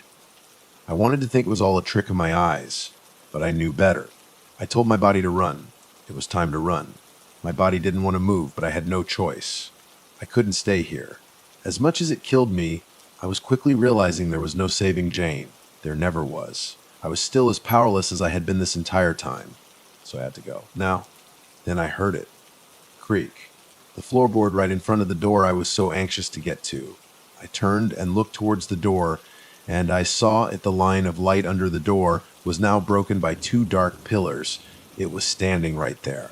It was too dark to make out any other features, Or maybe it didn't have any. All I could make out was a shadow amongst the shadows. The vaguest confirmation of a form. My legs fell out from under me and I came down hard. I kicked my feet and crawled back against the furthest corner. I didn't take my eyes off of it. I didn't dare to even blink. It didn't move. After a moment, the floorboards began to creak subtly again and again. But it still wasn't moving. It sounded like it was only slightly shifting its weight from one foot to the other and back again. It was swaying. I really was trapped now. It wasn't going to let me get to the door. I put my hands on the wall behind me to help me push myself back up. One of my hands touched something wet. The wall was damp and squishy. Instinctually, I looked to see what I was touching, and my eyes were able to adjust enough to make out that it was mold. A ton of mold, coating several feet of the wall. I recoiled in disgust, but it quickly all started to add up. This mold was exactly where the mold in my apartment was.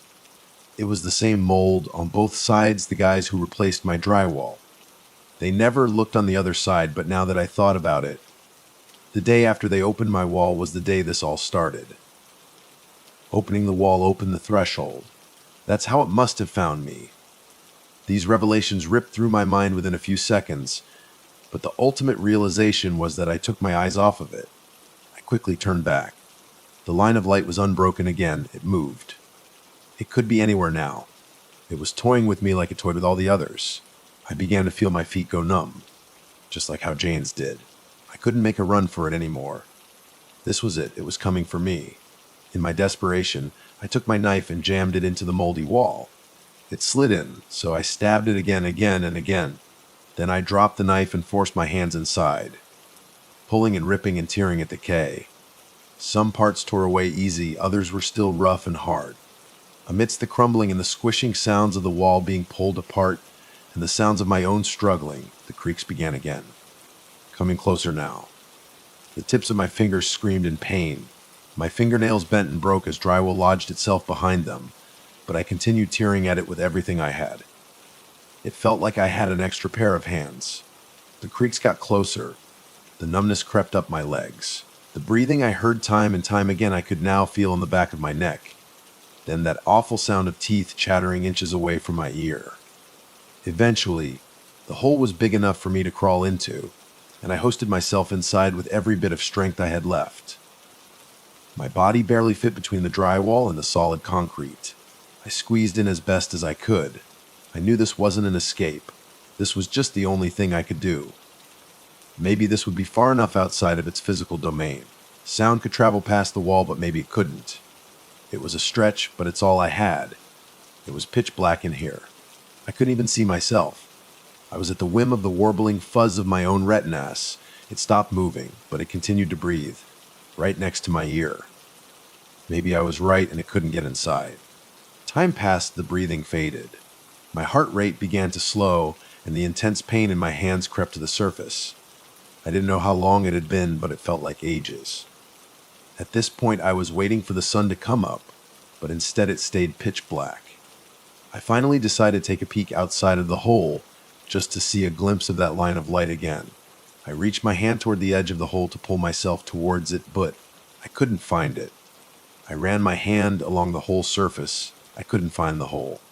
It was gone. It was like it was never there. The wall was perfectly smooth and solid. I began to hyperventilate again. Then I began to scream. I screamed for help until my throat went coarse. I hit the wall as hard as I could over and over, and it wouldn't budge. I couldn't see the blood, but I felt it trickle down my knuckles. I managed to dislodge a wooden stud, but that offered no help. I fought until I had no more fight left in me. Then I sat back, staring into the blackness once again, defeated. Only there was something different this time. I could only describe it as something darker than pitch black. A little fuzzy orb of it, floating past the wooden stud that I broke off. I pulled myself closer and my eyes very slowly began to adjust. It wasn't an orb I began to discover. It was 3 orbs arranged in an inverted triangle. I pulled myself closer again. No, not orbs, they were holes. I couldn't fully make it out until I was a mere foot away from it. Then I gasped in horror. A face. Sunken black holes for the eyes and mouth. Withered and shrouded in a veil of cobwebs. I could barely make out the rest of the body. slumped over and sitting like I was decayed to bones. There she was. The veiled woman, but not just the veiled woman, was Jane. She was here all this time. It probably tricked her into the wall the same way it tricked me.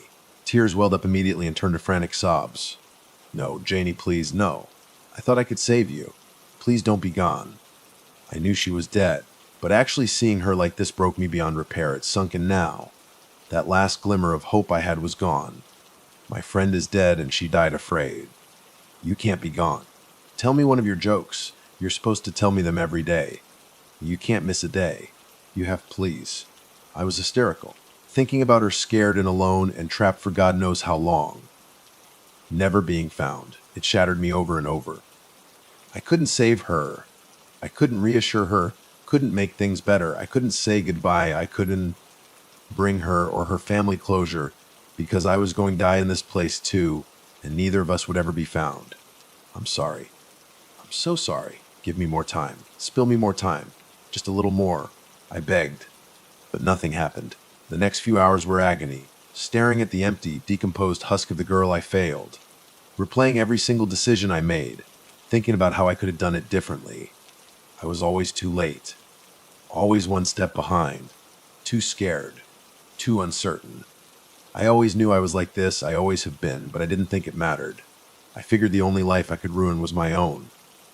I began doing our knocks on the wall, over and over, hoping maybe she would hear it somewhere, sometime. Maybe would reach her at a time when she needed to know someone was still with her. That's probably not how it worked, but it's all I had left. I was hungry, dehydrated. My lips were sticking together. My vision got even spottier. Occasionally I would sleep as much as I could.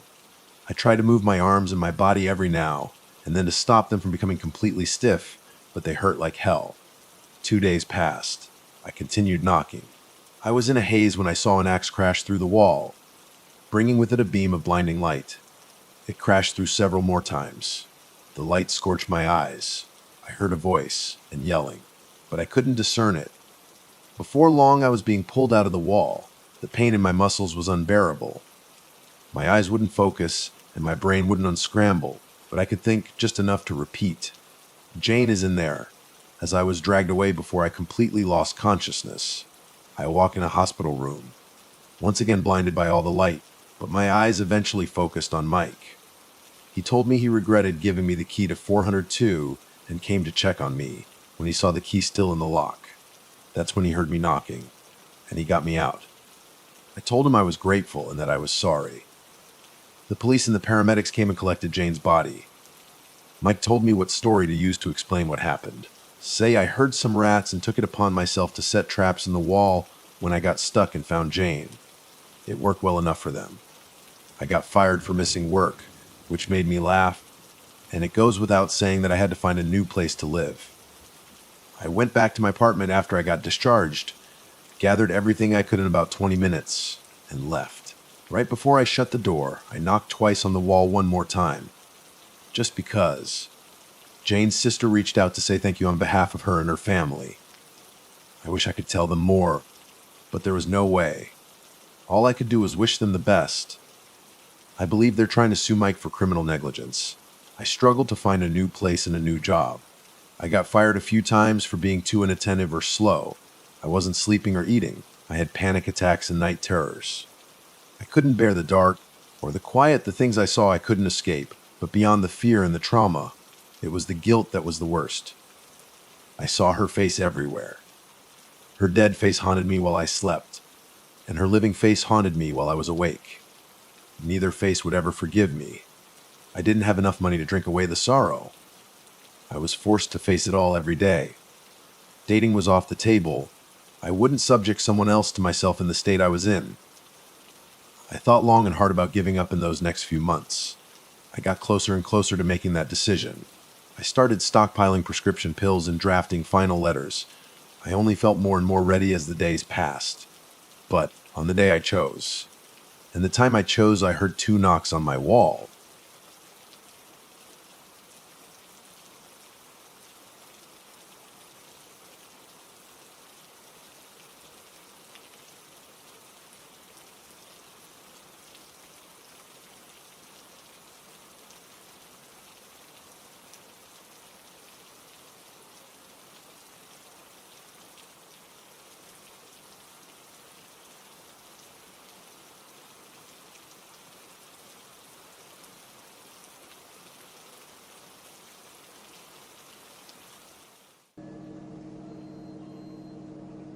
I was driving home late one night after working a double shift at the diner.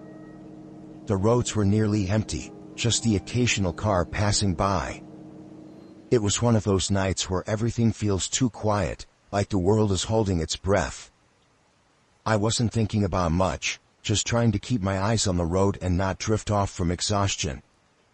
The city lights were fading as I got closer to my neighborhood. I stopped at a red light on the intersection of Willow and Main. There wasn't a single car coming in any direction, but I waited because the law is the law, and I wasn't in the mood to risk a ticket. My windows were rolled up, and the soft hum of my car engine was the only sound. I stared ahead, half dazed from the long day. That's when I noticed the car. It was a dark sedan, older but not too beat up. It had pulled up behind me at the light, which wouldn't have been unusual except it wasn't there when I first stopped. I didn't hear it approach. I thought maybe I was just too zoned out to notice, but something about it made me uneasy. It didn't have its headlights on. I adjusted my rearview mirror to get a better look, and I could see the outline of someone in the driver's seat. They were sitting completely still, like they were waiting for something. I told myself not to overthink it. It was probably just some tired person, like me, heading home after a long day. I shifted in my seat, my fingers tapping the steering wheel, and kept my eyes on the red light, willing it to change. But then I saw movement. The driver's side door of the car behind me opened, and a man stepped out. He wasn't in a rush. His movements were slow and deliberate, like he had all the time in the world. He was tall, wearing dark clothes, and I couldn't see his face clearly under the dim glow of the streetlights. My stomach dropped. I locked my car doors instinctively. The sound of the locks clicking felt deafening in the silence, and for a second, I thought he might have heard it. He started walking toward my car, hands in his pockets. I couldn't think. My brain felt stuck, like it was short-circuiting. I told myself maybe he needed help, maybe his car broke down and he was just coming to ask for directions or to borrow a phone. But deep down, I knew that wasn't it. There was something wrong about the way he moved, too calm, too sure of himself. He stopped at my driver's side window. I tried not to look at him, but I couldn't help it. My eyes darted toward him, and I caught a glimpse of his face. He was grinning. It wasn't a friendly grin, though. It was too wide, too forced, like he was trying to mimic an expression he didn't quite understand. He raised a hand and tapped on the glass with one knuckle. It was a soft sound, but it made my whole body tense up. I shook my head, hoping he'd take the hint and leave. But he didn't. He leaned down so his face was closer to the window, his grin never faltering. Then, without warning, he reached for the door handle. My heart was racing now, my hands gripping the steering wheel so tightly my knuckles turned white. The door didn't budge, it was locked, but he kept pulling at the handle, jiggling it like he thought it might suddenly open if he tried hard enough. He didn't say a word. I thought about rolling down the window just enough to tell him to go away, but something told me not to. I didn't want to engage with him, didn't want to give him any reason to think I was willing to interact. The light was still red. It felt like it had been stuck that way forever. I glanced at the other lanes, desperate to see another car, another person, anything, but the streets were empty. He started knocking harder now, his grin twisting into something almost mocking. It was like he was enjoying the fact I wasn't reacting. I could feel tears welling up in my eyes, but I blinked them away. I couldn't lose it, not now. Then he did something that made my blood run cold. He pulled something out of his pocket, a small object I couldn't quite make out at first. It was shiny, catching the faint light from the street lamp. He held it up to the window, tapping it against the glass. It was a knife. My whole body went numb. I didn't think. I just acted. I slammed my foot on the gas pedal, wanting the red light. My tires screeched against the pavement as my car lurched forward. For a split second, I thought I might lose control, but I managed to straighten the wheel and keep going. In my rearview mirror, I saw him standing in the middle of a road, watching me drive away. His car was still parked at the light, but he didn't make any move to get back into it. He just stood there, holding the knife at his side, his grin still plastered on his face. I didn't stop driving until I was home. Even when I pulled into my driveway and locked my car doors, I couldn't shake the feeling that he might have followed me. I sat in the car for a long time, scanning the street for any sign of him or his car. When I finally worked up the courage to go inside, I locked every door and window in the house. That night, I barely slept. Every sound made me jump, every shadow looked like him standing outside. I kept checking my phone, half expecting to see a message from an unknown number or hear a knock at the door. But nothing happened. I reported the incident to the police the next day, but without a license plate number or any real description of the man, there wasn't much they could do. They told me to be careful and to call them if anything else happened. It's been weeks now, and I haven't seen him again.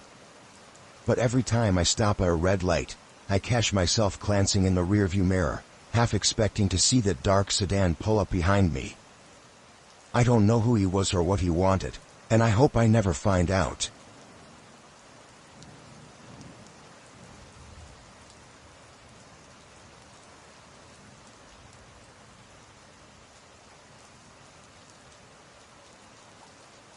It was supposed to be a quick overnight stay.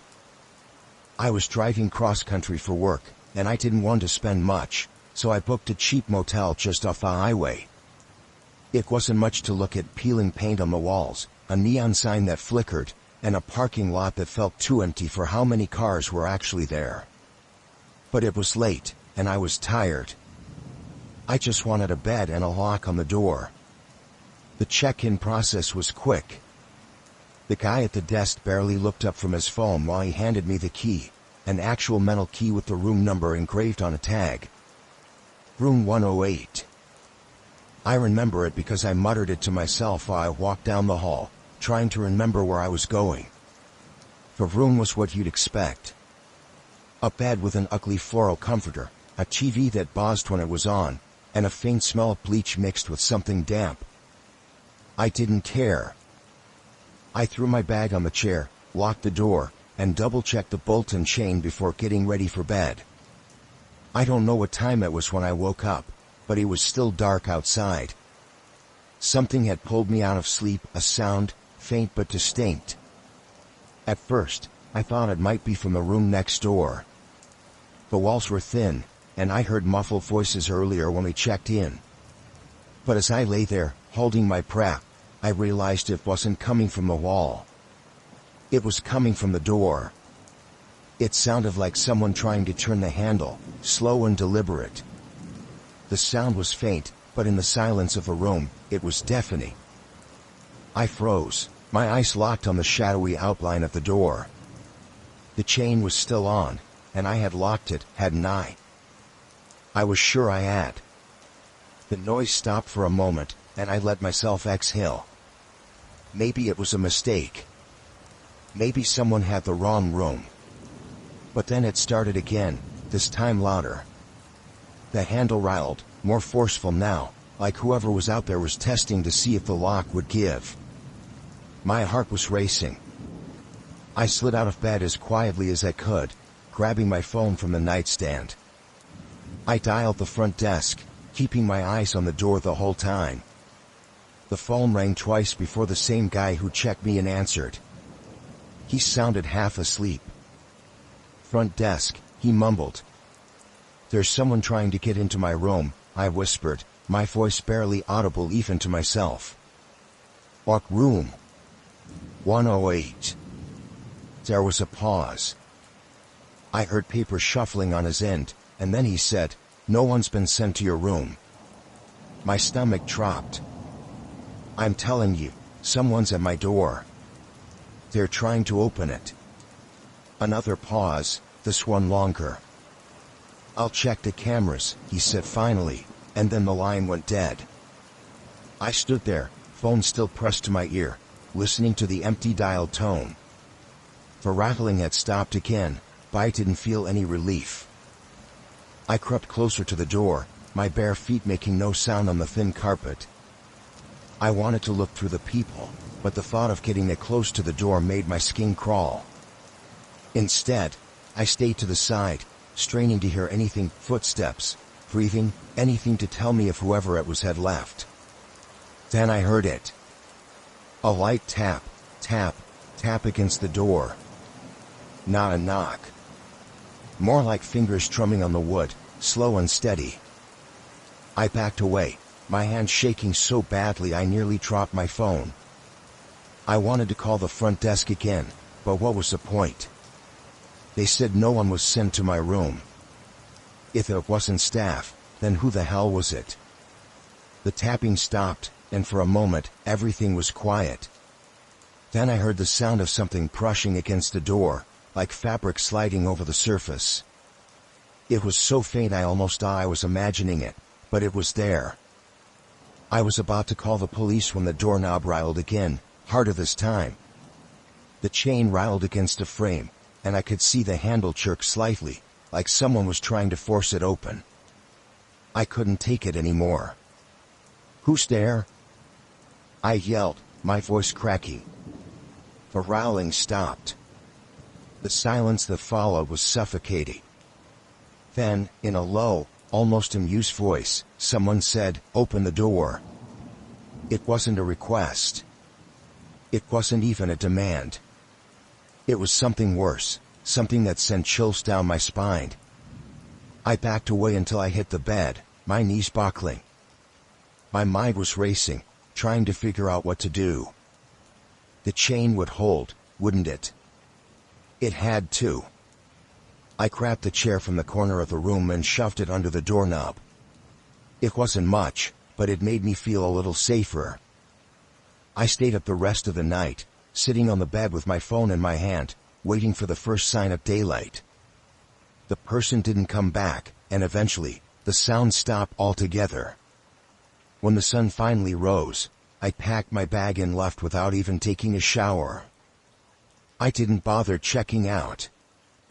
I just wanted to get out of there. I don't know who it was or what they wanted. The guy at the front desk didn't seem surprised when I told him someone had tried to get into my room. He just shrugged and said, "I didn't see anything on the cameras." I didn't believe him. I still don't.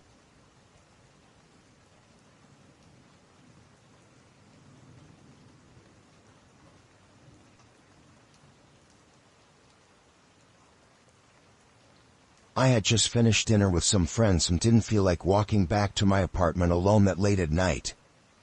It wasn't far, but the streets were dark, and I didn't want to risk it. So, I ordered an Uber. I'd done it 100 times before, so I didn't think twice about it.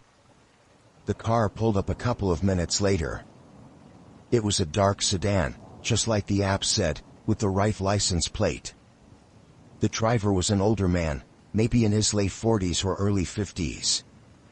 He looked normal, clean-cut, wearing a baseball cap. He smiled as I got in.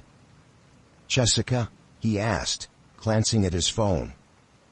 "Yes," I said, settling into the back seat. The ride started out fine. He didn't talk much, which I preferred, and I just stared at my phone, scrolling through messages. After a couple of minutes, though, I noticed we weren't heading in the direction I expected. The streets didn't look familiar, and the route on the app wasn't matching where we were going. I think you missed a turn," I said, leaning forward a little. He didn't answer right away. He just kept driving, his hands tight on the wheel. "Sometimes the app doesn't know the best way," he said finally. His voice was calm, almost too calm. "I know a shortcut. It'll get you home faster." Something about the way he said it made my stomach tighten. "But that's not the route the app is showing," I said. He glanced at me in the rearview mirror, his eyes dark under the brim of his cap. "Trust me. This way's safer."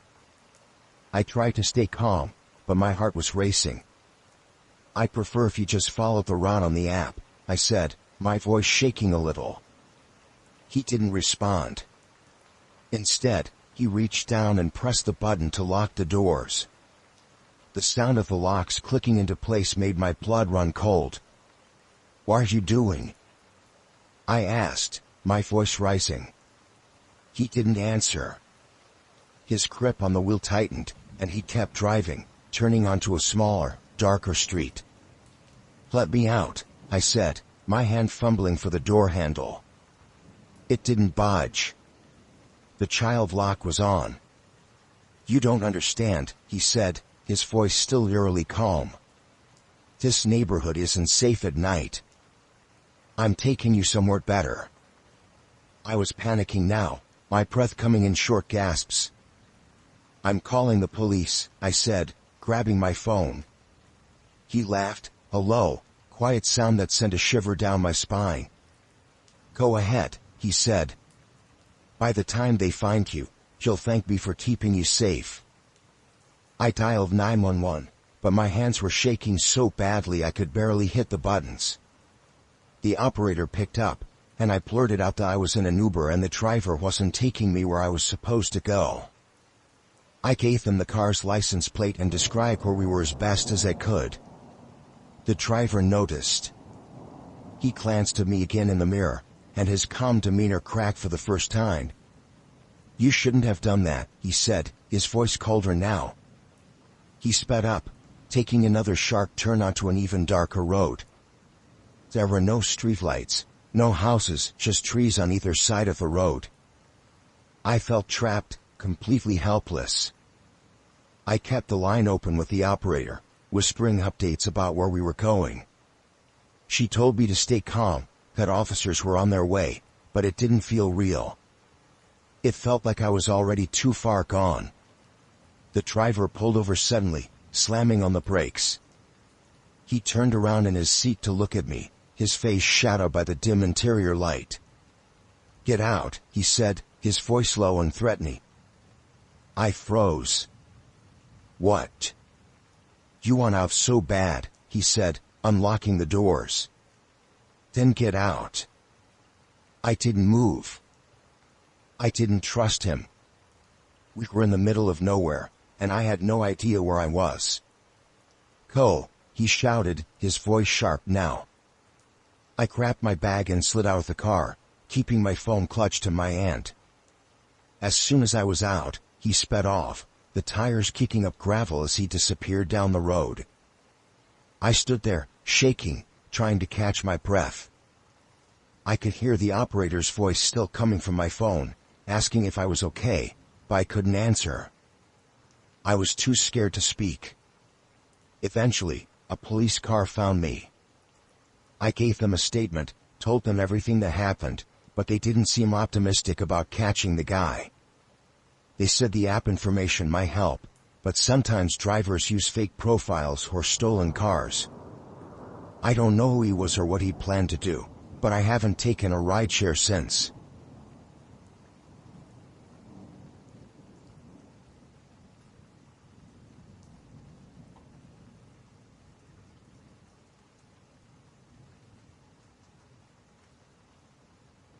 I had been driving for hours. It was dark, and the highway felt endless. The gas station coffee I'd picked up earlier wasn't doing its job, and my eyes were heavy. I decided to pull off at the next rest area to stretch my legs and wake up a bit before continuing home. The parking lot was mostly empty, just a couple of trucks parked on the far side, their engines rumbling softly. I parked close to the building, under one of the dim lights. As I got out of the car, the cold air hit me, and I pulled my jacket tighter around myself. The place looked old, the kind of rest stop you only see on back highways, cracked pavement, flickering lights, and a vending machine with half the buttons taped over. Inside, it was quiet. Too quiet. The fluorescent lights buzzed faintly, and the air smelled faintly of cleaning supplies. There was a small bulletin board by the door with faded flyers pinned to it, but otherwise, the place was bare. I glanced at the bathrooms, hesitating for a moment. The women's restroom door was slightly ajar, and the light inside flickered. I told myself it was fine. I just needed to go quickly and get back on the road. The bathroom was small, with 3 stalls and a single sink. I chose the stall furthest from the door, locking it behind me. As I sat there, I noticed how quiet it was. There was no music, no hum of traffic from outside, just silence, broken only by the occasional creak of the pipes. I was about to stand up and leave when I heard it, a faint shuffling noise, like someone moving outside the bathroom. I froze, straining to hear.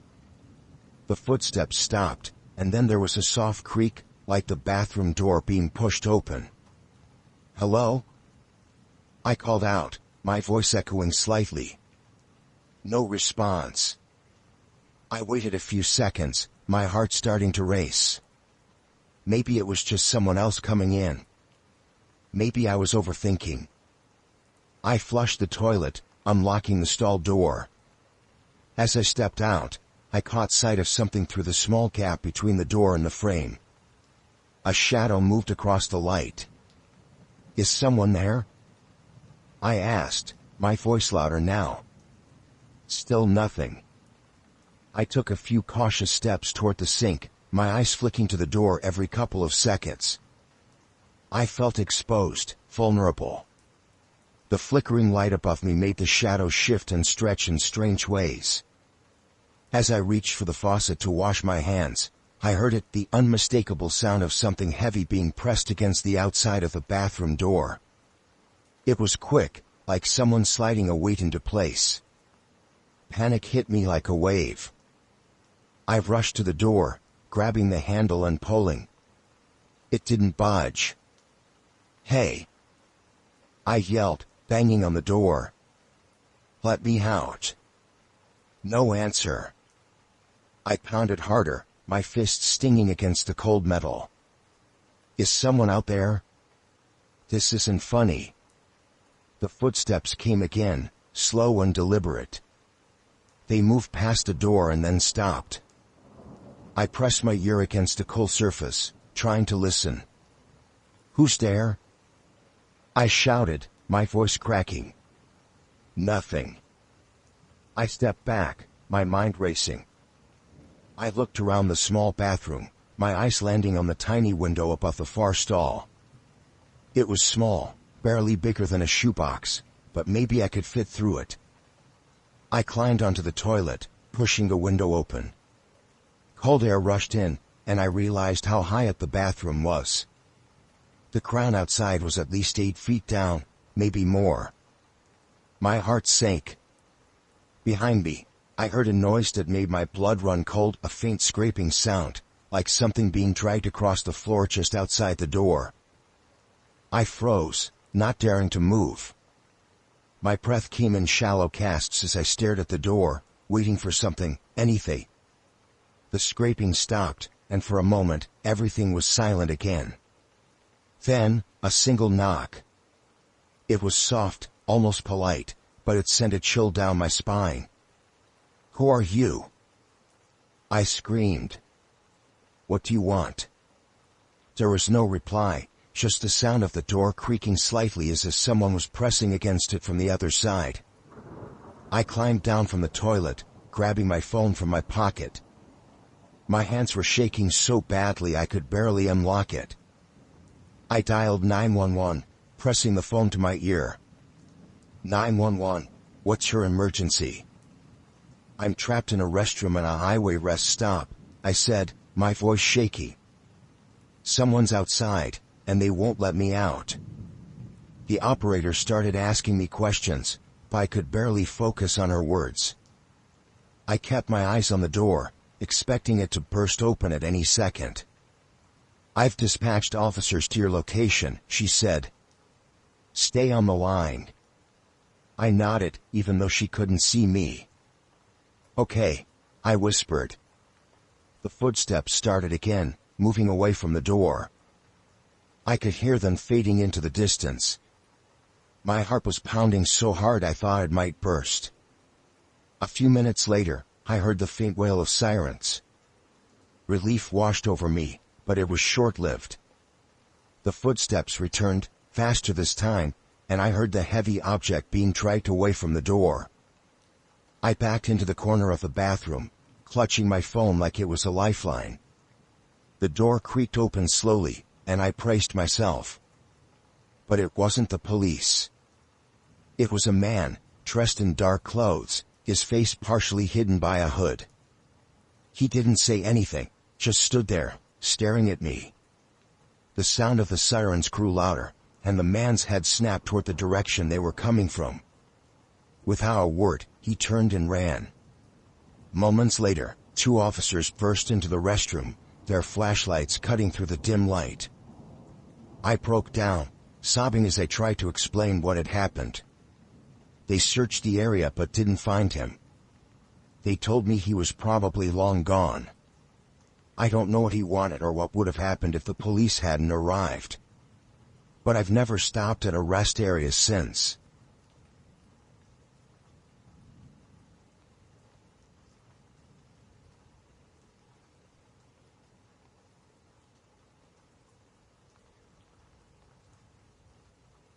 I've lost my keys about a month ago. I didn't think much of it at the time. I figured I must have dropped them somewhere in the rush of running errands.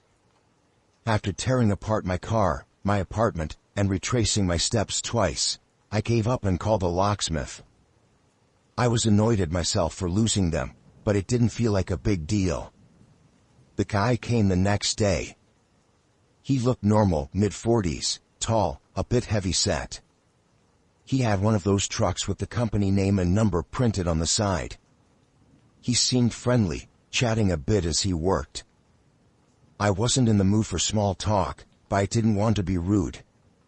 He told me he'd been doing this for years, and I nodded, pretending to care. I just wanted the lock fixed. It didn't take him long. He rekeyed the lock, handed me 2 shiny new keys, and said I'd be good to go. Before he left, he gave me this awkward smile and said something about how I should always call a professional. I didn't think anything of it at the time, but looking back, it feels different now. A week went by, and I didn't give the locksmith another thought. Life was normal. Work errands, sitting on my couch at night watching TV. Then, one night, something happened that I can't explain away. I'd fallen asleep on the couch with the TV still on. It was around midnight when I woke up, groggy and disoriented. I reached for the remote to turn off the TV when I noticed something. The hallway light was on. I always turn off the hallway light before bed. Always. My stomach dropped, but I told myself I must have forgotten. I got up to turn it off and head to my bedroom when I froze. There were faint footprints on the hardwood floor, marked by the rain outside. Someone had been inside. My first thought was that I'd forgotten to lock the door, but when I checked, the deadbolt was turned. It was locked. I grabbed my phone and called the police. My voice was shaking as I explained what I'd found. They sent someone out, but by the time they arrived, there was nothing to find. The officer checked the lock, walked around my house, and said there wasn't much they could do. There were no signs of forced entry, and nothing had been stolen. I felt stupid, like I'd overreacted. But I didn't sleep that night. I sat in bed, staring at the door, every creak of the house making me jump. The next night, I tried to convince myself I'd imagined it. Maybe the footprints had been mine. Maybe I'd forgotten to turn off the hallway light. I was overthinking. That's what I told myself. But then, a week later, it happened. It was late again, probably close to 1 in the morning. I was in bed, scrolling on my phone, trying to fall asleep. That's when I heard it, a creak in the living room. I froze, my heart racing. I told myself it was just the house settling, But then I heard another sound. A soft, deliberate sound, like someone trying to move quietly. I didn't have a weapon. I didn't even have anything nearby to use as one. I grabbed my phone and slid out of bed, my hands trembling so badly I could barely hold it. I stepped into the hallway, every shadow suddenly looking long, every sound amplified. When I got to the living room, I stopped dead in my tracks. The locksmith was standing in the middle of my living room. He was holding a flashlight, but it wasn't on. He didn't look surprised to see me. In fact, he smiled, like he was happy I caught him. "I wanted to make sure the lock was working," he said, his voice calm, like this was completely normal. My mind couldn't process it. He was here, in my house, in the middle of the night. He'd used the lock he'd reteed. "Get out," I said, my voice shaky. He tilted his head, like he didn't understand why I was upset. "You seemed worried when I was here last time. I thought I'd check in. Make sure everything's secure." I backed away toward the kitchen, my hand fumbling for the knife block on the counter. "I'm calling the police," I said. He didn't move. He just stood there, watching me, the smile fading slightly. "You don't need to do that," he said, his tone almost annoyed. I didn't respond. I grabbed the largest knife I could find and held it out in front of me. "Leave," I said again, louder this time. He raised his hands slightly, like he was surrendering. All right," he said. "No need to get worked up." He walked to the door, moving slowly, like he wasn't in any kind of rush. Before he left, he turned back to me. "You should really be more careful about who you let into your home," he said. Then he walked out, closing the door behind him.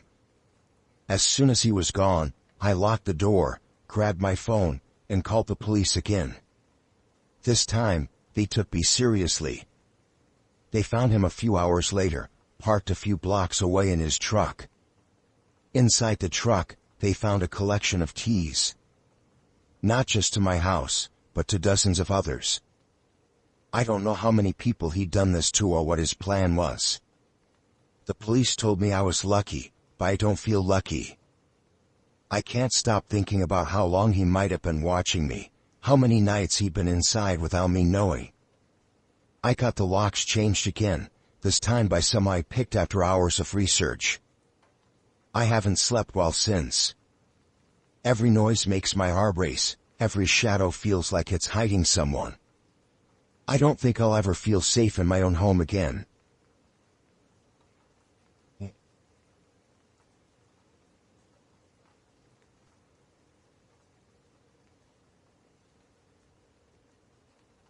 I went to the store that day like I always did after work. It wasn't anything special, just my usual groceries, some bread, milk, a few vegetables, and coffee. The kind of routine trip you don't think twice about. I wasn't in a rush, so I went to a regular checkout line instead of the self-checkout.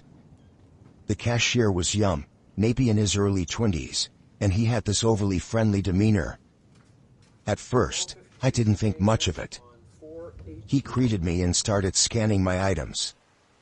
Then he noticed the coffee I picked out and said, "Oh, this is a good one. I drink it all the time. You'll love it." I nodded, just being polite. As he scanned the rest of my items, he kept talking. "Trying to eat healthy, huh?" he said, looking at the vegetables. I just smiled awkwardly. Then he said, "I always tell myself I'll start eating better, but it never sticks. You seem like you've got it figured out, though." It was strange, but now aren't we? Some cashiers like to make conversation, and I didn't want to be rude. I just said something like, "I try," and hoped he'd move on. But he didn't. "Do you live around here?" he asked, looking up from the register. That question made me pause. I didn't want to answer, so I said something vague, like, "Not too far." He smiled, nodded, and handed me my receipt. "Well, maybe I'll see you around," he said. I left the store feeling a little unsettled, but I told myself I was overthinking it. He was probably just overly chatty, trying to pass the time at work. I tried to shake it off. When I got home, I unpacked my groceries and settled in for the evening. It was a quiet night, just me and my book. I wasn't expecting anyone, so when I noticed headlights through my window, I immediately felt on edge. I live in a quiet neighborhood, and cars don't usually just park outside unless they're visiting someone. I went to the window and peeked through the blinds. It was him. The cashier from the store was sitting in his car, parked across the street from my house. At first, I couldn't believe it. I thought maybe I was mistaken, but then I saw him turn his head slightly, looking toward my house. It was him. I stepped back from the window, my heart racing. I didn't know what to do. Should I call someone? Should I confront him? Part of me thought I was imagining things, that there was no way this was happening. But the longer I stood there, the more real it became. I decided to wait it out, to see if he would leave. But he didn't. He just sat there, not moving. After about 15 minutes, I grabbed my phone and called a friend. I didn't want to call the police yet. I wasn't sure if I was overreacting, but I needed to talk to someone. I told her what was happening, and she told me to stay inside, lock the doors, and keep an eye on him. So that's what I did. Another 20 minutes passed, and he still didn't leave. He wasn't doing anything, just sitting in his car, staring at my house. It was the kind of stillness that made my skin crawl. Finally, I couldn't take it anymore. I decided to call the police. When I explained the situation, the dispatcher took me seriously. They said they'd send an officer to check it out, but it might take some time. I stayed on the phone with them, watching through the blinds, waiting for him to move. That's when his car door opened. I froze. He stepped out, looked around, and started walking toward my house. I whispered into the phone, telling the dispatcher what was happening. She told me to stay calm, to lock myself in a room if I felt unsafe. I backed away from the window and locked the front door, double-checking it. My hands were shaking so badly I could barely turn the lock. I heard footsteps outside, slow and deliberate, like he was taking his time. Then there was a knock on the door. It wasn't loud or aggressive. It was calm, almost polite. "Hello," he called out. I didn't answer. "I just wanted to make sure you got home okay," he said. His voice was muffled through the door but still clear enough to make my stomach turn. I stayed silent, clutching my phone like it was the only thing keeping me safe. "I saw you leave the store and thought you might need help carrying your groceries," he said. "Help?" At nearly 10 p.m., the dispatcher told me the police were on their way, that I just needed to stay quiet and wait. He knocked again, harder this time. "I know you're in there," he said. His tone was different now, less friendly. "I saw you through the window." I wanted to scream, but I didn't. I bit my lips so hard it hurt, trying to keep myself from making a sound. Then he jiggled the doorknob. That was why I lost it. I screamed at him to leave, yelling that the police were on their way. For a moment, everything went quiet. And then I heard him laugh. It wasn't loud, just a slow, unsettling chuckle. "All right," he said. "I'll see you around." I heard his footsteps retreat, and when I peeked out the window again, I saw him getting back into his car. He drove off just as the police arrived. I gave the officers his description and told them everything that happened. They said they'd look into it, but I could tell they didn't think much would come of it. I haven't seen him since, but every time I go to that store, I look for him. I can't help it. I don't even know if he still works there, and part of me doesn't want to find out. I keep my doors locked all the time now, even during the day. I double-check the windows every night before bed. It's been weeks, but I still feel like he's out there, watching, waiting. I don't think I'll ever feel safe again.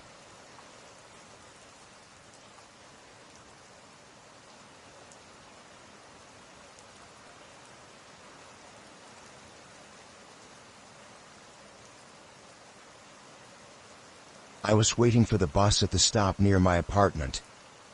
It was getting late, and the streetlights had just come on. There were a few other people around, but they were scattered, nobody close enough for me to feel like I wasn't alone. The bus schedule said it was running late, so I figured I'd be standing there for a while. I had my headphones in, trying to kill time, but I wasn't playing anything too loud. I like to stay aware, especially at night. After a few minutes, I noticed a car pull up across the street. It wasn't parked, exactly, it just kind of stopped there, idling with the lights on. I didn't think much of it at first. But then the driver rolled down their window and leaned out.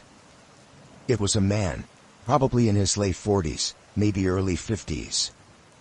He waved at me, which immediately felt off. I wasn't sure if he was trying to get my attention or someone else's, but when I glanced around, it was clear I was the only one he was looking at.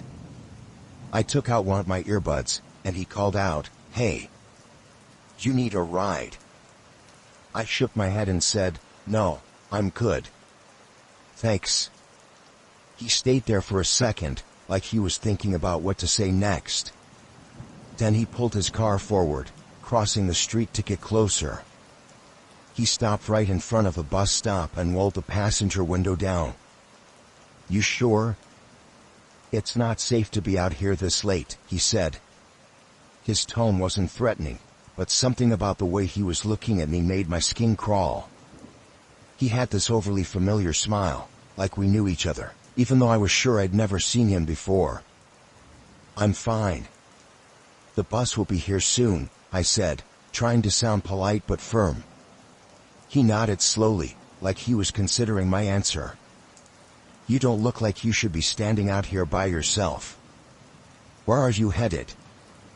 "I'm not in a hurry. I can take you wherever you need to go."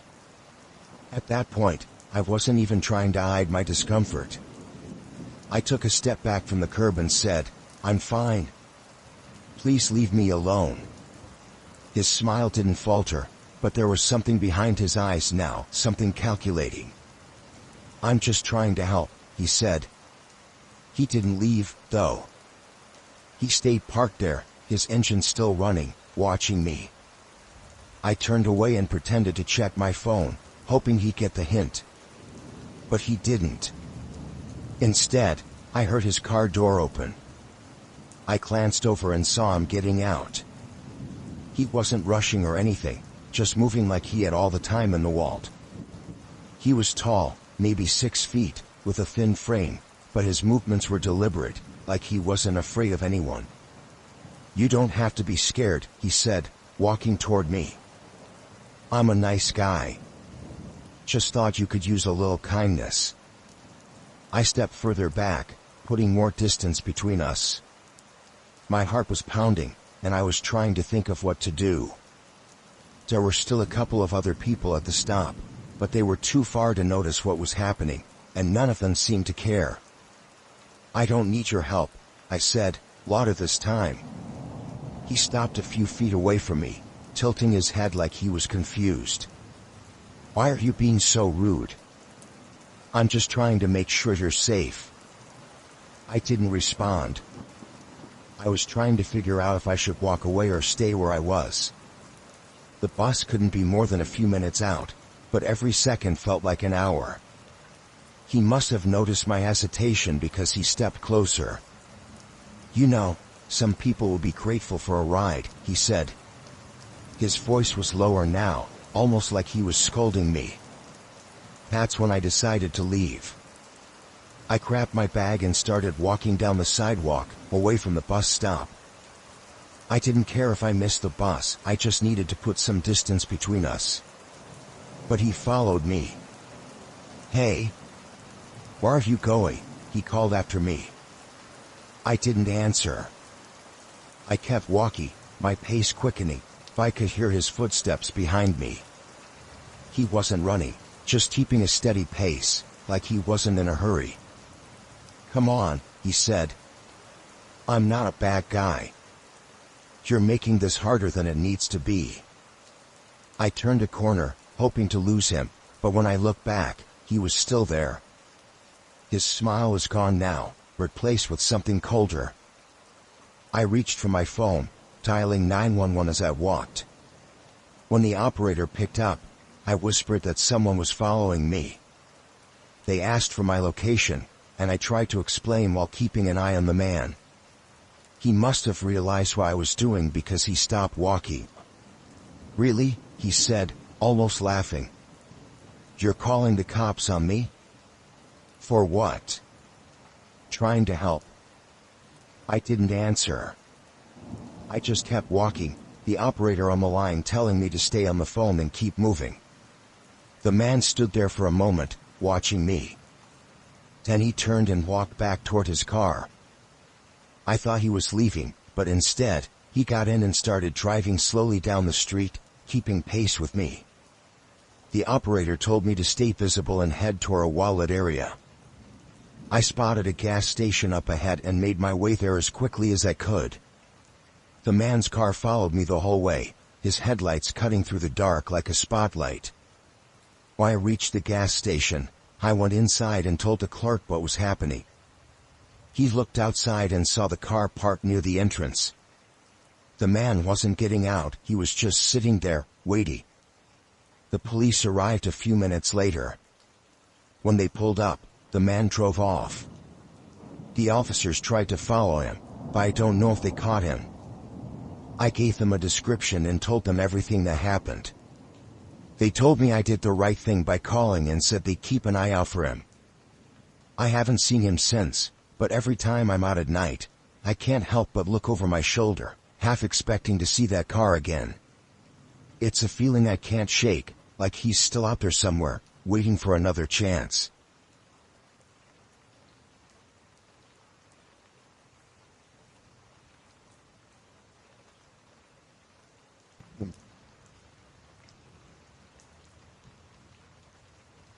It was around 7 p.m., and I just finished dinner. I was sitting in the living room, flipping through channels, when there was a knock at the door. It startled me because I wasn't expecting anyone, and I don't usually get visitors at that time. I got up, looked through the peephole, and saw a man standing there in what looked like a utility uniform. He was wearing a blue shirt with some company logo on it, though I couldn't make out the name from the tiny lettering. He had a clipboard in one hand and a small tool bag in the other. I didn't open the door right away. Something felt off. But he knocked again, more firmly this time. "Who is it?" I asked through the door. "Hi, sir. I'm here to check your Wi-Fi," he said. His tone was polite, professional even, but it was strange because I hadn't called for any service. "I didn't request anything," I said. "Oh, it's a routine check," he replied quickly, like he'd been prepared for that answer. "We've had some outages reported in the area, and we're going door to door to make sure everyone's connection is stable." That didn't make sense to me. My Wi-Fi had been working fine all day, and I hadn't seen or heard anything about outages. I told him as much. "Well, sometimes the issues don't show up right away," he said. "It's better to catch them early. It'll only take a minute. I just need to take a look at your router." I still didn't open the door. I couldn't shake the feeling that something wasn't right. His explanation sounded rehearsed, like he'd said it 100 times before. "Do you have ID?" I asked. There was a pause, and then he said, "Sure, 1 second." He fumbled with his clipboard, pulling out what looked like a badge. He held it up to the peephole, but it was hard to read. The logo on the badge didn't even match the one on his shirt. "I'm sorry," I said, "but I'm not comfortable letting you in. If there's an issue, I'll call the provider myself." There was another pause. When he spoke again, his tone was a little less friendly. "I understand, but this is a time-sensitive matter. If you don't let me check now, you could lose service later tonight." I felt my stomach tighten. He was starting to sound pushy, and the whole situation was setting off alarms in my head. "No, thanks," I said firmly. "I'll take my chances." He didn't respond right away. I watched through the peephole as he shifted his weight, glancing down the hallway. Then he leaned closer to the door, lowering his voice. "Look, I'm just trying to help," he said. "Why are you being so difficult? Most people would appreciate me coming out here this late." That was it for me. I told him I was calling the company to verify his story and stepped away from the door. I didn't actually call the provider, I dialed 911 instead. As I was on the phone with the dispatcher, I kept an eye on the peephole. The man was still standing there, but he wasn't knocking anymore. He was just waiting. The dispatcher asked for details, and I described the situation as best I could. While I was talking, the man suddenly knocked again, louder this time. "Sir, I need to know your schedule," he said, his voice losing all pretense of professionalism. "What time do you usually leave for work? Are you home during the day?" I froze. My blood went cold when he said that. He wasn't here for the Wi-Fi, he was trying to figure out when the apartment will be empty. I didn't respond. I stayed completely silent, hoping he'd think I'd left or wasn't listening anymore. After a few minutes, I heard him sigh. "All right, fine," he said, almost casually. "We'll do this another time." I heard his footsteps retreating down the hallway, and I stayed by the door, listening. A moment later, I peeked through the peephole again and saw him walking away, but he wasn't heading toward the stairs or the elevator. He stopped at one of the other doors down the hall and knocked. I told the dispatcher what I saw, and they said officers were on their way. I stayed on the line until I heard them arrive. They knocked on my door and identified themselves before I let them in. I explained everything that had happened, and they went to check the hallway. The man was gone by then, but the officers said they'd patrol the area and keep an eye out for him. They asked if I wanted to file a report, and I did. I gave them the best description I could: mid-40s, average build, wearing a fake utility uniform. They told me it was a good thing I didn't open the door, and that people like him often use similar tactics to case homes for break-ins. I couldn't sleep that night. Every sound made me jump, and I kept checking the peephole, half expecting him to come back. It's been a few weeks now, and nothing else has happened, but I still get nervous every time someone knocks on my door. I always check the peephole and ask questions, and I never let anyone in unless I'm absolutely sure who they are. I don't know what that guy was planning, but I'm glad I trusted my instincts. I don't think he was just looking to fix my Wi-Fi. Well, that.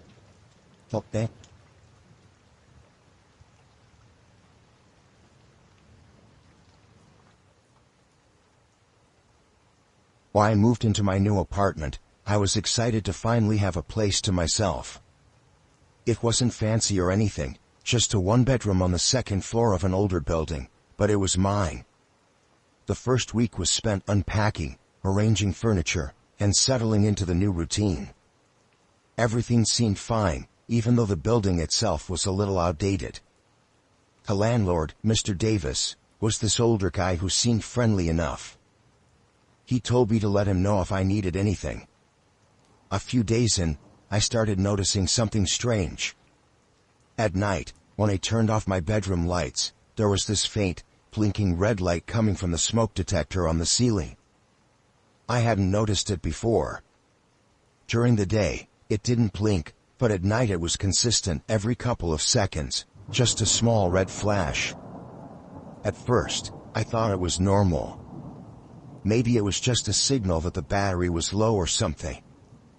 I'd seen smoke detectors with blinking lights before, but this one didn't make any noise, no beeping or chirping. It was just the light. After a couple of nights, it started to bother me. I couldn't stop staring at it while I was lying in bed. It felt like it was watching me. I know that sounds crazy, but it was such an odd feeling. I even tried putting tape over it one night, but the light still managed to peek through the edges, like it was stubborn. By the weekend, I decided to take a closer look. I grabbed a chair from the kitchen and stood on it to get closer to the smoke detector. I noticed right away that it didn't look like a normal one. It was slightly bulkier, and the cover seemed newer compared to the rest of the apartment. I reached up and twisted it to take it down, and that's when I saw wires leading to what looked like a small camera lens inside. My heart started pounding. I just stood there holding it, trying to make sense of what I was looking at. It was definitely a camera. Someone had installed a camera inside the smoke detector in my bedroom. I climbed off the chair and sat on the floor, staring at it in disbelief. My first thought was that it had to be a mistake. Maybe it was left there by a previous tenant, or maybe it wasn't even functional anymore. But the light was blinking, which meant it was on. Someone had been watching me. I felt sick. I couldn't stay calm. I started looking around the apartment, checking every corner, every fixture, every vent. I found another one in the living room smoke detector. It was the same wires, a camera lens, and that blinking red light. I didn't know what to do. My phone was sitting on the coffee table, and for a moment, I was afraid to even touch it. What if someone was listening to me too? I sat there for a while, just trying to figure out my next move. Eventually, I decided to call the police. The officer who answered told me to leave everything as it was and not touch anything else. They sent 2 officers to my apartment within 20 minutes. When they arrived, I showed them what I'd found. They took the detectors and said they'd have someone look at the cameras. One of the officers asked me if I knew who had access to the apartment. The only person I could think of was Mr. Davis. He had a spare key, and as far as I knew, he was the only one who did. I told them about him, and they said they'd follow up. They also told me to stay somewhere else for a while, just to be safe. I called a friend and asked if I could crash at her place. I packed a bag and left that night. The next morning, the police called me to come to the station. They had found something. When I got there, they told me that the cameras in the smoke detectors were live-streaming footage to a device. They traced it back to Mr. Davis's office in the building. Apparently, he'd set up cameras in multiple apartments, not just mine. He'd been watching tenants for who knows how long. They found recordings on his computer, and when they arrested him, he didn't even try to deny it. I felt violated in a way I can't even describe. The idea that someone had been watching me in my most private moments made my skin crawl. I couldn't go back to that apartment, not even to get the rest of my things. My friend went with me, and I had movers take care of the rest. I found a new place after that, but it took me months to feel safe again. Even now, I check every smoke detector, every vent, every outlet, and every corner of any place I stay. It's not paranoia, it's just the reality of what happened to me. I can't stop thinking about how long he'd been doing this or how many people he'd watched. The police said he had footage from years ago, from tenants who probably never even realized they were being filmed. I'm just glad I found those cameras when I did. I don't even want to imagine how much worse it could have been if I hadn't noticed that blinking light.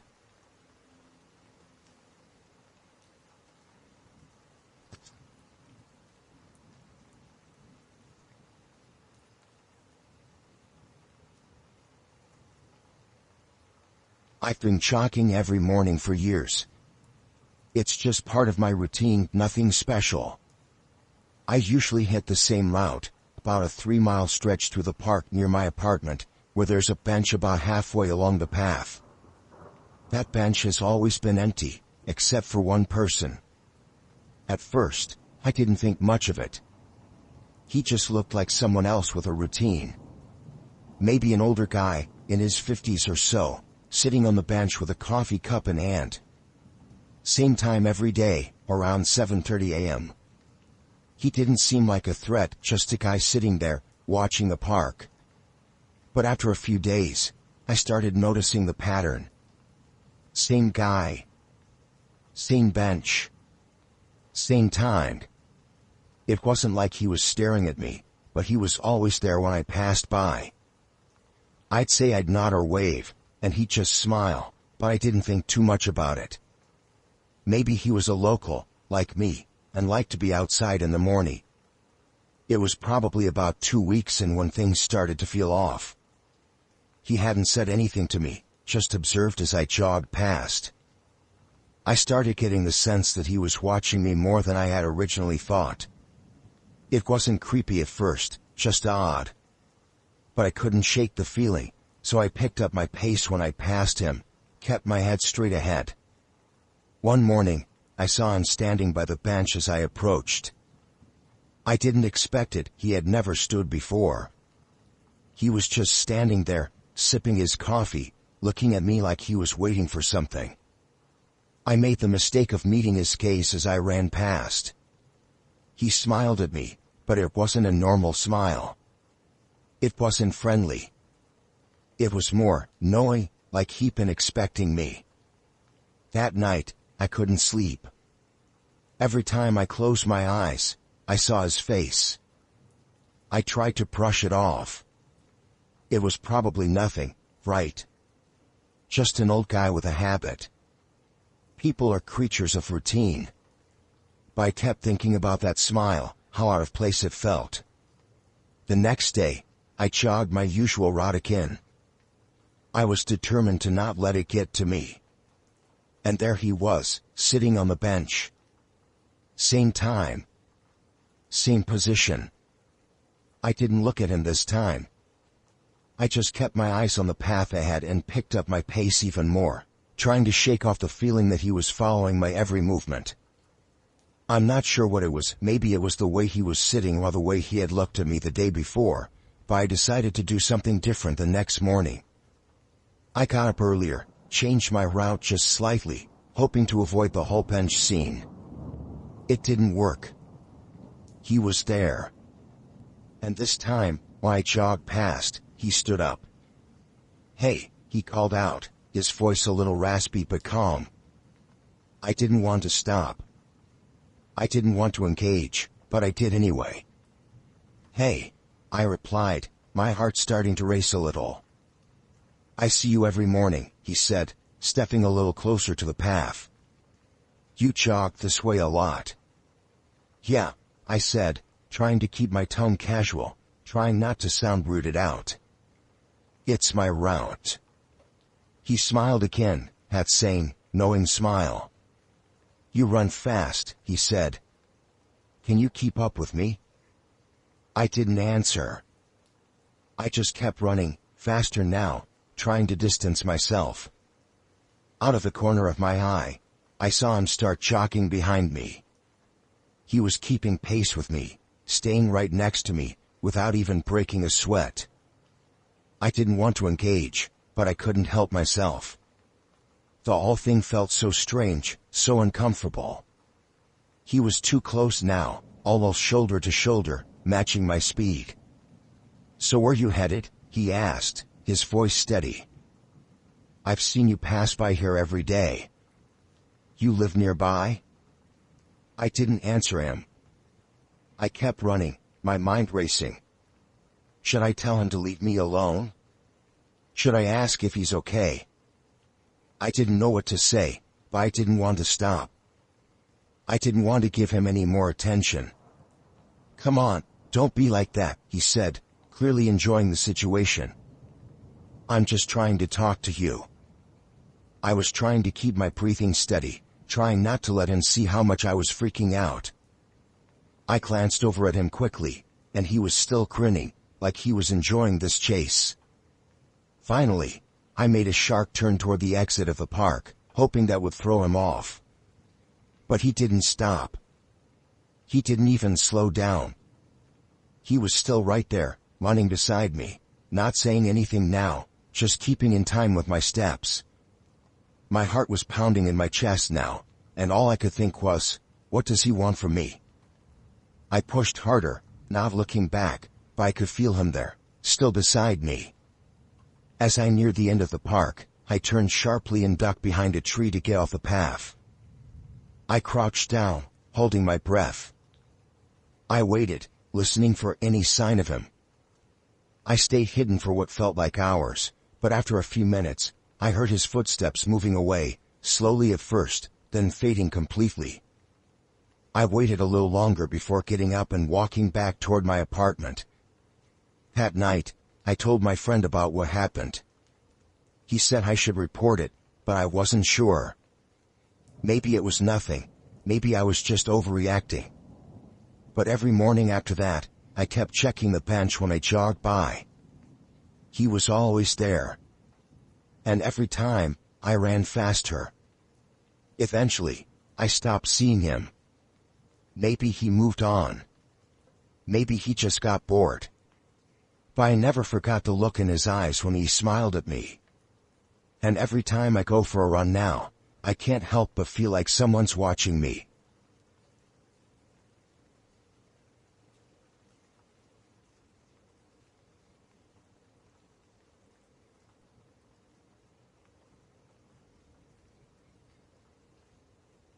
It happened a few months ago, and I still don't feel comfortable talking about it. But after what happened, I haven't been able to shake it, so I need to get it off my chest. It was just a normal night. My girlfriend and I were at home, watching TV, the usual routine. The kind of night where you feel like nothing could go wrong. We were in the middle of a movie, the kind that you get so absorbed in that you stop noticing the time passing. It was late, I'd say around 11:30 or so. Then, suddenly, we heard a knock at the door. It wasn't a loud knock. It was soft, almost hesitant, like the kind you hear from someone who's not quite sure if they should even knock. My girlfriend looked at me, and I could tell from the look on her face that she didn't expect anyone at this hour either. We don't get a lot of visitors, especially late at night. I got up to check through the peephole, and there was a man standing there. He looked average, maybe in his late 30s, wearing a jacket and jeans. Nothing that really stood out. But what made me hesitate wasn't his appearance, it was the fact I didn't recognize him. And at this hour, I wasn't exactly expecting anyone, let alone a stranger. I took a deep breath, then opened the door a crack. "Can I help you?" I asked. He gave a nervous little laugh, almost as if he was embarrassed to be standing there. "Sorry," he said, rubbing the back of his neck. "I think I'm at the wrong house." I didn't know what to say. I glanced over at my girlfriend, who was now standing behind me, clearly curious. I didn't want to be rude, but this was strange. "You sure?" I asked, still holding the door just slightly open. Yeah, he said quickly, then added, "I was looking for a friend of mine." I thought this was their house, but guess not. "Sorry to bother you." I didn't know what to do. I mean, people make mistakes. Maybe he had the wrong address. Maybe he was just confused. I didn't see any harm in it, so I just nodded and said, "All right. Good night." The man didn't say anything else, he just nodded, turned around, and walked away. I closed the door, still feeling a little unsettled. It wasn't that the interaction was weird, exactly. But something about the whole thing felt off. It was late, and I don't know if it was just the time of night or the man's strange energy, but I couldn't shake the feeling that something wasn't right. I told myself I was overthinking it and went back to the couch. My girlfriend asked me if I thought the guy was actually lost, and I said, probably, yeah. Nothing to worry about. But we both kept glancing toward the window, where we could see the street outside. For some reason, the man's face kept flashing in my mind. Something in his eyes had unsettled me. About 10 minutes later, I noticed a car pulling up across the street. It was parked in front of the house next door, but the street was pretty quiet, and it was a dark-colored car. I didn't think much of it at first, just another vehicle on the street. But then, as I looked closer, I saw a figure sitting in the driver's seat. I couldn't make out details, but I swore it looked like the same man from earlier. I don't know why I thought that. Maybe it was his build, or just a gut feeling. But I couldn't help but stare. I didn't say anything at first, just watched the car for a while. It was parked across the street, engine off, headlights dimmed. "Is that him?" my girlfriend whispered, her voice shaky. I don't know how she knew, but I felt a cold chill run through me. I nodded slowly. For a few minutes, nothing happened. The car just sat there, and I thought, maybe I was overreacting. Maybe it was a coincidence. But then, the man started moving. He didn't get out of the car, though. Instead, he just sat there, staring at our house. I could see him clearly now, even though it was dark. His eyes were fixed on our window, and it felt like he was looking right through the walls. My heart began to race. I told myself it was probably nothing. Maybe he was just waiting for someone. Maybe he had parked there and fell asleep. But deep down, I knew it didn't sit right with me.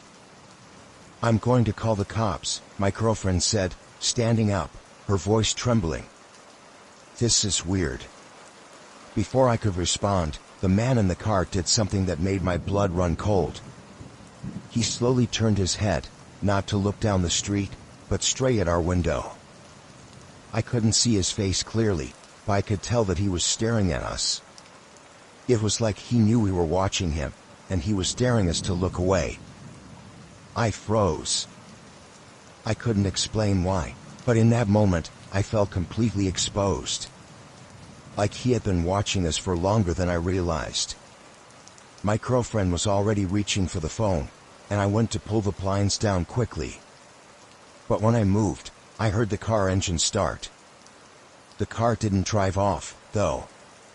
It just sat there idling for what felt like forever, and then, without warning, it slowly began to back up and pull away. I couldn't help but keep my eyes on it as it drove away down the street. I could still see his face in my mind, the look in his eyes, the way he had looked directly at us. It wasn't just a glance. It felt deliberate. We called the cops anyway, but by the time they arrived, the car was long gone. They said they couldn't do much without evidence, but they promised to keep an eye on the area. The rest of the night, we didn't sleep. We kept checking the windows, the door, even the street, but nothing else happened. The man didn't return, and there was no sign of him the next few days. I tried to convince myself it was just a strange incident, a coincidence. But I still feel it, every time I walk past that window, that uneasy feeling that someone might be watching. Every time I see a car parked across the street, my mind flashes to that moment I saw his eyes staring right at me. It's been a few weeks since that night, and I still haven't seen that man again. I don't know what he wanted, or why he did what he did, but I don't feel safe anymore.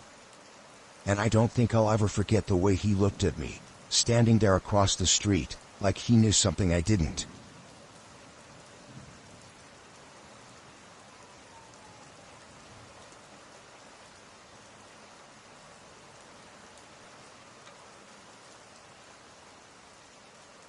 This happened not too long ago, and I still don't know how to process it.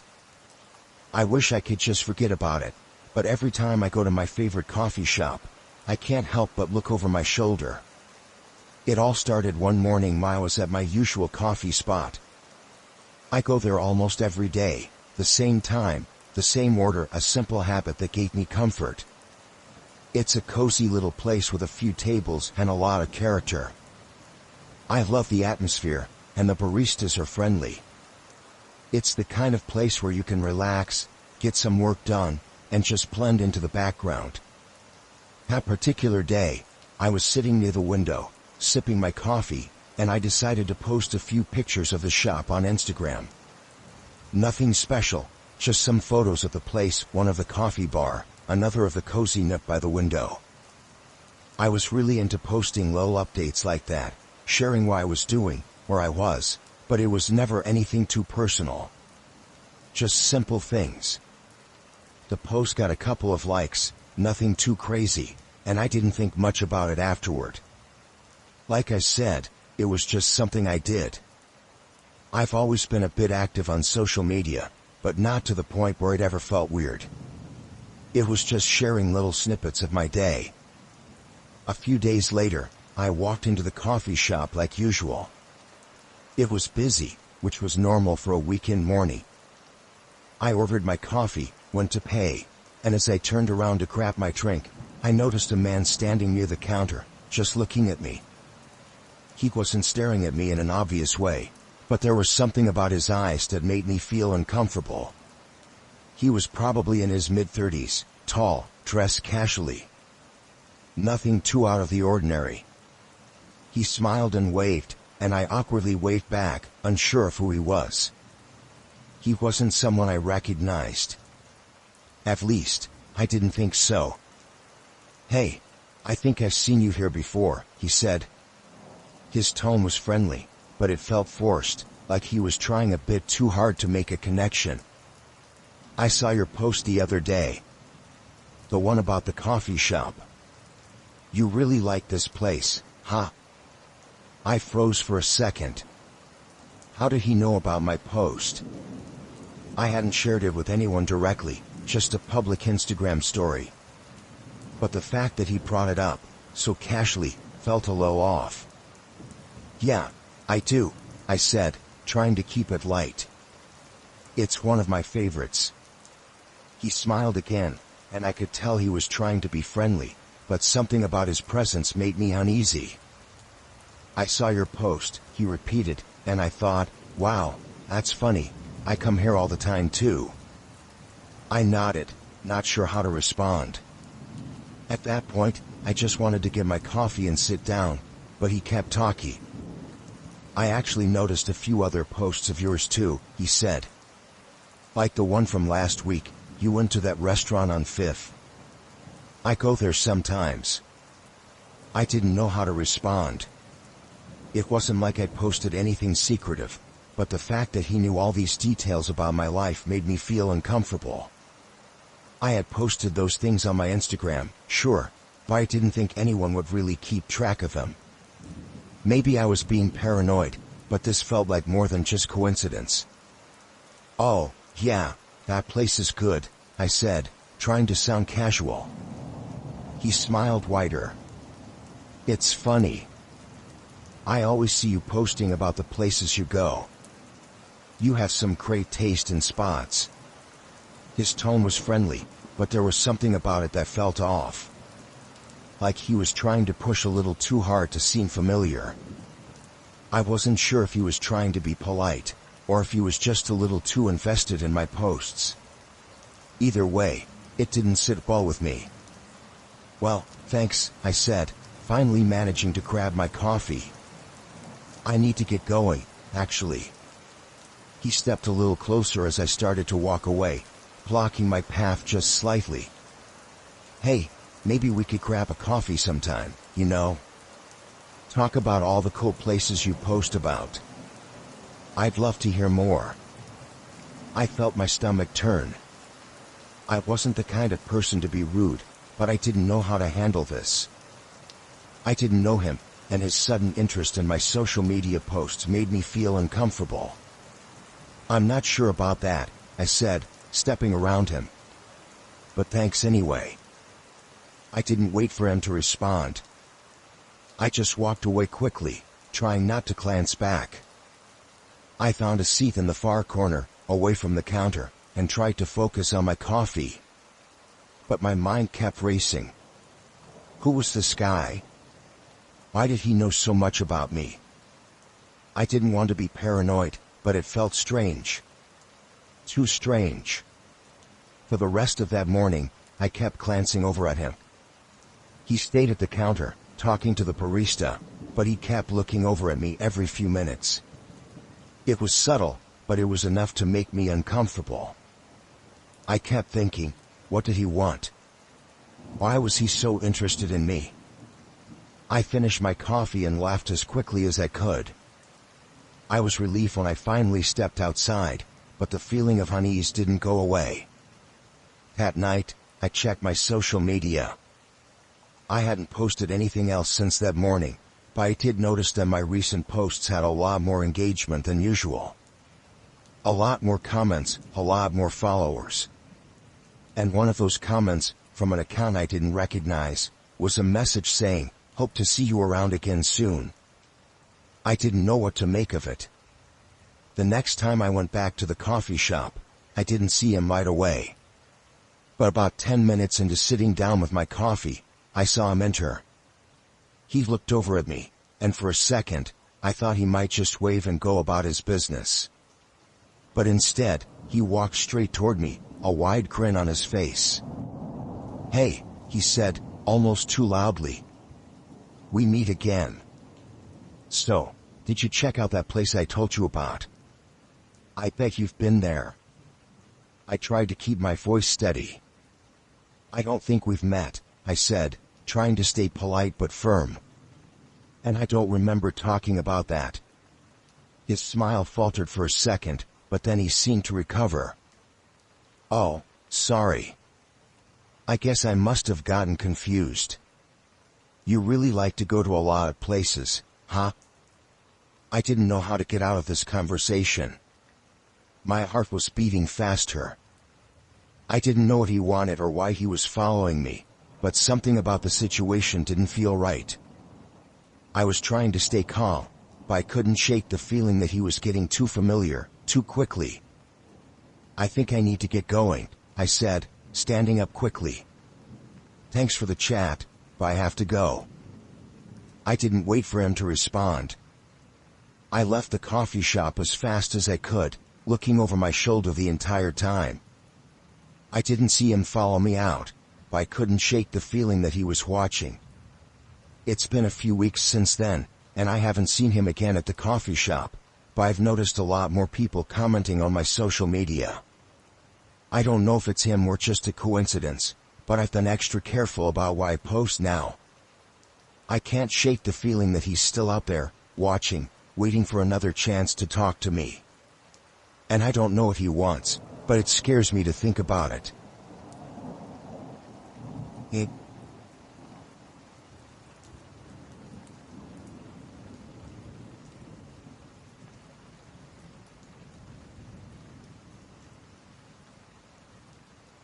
I'm still not sure what exactly happened that night, but the whole experience left me feeling uneasy, and I haven't been able to shake it off since.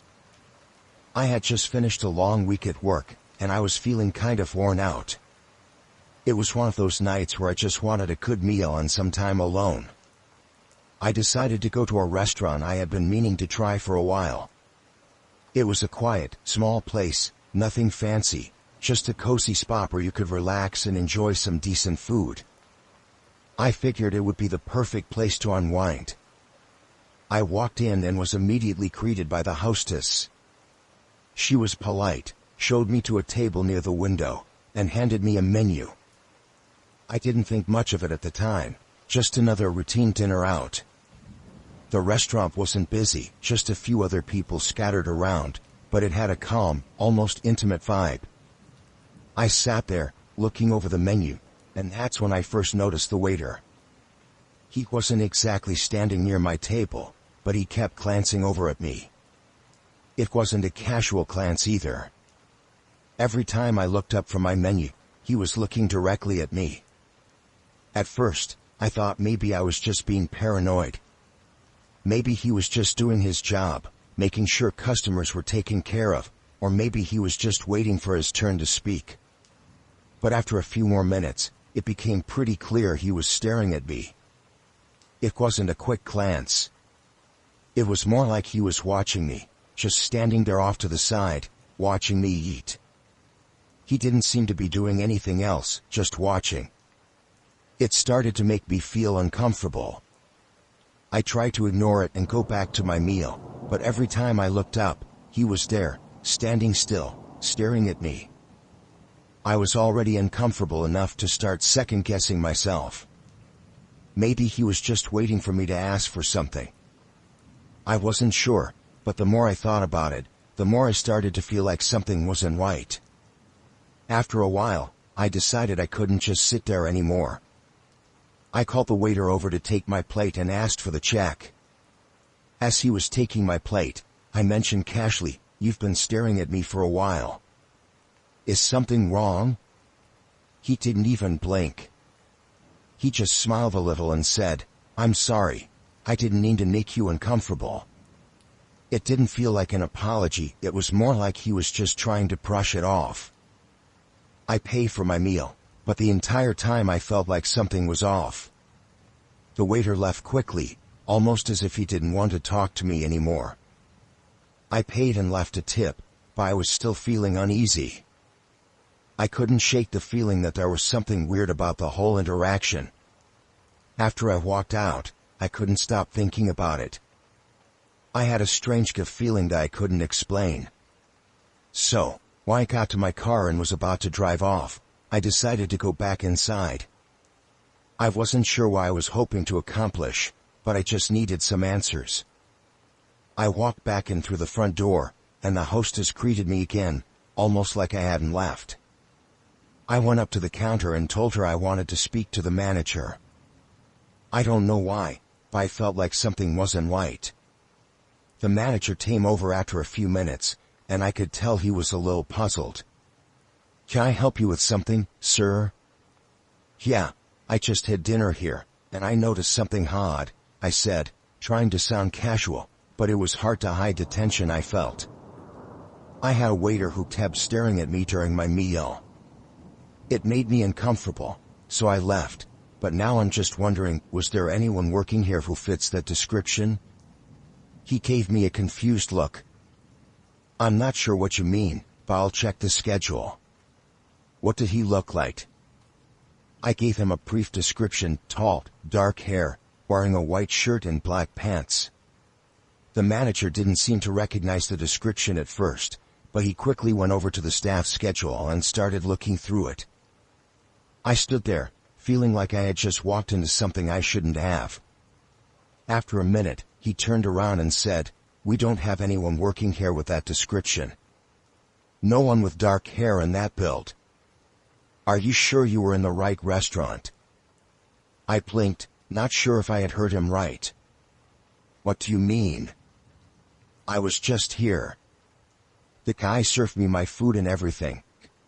The manager didn't say anything for a moment, just stared at me, almost like he was trying to figure out if I was playing some kind of joke. "I'm sorry, but I really don't know who you're talking about. Maybe you confused him with someone else." I felt the hairs on the back of my neck stand up. I wasn't confused. I knew what I saw. I had just sat there, watching him stare at me the whole time. I didn't understand how the manager could be so sure that no one like that worked there. I mean, the guy had served me my food. I had seen him clearly. But when I looked at the schedule, sure enough, no one even remotely resembled the waiter I had described. It didn't make any sense. I asked the manager a few more questions, but he just kept repeating the same thing. There was no one matching my description. I left the restaurant, and the whole thing just felt wrong. I'm not saying I saw a ghost or anything, but the more I thought about it, the more I felt like I was being gaslit. There was no way I had imagined it all. I had seen that man, and he had served me. He had been staring at me the entire time. I don't know if I'll ever know what happened. I've been back to that restaurant since, but I've never seen that waiter again. And honestly, I haven't seen anyone who even remotely matches his description. But every time I walk by the spot where I sat, I feel like something's off. Maybe it was all just some weird misunderstanding, but I can't shake the feeling that something strange happened that night, and I'm not sure I'll ever understand it.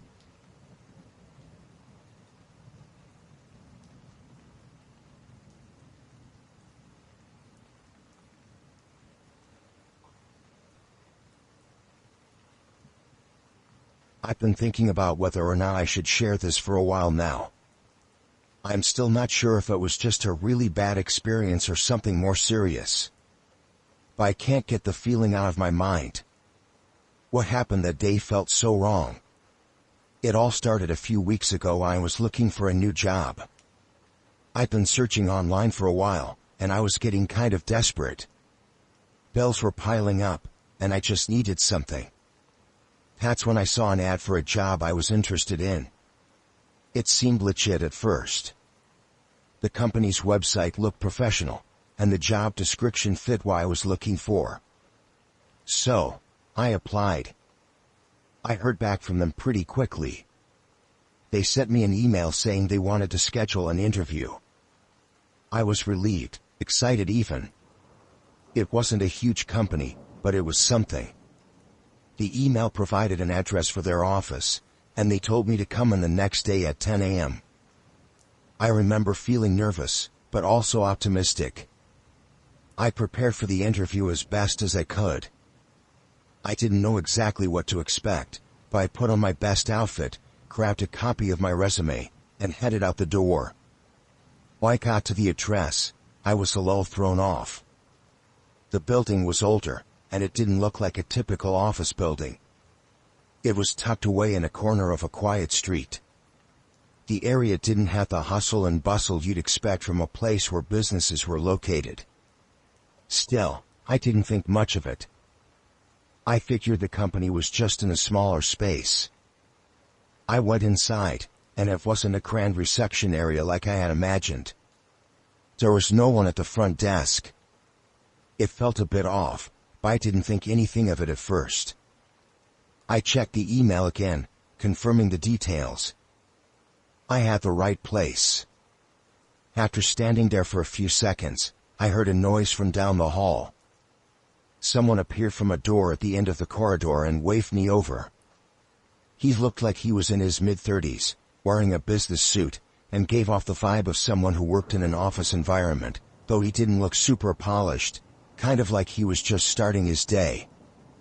He didn't have the best energy, but he smiled at me as if to reassure me. "Are you here for the interview?" he asked. I nodded. "Yes, I am." "Great." "Follow me," he said, and then turned and walked down the hallway. I followed him down the long, dimly lit corridor. The whole place seemed kind of quiet, almost eerily so. I don't know why, but I felt a little uncomfortable, but I brushed it off. It was probably just nerves. We stopped at the last door on the left. He opened it and gestured for me to go inside.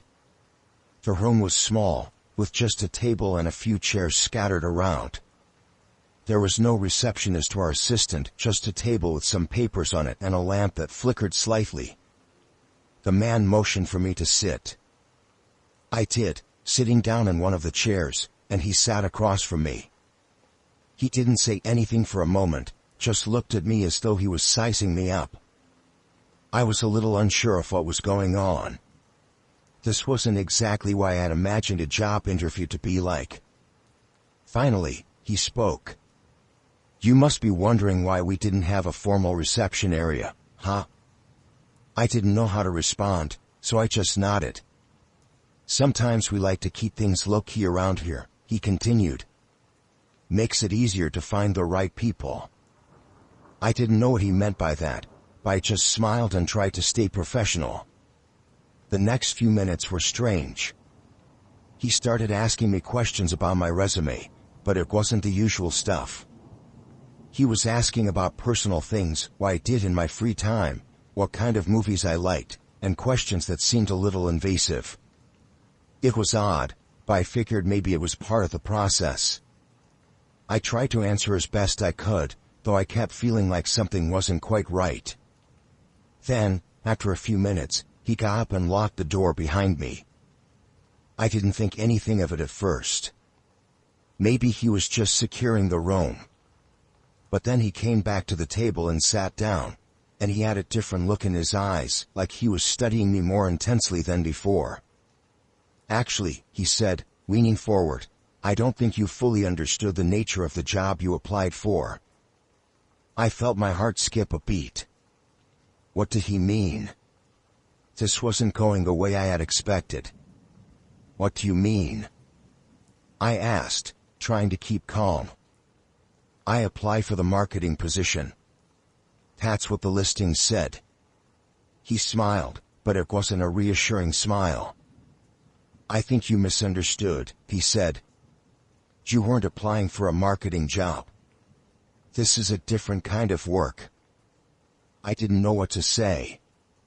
My mind was racing, trying to piece things together. My body was tense. Something was wrong, and I knew it. "Wait," I said, trying to stand up. "What is this?" "What do you mean?" Before I could get up, he stood up quickly and stepped closer to me. "Sit down," he said, his voice calm but forceful. "Let me explain." I froze, sitting back down in the chair as he began talking. He kept saying things that didn't make sense, things like, "You'll be part of a small team, and we'll take care of everything for you." But nothing he said added up. The more he spoke, the more I felt like I had stumbled into something much worse than I could have ever imagined. "Listen," I said, my voice shaky. "This isn't what I signed up for. I think I need to leave." He didn't even flinch. He just stood there and looked at me with a kind of blank expression. "It's too late for that," he said quietly. "You're already here. And now you're part of the team." I was starting to panic. My heart was racing, and I could feel a cold sweat forming. I tried the door, but it was locked. I stood up quickly, but he blocked the way. I knew I had to leave.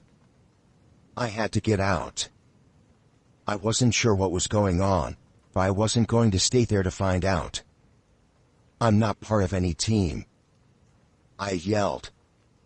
"Let me out of here." His face remained calm. He didn't even blink. "You're not leaving yet," he said. "Not until you understand what you're really here for." My head was spinning. I felt like I was going to lose it. Then, something inside me snapped. I bolted toward the door and shoved past him. I was terrified, but I knew I had to get out. He didn't try to stop me as I rushed out of the room and down the hall. I heard him calling after me, but I didn't stop to listen. I didn't care anymore. I rushed out of the building, and I didn't stop running until I was far away from that place. I don't know what would have happened if I had stayed, but I'm sure it wasn't good. I haven't been able to stop thinking about that day. I haven't heard from the company, and I don't want to. I'm not sure what that man was trying to do, but I know it wasn't a job interview.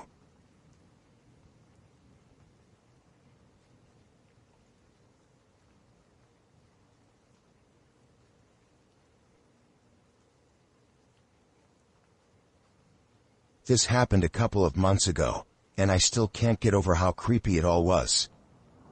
I'd been having a rough week and decided to take a drive just to clear my head. I ended up at this parking lot near a grocery store. It was pretty quiet, not many cars around, and I figured it'd be a good spot to park for a while. I parked in the back row, as far from everyone else as I could. There wasn't a specific reason I chose that spot, but it just felt like it'd be a good place to chill for a bit without anyone bothering me. I was just sitting there, scrolling through my phone and not really paying attention to much else. Then, I noticed something that made me feel a little uneasy. Out of the corner of my eye, I saw a car pull into the lot and park a few spaces away from me. It wasn't too close, but close enough that I could see it. I didn't think much of it at first, just assumed it was someone else doing the same thing as me, just parking and sitting for a while. But then, I started noticing the car's headlights. The car wasn't turned off. The headlights were on, and they were shining directly toward my car. That's when I felt the first stir of discomfort. I thought it was weird, but I didn't think it was anything to get worked up about. Maybe they were just sitting there, too. Maybe they were waiting for someone. A few minutes passed, and I started to think maybe it was just my imagination, or maybe I was being paranoid. But then I looked up again, and I realized something. The driver was staring right at me. Not just looking in my general direction, but staring directly at me. I couldn't see much through the tinted windows, but it was enough that I felt like something wasn't right. I glanced over at my rearview mirror to see if anyone else was around. The parking lot was still empty, aside from the two cars, mine and the one that had just pulled in. It was getting late, so I figured people were starting to leave, but this person was still sitting there. At this point, I was starting to feel uneasy. My gut was telling me something was wrong, but I didn't want to overreact. So, I sat there, still scrolling through my phone, trying to convince myself I was being paranoid. After what felt like forever but was probably only 10 or 15 minutes, I decided I had enough. I didn't need to stay there anymore, so I started the engine and put the car in reverse. But as I was backing up, I saw the other car start to move. It wasn't just a casual pull-out. The car was moving into the space directly behind mine, blocking my way out. At this point, I couldn't shake the feeling that something was really wrong. My heart started to race a little. I stopped, thinking maybe they were just maneuvering their car, but when I looked up, I saw that the driver had gotten out of their car. I couldn't see much of them at first, just a shadow moving towards me, but then the person came into full view. They were wearing a hoodie, and their face was partially obscured, but they were walking directly toward my car. I felt my chest tighten. My first thought was to lock the doors, which I did immediately. I wasn't sure what was happening, but I wasn't about to just sit there and wait to see what this person was up to. The man reached my window and just stood there for a second, staring at me. I didn't know what to do. I wanted to roll my window down and ask if everything was okay, but the guy just kept standing there. Then, without any warning, he slammed his hand against the window. The sound of it echoed in the car, and it made me jump, my heart nearly stopping. I froze, staring at him, not knowing what he wanted. He didn't say anything at first. He just kept staring at me, his hand still pressed against the window. Then he knocked once, twice, and finally spoke, his voice sounding like he was annoyed or frustrated. "You need to move your car," he said. I didn't respond right away. I didn't know what he wanted from me. There was no way he could have missed the fact that I was trying to leave. I'd already started backing up. But now, with him standing in front of my car like that, I had no idea what his intentions were. I looked around, hoping to see someone else in the parking lot, but it was empty. There was no one. I didn't know if I should try to leave or just sit there and wait for him to leave. My instinct was screaming at me to drive off, but I didn't want to make a move that might escalate things. I started to slowly roll my window down, just enough so that I could talk to him without exposing myself too much. "I'm trying to leave," I said, my voice coming out shakier than I wanted. "You're blocking me in." The man didn't respond. Instead, he just kept standing there, his face partially covered by the hoodie, his eyes hidden. I couldn't read his expression, but I could feel the tension in the air. It was like I was trapped in this moment where everything was wrong, and I didn't know how to get out of it. Finally, he knocked on the window again, this time harder. "Move your car," he repeated, louder. "I'm not asking." At that moment, something inside me snapped. I wasn't going to wait around to find out what he was capable of. I slammed my car into drive, and without a second thought, I sped forward, bumping his car lightly as I pushed through. I didn't look back, but I could hear him yelling something as I drove away. I didn't stop until I was far enough away from the parking lot. My hands were shaky, my mind racing. I didn't know what that man wanted, but I knew I wasn't sticking around to find out. After that night, I never went back to that parking lot again. I don't know what would have happened if I hadn't decided to drive off, but I'm not taking any chances. I can't shake the feeling that I narrowly avoided something bad. Something worse. I haven't told anyone about it, because I don't want people to think I'm overreacting. But I know I saw, and I won't ever forget it. I don't know who that guy was or what he wanted, but I'm sure it wasn't good.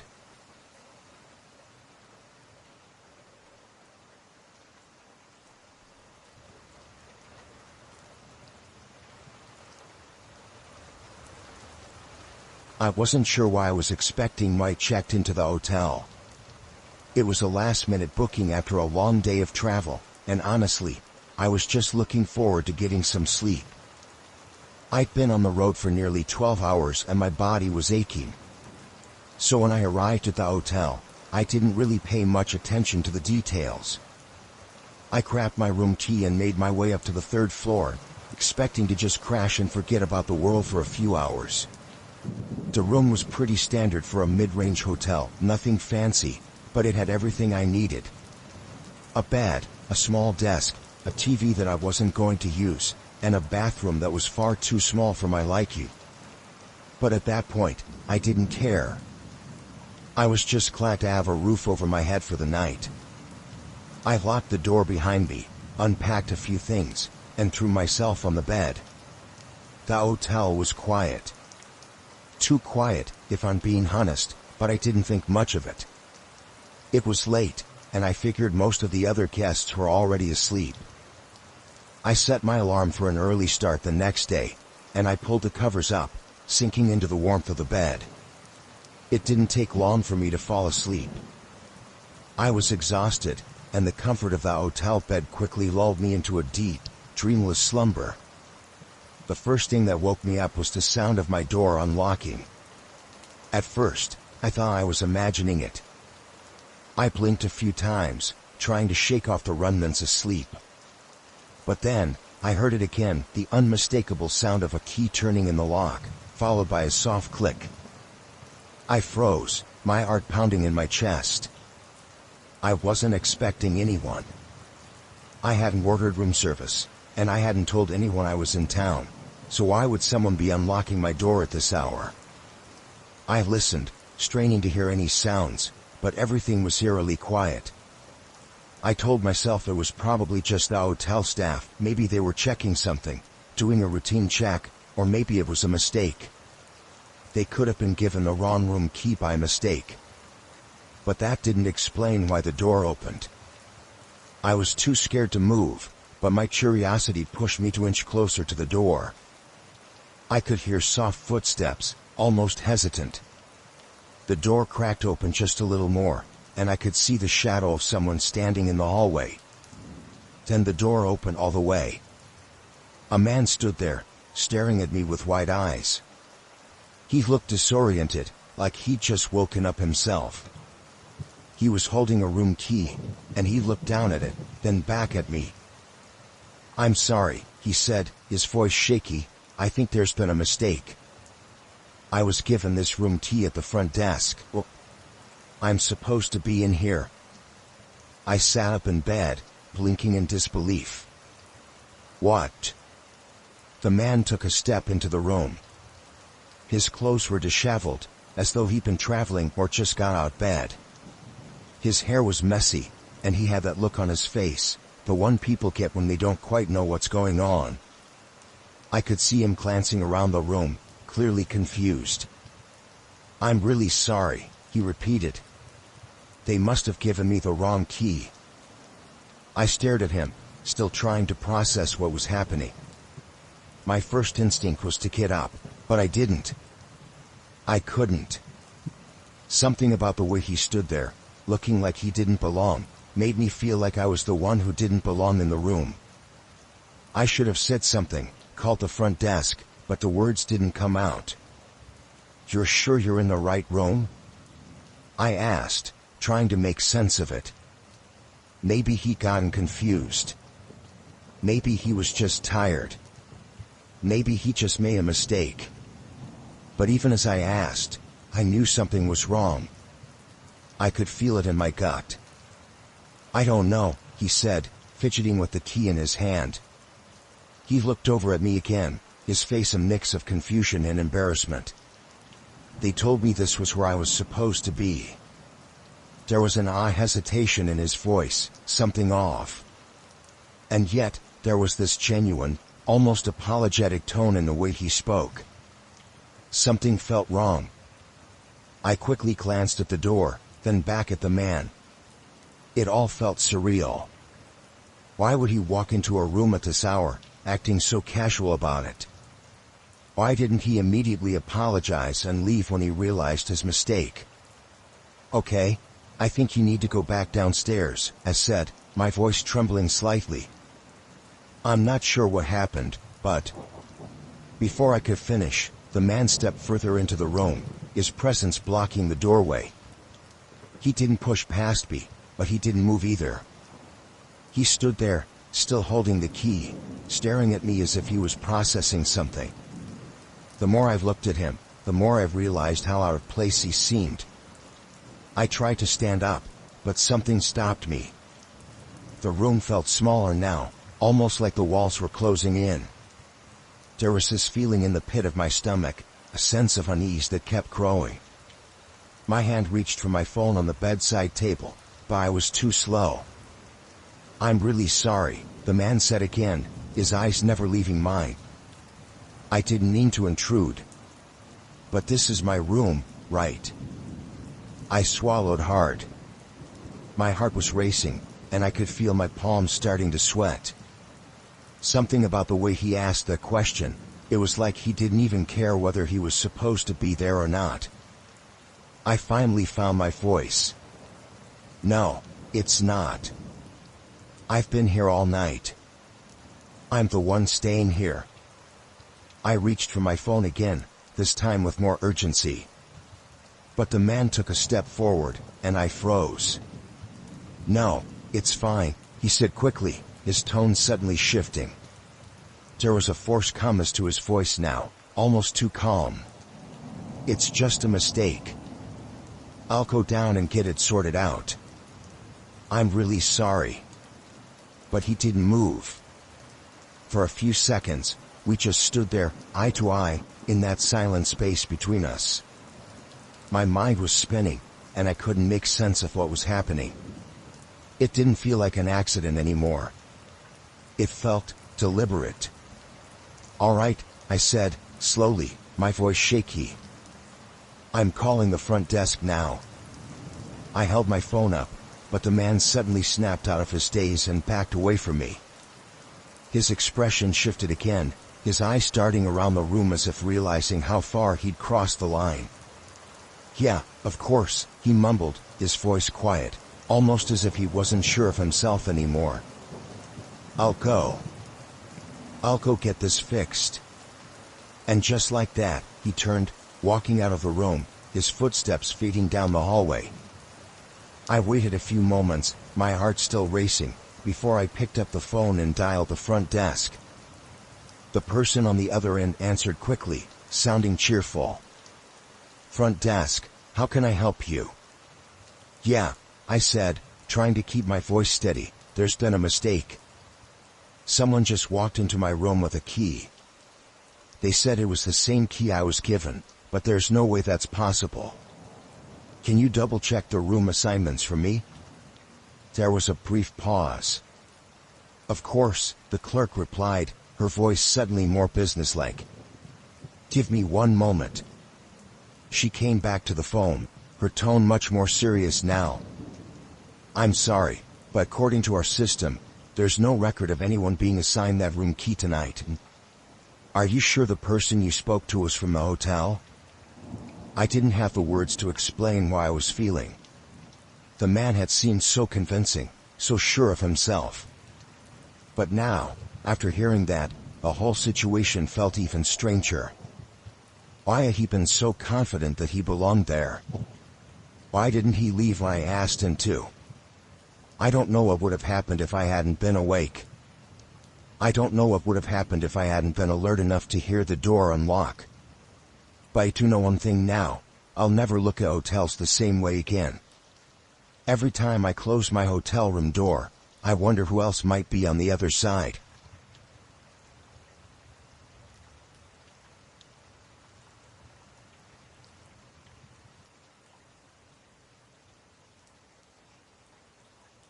It started like any other renovation project. I had just bought my first home, a little place on the edge of town, and it needed a lot of work. The floors were creaky, the walls were covered in old wallpaper, and the kitchen was stuck in the 90s. But I loved the potential it had, and I was excited to start turning it into something that felt like mine. I hired a local contractor that came highly recommended. The company had decent reviews, and I figured it would be a good fit. They gave me an estimate, went over the work, and within a week, I had a crew come in to start the renovations. For the most part, everything went smoothly. The workers were polite, they showed up on time, and they did what they were supposed to do. It was messy, of course, but that's to be expected with any renovation. I was living in the house while the work was going on, and most of the workers didn't bother me too much, apart from the occasional noise or them asking where to put something. They'd work until late afternoon, and then they'd leave. But then there was Jeff. Jeff was one of the contractors who seemed to take a little longer with his work. At first, I didn't think much of it. It was a big house, and I assumed he was just being thorough. He was probably in his mid-30s, average height, dark hair, and a bit of a rough look to him, but he wasn't rude. He just lingered. At first, I didn't think anything of it. I would leave the house to run errands or go to work, and Jeff would still be there, working. He'd tell me, "Just want to finish up for the day," or "I'm almost done with this part, and then I'll be out of your way." It wasn't the worst thing in the world, but after a while, it started to feel odd. I never saw the others stick around as long as he did, and honestly, I started to get a little uncomfortable. The first red flag came about 2 weeks into the renovation. I came back early from the store, and I was shocked to find Jeff still in the house, long after everyone else had left. The other contractors were gone for the day, and the house was quiet. I walked in through the back door, and there he was, standing in the kitchen with his back to me. He was alone, surrounded by piles of tools and some debris from where they'd ripped out the cabinets. "Hey, Jeff. You still here?" I asked, trying to sound casual. He turned around and gave me a sheepish smile. "Yeah, just wanted to finish the trim in the kitchen. Thought I could knock it out while everyone was gone." I nodded, but something in the way he said it didn't sit right with me. "Okay, well, be careful with those nails," I said, trying to keep it light. "You don't want to hit a pipe or something." "Don't worry," he said, a little too quickly. "I know what I'm doing. Just need a few more minutes." He didn't leave until about an hour later. I was already getting dinner ready by then, and I figured it was just part of the process. But then, over the next few days, the same thing kept happening. I'd come home, and Jeff would be there, working alone. Sometimes, I'd see him like out home from errands. Other times, I hear him moving around in the house, long after the others had left. One evening, I came back from work later than usual, and when I walked through the front door, I saw that the lights were on in the living room, even though I'd been expecting the house to be empty. At first, I thought maybe I'd left a light on by mistake, but then I saw Jeff standing by the windowsill, staring out the front of the house. "Jeff." I called out, a little louder this time, feeling the hairs on the back of my neck stand up. He turned to face me, his expression unreadable. "Oh, hey," he said, as if nothing was unusual. "I didn't mean to startle you. Just thought I'd finish up the last of the painting." I stared at him for a moment. "It's late. Don't you think you should go home?" He didn't immediately respond. He just stood there, his eyes meeting mine for a moment before he finally nodded. Yeah, I'll head out soon. Just need to clean up a bit, and I'll be gone." I didn't like it. I didn't like that he was here at such a late hour, especially without telling me. I told myself I was probably overreacting, maybe he just wanted to get the job done. But every time I saw him lingering after hours, I couldn't shake the feeling that something was wrong. A few days later, I stayed home to work from the house. I had a few meetings, and I figured it would be a good chance to observe the progress without leaving for long stretches of time.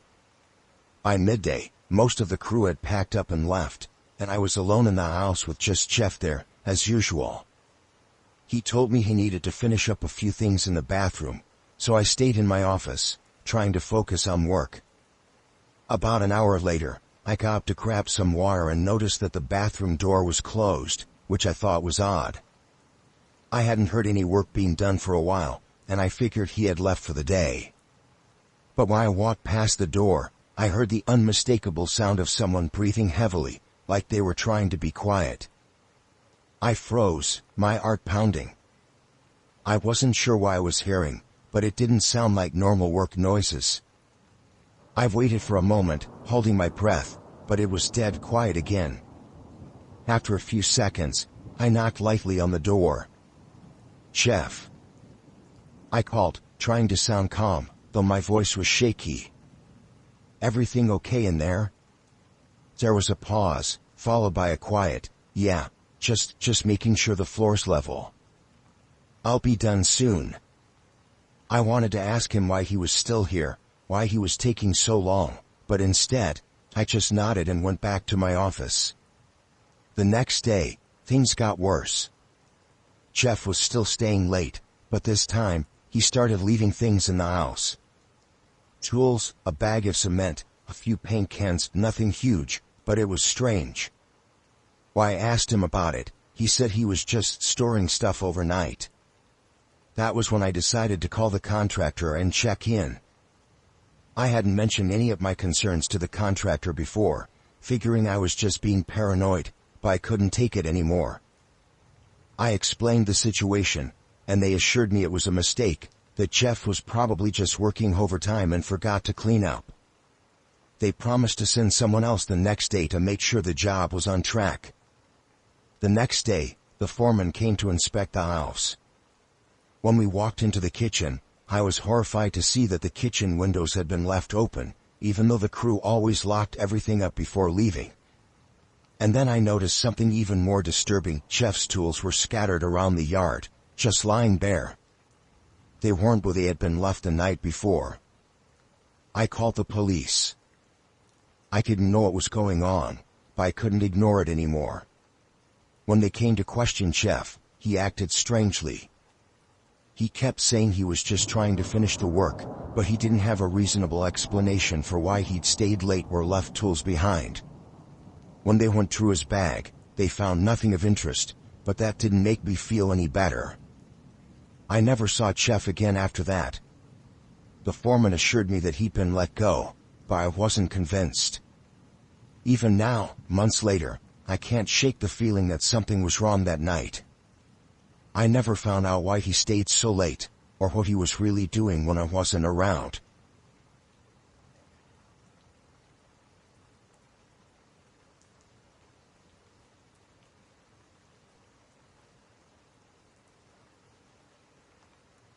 I've been wanting the same job for years.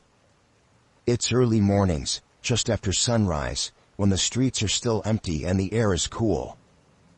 I like the peace of it, the rhythm of my feet hitting the pavement, my breathing in time with the steady beat of my heart. There's something soothing about being alone with my thoughts. But that morning, everything changed. I was on my usual route, heading down a quieter stretch of the park, when I saw him. He was standing by the sidewalk, looking down at something in his hands. At first, I didn't think anything of it.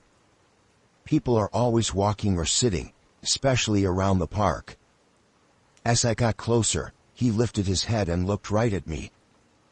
"Excuse me," he called out, his voice a little too loud for the stillness of the morning. I slowed my pace just slightly, not wanting to come off rude, but I wasn't in the mood to stop. "Yeah," I replied, trying to keep my pace up. I wasn't planning on engaging much. "Do you know where the nearest gas station is?" he asked, still standing in the same spot. His hands were shaking slightly, like maybe he was cold or nervous. His clothes were ragged, nothing that screamed normal. Just a plain hoodie and worn-out jeans, nothing remarkable. Yeah, just keep going down the street and turn left at the next light," I said, not wanting to be bothered. I started to pick up speed again, hoping that would end the conversation. But he didn't move. "Actually," he said, his voice quieter now, "I'm kind of lost. Do you know if there's a bus stop around here?" At this point, I was slowing down, not sure how to handle it. He wasn't exactly threatening, but something about his demeanor felt off. He was too still, too intense. And the fact that he hadn't moved from his spot told me something wasn't right. "There's a bus stop about a block away," I said, not breaking stride, trying to give a quick answer and move along. But he wasn't letting up. Can you help me find it?" I stopped. Not fully, but enough that I could look at him. There was something in his eyes, something desperate, almost pleading. The sun was starting to rise higher, casting a warm light on everything around, but I felt a chill run through me. He was standing too close, now taking a step toward me. "I don't know if I can." "I'm just running," I said, my voice tight. The last thing I wanted was to be stuck in a situation where I felt unsafe. He didn't seem to understand. Or maybe he didn't care. "I just need help," he said, his voice quieter now, more insistent. "I'm really lost. It's really important." There was a pause. He seemed to be waiting for something. I felt my chest tighten. My instincts told me to go, to move, to get away, but I stayed. I wanted to be polite. I wanted out, but something in me screamed to walk away. Still, I wasn't sure what to do. I stood there for a second, trying to find the right words, but the moment felt strange, heavy. He was looking at me like he was waiting for me to do something. "I really need to find it." "You're not going anywhere, right?" he asked. "What?" My heart skipped a beat, and I suddenly felt very exposed. He had no business asking me that. No business asking me anything anymore. I took a quick step back. "I've got to go," I said, trying to keep the tremor out of my voice. I turned and began jogging again, but before I could even get a few paces away, I heard his footsteps behind me. Heavy and deliberate. Not the quick, light footfalls of someone who's just out for a morning jog like me. I could feel his presence closing in behind me. I picked up the pace, trying to put distance between us, but he matched it. My heart started pounding in my chest. There was no mistaking it now, he was following me. I looked over my shoulder. He was maybe 10 feet away, and he wasn't slowing down. His pace was steady, determined. And now I was scared. "Why are you following me?" I asked, my voice coming out shaky even though I didn't want it to. He didn't answer. He just kept following, keeping that distance, like he was toying with me. I rounded a corner, hoping to lose him, but when I glanced back again, he was still there, just behind me. His gaze never left me. A sudden panic flooded me. I knew I couldn't outrun him for long, and I didn't want to go any further into the park. It was too isolated, too empty. I thought about calling someone, but I didn't even have my phone with me. There was a bridge ahead, a small overpass that led to a busier street. I made up my mind and began running hard, faster than I'd ever run before, trying to reach that bridge. The sound of his footsteps grew louder behind me, but I didn't dare look back. I made it to the bridge, and for the first time, I risked a glance behind me. He was still there, maybe 20 feet back. But something had changed. The look in his eyes was more urgent now, like he realized he'd almost lost me. I didn't wait to find out what would happen next. I ran as fast as I could, toward the main road where there were cars, people, life. I couldn't risk staying in that park, now with him so close. I made it to the main street and kept going until I reached a convenience store. The door was unlocked, and I rushed inside, breathless, shaking. I looked out the window, but he didn't follow me any further. He had stopped just at the entrance to the park, watching me. And then he turned and disappeared back into the trees. I stayed inside for a while, unsure of what to do. I didn't call the police because I couldn't explain it. Nothing had really happened, right? He hadn't hurt me. He just followed me, made me feel like prey. But it was enough to make my heart race even now, days later. I don't know what his intentions were, but I know one thing: I've never run that route again.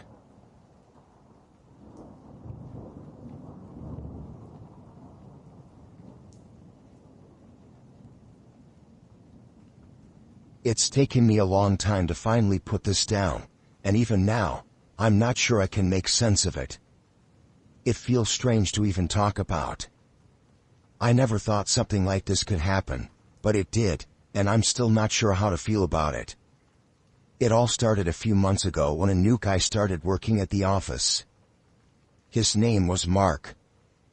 I didn't think much of him at first, just another guy in the cubicles, trying to settle in. I noticed he seemed to be friendly, always asking questions, a little too eager to help. He would chat with me more than with anyone else, asking about my day, asking if I wanted coffee, offering to run small errands for me. He was nice enough, I guess, but I started feeling uncomfortable after a while. His attention was a little too much, too often. But I brushed it off, figuring I was just being paranoid. Then came the first strange thing. One day, I came into the office, and there was a small plant on my desk. Not just any plant either, a little succulent, in a ceramic pot with a handwritten note that said, "I thought this would make your day brighter." I didn't recognize the handwriting, and there was no name. I stared at it for a moment, unsure of what to do. I didn't want to sound ungrateful, but it felt odd, especially coming from someone I barely knew. Still, I thought maybe it was just a nice gesture. Maybe someone was just being friendly.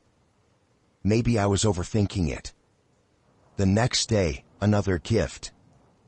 A coffee mug. It wasn't the same as the plant this time.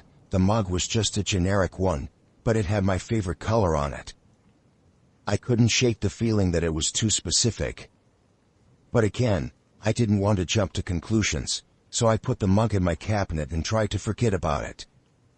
But it didn't stop there. Over the next few weeks, it became a pattern. Little notes, small gifts, always things that felt a little too personal.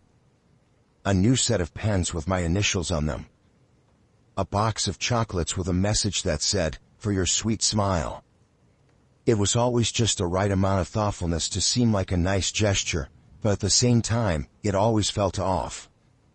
It wasn't that I didn't appreciate kindness, I did, but the more these gifts piled up, the more I felt trapped.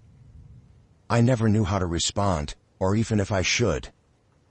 I started to notice Mark more. He'd be standing a little too close when he talked to me. He'd give me this odd, almost vacant smile whenever I tried to step away from him. There was something about his eyes that made me feel uneasy. But he was always polite, always professional, so I tried not to make a big deal out of it. After all, I didn't want to seem rude or paranoid. Then came the first incident that really made me uncomfortable. One evening, I was leaving work a little later than usual, and as I was walking to my car, I saw Mark standing in the parking lot. I figured maybe he was just waiting for someone else or having a smoke, but then I realized he was looking directly at me. Not just glancing over, but really watching. It was unnerving. While I waved and said goodbye, he didn't wave back. He just stood there, his gaze fixed on me. I brushed it off as weird timing. Maybe he was waiting for his ride, maybe he hadn't seen me leave. But the next day, when I got to work, there was another note on my desk. I saw you leaving last night. You looked like you needed some fresh air. That was when my stomach dropped. How could he have known that unless he was watching me? I tried to laugh it off, but I couldn't. I kept telling myself I was being ridiculous, that I was just overreacting. But something was wrong. I didn't want to confront him, didn't want to make it awkward or escalate things, so I stayed quiet. But the weirdness continued. A few days later, while I was out running errands after work, I ran into him at a coffee shop. I hadn't told anyone where I was going, so the coincidence felt off. He smiled at me, a little too eagerly. I didn't know you came here, he said. I love this place. I felt my stomach twist. Yeah, it's a nice spot, I said, forcing a smile. I didn't know what to do. I was trying to be polite, but my mind was racing. Why was he here? How did he know this was where I liked to go? Things only escalated from there.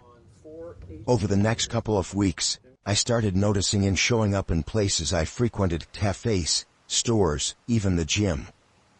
He never said anything when I saw him. He would just smile, wave, and act like it was the most normal thing in the world. But I was starting to get scared. It wasn't just the gifts anymore. It wasn't just the notes. It was the fact that he seemed to be following me. I tried to avoid him, taking different routes home, changing up my routine. But it didn't seem to matter. No matter where I went, Mark always seemed to be there. At first, it was easy enough to brush off as coincidence, but then I started noticing things I couldn't ignore. I came into work one morning to find a picture of myself sitting on my desk. It was a photo of me walking into a store the day before. He had taken it from a distance, but it was definitely me. There was a note attached. I like the way you dress. You always look so nice. That was the breaking point for me. I couldn't take it anymore. I didn't feel safe. I didn't feel like I could trust anyone anymore, not even the people I worked with. I'd spent weeks trying to figure out how to handle it, but this was too much. I couldn't ignore the signs anymore. I went to my manager and told her everything. I showed her the pictures, the notes, the gifts. She was surprised, shocked even. She had no idea anything was going on. But I knew something had to be done. We decided to report it to HR, who in turn contacted the security team and said they would look into it. Mark was called into the office for a meeting the next day. And after that, he was never seen again. No one ever said what happened. There was no explanation, no word about whether he was let go or if there were any consequences. All I know is that he was gone, and the gifts stopped. The notes stopped. But I still feel uneasy sometimes. I still wonder if he's out there, watching me. It's hard to shake that feeling. I don't know what he wanted, and I don't know why he chose me. But I know I never want to go through something like that again. I don't think anyone should ever have to.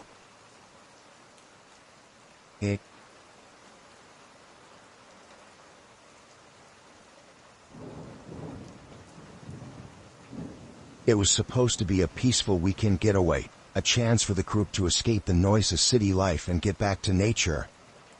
There were 5 of us, me, my brother, his girlfriend, my best friend, and her cousin. Nothing special, just a weekend hike into some remote area. We've been planning it for months, picking out a spot we thought would be quiet and secluded. None of us were expecting anything to go wrong. We were just looking forward to some time by the fire, some good food, and maybe a few hikes through the woods. The first day went off without a hitch. We set up camp at a small clearing near a creek, made a fire, and spent the evening talking, cooking dinner, and drinking a little. The place was perfect, quiet, private, just far enough off the trail to feel like we were really away from everything. The forest felt peaceful, even a little magical. At least, that's how I saw it then. But things started to feel off on the second day. We woke up to the sound of birds, but there was something wrong with the quiet. It wasn't the usual kind of quiet you expect in nature, or it's just peaceful and calm. It felt too still, like the air was holding its breath. Still, we brushed it off, made some breakfast, and headed out for a hike. It was a long walk, more than we had planned, but none of us really cared. We were all in good spirits, just enjoying the fresh air. When we got back to camp around late afternoon, something felt strange. The whole area around the clearing seemed dark, even though it was still light outside. I couldn't put my finger on it, but I just felt uneasy. We went about setting up for dinner, but it was hard to shake the feeling. Maybe it was just the tiredness setting in. After we ate, my brother and I decided to take a walk to stretch our legs and clear our heads. The rest of the group stayed by the fire, talking and laughing. It was just a short walk, down the trail that led back to the road where we parked. We weren't going to leave camp, just wander a little to get some fresh air. That's when we saw it. About half a mile down the trail, right where the road met the wooded area, there was a gate, rusted, heavy, and completely out of place. It was blocking the path, completely shutting off the only way out. We both stopped dead in our tracks when we saw it. It wasn't there when we first arrived, not even close. We had walked down this same path that morning, and there had been nothing. The road was wide open, just like it should be. But now, in front of us, was a tall, metal gate that looked like it had been there for decades. I thought it was some sort of private property gate, maybe someone who lived nearby had put it up. My brother suggested it was an old hunting camp or a ranch that used to be around, but I didn't buy it. Something about it didn't feel right. It was too deliberate, like it had been placed there specifically to block us in. We tried to push on the gate, but it was locked, and there were no signs, no markings, nothing to explain why it was there. We've looked around for any kind of indication of who might own it, but the woods were completely silent. No houses, no roads, nothing. Just the endless trees on all sides. After a few minutes of trying to figure out how to get through, we decided to head back to camp and tell the others. As we walked back, I couldn't shake the feeling that we were being watched. The woods around us seemed so quiet, but I kept hearing small sounds, branches cracking, the rustle of leaves. I couldn't see anything, but it felt like something was just out of view, lurking. When we got back to the campsite, we told the others about the gate. At first, they didn't believe us. They thought it was some kind of mistake, or maybe a prank. But when we walked them down the trail to show them, the gate was still there. We all stood there for a moment, staring at it, trying to make sense of it. The sunlight was fading fast, and the whole place suddenly felt darker, colder. None of us really knew what to do. We had no way of contacting anyone since we didn't have cell service, and the gate was the only way out. We couldn't just stay here forever. So, we all decided to sleep on it and figure things out in the morning. We made sure to lock up the tent and keep the fire going, but no one felt at ease. Everyone kept glancing at the gate, the darkening woods beyond, like they were expecting something to happen. That night, I couldn't sleep. The sounds in the woods outside the tent were off, almost like something or someone was moving around. I kept hearing footsteps, faint at first, then closer. I thought maybe it was just an animal, but then I realized that these footsteps didn't sound like they were coming from the usual direction. They were too slow, too deliberate. And they seemed to stop when I tried to listen more closely, as if someone was standing perfectly still, waiting for me to look. I tried to shake it off, but I couldn't. Every time I almost drifted off, I'd hear them again, just outside the tent. I got up to check the fire, but it was still going strong. No one else was awake. Everything was quiet again, but I felt it. There was something wrong. In the morning, we packed up our things, trying to figure out what to do. We couldn't just leave the way we came. The gate was still there, locked in place. And there was no way around it. The road behind us was blocked by a thick wall of trees, with no visible way through. We debated for a while on whether to try climbing the gate, but it was too high, and there was no way to know who might be on the other side. After a few hours, we finally made the decision to head deeper into the woods, hoping we could find another way out. But when we turned back onto the main trail, we were met with something even worse. The gate wasn't the only thing blocking us anymore. The whole trail seemed to have been altered, like someone or something had intentionally moved things to keep us from leaving. Rocks were piled up, branches were snapped and laid across the path, and the trees themselves seemed to loom closer, more menacing. I'm not sure how to explain it, but there was no mistaking it. We were being trapped. That's when we realized that someone, or something, didn't want us to leave. The whole experience was so unsettling, and it was clear that we weren't just dealing with a simple gate that had been put up for some unknown reason. Whoever, or whatever, was out there was making sure we stayed put. We never found out who was behind it all. After hours of wandering the woods, trying every possible path, we managed to find a back trail that led us to a neighboring road. We made it out, but the whole time, I couldn't shake the feeling that someone was watching us, waiting for us to slip up. Every sound, every crack of a twig, every rustle in the trees made my heart race. I don't know if we were just unlucky or if it was something more, but I'll never forget that locked gate or the feeling of being trapped out there, helpless, with no idea who or what was keeping us from leaving. And I'll never go back to that place again.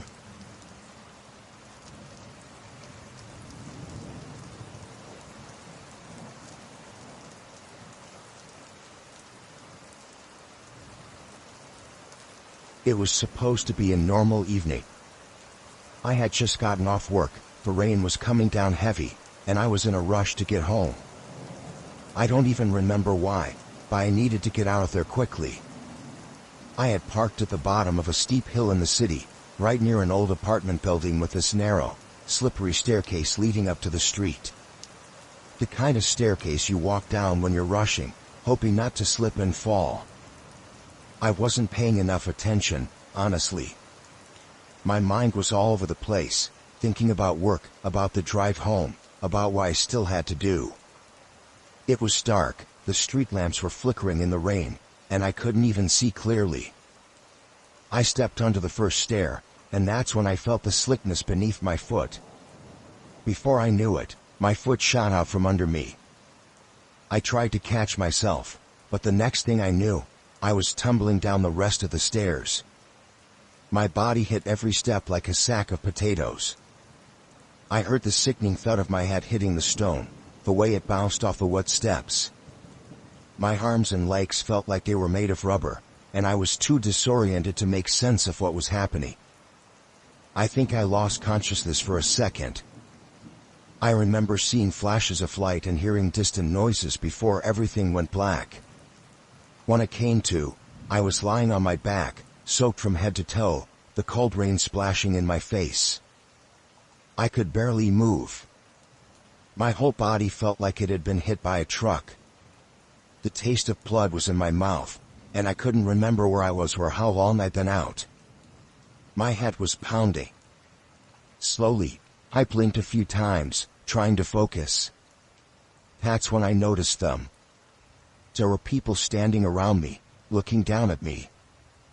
I tried to lift my head, but my neck was stiff, and I could barely keep my eyes open. They weren't rushing to help me.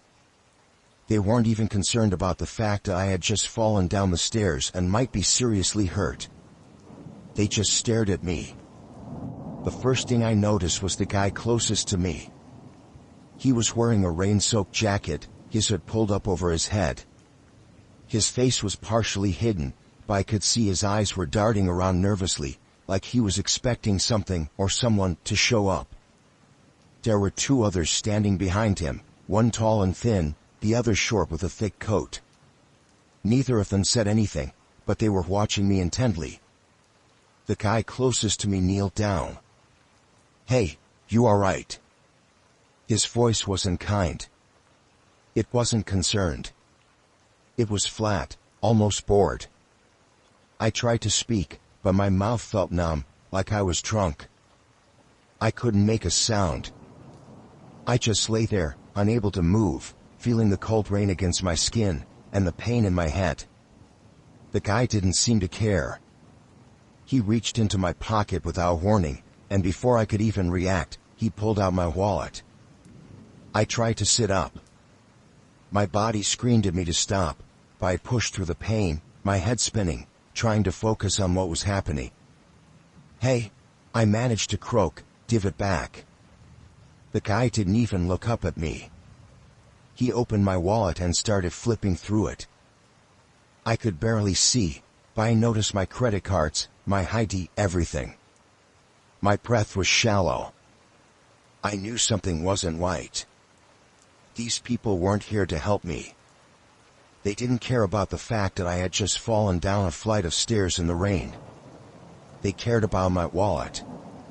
"Hey," I said, "give it back," I repeated, my voice shaking with anger and fear. My fingers were still stiff, but I managed to move one hand, weakly reaching out to grab my wallet. The tall guy behind him, who hadn't spoken a word until then, stepped forward. He had a sharp look in his eyes, and his face was completely expressionless. He reached out, pushing my hand away with a little more force than I expected. "Stay down," he said, his voice cold. I tried to protest, but my head throbbed, and the world spun around me. Everything felt distant, like I wasn't even in my own body. I just kept watching them, struggling to make sense of what was happening. They weren't trying to help. They weren't trying to call for an ambulance or ask if I was okay. They were just waiting, watching me suffer. The guy with my wallet, who had been rifling through it, suddenly pulled out my cash. I could barely keep my eyes open, but I saw him slide the bills into his jacket pocket with a sly grin on his face. Then, he dropped the wallet back onto my chest like it was nothing. "You should have been more careful," he said, his voice dripping with sarcasm. "Not a good idea to be out here all alone in the rain, huh?" I couldn't believe what was happening. I tried to push myself up, but I was still too disoriented. My arms were shaky. I wanted to fight back, but my body wasn't working right. My legs felt like they were made of stone. All I could do was watch them. The tall guy crouched next to me, looking down at me with a strange expression. I couldn't tell if he was amused or annoyed. "You should just stay still," he said, his voice low. "Don't make this harder than it has to be." The short guy, who had been standing quietly until then, started moving around, like he was looking for something. He went through my car, checking the doors, peering inside like he was searching for more things to steal. The rain was coming down harder now, but these guys didn't seem to care at all. I was terrified, feeling helpless and trapped. There were 3 of them, and I was alone on this dark, rainy street, barely able to move. I couldn't think straight, but I knew I had to get away, somehow. I had to make it stop. I started shouting, my voice cracking. "Call the police." I screamed, but it came out as barely a whisper. They just looked at each other, like they were deciding what to do with me next. My heart raced, and panic began to set in. Finally, The guy who had been rummaging through my stuff stood up. He took one last look at me before stepping back, pulling something out of his pocket. I couldn't make out what it was at first, but when I saw the glint of a knife, my stomach turned. I didn't know if he was going to use it on me or just threaten me, but I didn't want to find out. I heard the man mutter something, but it was lost in the roar of the rain. I couldn't stay there. I had to get up. I had to move. Using every ounce of strength I had left, I pushed myself off the wet ground. My legs were still weak, but I stumbled, managing to get to my feet. They watched me, but none of them moved. I could hear my heart pounding in my ears. I backed up, slowly, toward my car. They didn't stop me. I fumbled for my keys, my hands shaking as I unlocked the door and threw myself inside. I slammed the door shut, my hands still trembling, and I sped off without looking back. I don't know why they didn't follow me, or why they didn't do anything else, but I didn't stop until I was out of that area and into the nearest gas station, where I stayed inside, my hands still shaking. I'm still not sure what they wanted. All I know is they weren't there to help me. They just wanted my wallet.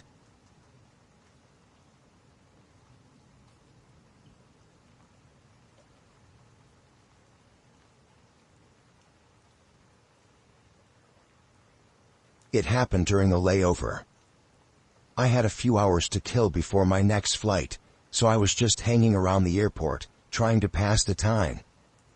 I'd been traveling for what felt like forever, and my head was starting to ache from the combination of exhaustion and the constant noise of the terminal.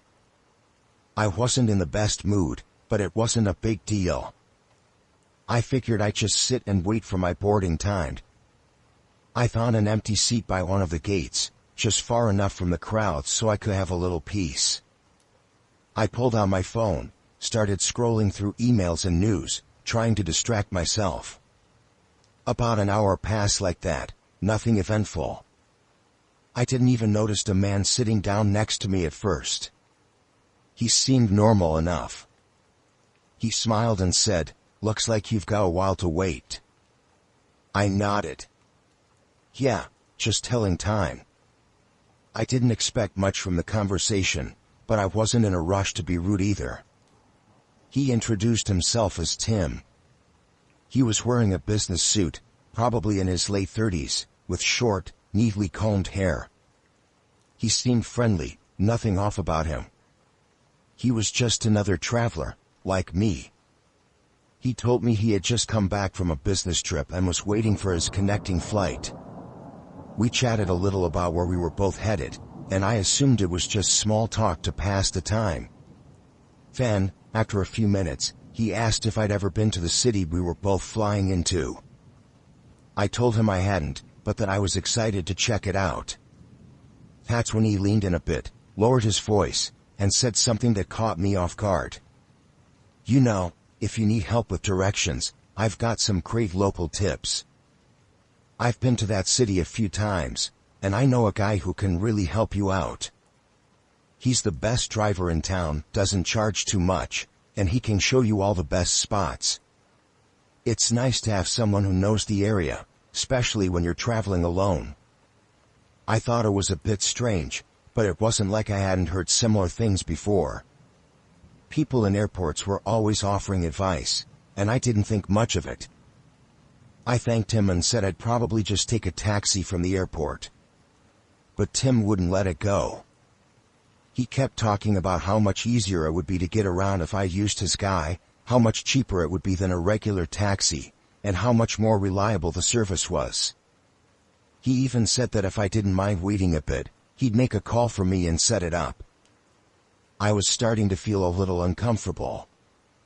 I wasn't sure why, but something about the whole situation didn't sit right with me. The way he kept insisting, the fact that he was almost too eager. But I figured I was just overthinking it. I'd been traveling for hours, my mind was foggy. "All right," I said. "Maybe I'll take you up on that. But I'll let you know if I change my mind." Tim smiled. and that's when things started to shift in a way I couldn't quite put my finger on. It wasn't a bad smile, exactly, but it was too smooth, too practiced. "No problem," he said. "I'll just go make the call and we'll get you all set up. It'll be easier for you, trust me." I watched as he stood up and walked toward the back of the terminal, dialing something on his phone. I didn't think much of it, still half distracted by my own thoughts. A few minutes later, he returned, looking pleased. "It's all set," he said. "The driver will meet you right by the exit. He's expecting you, so you won't have to wait around." I felt a twinge of doubt but told myself it was fine. It was just a ride. I was being paranoid. Tim seemed nice enough. I thanked him, and he said it was no trouble, just doing a favor for a fellow traveler. I followed him to the exit of the airport, where I saw a man standing by a car. He was wearing dark sunglasses, even though it was still light outside, and he was holding a sign with my name on it. It all seemed so normal, so official, that I almost didn't question it. But something nagged at me. Tim stood there, watching me, his hands in his pockets, like he was waiting for something. "There he is," Tim said, his voice too calm. "You'll be in good hands." I hesitated for a moment, but the man with the sign smiled at me and waved. I walked up to him, told him my name, and he nodded. "Right this way," he said, opening the back door of the car. I was about to climb in when I noticed something odd. There was a faint smell inside the car, something like stale air mixed with cleaning chemicals. And the car wasn't a typical taxi, it looked more like a private vehicle, older, and there were no obvious markings. That's when I heard Tim's voice behind me, still too calm, still a little too eager. "Don't worry," he said. "This is the best way to go.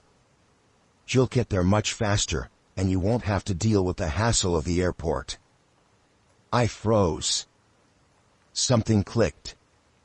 A thought flashed through my mind. This wasn't White. There was no reason for him to be so invested in my ride. There was no reason for him to be pushing this so hard. I quickly turned around and walked away from the car. The man with the sign started to follow me, and that's when I realized how wrong everything felt. Tim stayed by the door of the car, his eyes watching me intently. I didn't know what to do, but I knew I had to get away. I ran back inside the terminal, looking around for security, for someone who might help. The man with the sign didn't follow me, but Tim did. He was walking toward me, his expression hardening, no longer friendly. I made my way to the nearest gate, where a security guard was standing. I went up to him, explained everything as best I could, and showed him the man's picture on my phone. He looked at me like I was crazy, but when I pointed out that the situation didn't feel right, he called for backup. Turns out, the whole thing was a scam. Tim wasn't a fellow traveler, and the driver wasn't really a driver. They were part of a group that targeted people with long layovers, offering them rides that were just a setup for robbery or worse. They had a whole operation going, luring unsuspecting people with offers of cheap, convenient transportation. I never found out how far they would have gone if I'd gotten in that car, but I'm sure it wouldn't have ended well. I'm just glad I walked away in time. The rest of my layover was spent in a corner of the terminal, surrounded by security. When I finally boarded my flight, I could still feel the tension in my chest, the creeping feeling that I'd narrowly escaped something much worse. I won't be trusting strangers in airports again. Not ever.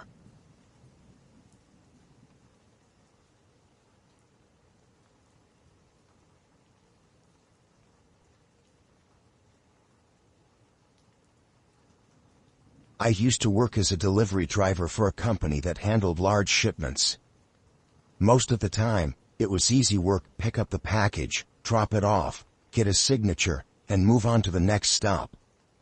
The night it happened, I had one last delivery on my route. The warehouse was way out of town, on an industrial road that was mostly empty. I'd been there a few times before. The place was always quiet, just a few guys working late shifts, unloading trucks or organizing pallets. The package I was delivering wasn't unusual. Just a long, rectangular crate about 6 feet tall. The thing that stuck out was the weight. It was heavier than anything I'd moved that week. I had to use the dolly to get it onto the truck, and when I stopped at the warehouse, it took all my strength to roll it to the loading dock. The dock door was open when I arrived, but the lights inside were dim. I called out, but no one answered at first. After a minute, a guy came around the corner. He looked rough, like he hadn't slept in days, dark circles under his eyes, stubble on his face. He wasn't wearing any uniform, just a plain jacket and jeans. "You're late," he said, not looking at me. I told him I had other stops, but he didn't seem to care. He just pointed to the crate and said, "Bring it in." I pushed the dolly into the warehouse. It was colder inside than I expected, and it smelled bad, like chemicals and something rotting. The guy led me to a corner where a few more men were standing. There were 4 of them total, all dressed the same, jackets, work boots, no uniforms. They didn't say much, just nodded at the crate and motioned for me to leave it there. One of them handed me a clipboard to sign. I noticed his hands were dirty, like he'd been working with oil or grease, but there was something else on them too. Something darker. It wasn't grease, it looked like blood. I signed the paperwork and turned to leave, but one of the men stepped in front of me. He was taller than the others, with a shaved head and a thick scar running down his cheek. He didn't say anything, just stared at me. "I need to get going," I said, trying to sound calm. He didn't move. The guy who had met me at the dock walked over and put a hand on my shoulder. "We need you to wait a minute," he said. I told them I couldn't stay, that I had to finish my shift, but they didn't care. The man with the scar grabbed my arm and led me toward the back of a warehouse. I tried to pull away, but his grip was like a vice. "Just a minute," he said. "We need to check something." I didn't know what they meant, but the way they were acting made my stomach twist. They led me to a small office at the back of a building. The windows were covered with blinds, and the only light came from a flickering fluorescent bulb. "Sit," the guy with the scar said, pointing to a metal chair in the middle of the room. I sat. My hands were sweating, and my heart was racing. They stood around me, blocking the door. The guy who had handed me the clipboard opened a crate. I couldn't see what was inside from where I was sitting, but the others leaned in, murmuring to each other. "What's going on?" I asked. They didn't answer. One of them, a younger guy with a nervous look on his face, glanced at me and then quickly looked away. The man with the scar closed the crate and walked over to me. "Where did you pick this up?" he asked. I told him the address. He nodded but didn't say anything else. The room was so quiet I could hear the hum of the light above us. Then he leaned down, his face inches from mine. "Did you open it?" I shook my head. "No. I just picked it up like I was told." He stared at me for a long moment, then straightened up. "Good. Stay here." The 4 of them left the room, locking the door behind them. I stood up and tried the handle, but it wouldn't budge. I pounded on the door, yelling for them to let me out, but no one came. I didn't know how long I was in there, but it felt like hours. I could hear faint voices outside, but I couldn't make out what they were saying. Then I heard something else, something heavy being dragged across the floor. I looked around the room, trying to find something to defend myself with, but there was nothing. Just the chair, the desk, and a filing cabinet. I opened the drawers, but they were empty. The door finally opened, and the guy with the scar came back in. He had something in his hand, a long, thin knife. My throat went dry. "You shouldn't have come here," he said. "I was just doing my job," I said, trying to keep my voice steady. He stepped closer, holding the knife at his side. "Sometimes people see things they shouldn't." "Sure, things they shouldn't." I backed up until I hit the wall. "I didn't see anything. I swear." He tilted his head, like he was considering my words. Then he smiled, a cold, humorless smile that made my skin crawl. "You're going to help us clean up," he said. I didn't understand what he meant until he grabbed my arm and pulled me out of the room. The other 3 men were standing by the crate, which was now lying on its side. Something was sticking out of it, a piece of fabric, dark and stained. "Get rid of it," the man with the scar said to the others. One of them hesitated. "What about him?" he asked, nodding toward me. The scarred man looked at me, his expression unreadable. "He's going to help." They handed me a tarp and a roll of duct tape. I didn't want to take them, but I didn't have a choice. My hands were shaking so badly I could barely hold onto them. They opened the crate fully, and I saw what was inside. I won't describe it. I can't. All I'll say is that it was worse than anything I'd ever imagined. "We don't have all night," one of them snapped. I don't know how I got through it. I just did what they told me, trying not to think about what I was doing, about what I'd seen. When we were done, they loaded everything into a truck parked behind the warehouse. "Now leave," the man with the scar said, shoving me toward the door. I didn't wait. I ran to my truck and drove as fast as I could, not stopping until I was miles away. I didn't go to the police. I didn't tell anyone. I just quit my job and tried to forget. But I can't. Every time I close my eyes, I see that crate. And I know they're still out there.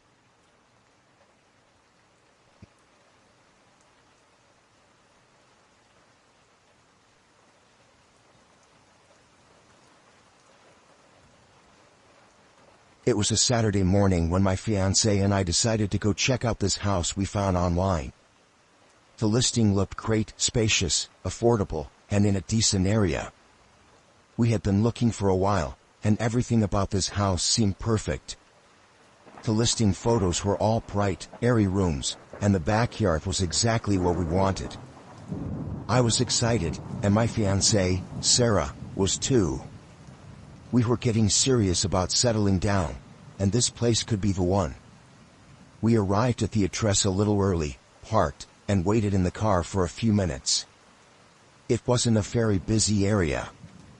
Just a quiet street with houses spaced out, a little too quiet for my taste, but it didn't bother me. We went up to the front door, and I rang the bell. I looked around while we waited for the realtor. The house itself was nice from the outside, big, with a porch, a 2-car garage. A couple of bushes near the front door, a few trees around the yard. The kind of house you could see yourself living in. The door opened after a few moments, but no one was there. I thought maybe the realtor had just been in the back, getting ready or something. I stepped forward and looked inside. The house was dark inside. There were no lights on, but the door was open just wide enough for me to see the hallway. I called out, "Hello?" No answer. I looked at Sarah, who was standing next to me. "Maybe we're early," she suggested. I shrugged. "Could be. I'll wait a couple minutes." We both stood there in the silence, waiting for someone to come to the door. But after another minute or so, I started to get the feeling something wasn't quite right. It wasn't like the place was abandoned. The door was unlocked, but the house still had furniture in it, like it was ready for showings. I was about to turn around and call the real estate agency when I heard a noise inside, faint footsteps, like someone moving in the other room. "Hello?" I called again, a little louder this time. Nothing. I pushed the door open slightly and peeked inside. The house was old, but clean, well maintained. There were a few pieces of furniture scattered around the couch here, a coffee table there, but it looked like it had been staged for a showing. Nothing too personal or too lived in. Just the bare essentials to make it look homey. But still, it felt off. I stepped inside and looked around. The air smelled faintly of something sweet, like cinnamon, but it felt stale, almost like no one had been in the house for a while. I glanced over at Sarah, who was still standing by the door, looking hesitant. "We should go back to the car and call the agency," Sarah said, looking uneasy. "Maybe they forgot about the appointment." Before I could respond, I heard it again, the soft sound of footsteps, coming from upstairs this time. "Did you hear that?" I asked, turning to Sarah. She nodded, wide-eyed. "I'm not going upstairs alone," she said, voice trembling. "Neither am I replied. But wasn't sure what to do next. We could leave, but something about the situation had me frozen, like I couldn't quite put my finger on why it felt wrong, but it did. We both stood there, not moving, until I heard the footsteps again. This time they were louder, more deliberate. And then, they stopped. I swallowed hard. "I think we should check it out." "What?" Sarah said, staring at me like I had lost my mind. "I don't know," I said, my voice shaky. I feel like we should see what's going on." Sarah looked at me for a long moment, then nodded slowly. "All right. But I'm not going first." We cautiously made our way toward the stairs. I didn't know I was expecting, but I kept waiting for someone to step out, for a realtor to greet us or for someone to explain the situation. When we reached the top of the stairs, we were hit by a strong smell, something metallic. Almost like blood. I gagged at the scent, but tried to ignore it. At the top of the stairs, there were 2 doors. One was closed, but the other was slightly ajar. I pushed it open slowly, holding my breath. Why, sound made my stomach drop. The room was set up like a normal bedroom, except it wasn't. There were strange marks on the floor, like something heavy had been dragged across it. A large rug was pulled to the side, revealing a section of the floor that had been scratched up. My heart was racing now, and I felt the hairs on the back of my neck stand up. I heard a noise from behind me and turned. Sarah was still standing in the hallway, but she looked pale. I took a step back toward her. "We need to leave now," I said. But as I turned to go, my foot caught on something.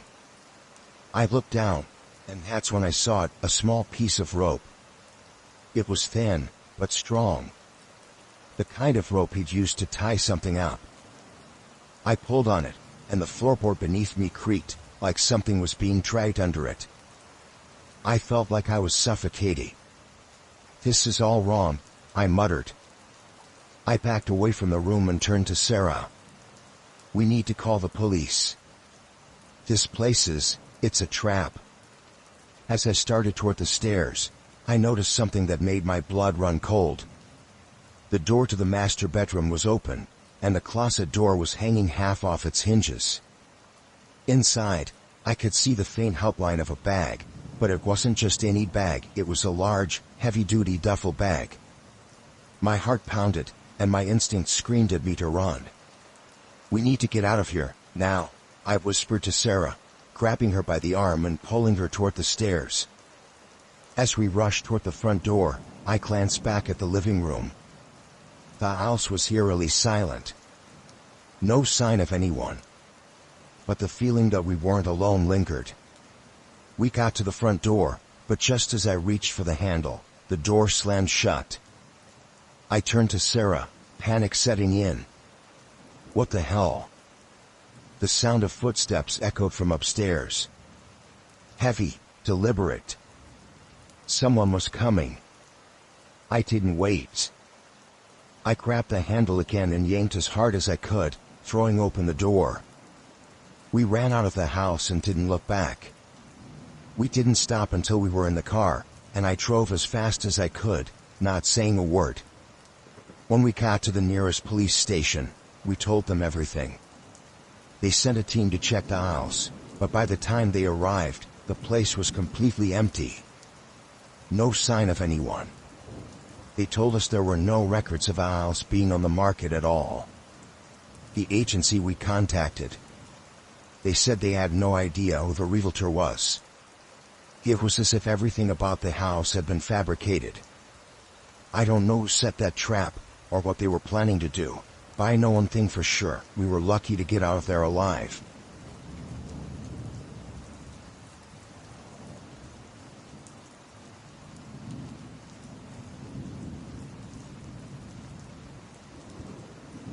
I still can't shake the feeling. The cold, wet air. The sound of my own breath mixed with the pounding rain. And that feeling of someone watching, someone just behind me, every step of the way. It started like any other run. I was out on my usual route, the kind of run I do when I need to clear my head. The rain had been coming down hard all day, and I wasn't about to let that stop me. I had my hood up, my shoes splashing through the puddles, and the rhythmic sound of my footsteps in my ears. The world felt distant, the streets quieter than usual, the kind of night where everything seems muffled by the storm. It wasn't until I was about halfway through that I noticed it. At first, I thought it was just the noise of the rain, maybe some stray footsteps from someone else running nearby. But then I realized the footsteps were too close, too in sync with mine. I tried to ignore it, told myself it was just my imagination, but it didn't stop. Every time I picked up the pace, the footsteps behind me quickened. Every time I slowed down, they slowed too. I glanced over my shoulder once, quickly, just to see if anyone was there. Nothing. Just the rain, the street lights reflecting off the wet pavement. But when I turned my head back, I could hear it again, the footsteps, still right behind me. I could feel my heart starting to race, the anxiety creeping up in my chest. Who would be out here in this weather, running so close? I sped up, thinking maybe I was just paranoid, but they kept matching my pace. The sound of those steps, heavy, deliberate, was starting to make my skin crawl. I had to stop. I needed to see who it was, to confront them. If someone was behind me, they were clearly following me, and I wasn't about to be caught unaware. I turned sharply to the side, slipping slightly on the wet pavement as I came to a stop, but still keeping my eyes on the street behind me. My breath was coming out in clouds, but I couldn't stop looking, couldn't stop listening. For a moment, I heard nothing. No footsteps, no movement. The rain kept falling, louder now, the only sound in the empty street. Then I heard it again. The footsteps. But this time, they were closer. I tensed, standing there in the rain, just waiting. My nerves were shot, every muscle in my body screaming for me to either run or confront whoever it was. I chose to turn around and face whatever was coming. And there he was. A man, just a few feet away, standing in the rain, looking at me with this intense, unsettling stare. I couldn't see much of his face. He had a dark hoodie pulled up over his head, the fabric soaked through. His hands were shoved deep into the pockets of his jacket, but I could tell his posture was stiff, almost like he was waiting for something. I took a breath, trying to stay calm. "You following me?" I asked, my voice shaky but firm. The man didn't answer at first. He just stood there, staring at me. I felt the tension between us building, something in the air thickening with the promise of something bad. My pulse was racing, and I could feel my legs starting to shake. But I wasn't about to let him see that. Finally, he spoke. His voice was low, almost a growl. "You're in my way." I didn't know what he meant by that. I didn't know if he was talking about the street or something else, but his tone was all wrong. There was no reason for him to be this close, this intense. I didn't know if he was threatening me or just crazy, but I knew I had to get out of there. I took a step back, trying to put some space between us. "I'm just running. I don't want any trouble," I said, keeping my voice as calm as I could, though inside, I was panicky. The man didn't move. He just stood there, still staring at me. And then, before I could even think, he took a step forward. It was sudden, fast, and without warning. I froze, my feet rooted to the wet pavement. "What do you want?" I demanded, louder now, more desperate. I had to keep control. I had to. I wasn't about to get caught in this situation.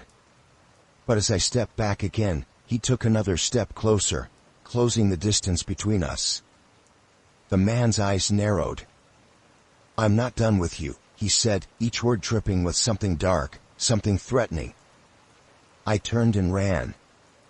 I didn't think about it, didn't hesitate for a second. I bolted down the street, heart pounding in my chest, every step faster than the last.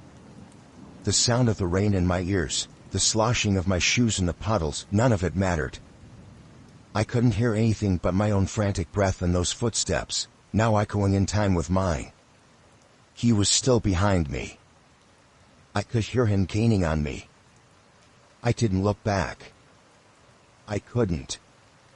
I could feel his presence, like he was inches away, waiting for the right moment to grab me.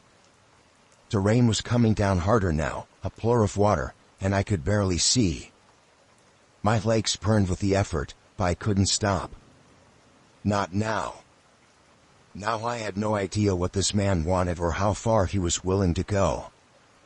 I turned down a side street, hoping to lose him, hoping he would just give up and turn away. But the footsteps didn't stop. They were right there. Closer now. I didn't know what he would do when he caught me. I didn't want to find out. I spotted a row of houses up ahead, the lights from the windows offering a glimmer of safety. I pushed myself harder, humping my legs, not daring to slow down. I was almost there. I was almost safe. Then, just as I reached the sidewalk near the houses, the footsteps stopped. The sound of them, the heavy, deliberate steps, just cut off.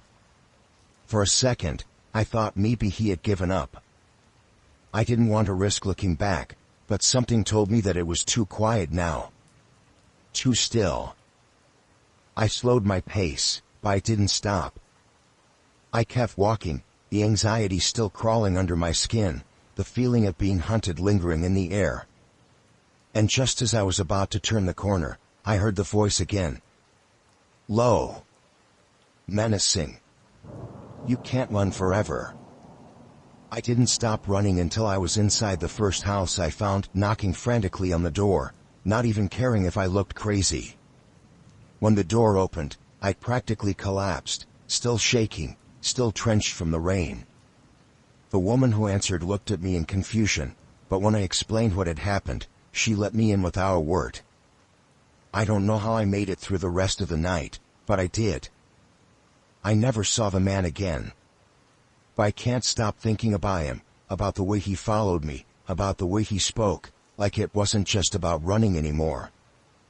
I don't know if he was just trying to scare me or if he had something worse planned. But the whole night feels like a blur, just the sound of rain and footsteps, and his voice. I haven't gone for a run since.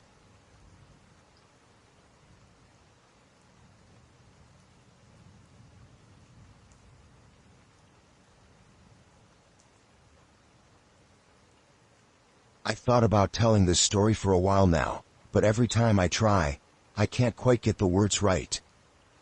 I'm not a writer, and I don't think I ever will be. But I feel like I have to get it out. Someone should know what happened. Why I saw. Why I felt. I went camping with a few friends last summer. It was supposed to be a simple trip, nothing fancy. A weekend to unwind in the mountains, escape the noise of the city. We set up camp near a river, not too far from a well-known trail, but far enough that we wouldn't have to deal with other hikers. Everything seemed perfect at first. The weather was nice, the air was fresh, and the only sounds were the river and the birds. We had a good time. A few hikes, some fishing, a campfire. It was nice. But on the third day, things started to go wrong. We had planned to go for a long hike. The others wanted to explore a bit further, up into the hills. I didn't want to go at first, but I decided to tag along. I figured it would be nice to get away from the camp for a bit and stretch my legs. So we packed some water, snacks, and set off early in the morning. The hike was more difficult than I expected. The path wasn't as clear as I thought it would be, and the terrain got rough pretty quickly. But the view was beautiful. We stopped at a few overlooks, took some pictures, and then started heading back down. I didn't think it would be that hard to find our way back to camp. But by the time we turned around to head back, I realized I had gotten turned around. I wasn't sure which direction we had come from. I thought I remembered the trail, but everything started to look the same. I didn't want to admit I was lost, so I kept walking, thinking I'd find the way back soon enough. The others were ahead of me, but I wasn't too worried. I thought I'd catch up. The deeper into the woods I went, the more everything seemed unfamiliar. The path was less visible now, overgrown in spots, and I couldn't hear the river anymore. I stopped and tried to get my bearings, but I couldn't make out anything that looked familiar. I should have turned back right then, but I didn't. I kept going. After what felt like hours, I noticed something strange. There was a small clearing ahead. The ground was trampled, the grass bent, and there were footprints. They didn't look like animal prints. They were too large, too uneven. As I got closer, I saw something that made my stomach drop. A pile of broken branches, stacked in a way that didn't seem natural. It looked like someone had been trying to build something. But there was no sign of anyone around. I felt a knot form in my stomach, and I tried to turn around, but that's when I heard it. A rustling sound, like someone was moving through the trees. It was faint, but it was there. My heart started to race, and I held my breath, straining to listen. There was no one else on the trail. I knew that. I hadn't seen anyone else the whole time we'd been out here. And yet, I could feel something watching me. I backed away slowly, trying not to make a sound, but it felt like the woods were closing in on me. The rustling grew louder, and then, just as suddenly as it started, it stopped. Complete silence. I didn't wait around to figure out what it was. I turned and started running, hoping to find the trail again. But panic started to settle in. I was lost, and I didn't know which way to go. I kept running, but it felt like the trees were getting thicker, like they were deliberately blocking my path.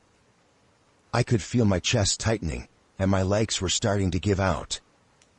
I had to stop for a minute, catch my breath. That's when I noticed something else. There were markings on the trees. At first, I thought they were just scratches, maybe from animals, but the more I looked, the more I realized they weren't. They were deliberate. A series of notches, almost like someone was marking their territory. But it didn't make sense. There shouldn't have been anyone out here. Not this deep in the woods. Not this far from the trail. I was about to turn around when I heard a voice. It was quiet at first, barely a whisper, like someone calling my name. But it wasn't anyone I recognized. I froze, my heart pounding in my chest. The voice didn't sound friendly. It sounded urgent. Like it didn't want me to leave. I started to back away, but the ground under me shifted, and I lost my balance. I fell, landing hard on the ground. When I looked up, I saw something that made my blood run cold. A figure. A man. He was standing between the trees, watching me. He was tall, but he wasn't moving. I couldn't make out his face clearly, it was covered in shadow, but I could tell he was staring at me. It was like he had been waiting for me. I couldn't breathe. My whole body went rigid, and I didn't know what to do. I couldn't speak. I couldn't move. Then, just as quickly as he appeared, he disappeared into the trees. Vanished. Like he wasn't even there. I stayed frozen on the ground for a long time, trying to process what just happened. Was he real? Or was it my mind playing tricks on me? I didn't know. But I didn't care. I wasn't staying to find out. I got up as fast as I could and started running again. I didn't stop until I found the trail. By the time I made it back to camp, I was exhausted, covered in sweat, and my mind was racing. I didn't tell anyone what happened, not right away. I couldn't bring myself to say it. It was too insane. Too unreal. But that night, as I sat by the fire, I couldn't shake the feeling that someone was watching me. I didn't sleep much. Every noise in the woods felt like a threat, and I kept expecting to see that man again. I didn't say anything to the others. They were just glad to see me back. We left the next day. I didn't tell them about the figure I saw or the strange markings on the trees. I couldn't. I didn't want to make it worse. But I still think about it. The man in the woods. The feeling of being watched. The strange markings. I don't know who or what was out there, but I know I never want to find out again.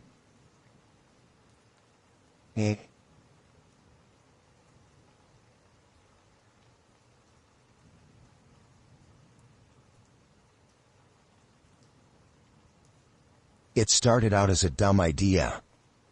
My friends dared me to hide out in the department store after closing. They said I wouldn't last an hour alone after the lights went off. We'd been hanging out at the mall all afternoon, and by the time we came up with the plan, it was almost closing time. They left before the staff started their final rounds, leaving me alone to figure out how to stay unnoticed. I found a spot behind a rack of winter coats in the men's section.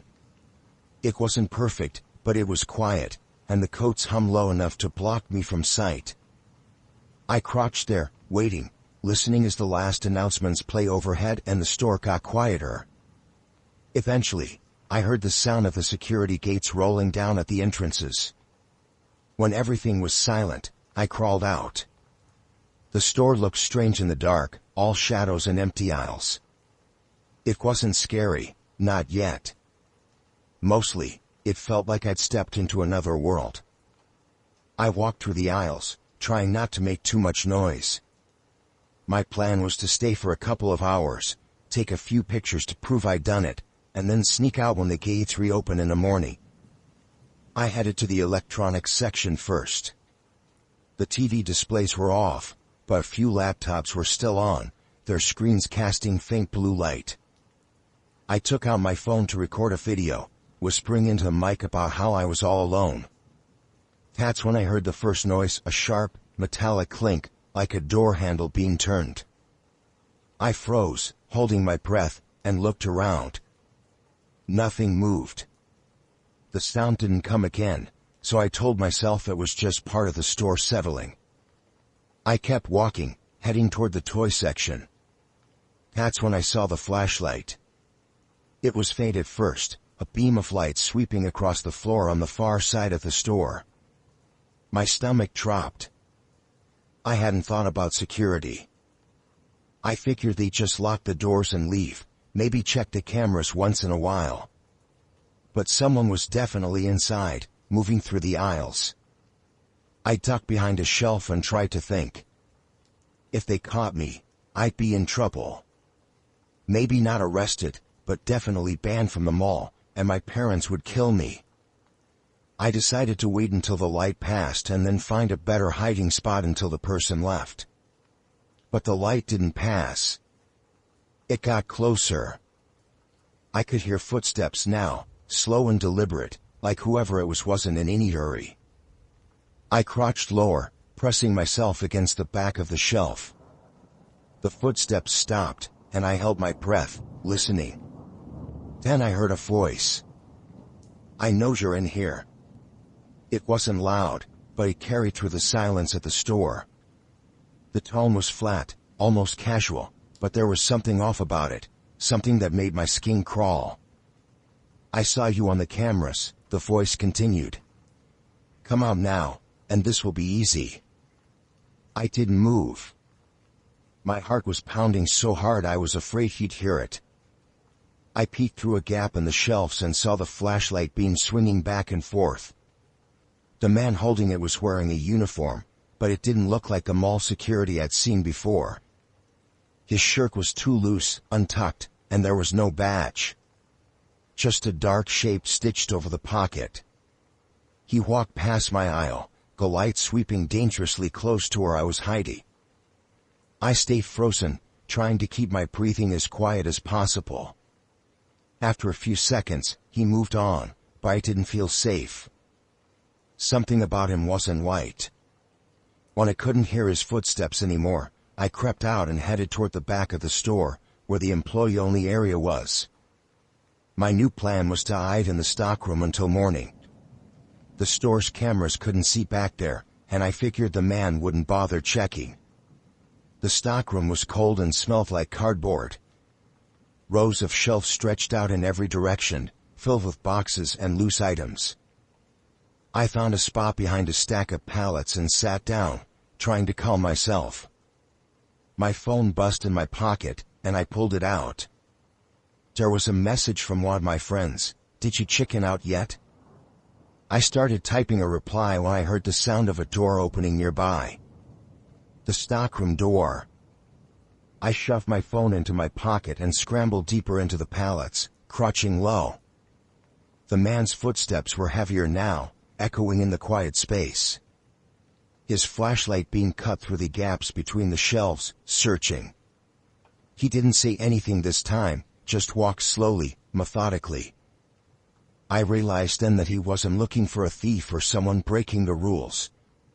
He was hunting.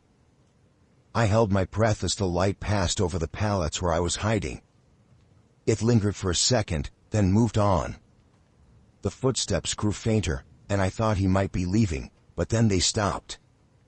"Do you think I won't find you?" he said. His voice was closer than I expected. "This is my place. My roles." I felt a wave of panic. I couldn't stay there. If he found me, I didn't think he'd just kick me out. There was something wrong with him, something dangerous. I waited until his light moved away, then crawled out from my hiding spot and headed toward the exit.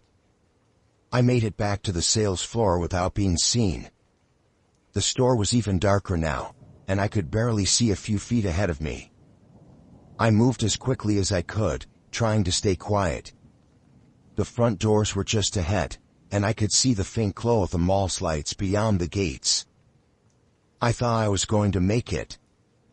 Then I heard the sound of teeth jingling behind me.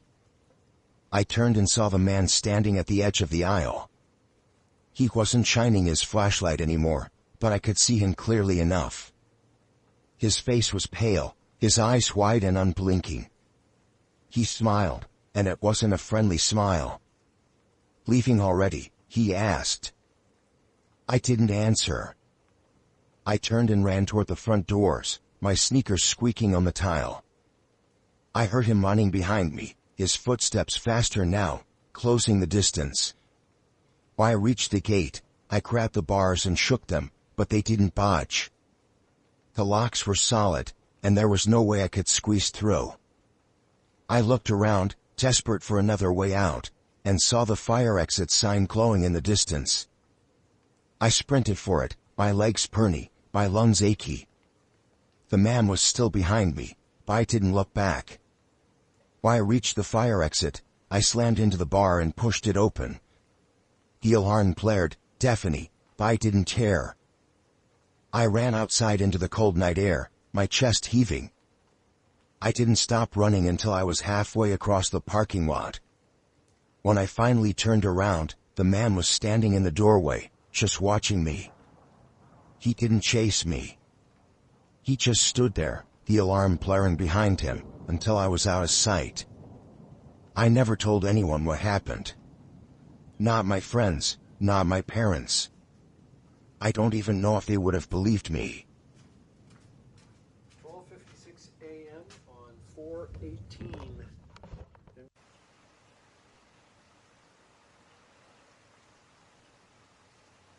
I was sitting in the middle row of the theater, halfway through a thriller movie, when the fire alarm went off. It wasn't just a beep, it was the loud, piercing kind that makes your heart jump. The screen went dark, and the house lights flickered on. People started murmuring and looking around. No smoke, no flames, just the blaring alarm. A few ushers ran down the aisles, waving their hands and shouting for everyone to head to the exits. I grabbed my bag and followed the crowd. The main doors were a bottleneck, with everyone pushing and shoving. I decided to try the emergency exit near the screen instead. It wasn't a big crowd at the theater that night, so only a couple of others were heading that way. I figured it'd be faster. The hallway behind the emergency door was dimly lit and felt colder than it should have been. The exit sign was glowing right at the far end. I moved quickly, my sneakers squeaking on the tiled floor, but when I reached the door, it didn't budge. I pushed harder, then tried pulling. Nothing. Locked. I said aloud, my voice bouncing off the walls. I turned back and saw that the others who had followed me were already gone. Maybe they'd gone back to the main exit. I felt the unease start creeping in. The alarm was still going, muffled now by the walls. Then, out of the corner of my eye, I saw a man in a uniform. He came from the direction I just walked, his footsteps echoing. He looked like security, dark pants, a matching jacket, and a radio clipped to his belt. "Need help?" he asked. His voice was calm, almost too calm for the situation. "Yeah," I said. "This door's locked. Shouldn't it open during an alarm?" He stopped a few feet away, tilting his head like he was sizing me up. "Sometimes they malfunction," he said. "I can help you find another way out." I nodded, relieved. He motioned for me to follow, and I did, though something about him felt off. His uniform wasn't quite right, no patches, no name tag. His boots looked more like work boots than the kind security guards wear. As we walked, he kept glancing back at me. His eyes were dark and sharp, like he was studying me instead of the surroundings. I slowed down, letting a bit more distance grow between us. "Where are we going?" I asked. "There's another exit at the back," he said, without turning around. The hallway stretched longer than I remembered, and the lights seemed dimmer now. I didn't hear anyone else, no voices, no footsteps, just the faint hum of the alarm in the distance. "Are you sure?" I asked again. He stopped abruptly and turned to face me. His face was blank, but his eyes were intense, like he was daring me to question him again. "Do you want to get out or not?" he asked. Something in his tone made my stomach drop. I nodded but didn't move closer. He turned back around and started walking again, slower this time, like he was waiting for me to follow. I glanced over my shoulder, wondering if I should just run back the way I came, but the hallway behind me seemed darker now. I took a deep breath and followed, keeping my steps light. A few minutes later, we reached a door. He pushed it open, and I expected to see the parking lot or another part of the theater, but it was just another hallway, narrower than the last. "This doesn't feel right," I said, stopping in my tracks. He He turned around again, this time with a faint smirk on his face. "You don't trust me?" I didn't answer. I glanced at his radio, wondering if it even worked. He noticed and let out a short laugh. "You think I'm not real security, huh?" he said. He stepped closer, and I stepped back. My heart was pounding now. "Where are we really going?" I asked, my voice shaky. He didn't answer. Instead, he reached into his pocket and pulled out a keyring. I didn't wait to find out what he was unlocking. I turned and bolted back down the hallway. "Hey!" he shouted, his voice echoing. I didn't look back. My legs were moving faster than they ever had, my breath coming in short gasps. The hallway felt endless, but I could see the faint glow of the exit sign in the distance. The sound of his boots pounding against the floor got louder. He was chasing me. I reached the door I tried earlier, the one that had been locked. I slammed into it, pushing with all my weight. It still didn't move. Come on," I whispered, frantically looking for a way out. His footsteps were almost on me. I turned just as he reached out, his hand grazing my arm. I ducked and slipped past him, running back the way I'd come. "Get back here," he yelled. I didn't stop. I turned a corner and saw a door with a small window. Light was streaming through it. The main lobby. I pushed through the door and stumbled into the lobby, where a group of people was gathered near the main exits. They all turned to look at me, their faces a mix of confusion and concern. "Help!" I shouted. "He's chasing me." I pointed back toward the hallway, but when I turned, the man was gone. A few ushers came over, asking me what happened. I tried to explain, but I could barely catch my breath. They called the police, and I waited with them until officers arrived. They searched the building but didn't find anyone matching the description I gave. The emergency exit door had been locked from the outside, and no one could explain why. I never went back to that theater again.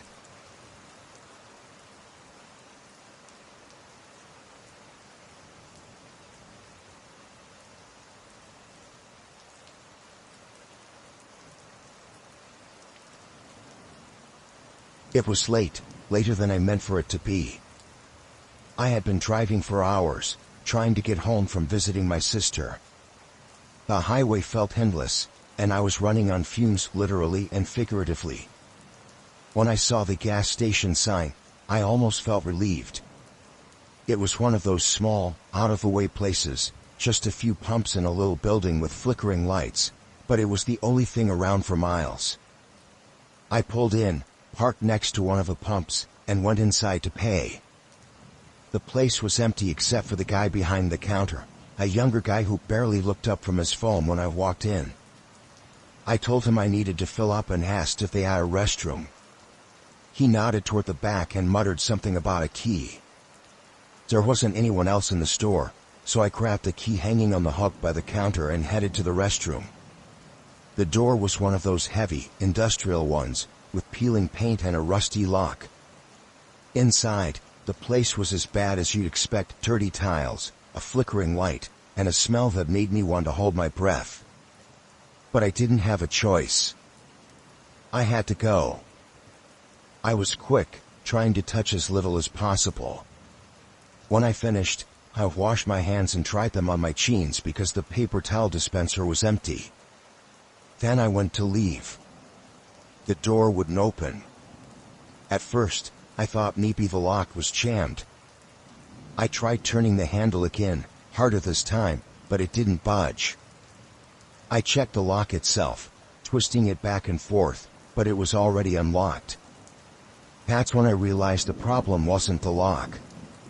The door was being held shut from the outside. I knocked, then banged on the door. "Hello?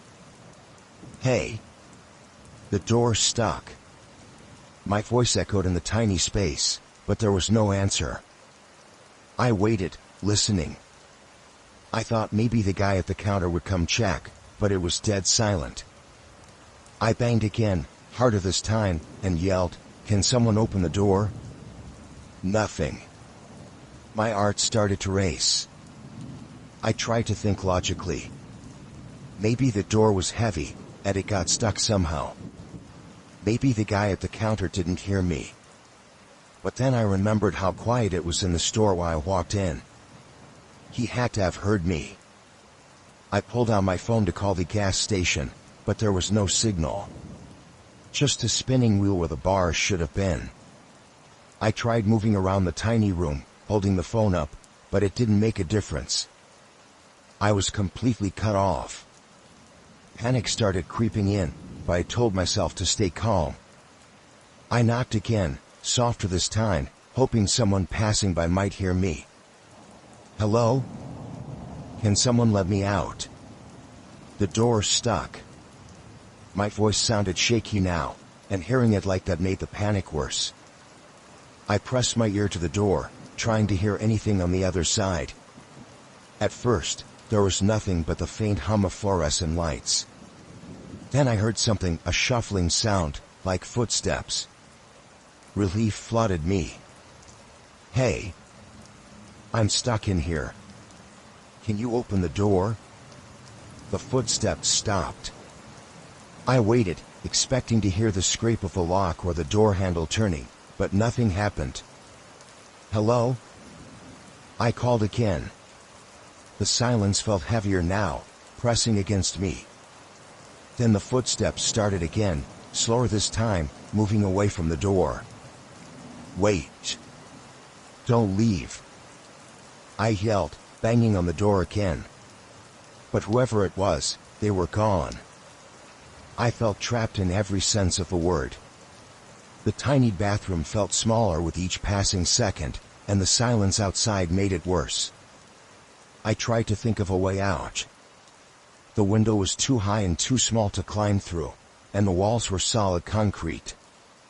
There was no way out except the door. I don't know how long I waited, but eventually, I heard something again. A faint creak, like the sound of a door opening. My heart leapt. Maybe the guy from the counter had finally realized what happened. I pressed my ear to the door again, straining to hear. "Hello?" I called, but my voice sounded weak now. The footsteps were back, heavier this time, and getting closer. They stopped just outside the door. My breath caught in my throat. Is someone there? For a long moment, there was nothing but silence. Then, so quiet I almost didn't hear it, there was a soft tap on the other side of the door. Just one, deliberate knock. I stumbled back, my chest tight and my pulse racing. "Who's there?" I tried to sound firm, but my voice cracked. "Let me out." No response.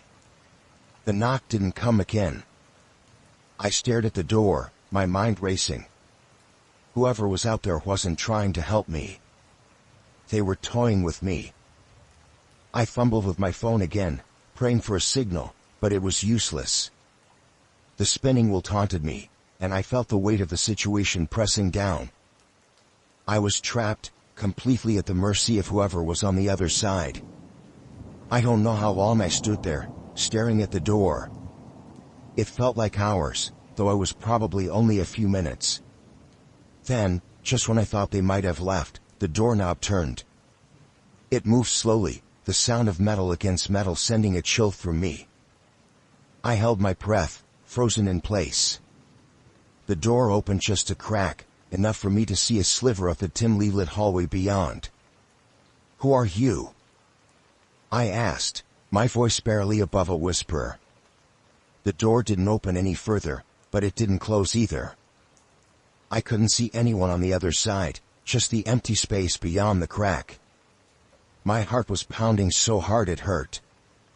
Then, suddenly, the door slammed shut. The sound was deafening in the small space, and I stumbled back, hitting the sink. My hands were shaky, and I felt tears sting my eyes. I didn't understand what was happening, but I knew I couldn't stay in there. I don't know where I found the strength, but I ran to the door and pounded on it with everything I had. "Let me out!" I screamed over and over again. "Let me out!" And then, as suddenly as it started, the door opened. It didn't creak this time. It just swung open, revealing the empty hallway beyond. There was no one there. I didn't think. I just ran. I didn't even stop to look at the counter as I bolted out of the gas station and into my car. The pump was still in my tank, the meter frozen mid-fill, but I didn't care. I yanked it out, threw it onto the ground, and sped away. I didn't stop until I was miles down the road, my hands gripping the wheel so tightly my knuckles turned white. I still don't know what was out there or what they wanted, but I know one thing. I'll never stop at a gas station that isolated again.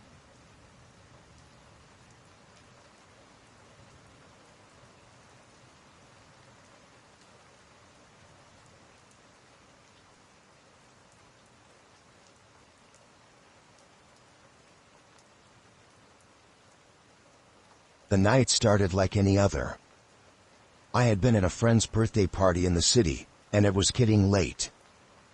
I don't drink much, but the idea of dealing with the subway at the hour felt exhausting, so I ordered a rideshare to take me home. I'd done it dozens of times before. It felt normal, safe even, to just pull up the app and let someone else do the driving. The car that pulled up was a black sedan, the kind most drivers seem to have.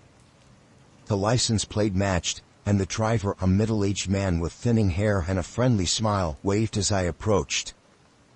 I opened the door and slid into the back seat. The interior smelled faintly of air freshener, something pine-scented, and the radio was playing quietly, some soft jazz I didn't recognize. "Hi, are you Emma?" he asked, glancing at me through the rearview mirror. "Yeah, that's me," I replied. "Great. Heading to Maplewood Lane?" "Yes, thanks." He nodded, and we pulled away from the curb. For the first few minutes, everything seemed fine. I scrolled through my phone, responding to a few texts and checking the news. The streets were quiet, the kind of calm you only get in the city late at night. But then, I noticed something strange. We weren't heading toward the main road I expected. Instead, he took a turn onto a side street I didn't recognize. At first, I thought maybe it was just a shortcut. Drivers do that sometimes to avoid traffic or get around construction.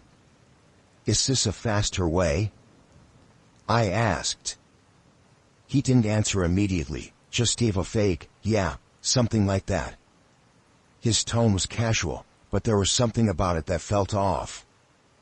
I glanced at my phone, opening the rideshare app to check the route. That's when I noticed the tracker wasn't working. The map, which normally shows the car's movement in real time, was frozen. It showed us still sitting at the pickup spot. "Hey, I think there's something wrong with the app," I said, trying to keep my voice steady.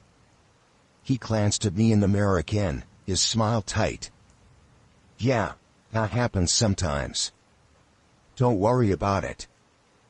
I know where I'm going." My stomach tightened. Something about the way he said it felt too casual, too dismissive. I watched the streets more closely now, trying to figure out where we were. The buildings were unfamiliar, and the further we went, the fewer streetlights there were. I think you missed a turn," I said, my voice a little firmer this time. "Nah, this is better," he said. "Trust me." I didn't. My heart was starting to race now, and I could feel my palms sweating. I opened the app again, trying to re-enter the destination, but it wouldn't update. The car's motion wasn't showing at all. It was as if we weren't moving. "Can you please just follow the directions in the app?" I asked, trying to sound calm but assertive. He didn't answer right away. Instead, he asked, "So, you live alone out there, or you got roommates?" The question hit me like a punch to the gut. It was so casual, but the implications made my skin crawl. I didn't answer. I couldn't. My mind was racing, trying to figure out what to do. He glanced at me again in the mirror.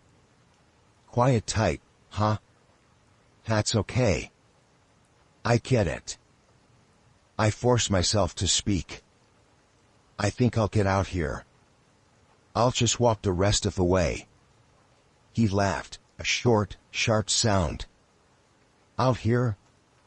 There's nothing around. It's not safe to walk at night, you know. The street we were on was empty, lined with warehouses and the occasional parked car.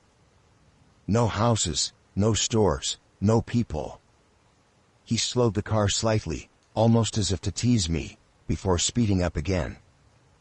I reached for my phone and called the emergency number listed in the app. Nothing. The call didn't connect. It was like my phone wasn't working at all. I tried calling 911 next, and thankfully, it started ringing. The driver noticed. "Who you calling?" he asked, his tone sharper now.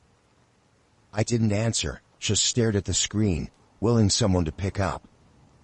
The ringing seemed to go on forever, and I felt the panic rising in my chest. Finally, a dispatcher answered. 911, what's your emergency? I'm in a rideshare, and the driver isn't taking me where I need to go, I said quickly, trying to keep my voice steady. I don't know where I am, and the app isn't tracking a ride. The driver's eyes flicked to the mirror, and his smile was gone now. Who are you talking to? He asked, his voice tight and angry. I ignored him and kept talking to the dispatcher, describing the car, the driver, anything I could think of. The dispatcher told me to stay on the line and that they were sending help. The driver's knuckles were white on the steering wheel now. You're making a big deal out of nothing, he said, his voice low but tense. I was just trying to make conversation. I want to get out, I said firmly. Let me out of the car. He didn't answer. Instead, he sped up, taking another turn onto an even darker street. My heart was pounding, and I could barely breathe. I reached for the door handle, but the child locks were on. I was trapped. The dispatcher was still on the line, trying to keep me calm, but I couldn't focus on their words. All I could think about was getting out.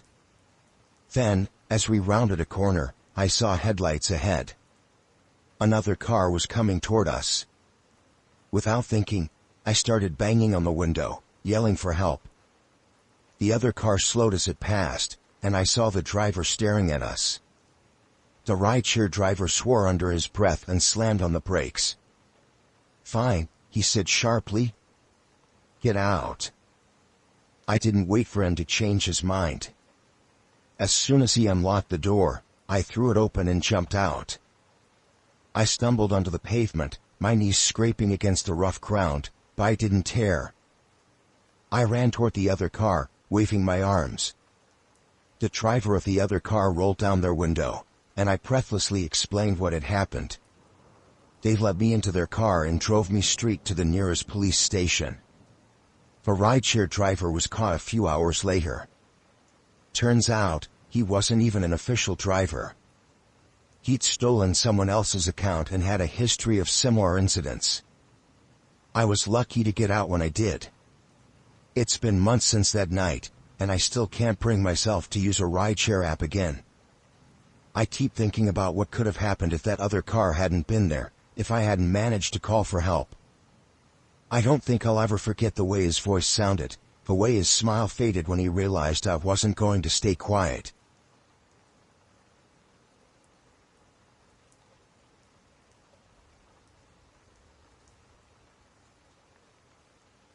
Why bought my house? I was excited but nervous. It was my first home, and I knew there'd be a lot to learn. The neighborhood seemed nice enough, quiet, mostly older folks, nothing that stood out in a bad way. It felt like a good place to start fresh. I had only been there a few days when my neighbor introduced himself. His name was Dan.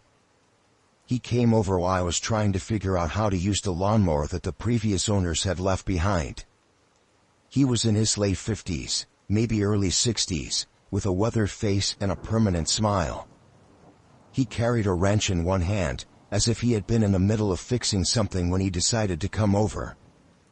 "Looks like you're figuring things out," he said, nodding at the mower. "Those older models can be tricky." I explained that it was my first time owning a house and that I wasn't great with tools. He offered to take a look at the mower, and within a few minutes, he had it running. I was grateful and thanked him more than once. He waved it off, saying he was happy to help. Over the next few weeks, Dan came by every so often. At first, it was always under the pretense of helping with something, tightening a loose faucet, showing me how to patch a small hole in the fence. He seemed like the kind of neighbor you'd be lucky to have. But then he started coming over just to chat. I didn't mind at first. I figured he was lonely or just friendly. But as time went on, his visits became more frequent. I'd hear his voice calling out from the yard while I was inside, or I'd see him standing at the edge of my property, looking over like he was about to walk in. He'd make comments about how quiet my place was or how I hadn't put up curtains yet. One day, I came home from work and found him in my backyard. He wasn't doing anything, just standing there. When I asked what he was doing, he smiled and said he noticed my gutter was sagging and thought he'd check it out for me. I hadn't asked him to, and I didn't even realize it needed fixing. I thanked him but told him I'd take care of it. He didn't seem offended, but there was a pause, a moment where he just stared at me, like he was trying to figure something out.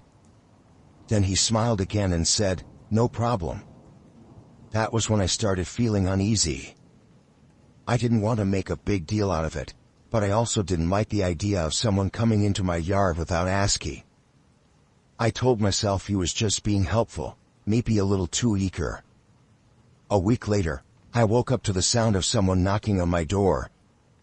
It was still early, barely light out. When I looked through the peephole, it was Dan. I didn't open the door right away. He was holding something, tools, I think, and when I asked what he needed, he said he noticed my porch light was flickering the night before and thought he'd fix it. I told him I was fine and that I'd handle it later. He stood there for a moment before walking away, but something about the way he moved felt wrong. Like he was annoyed but didn't want to show it. After that, I started locking everything. I had been lazy about it before since it felt like such a safe neighborhood, but now I made sure every window and door was secure before I went to bed. I even put a lock on the gate to my backyard. One night, I was in the living room when I heard a noise outside. It wasn't loud, just a faint scraping sound. I turned off the TV and listened. It was coming from the back door. My heart was pounding as I got up and walked over.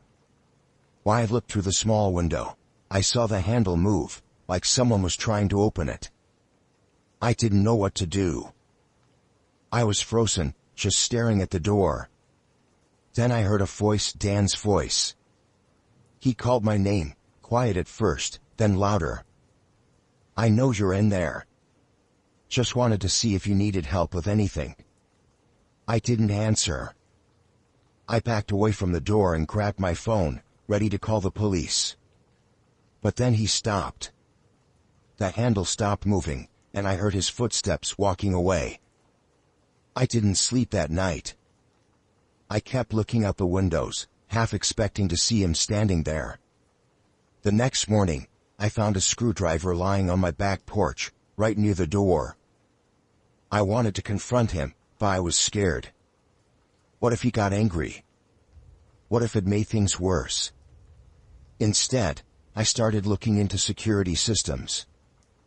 I bought cameras and installed one on the front porch and another in the backyard.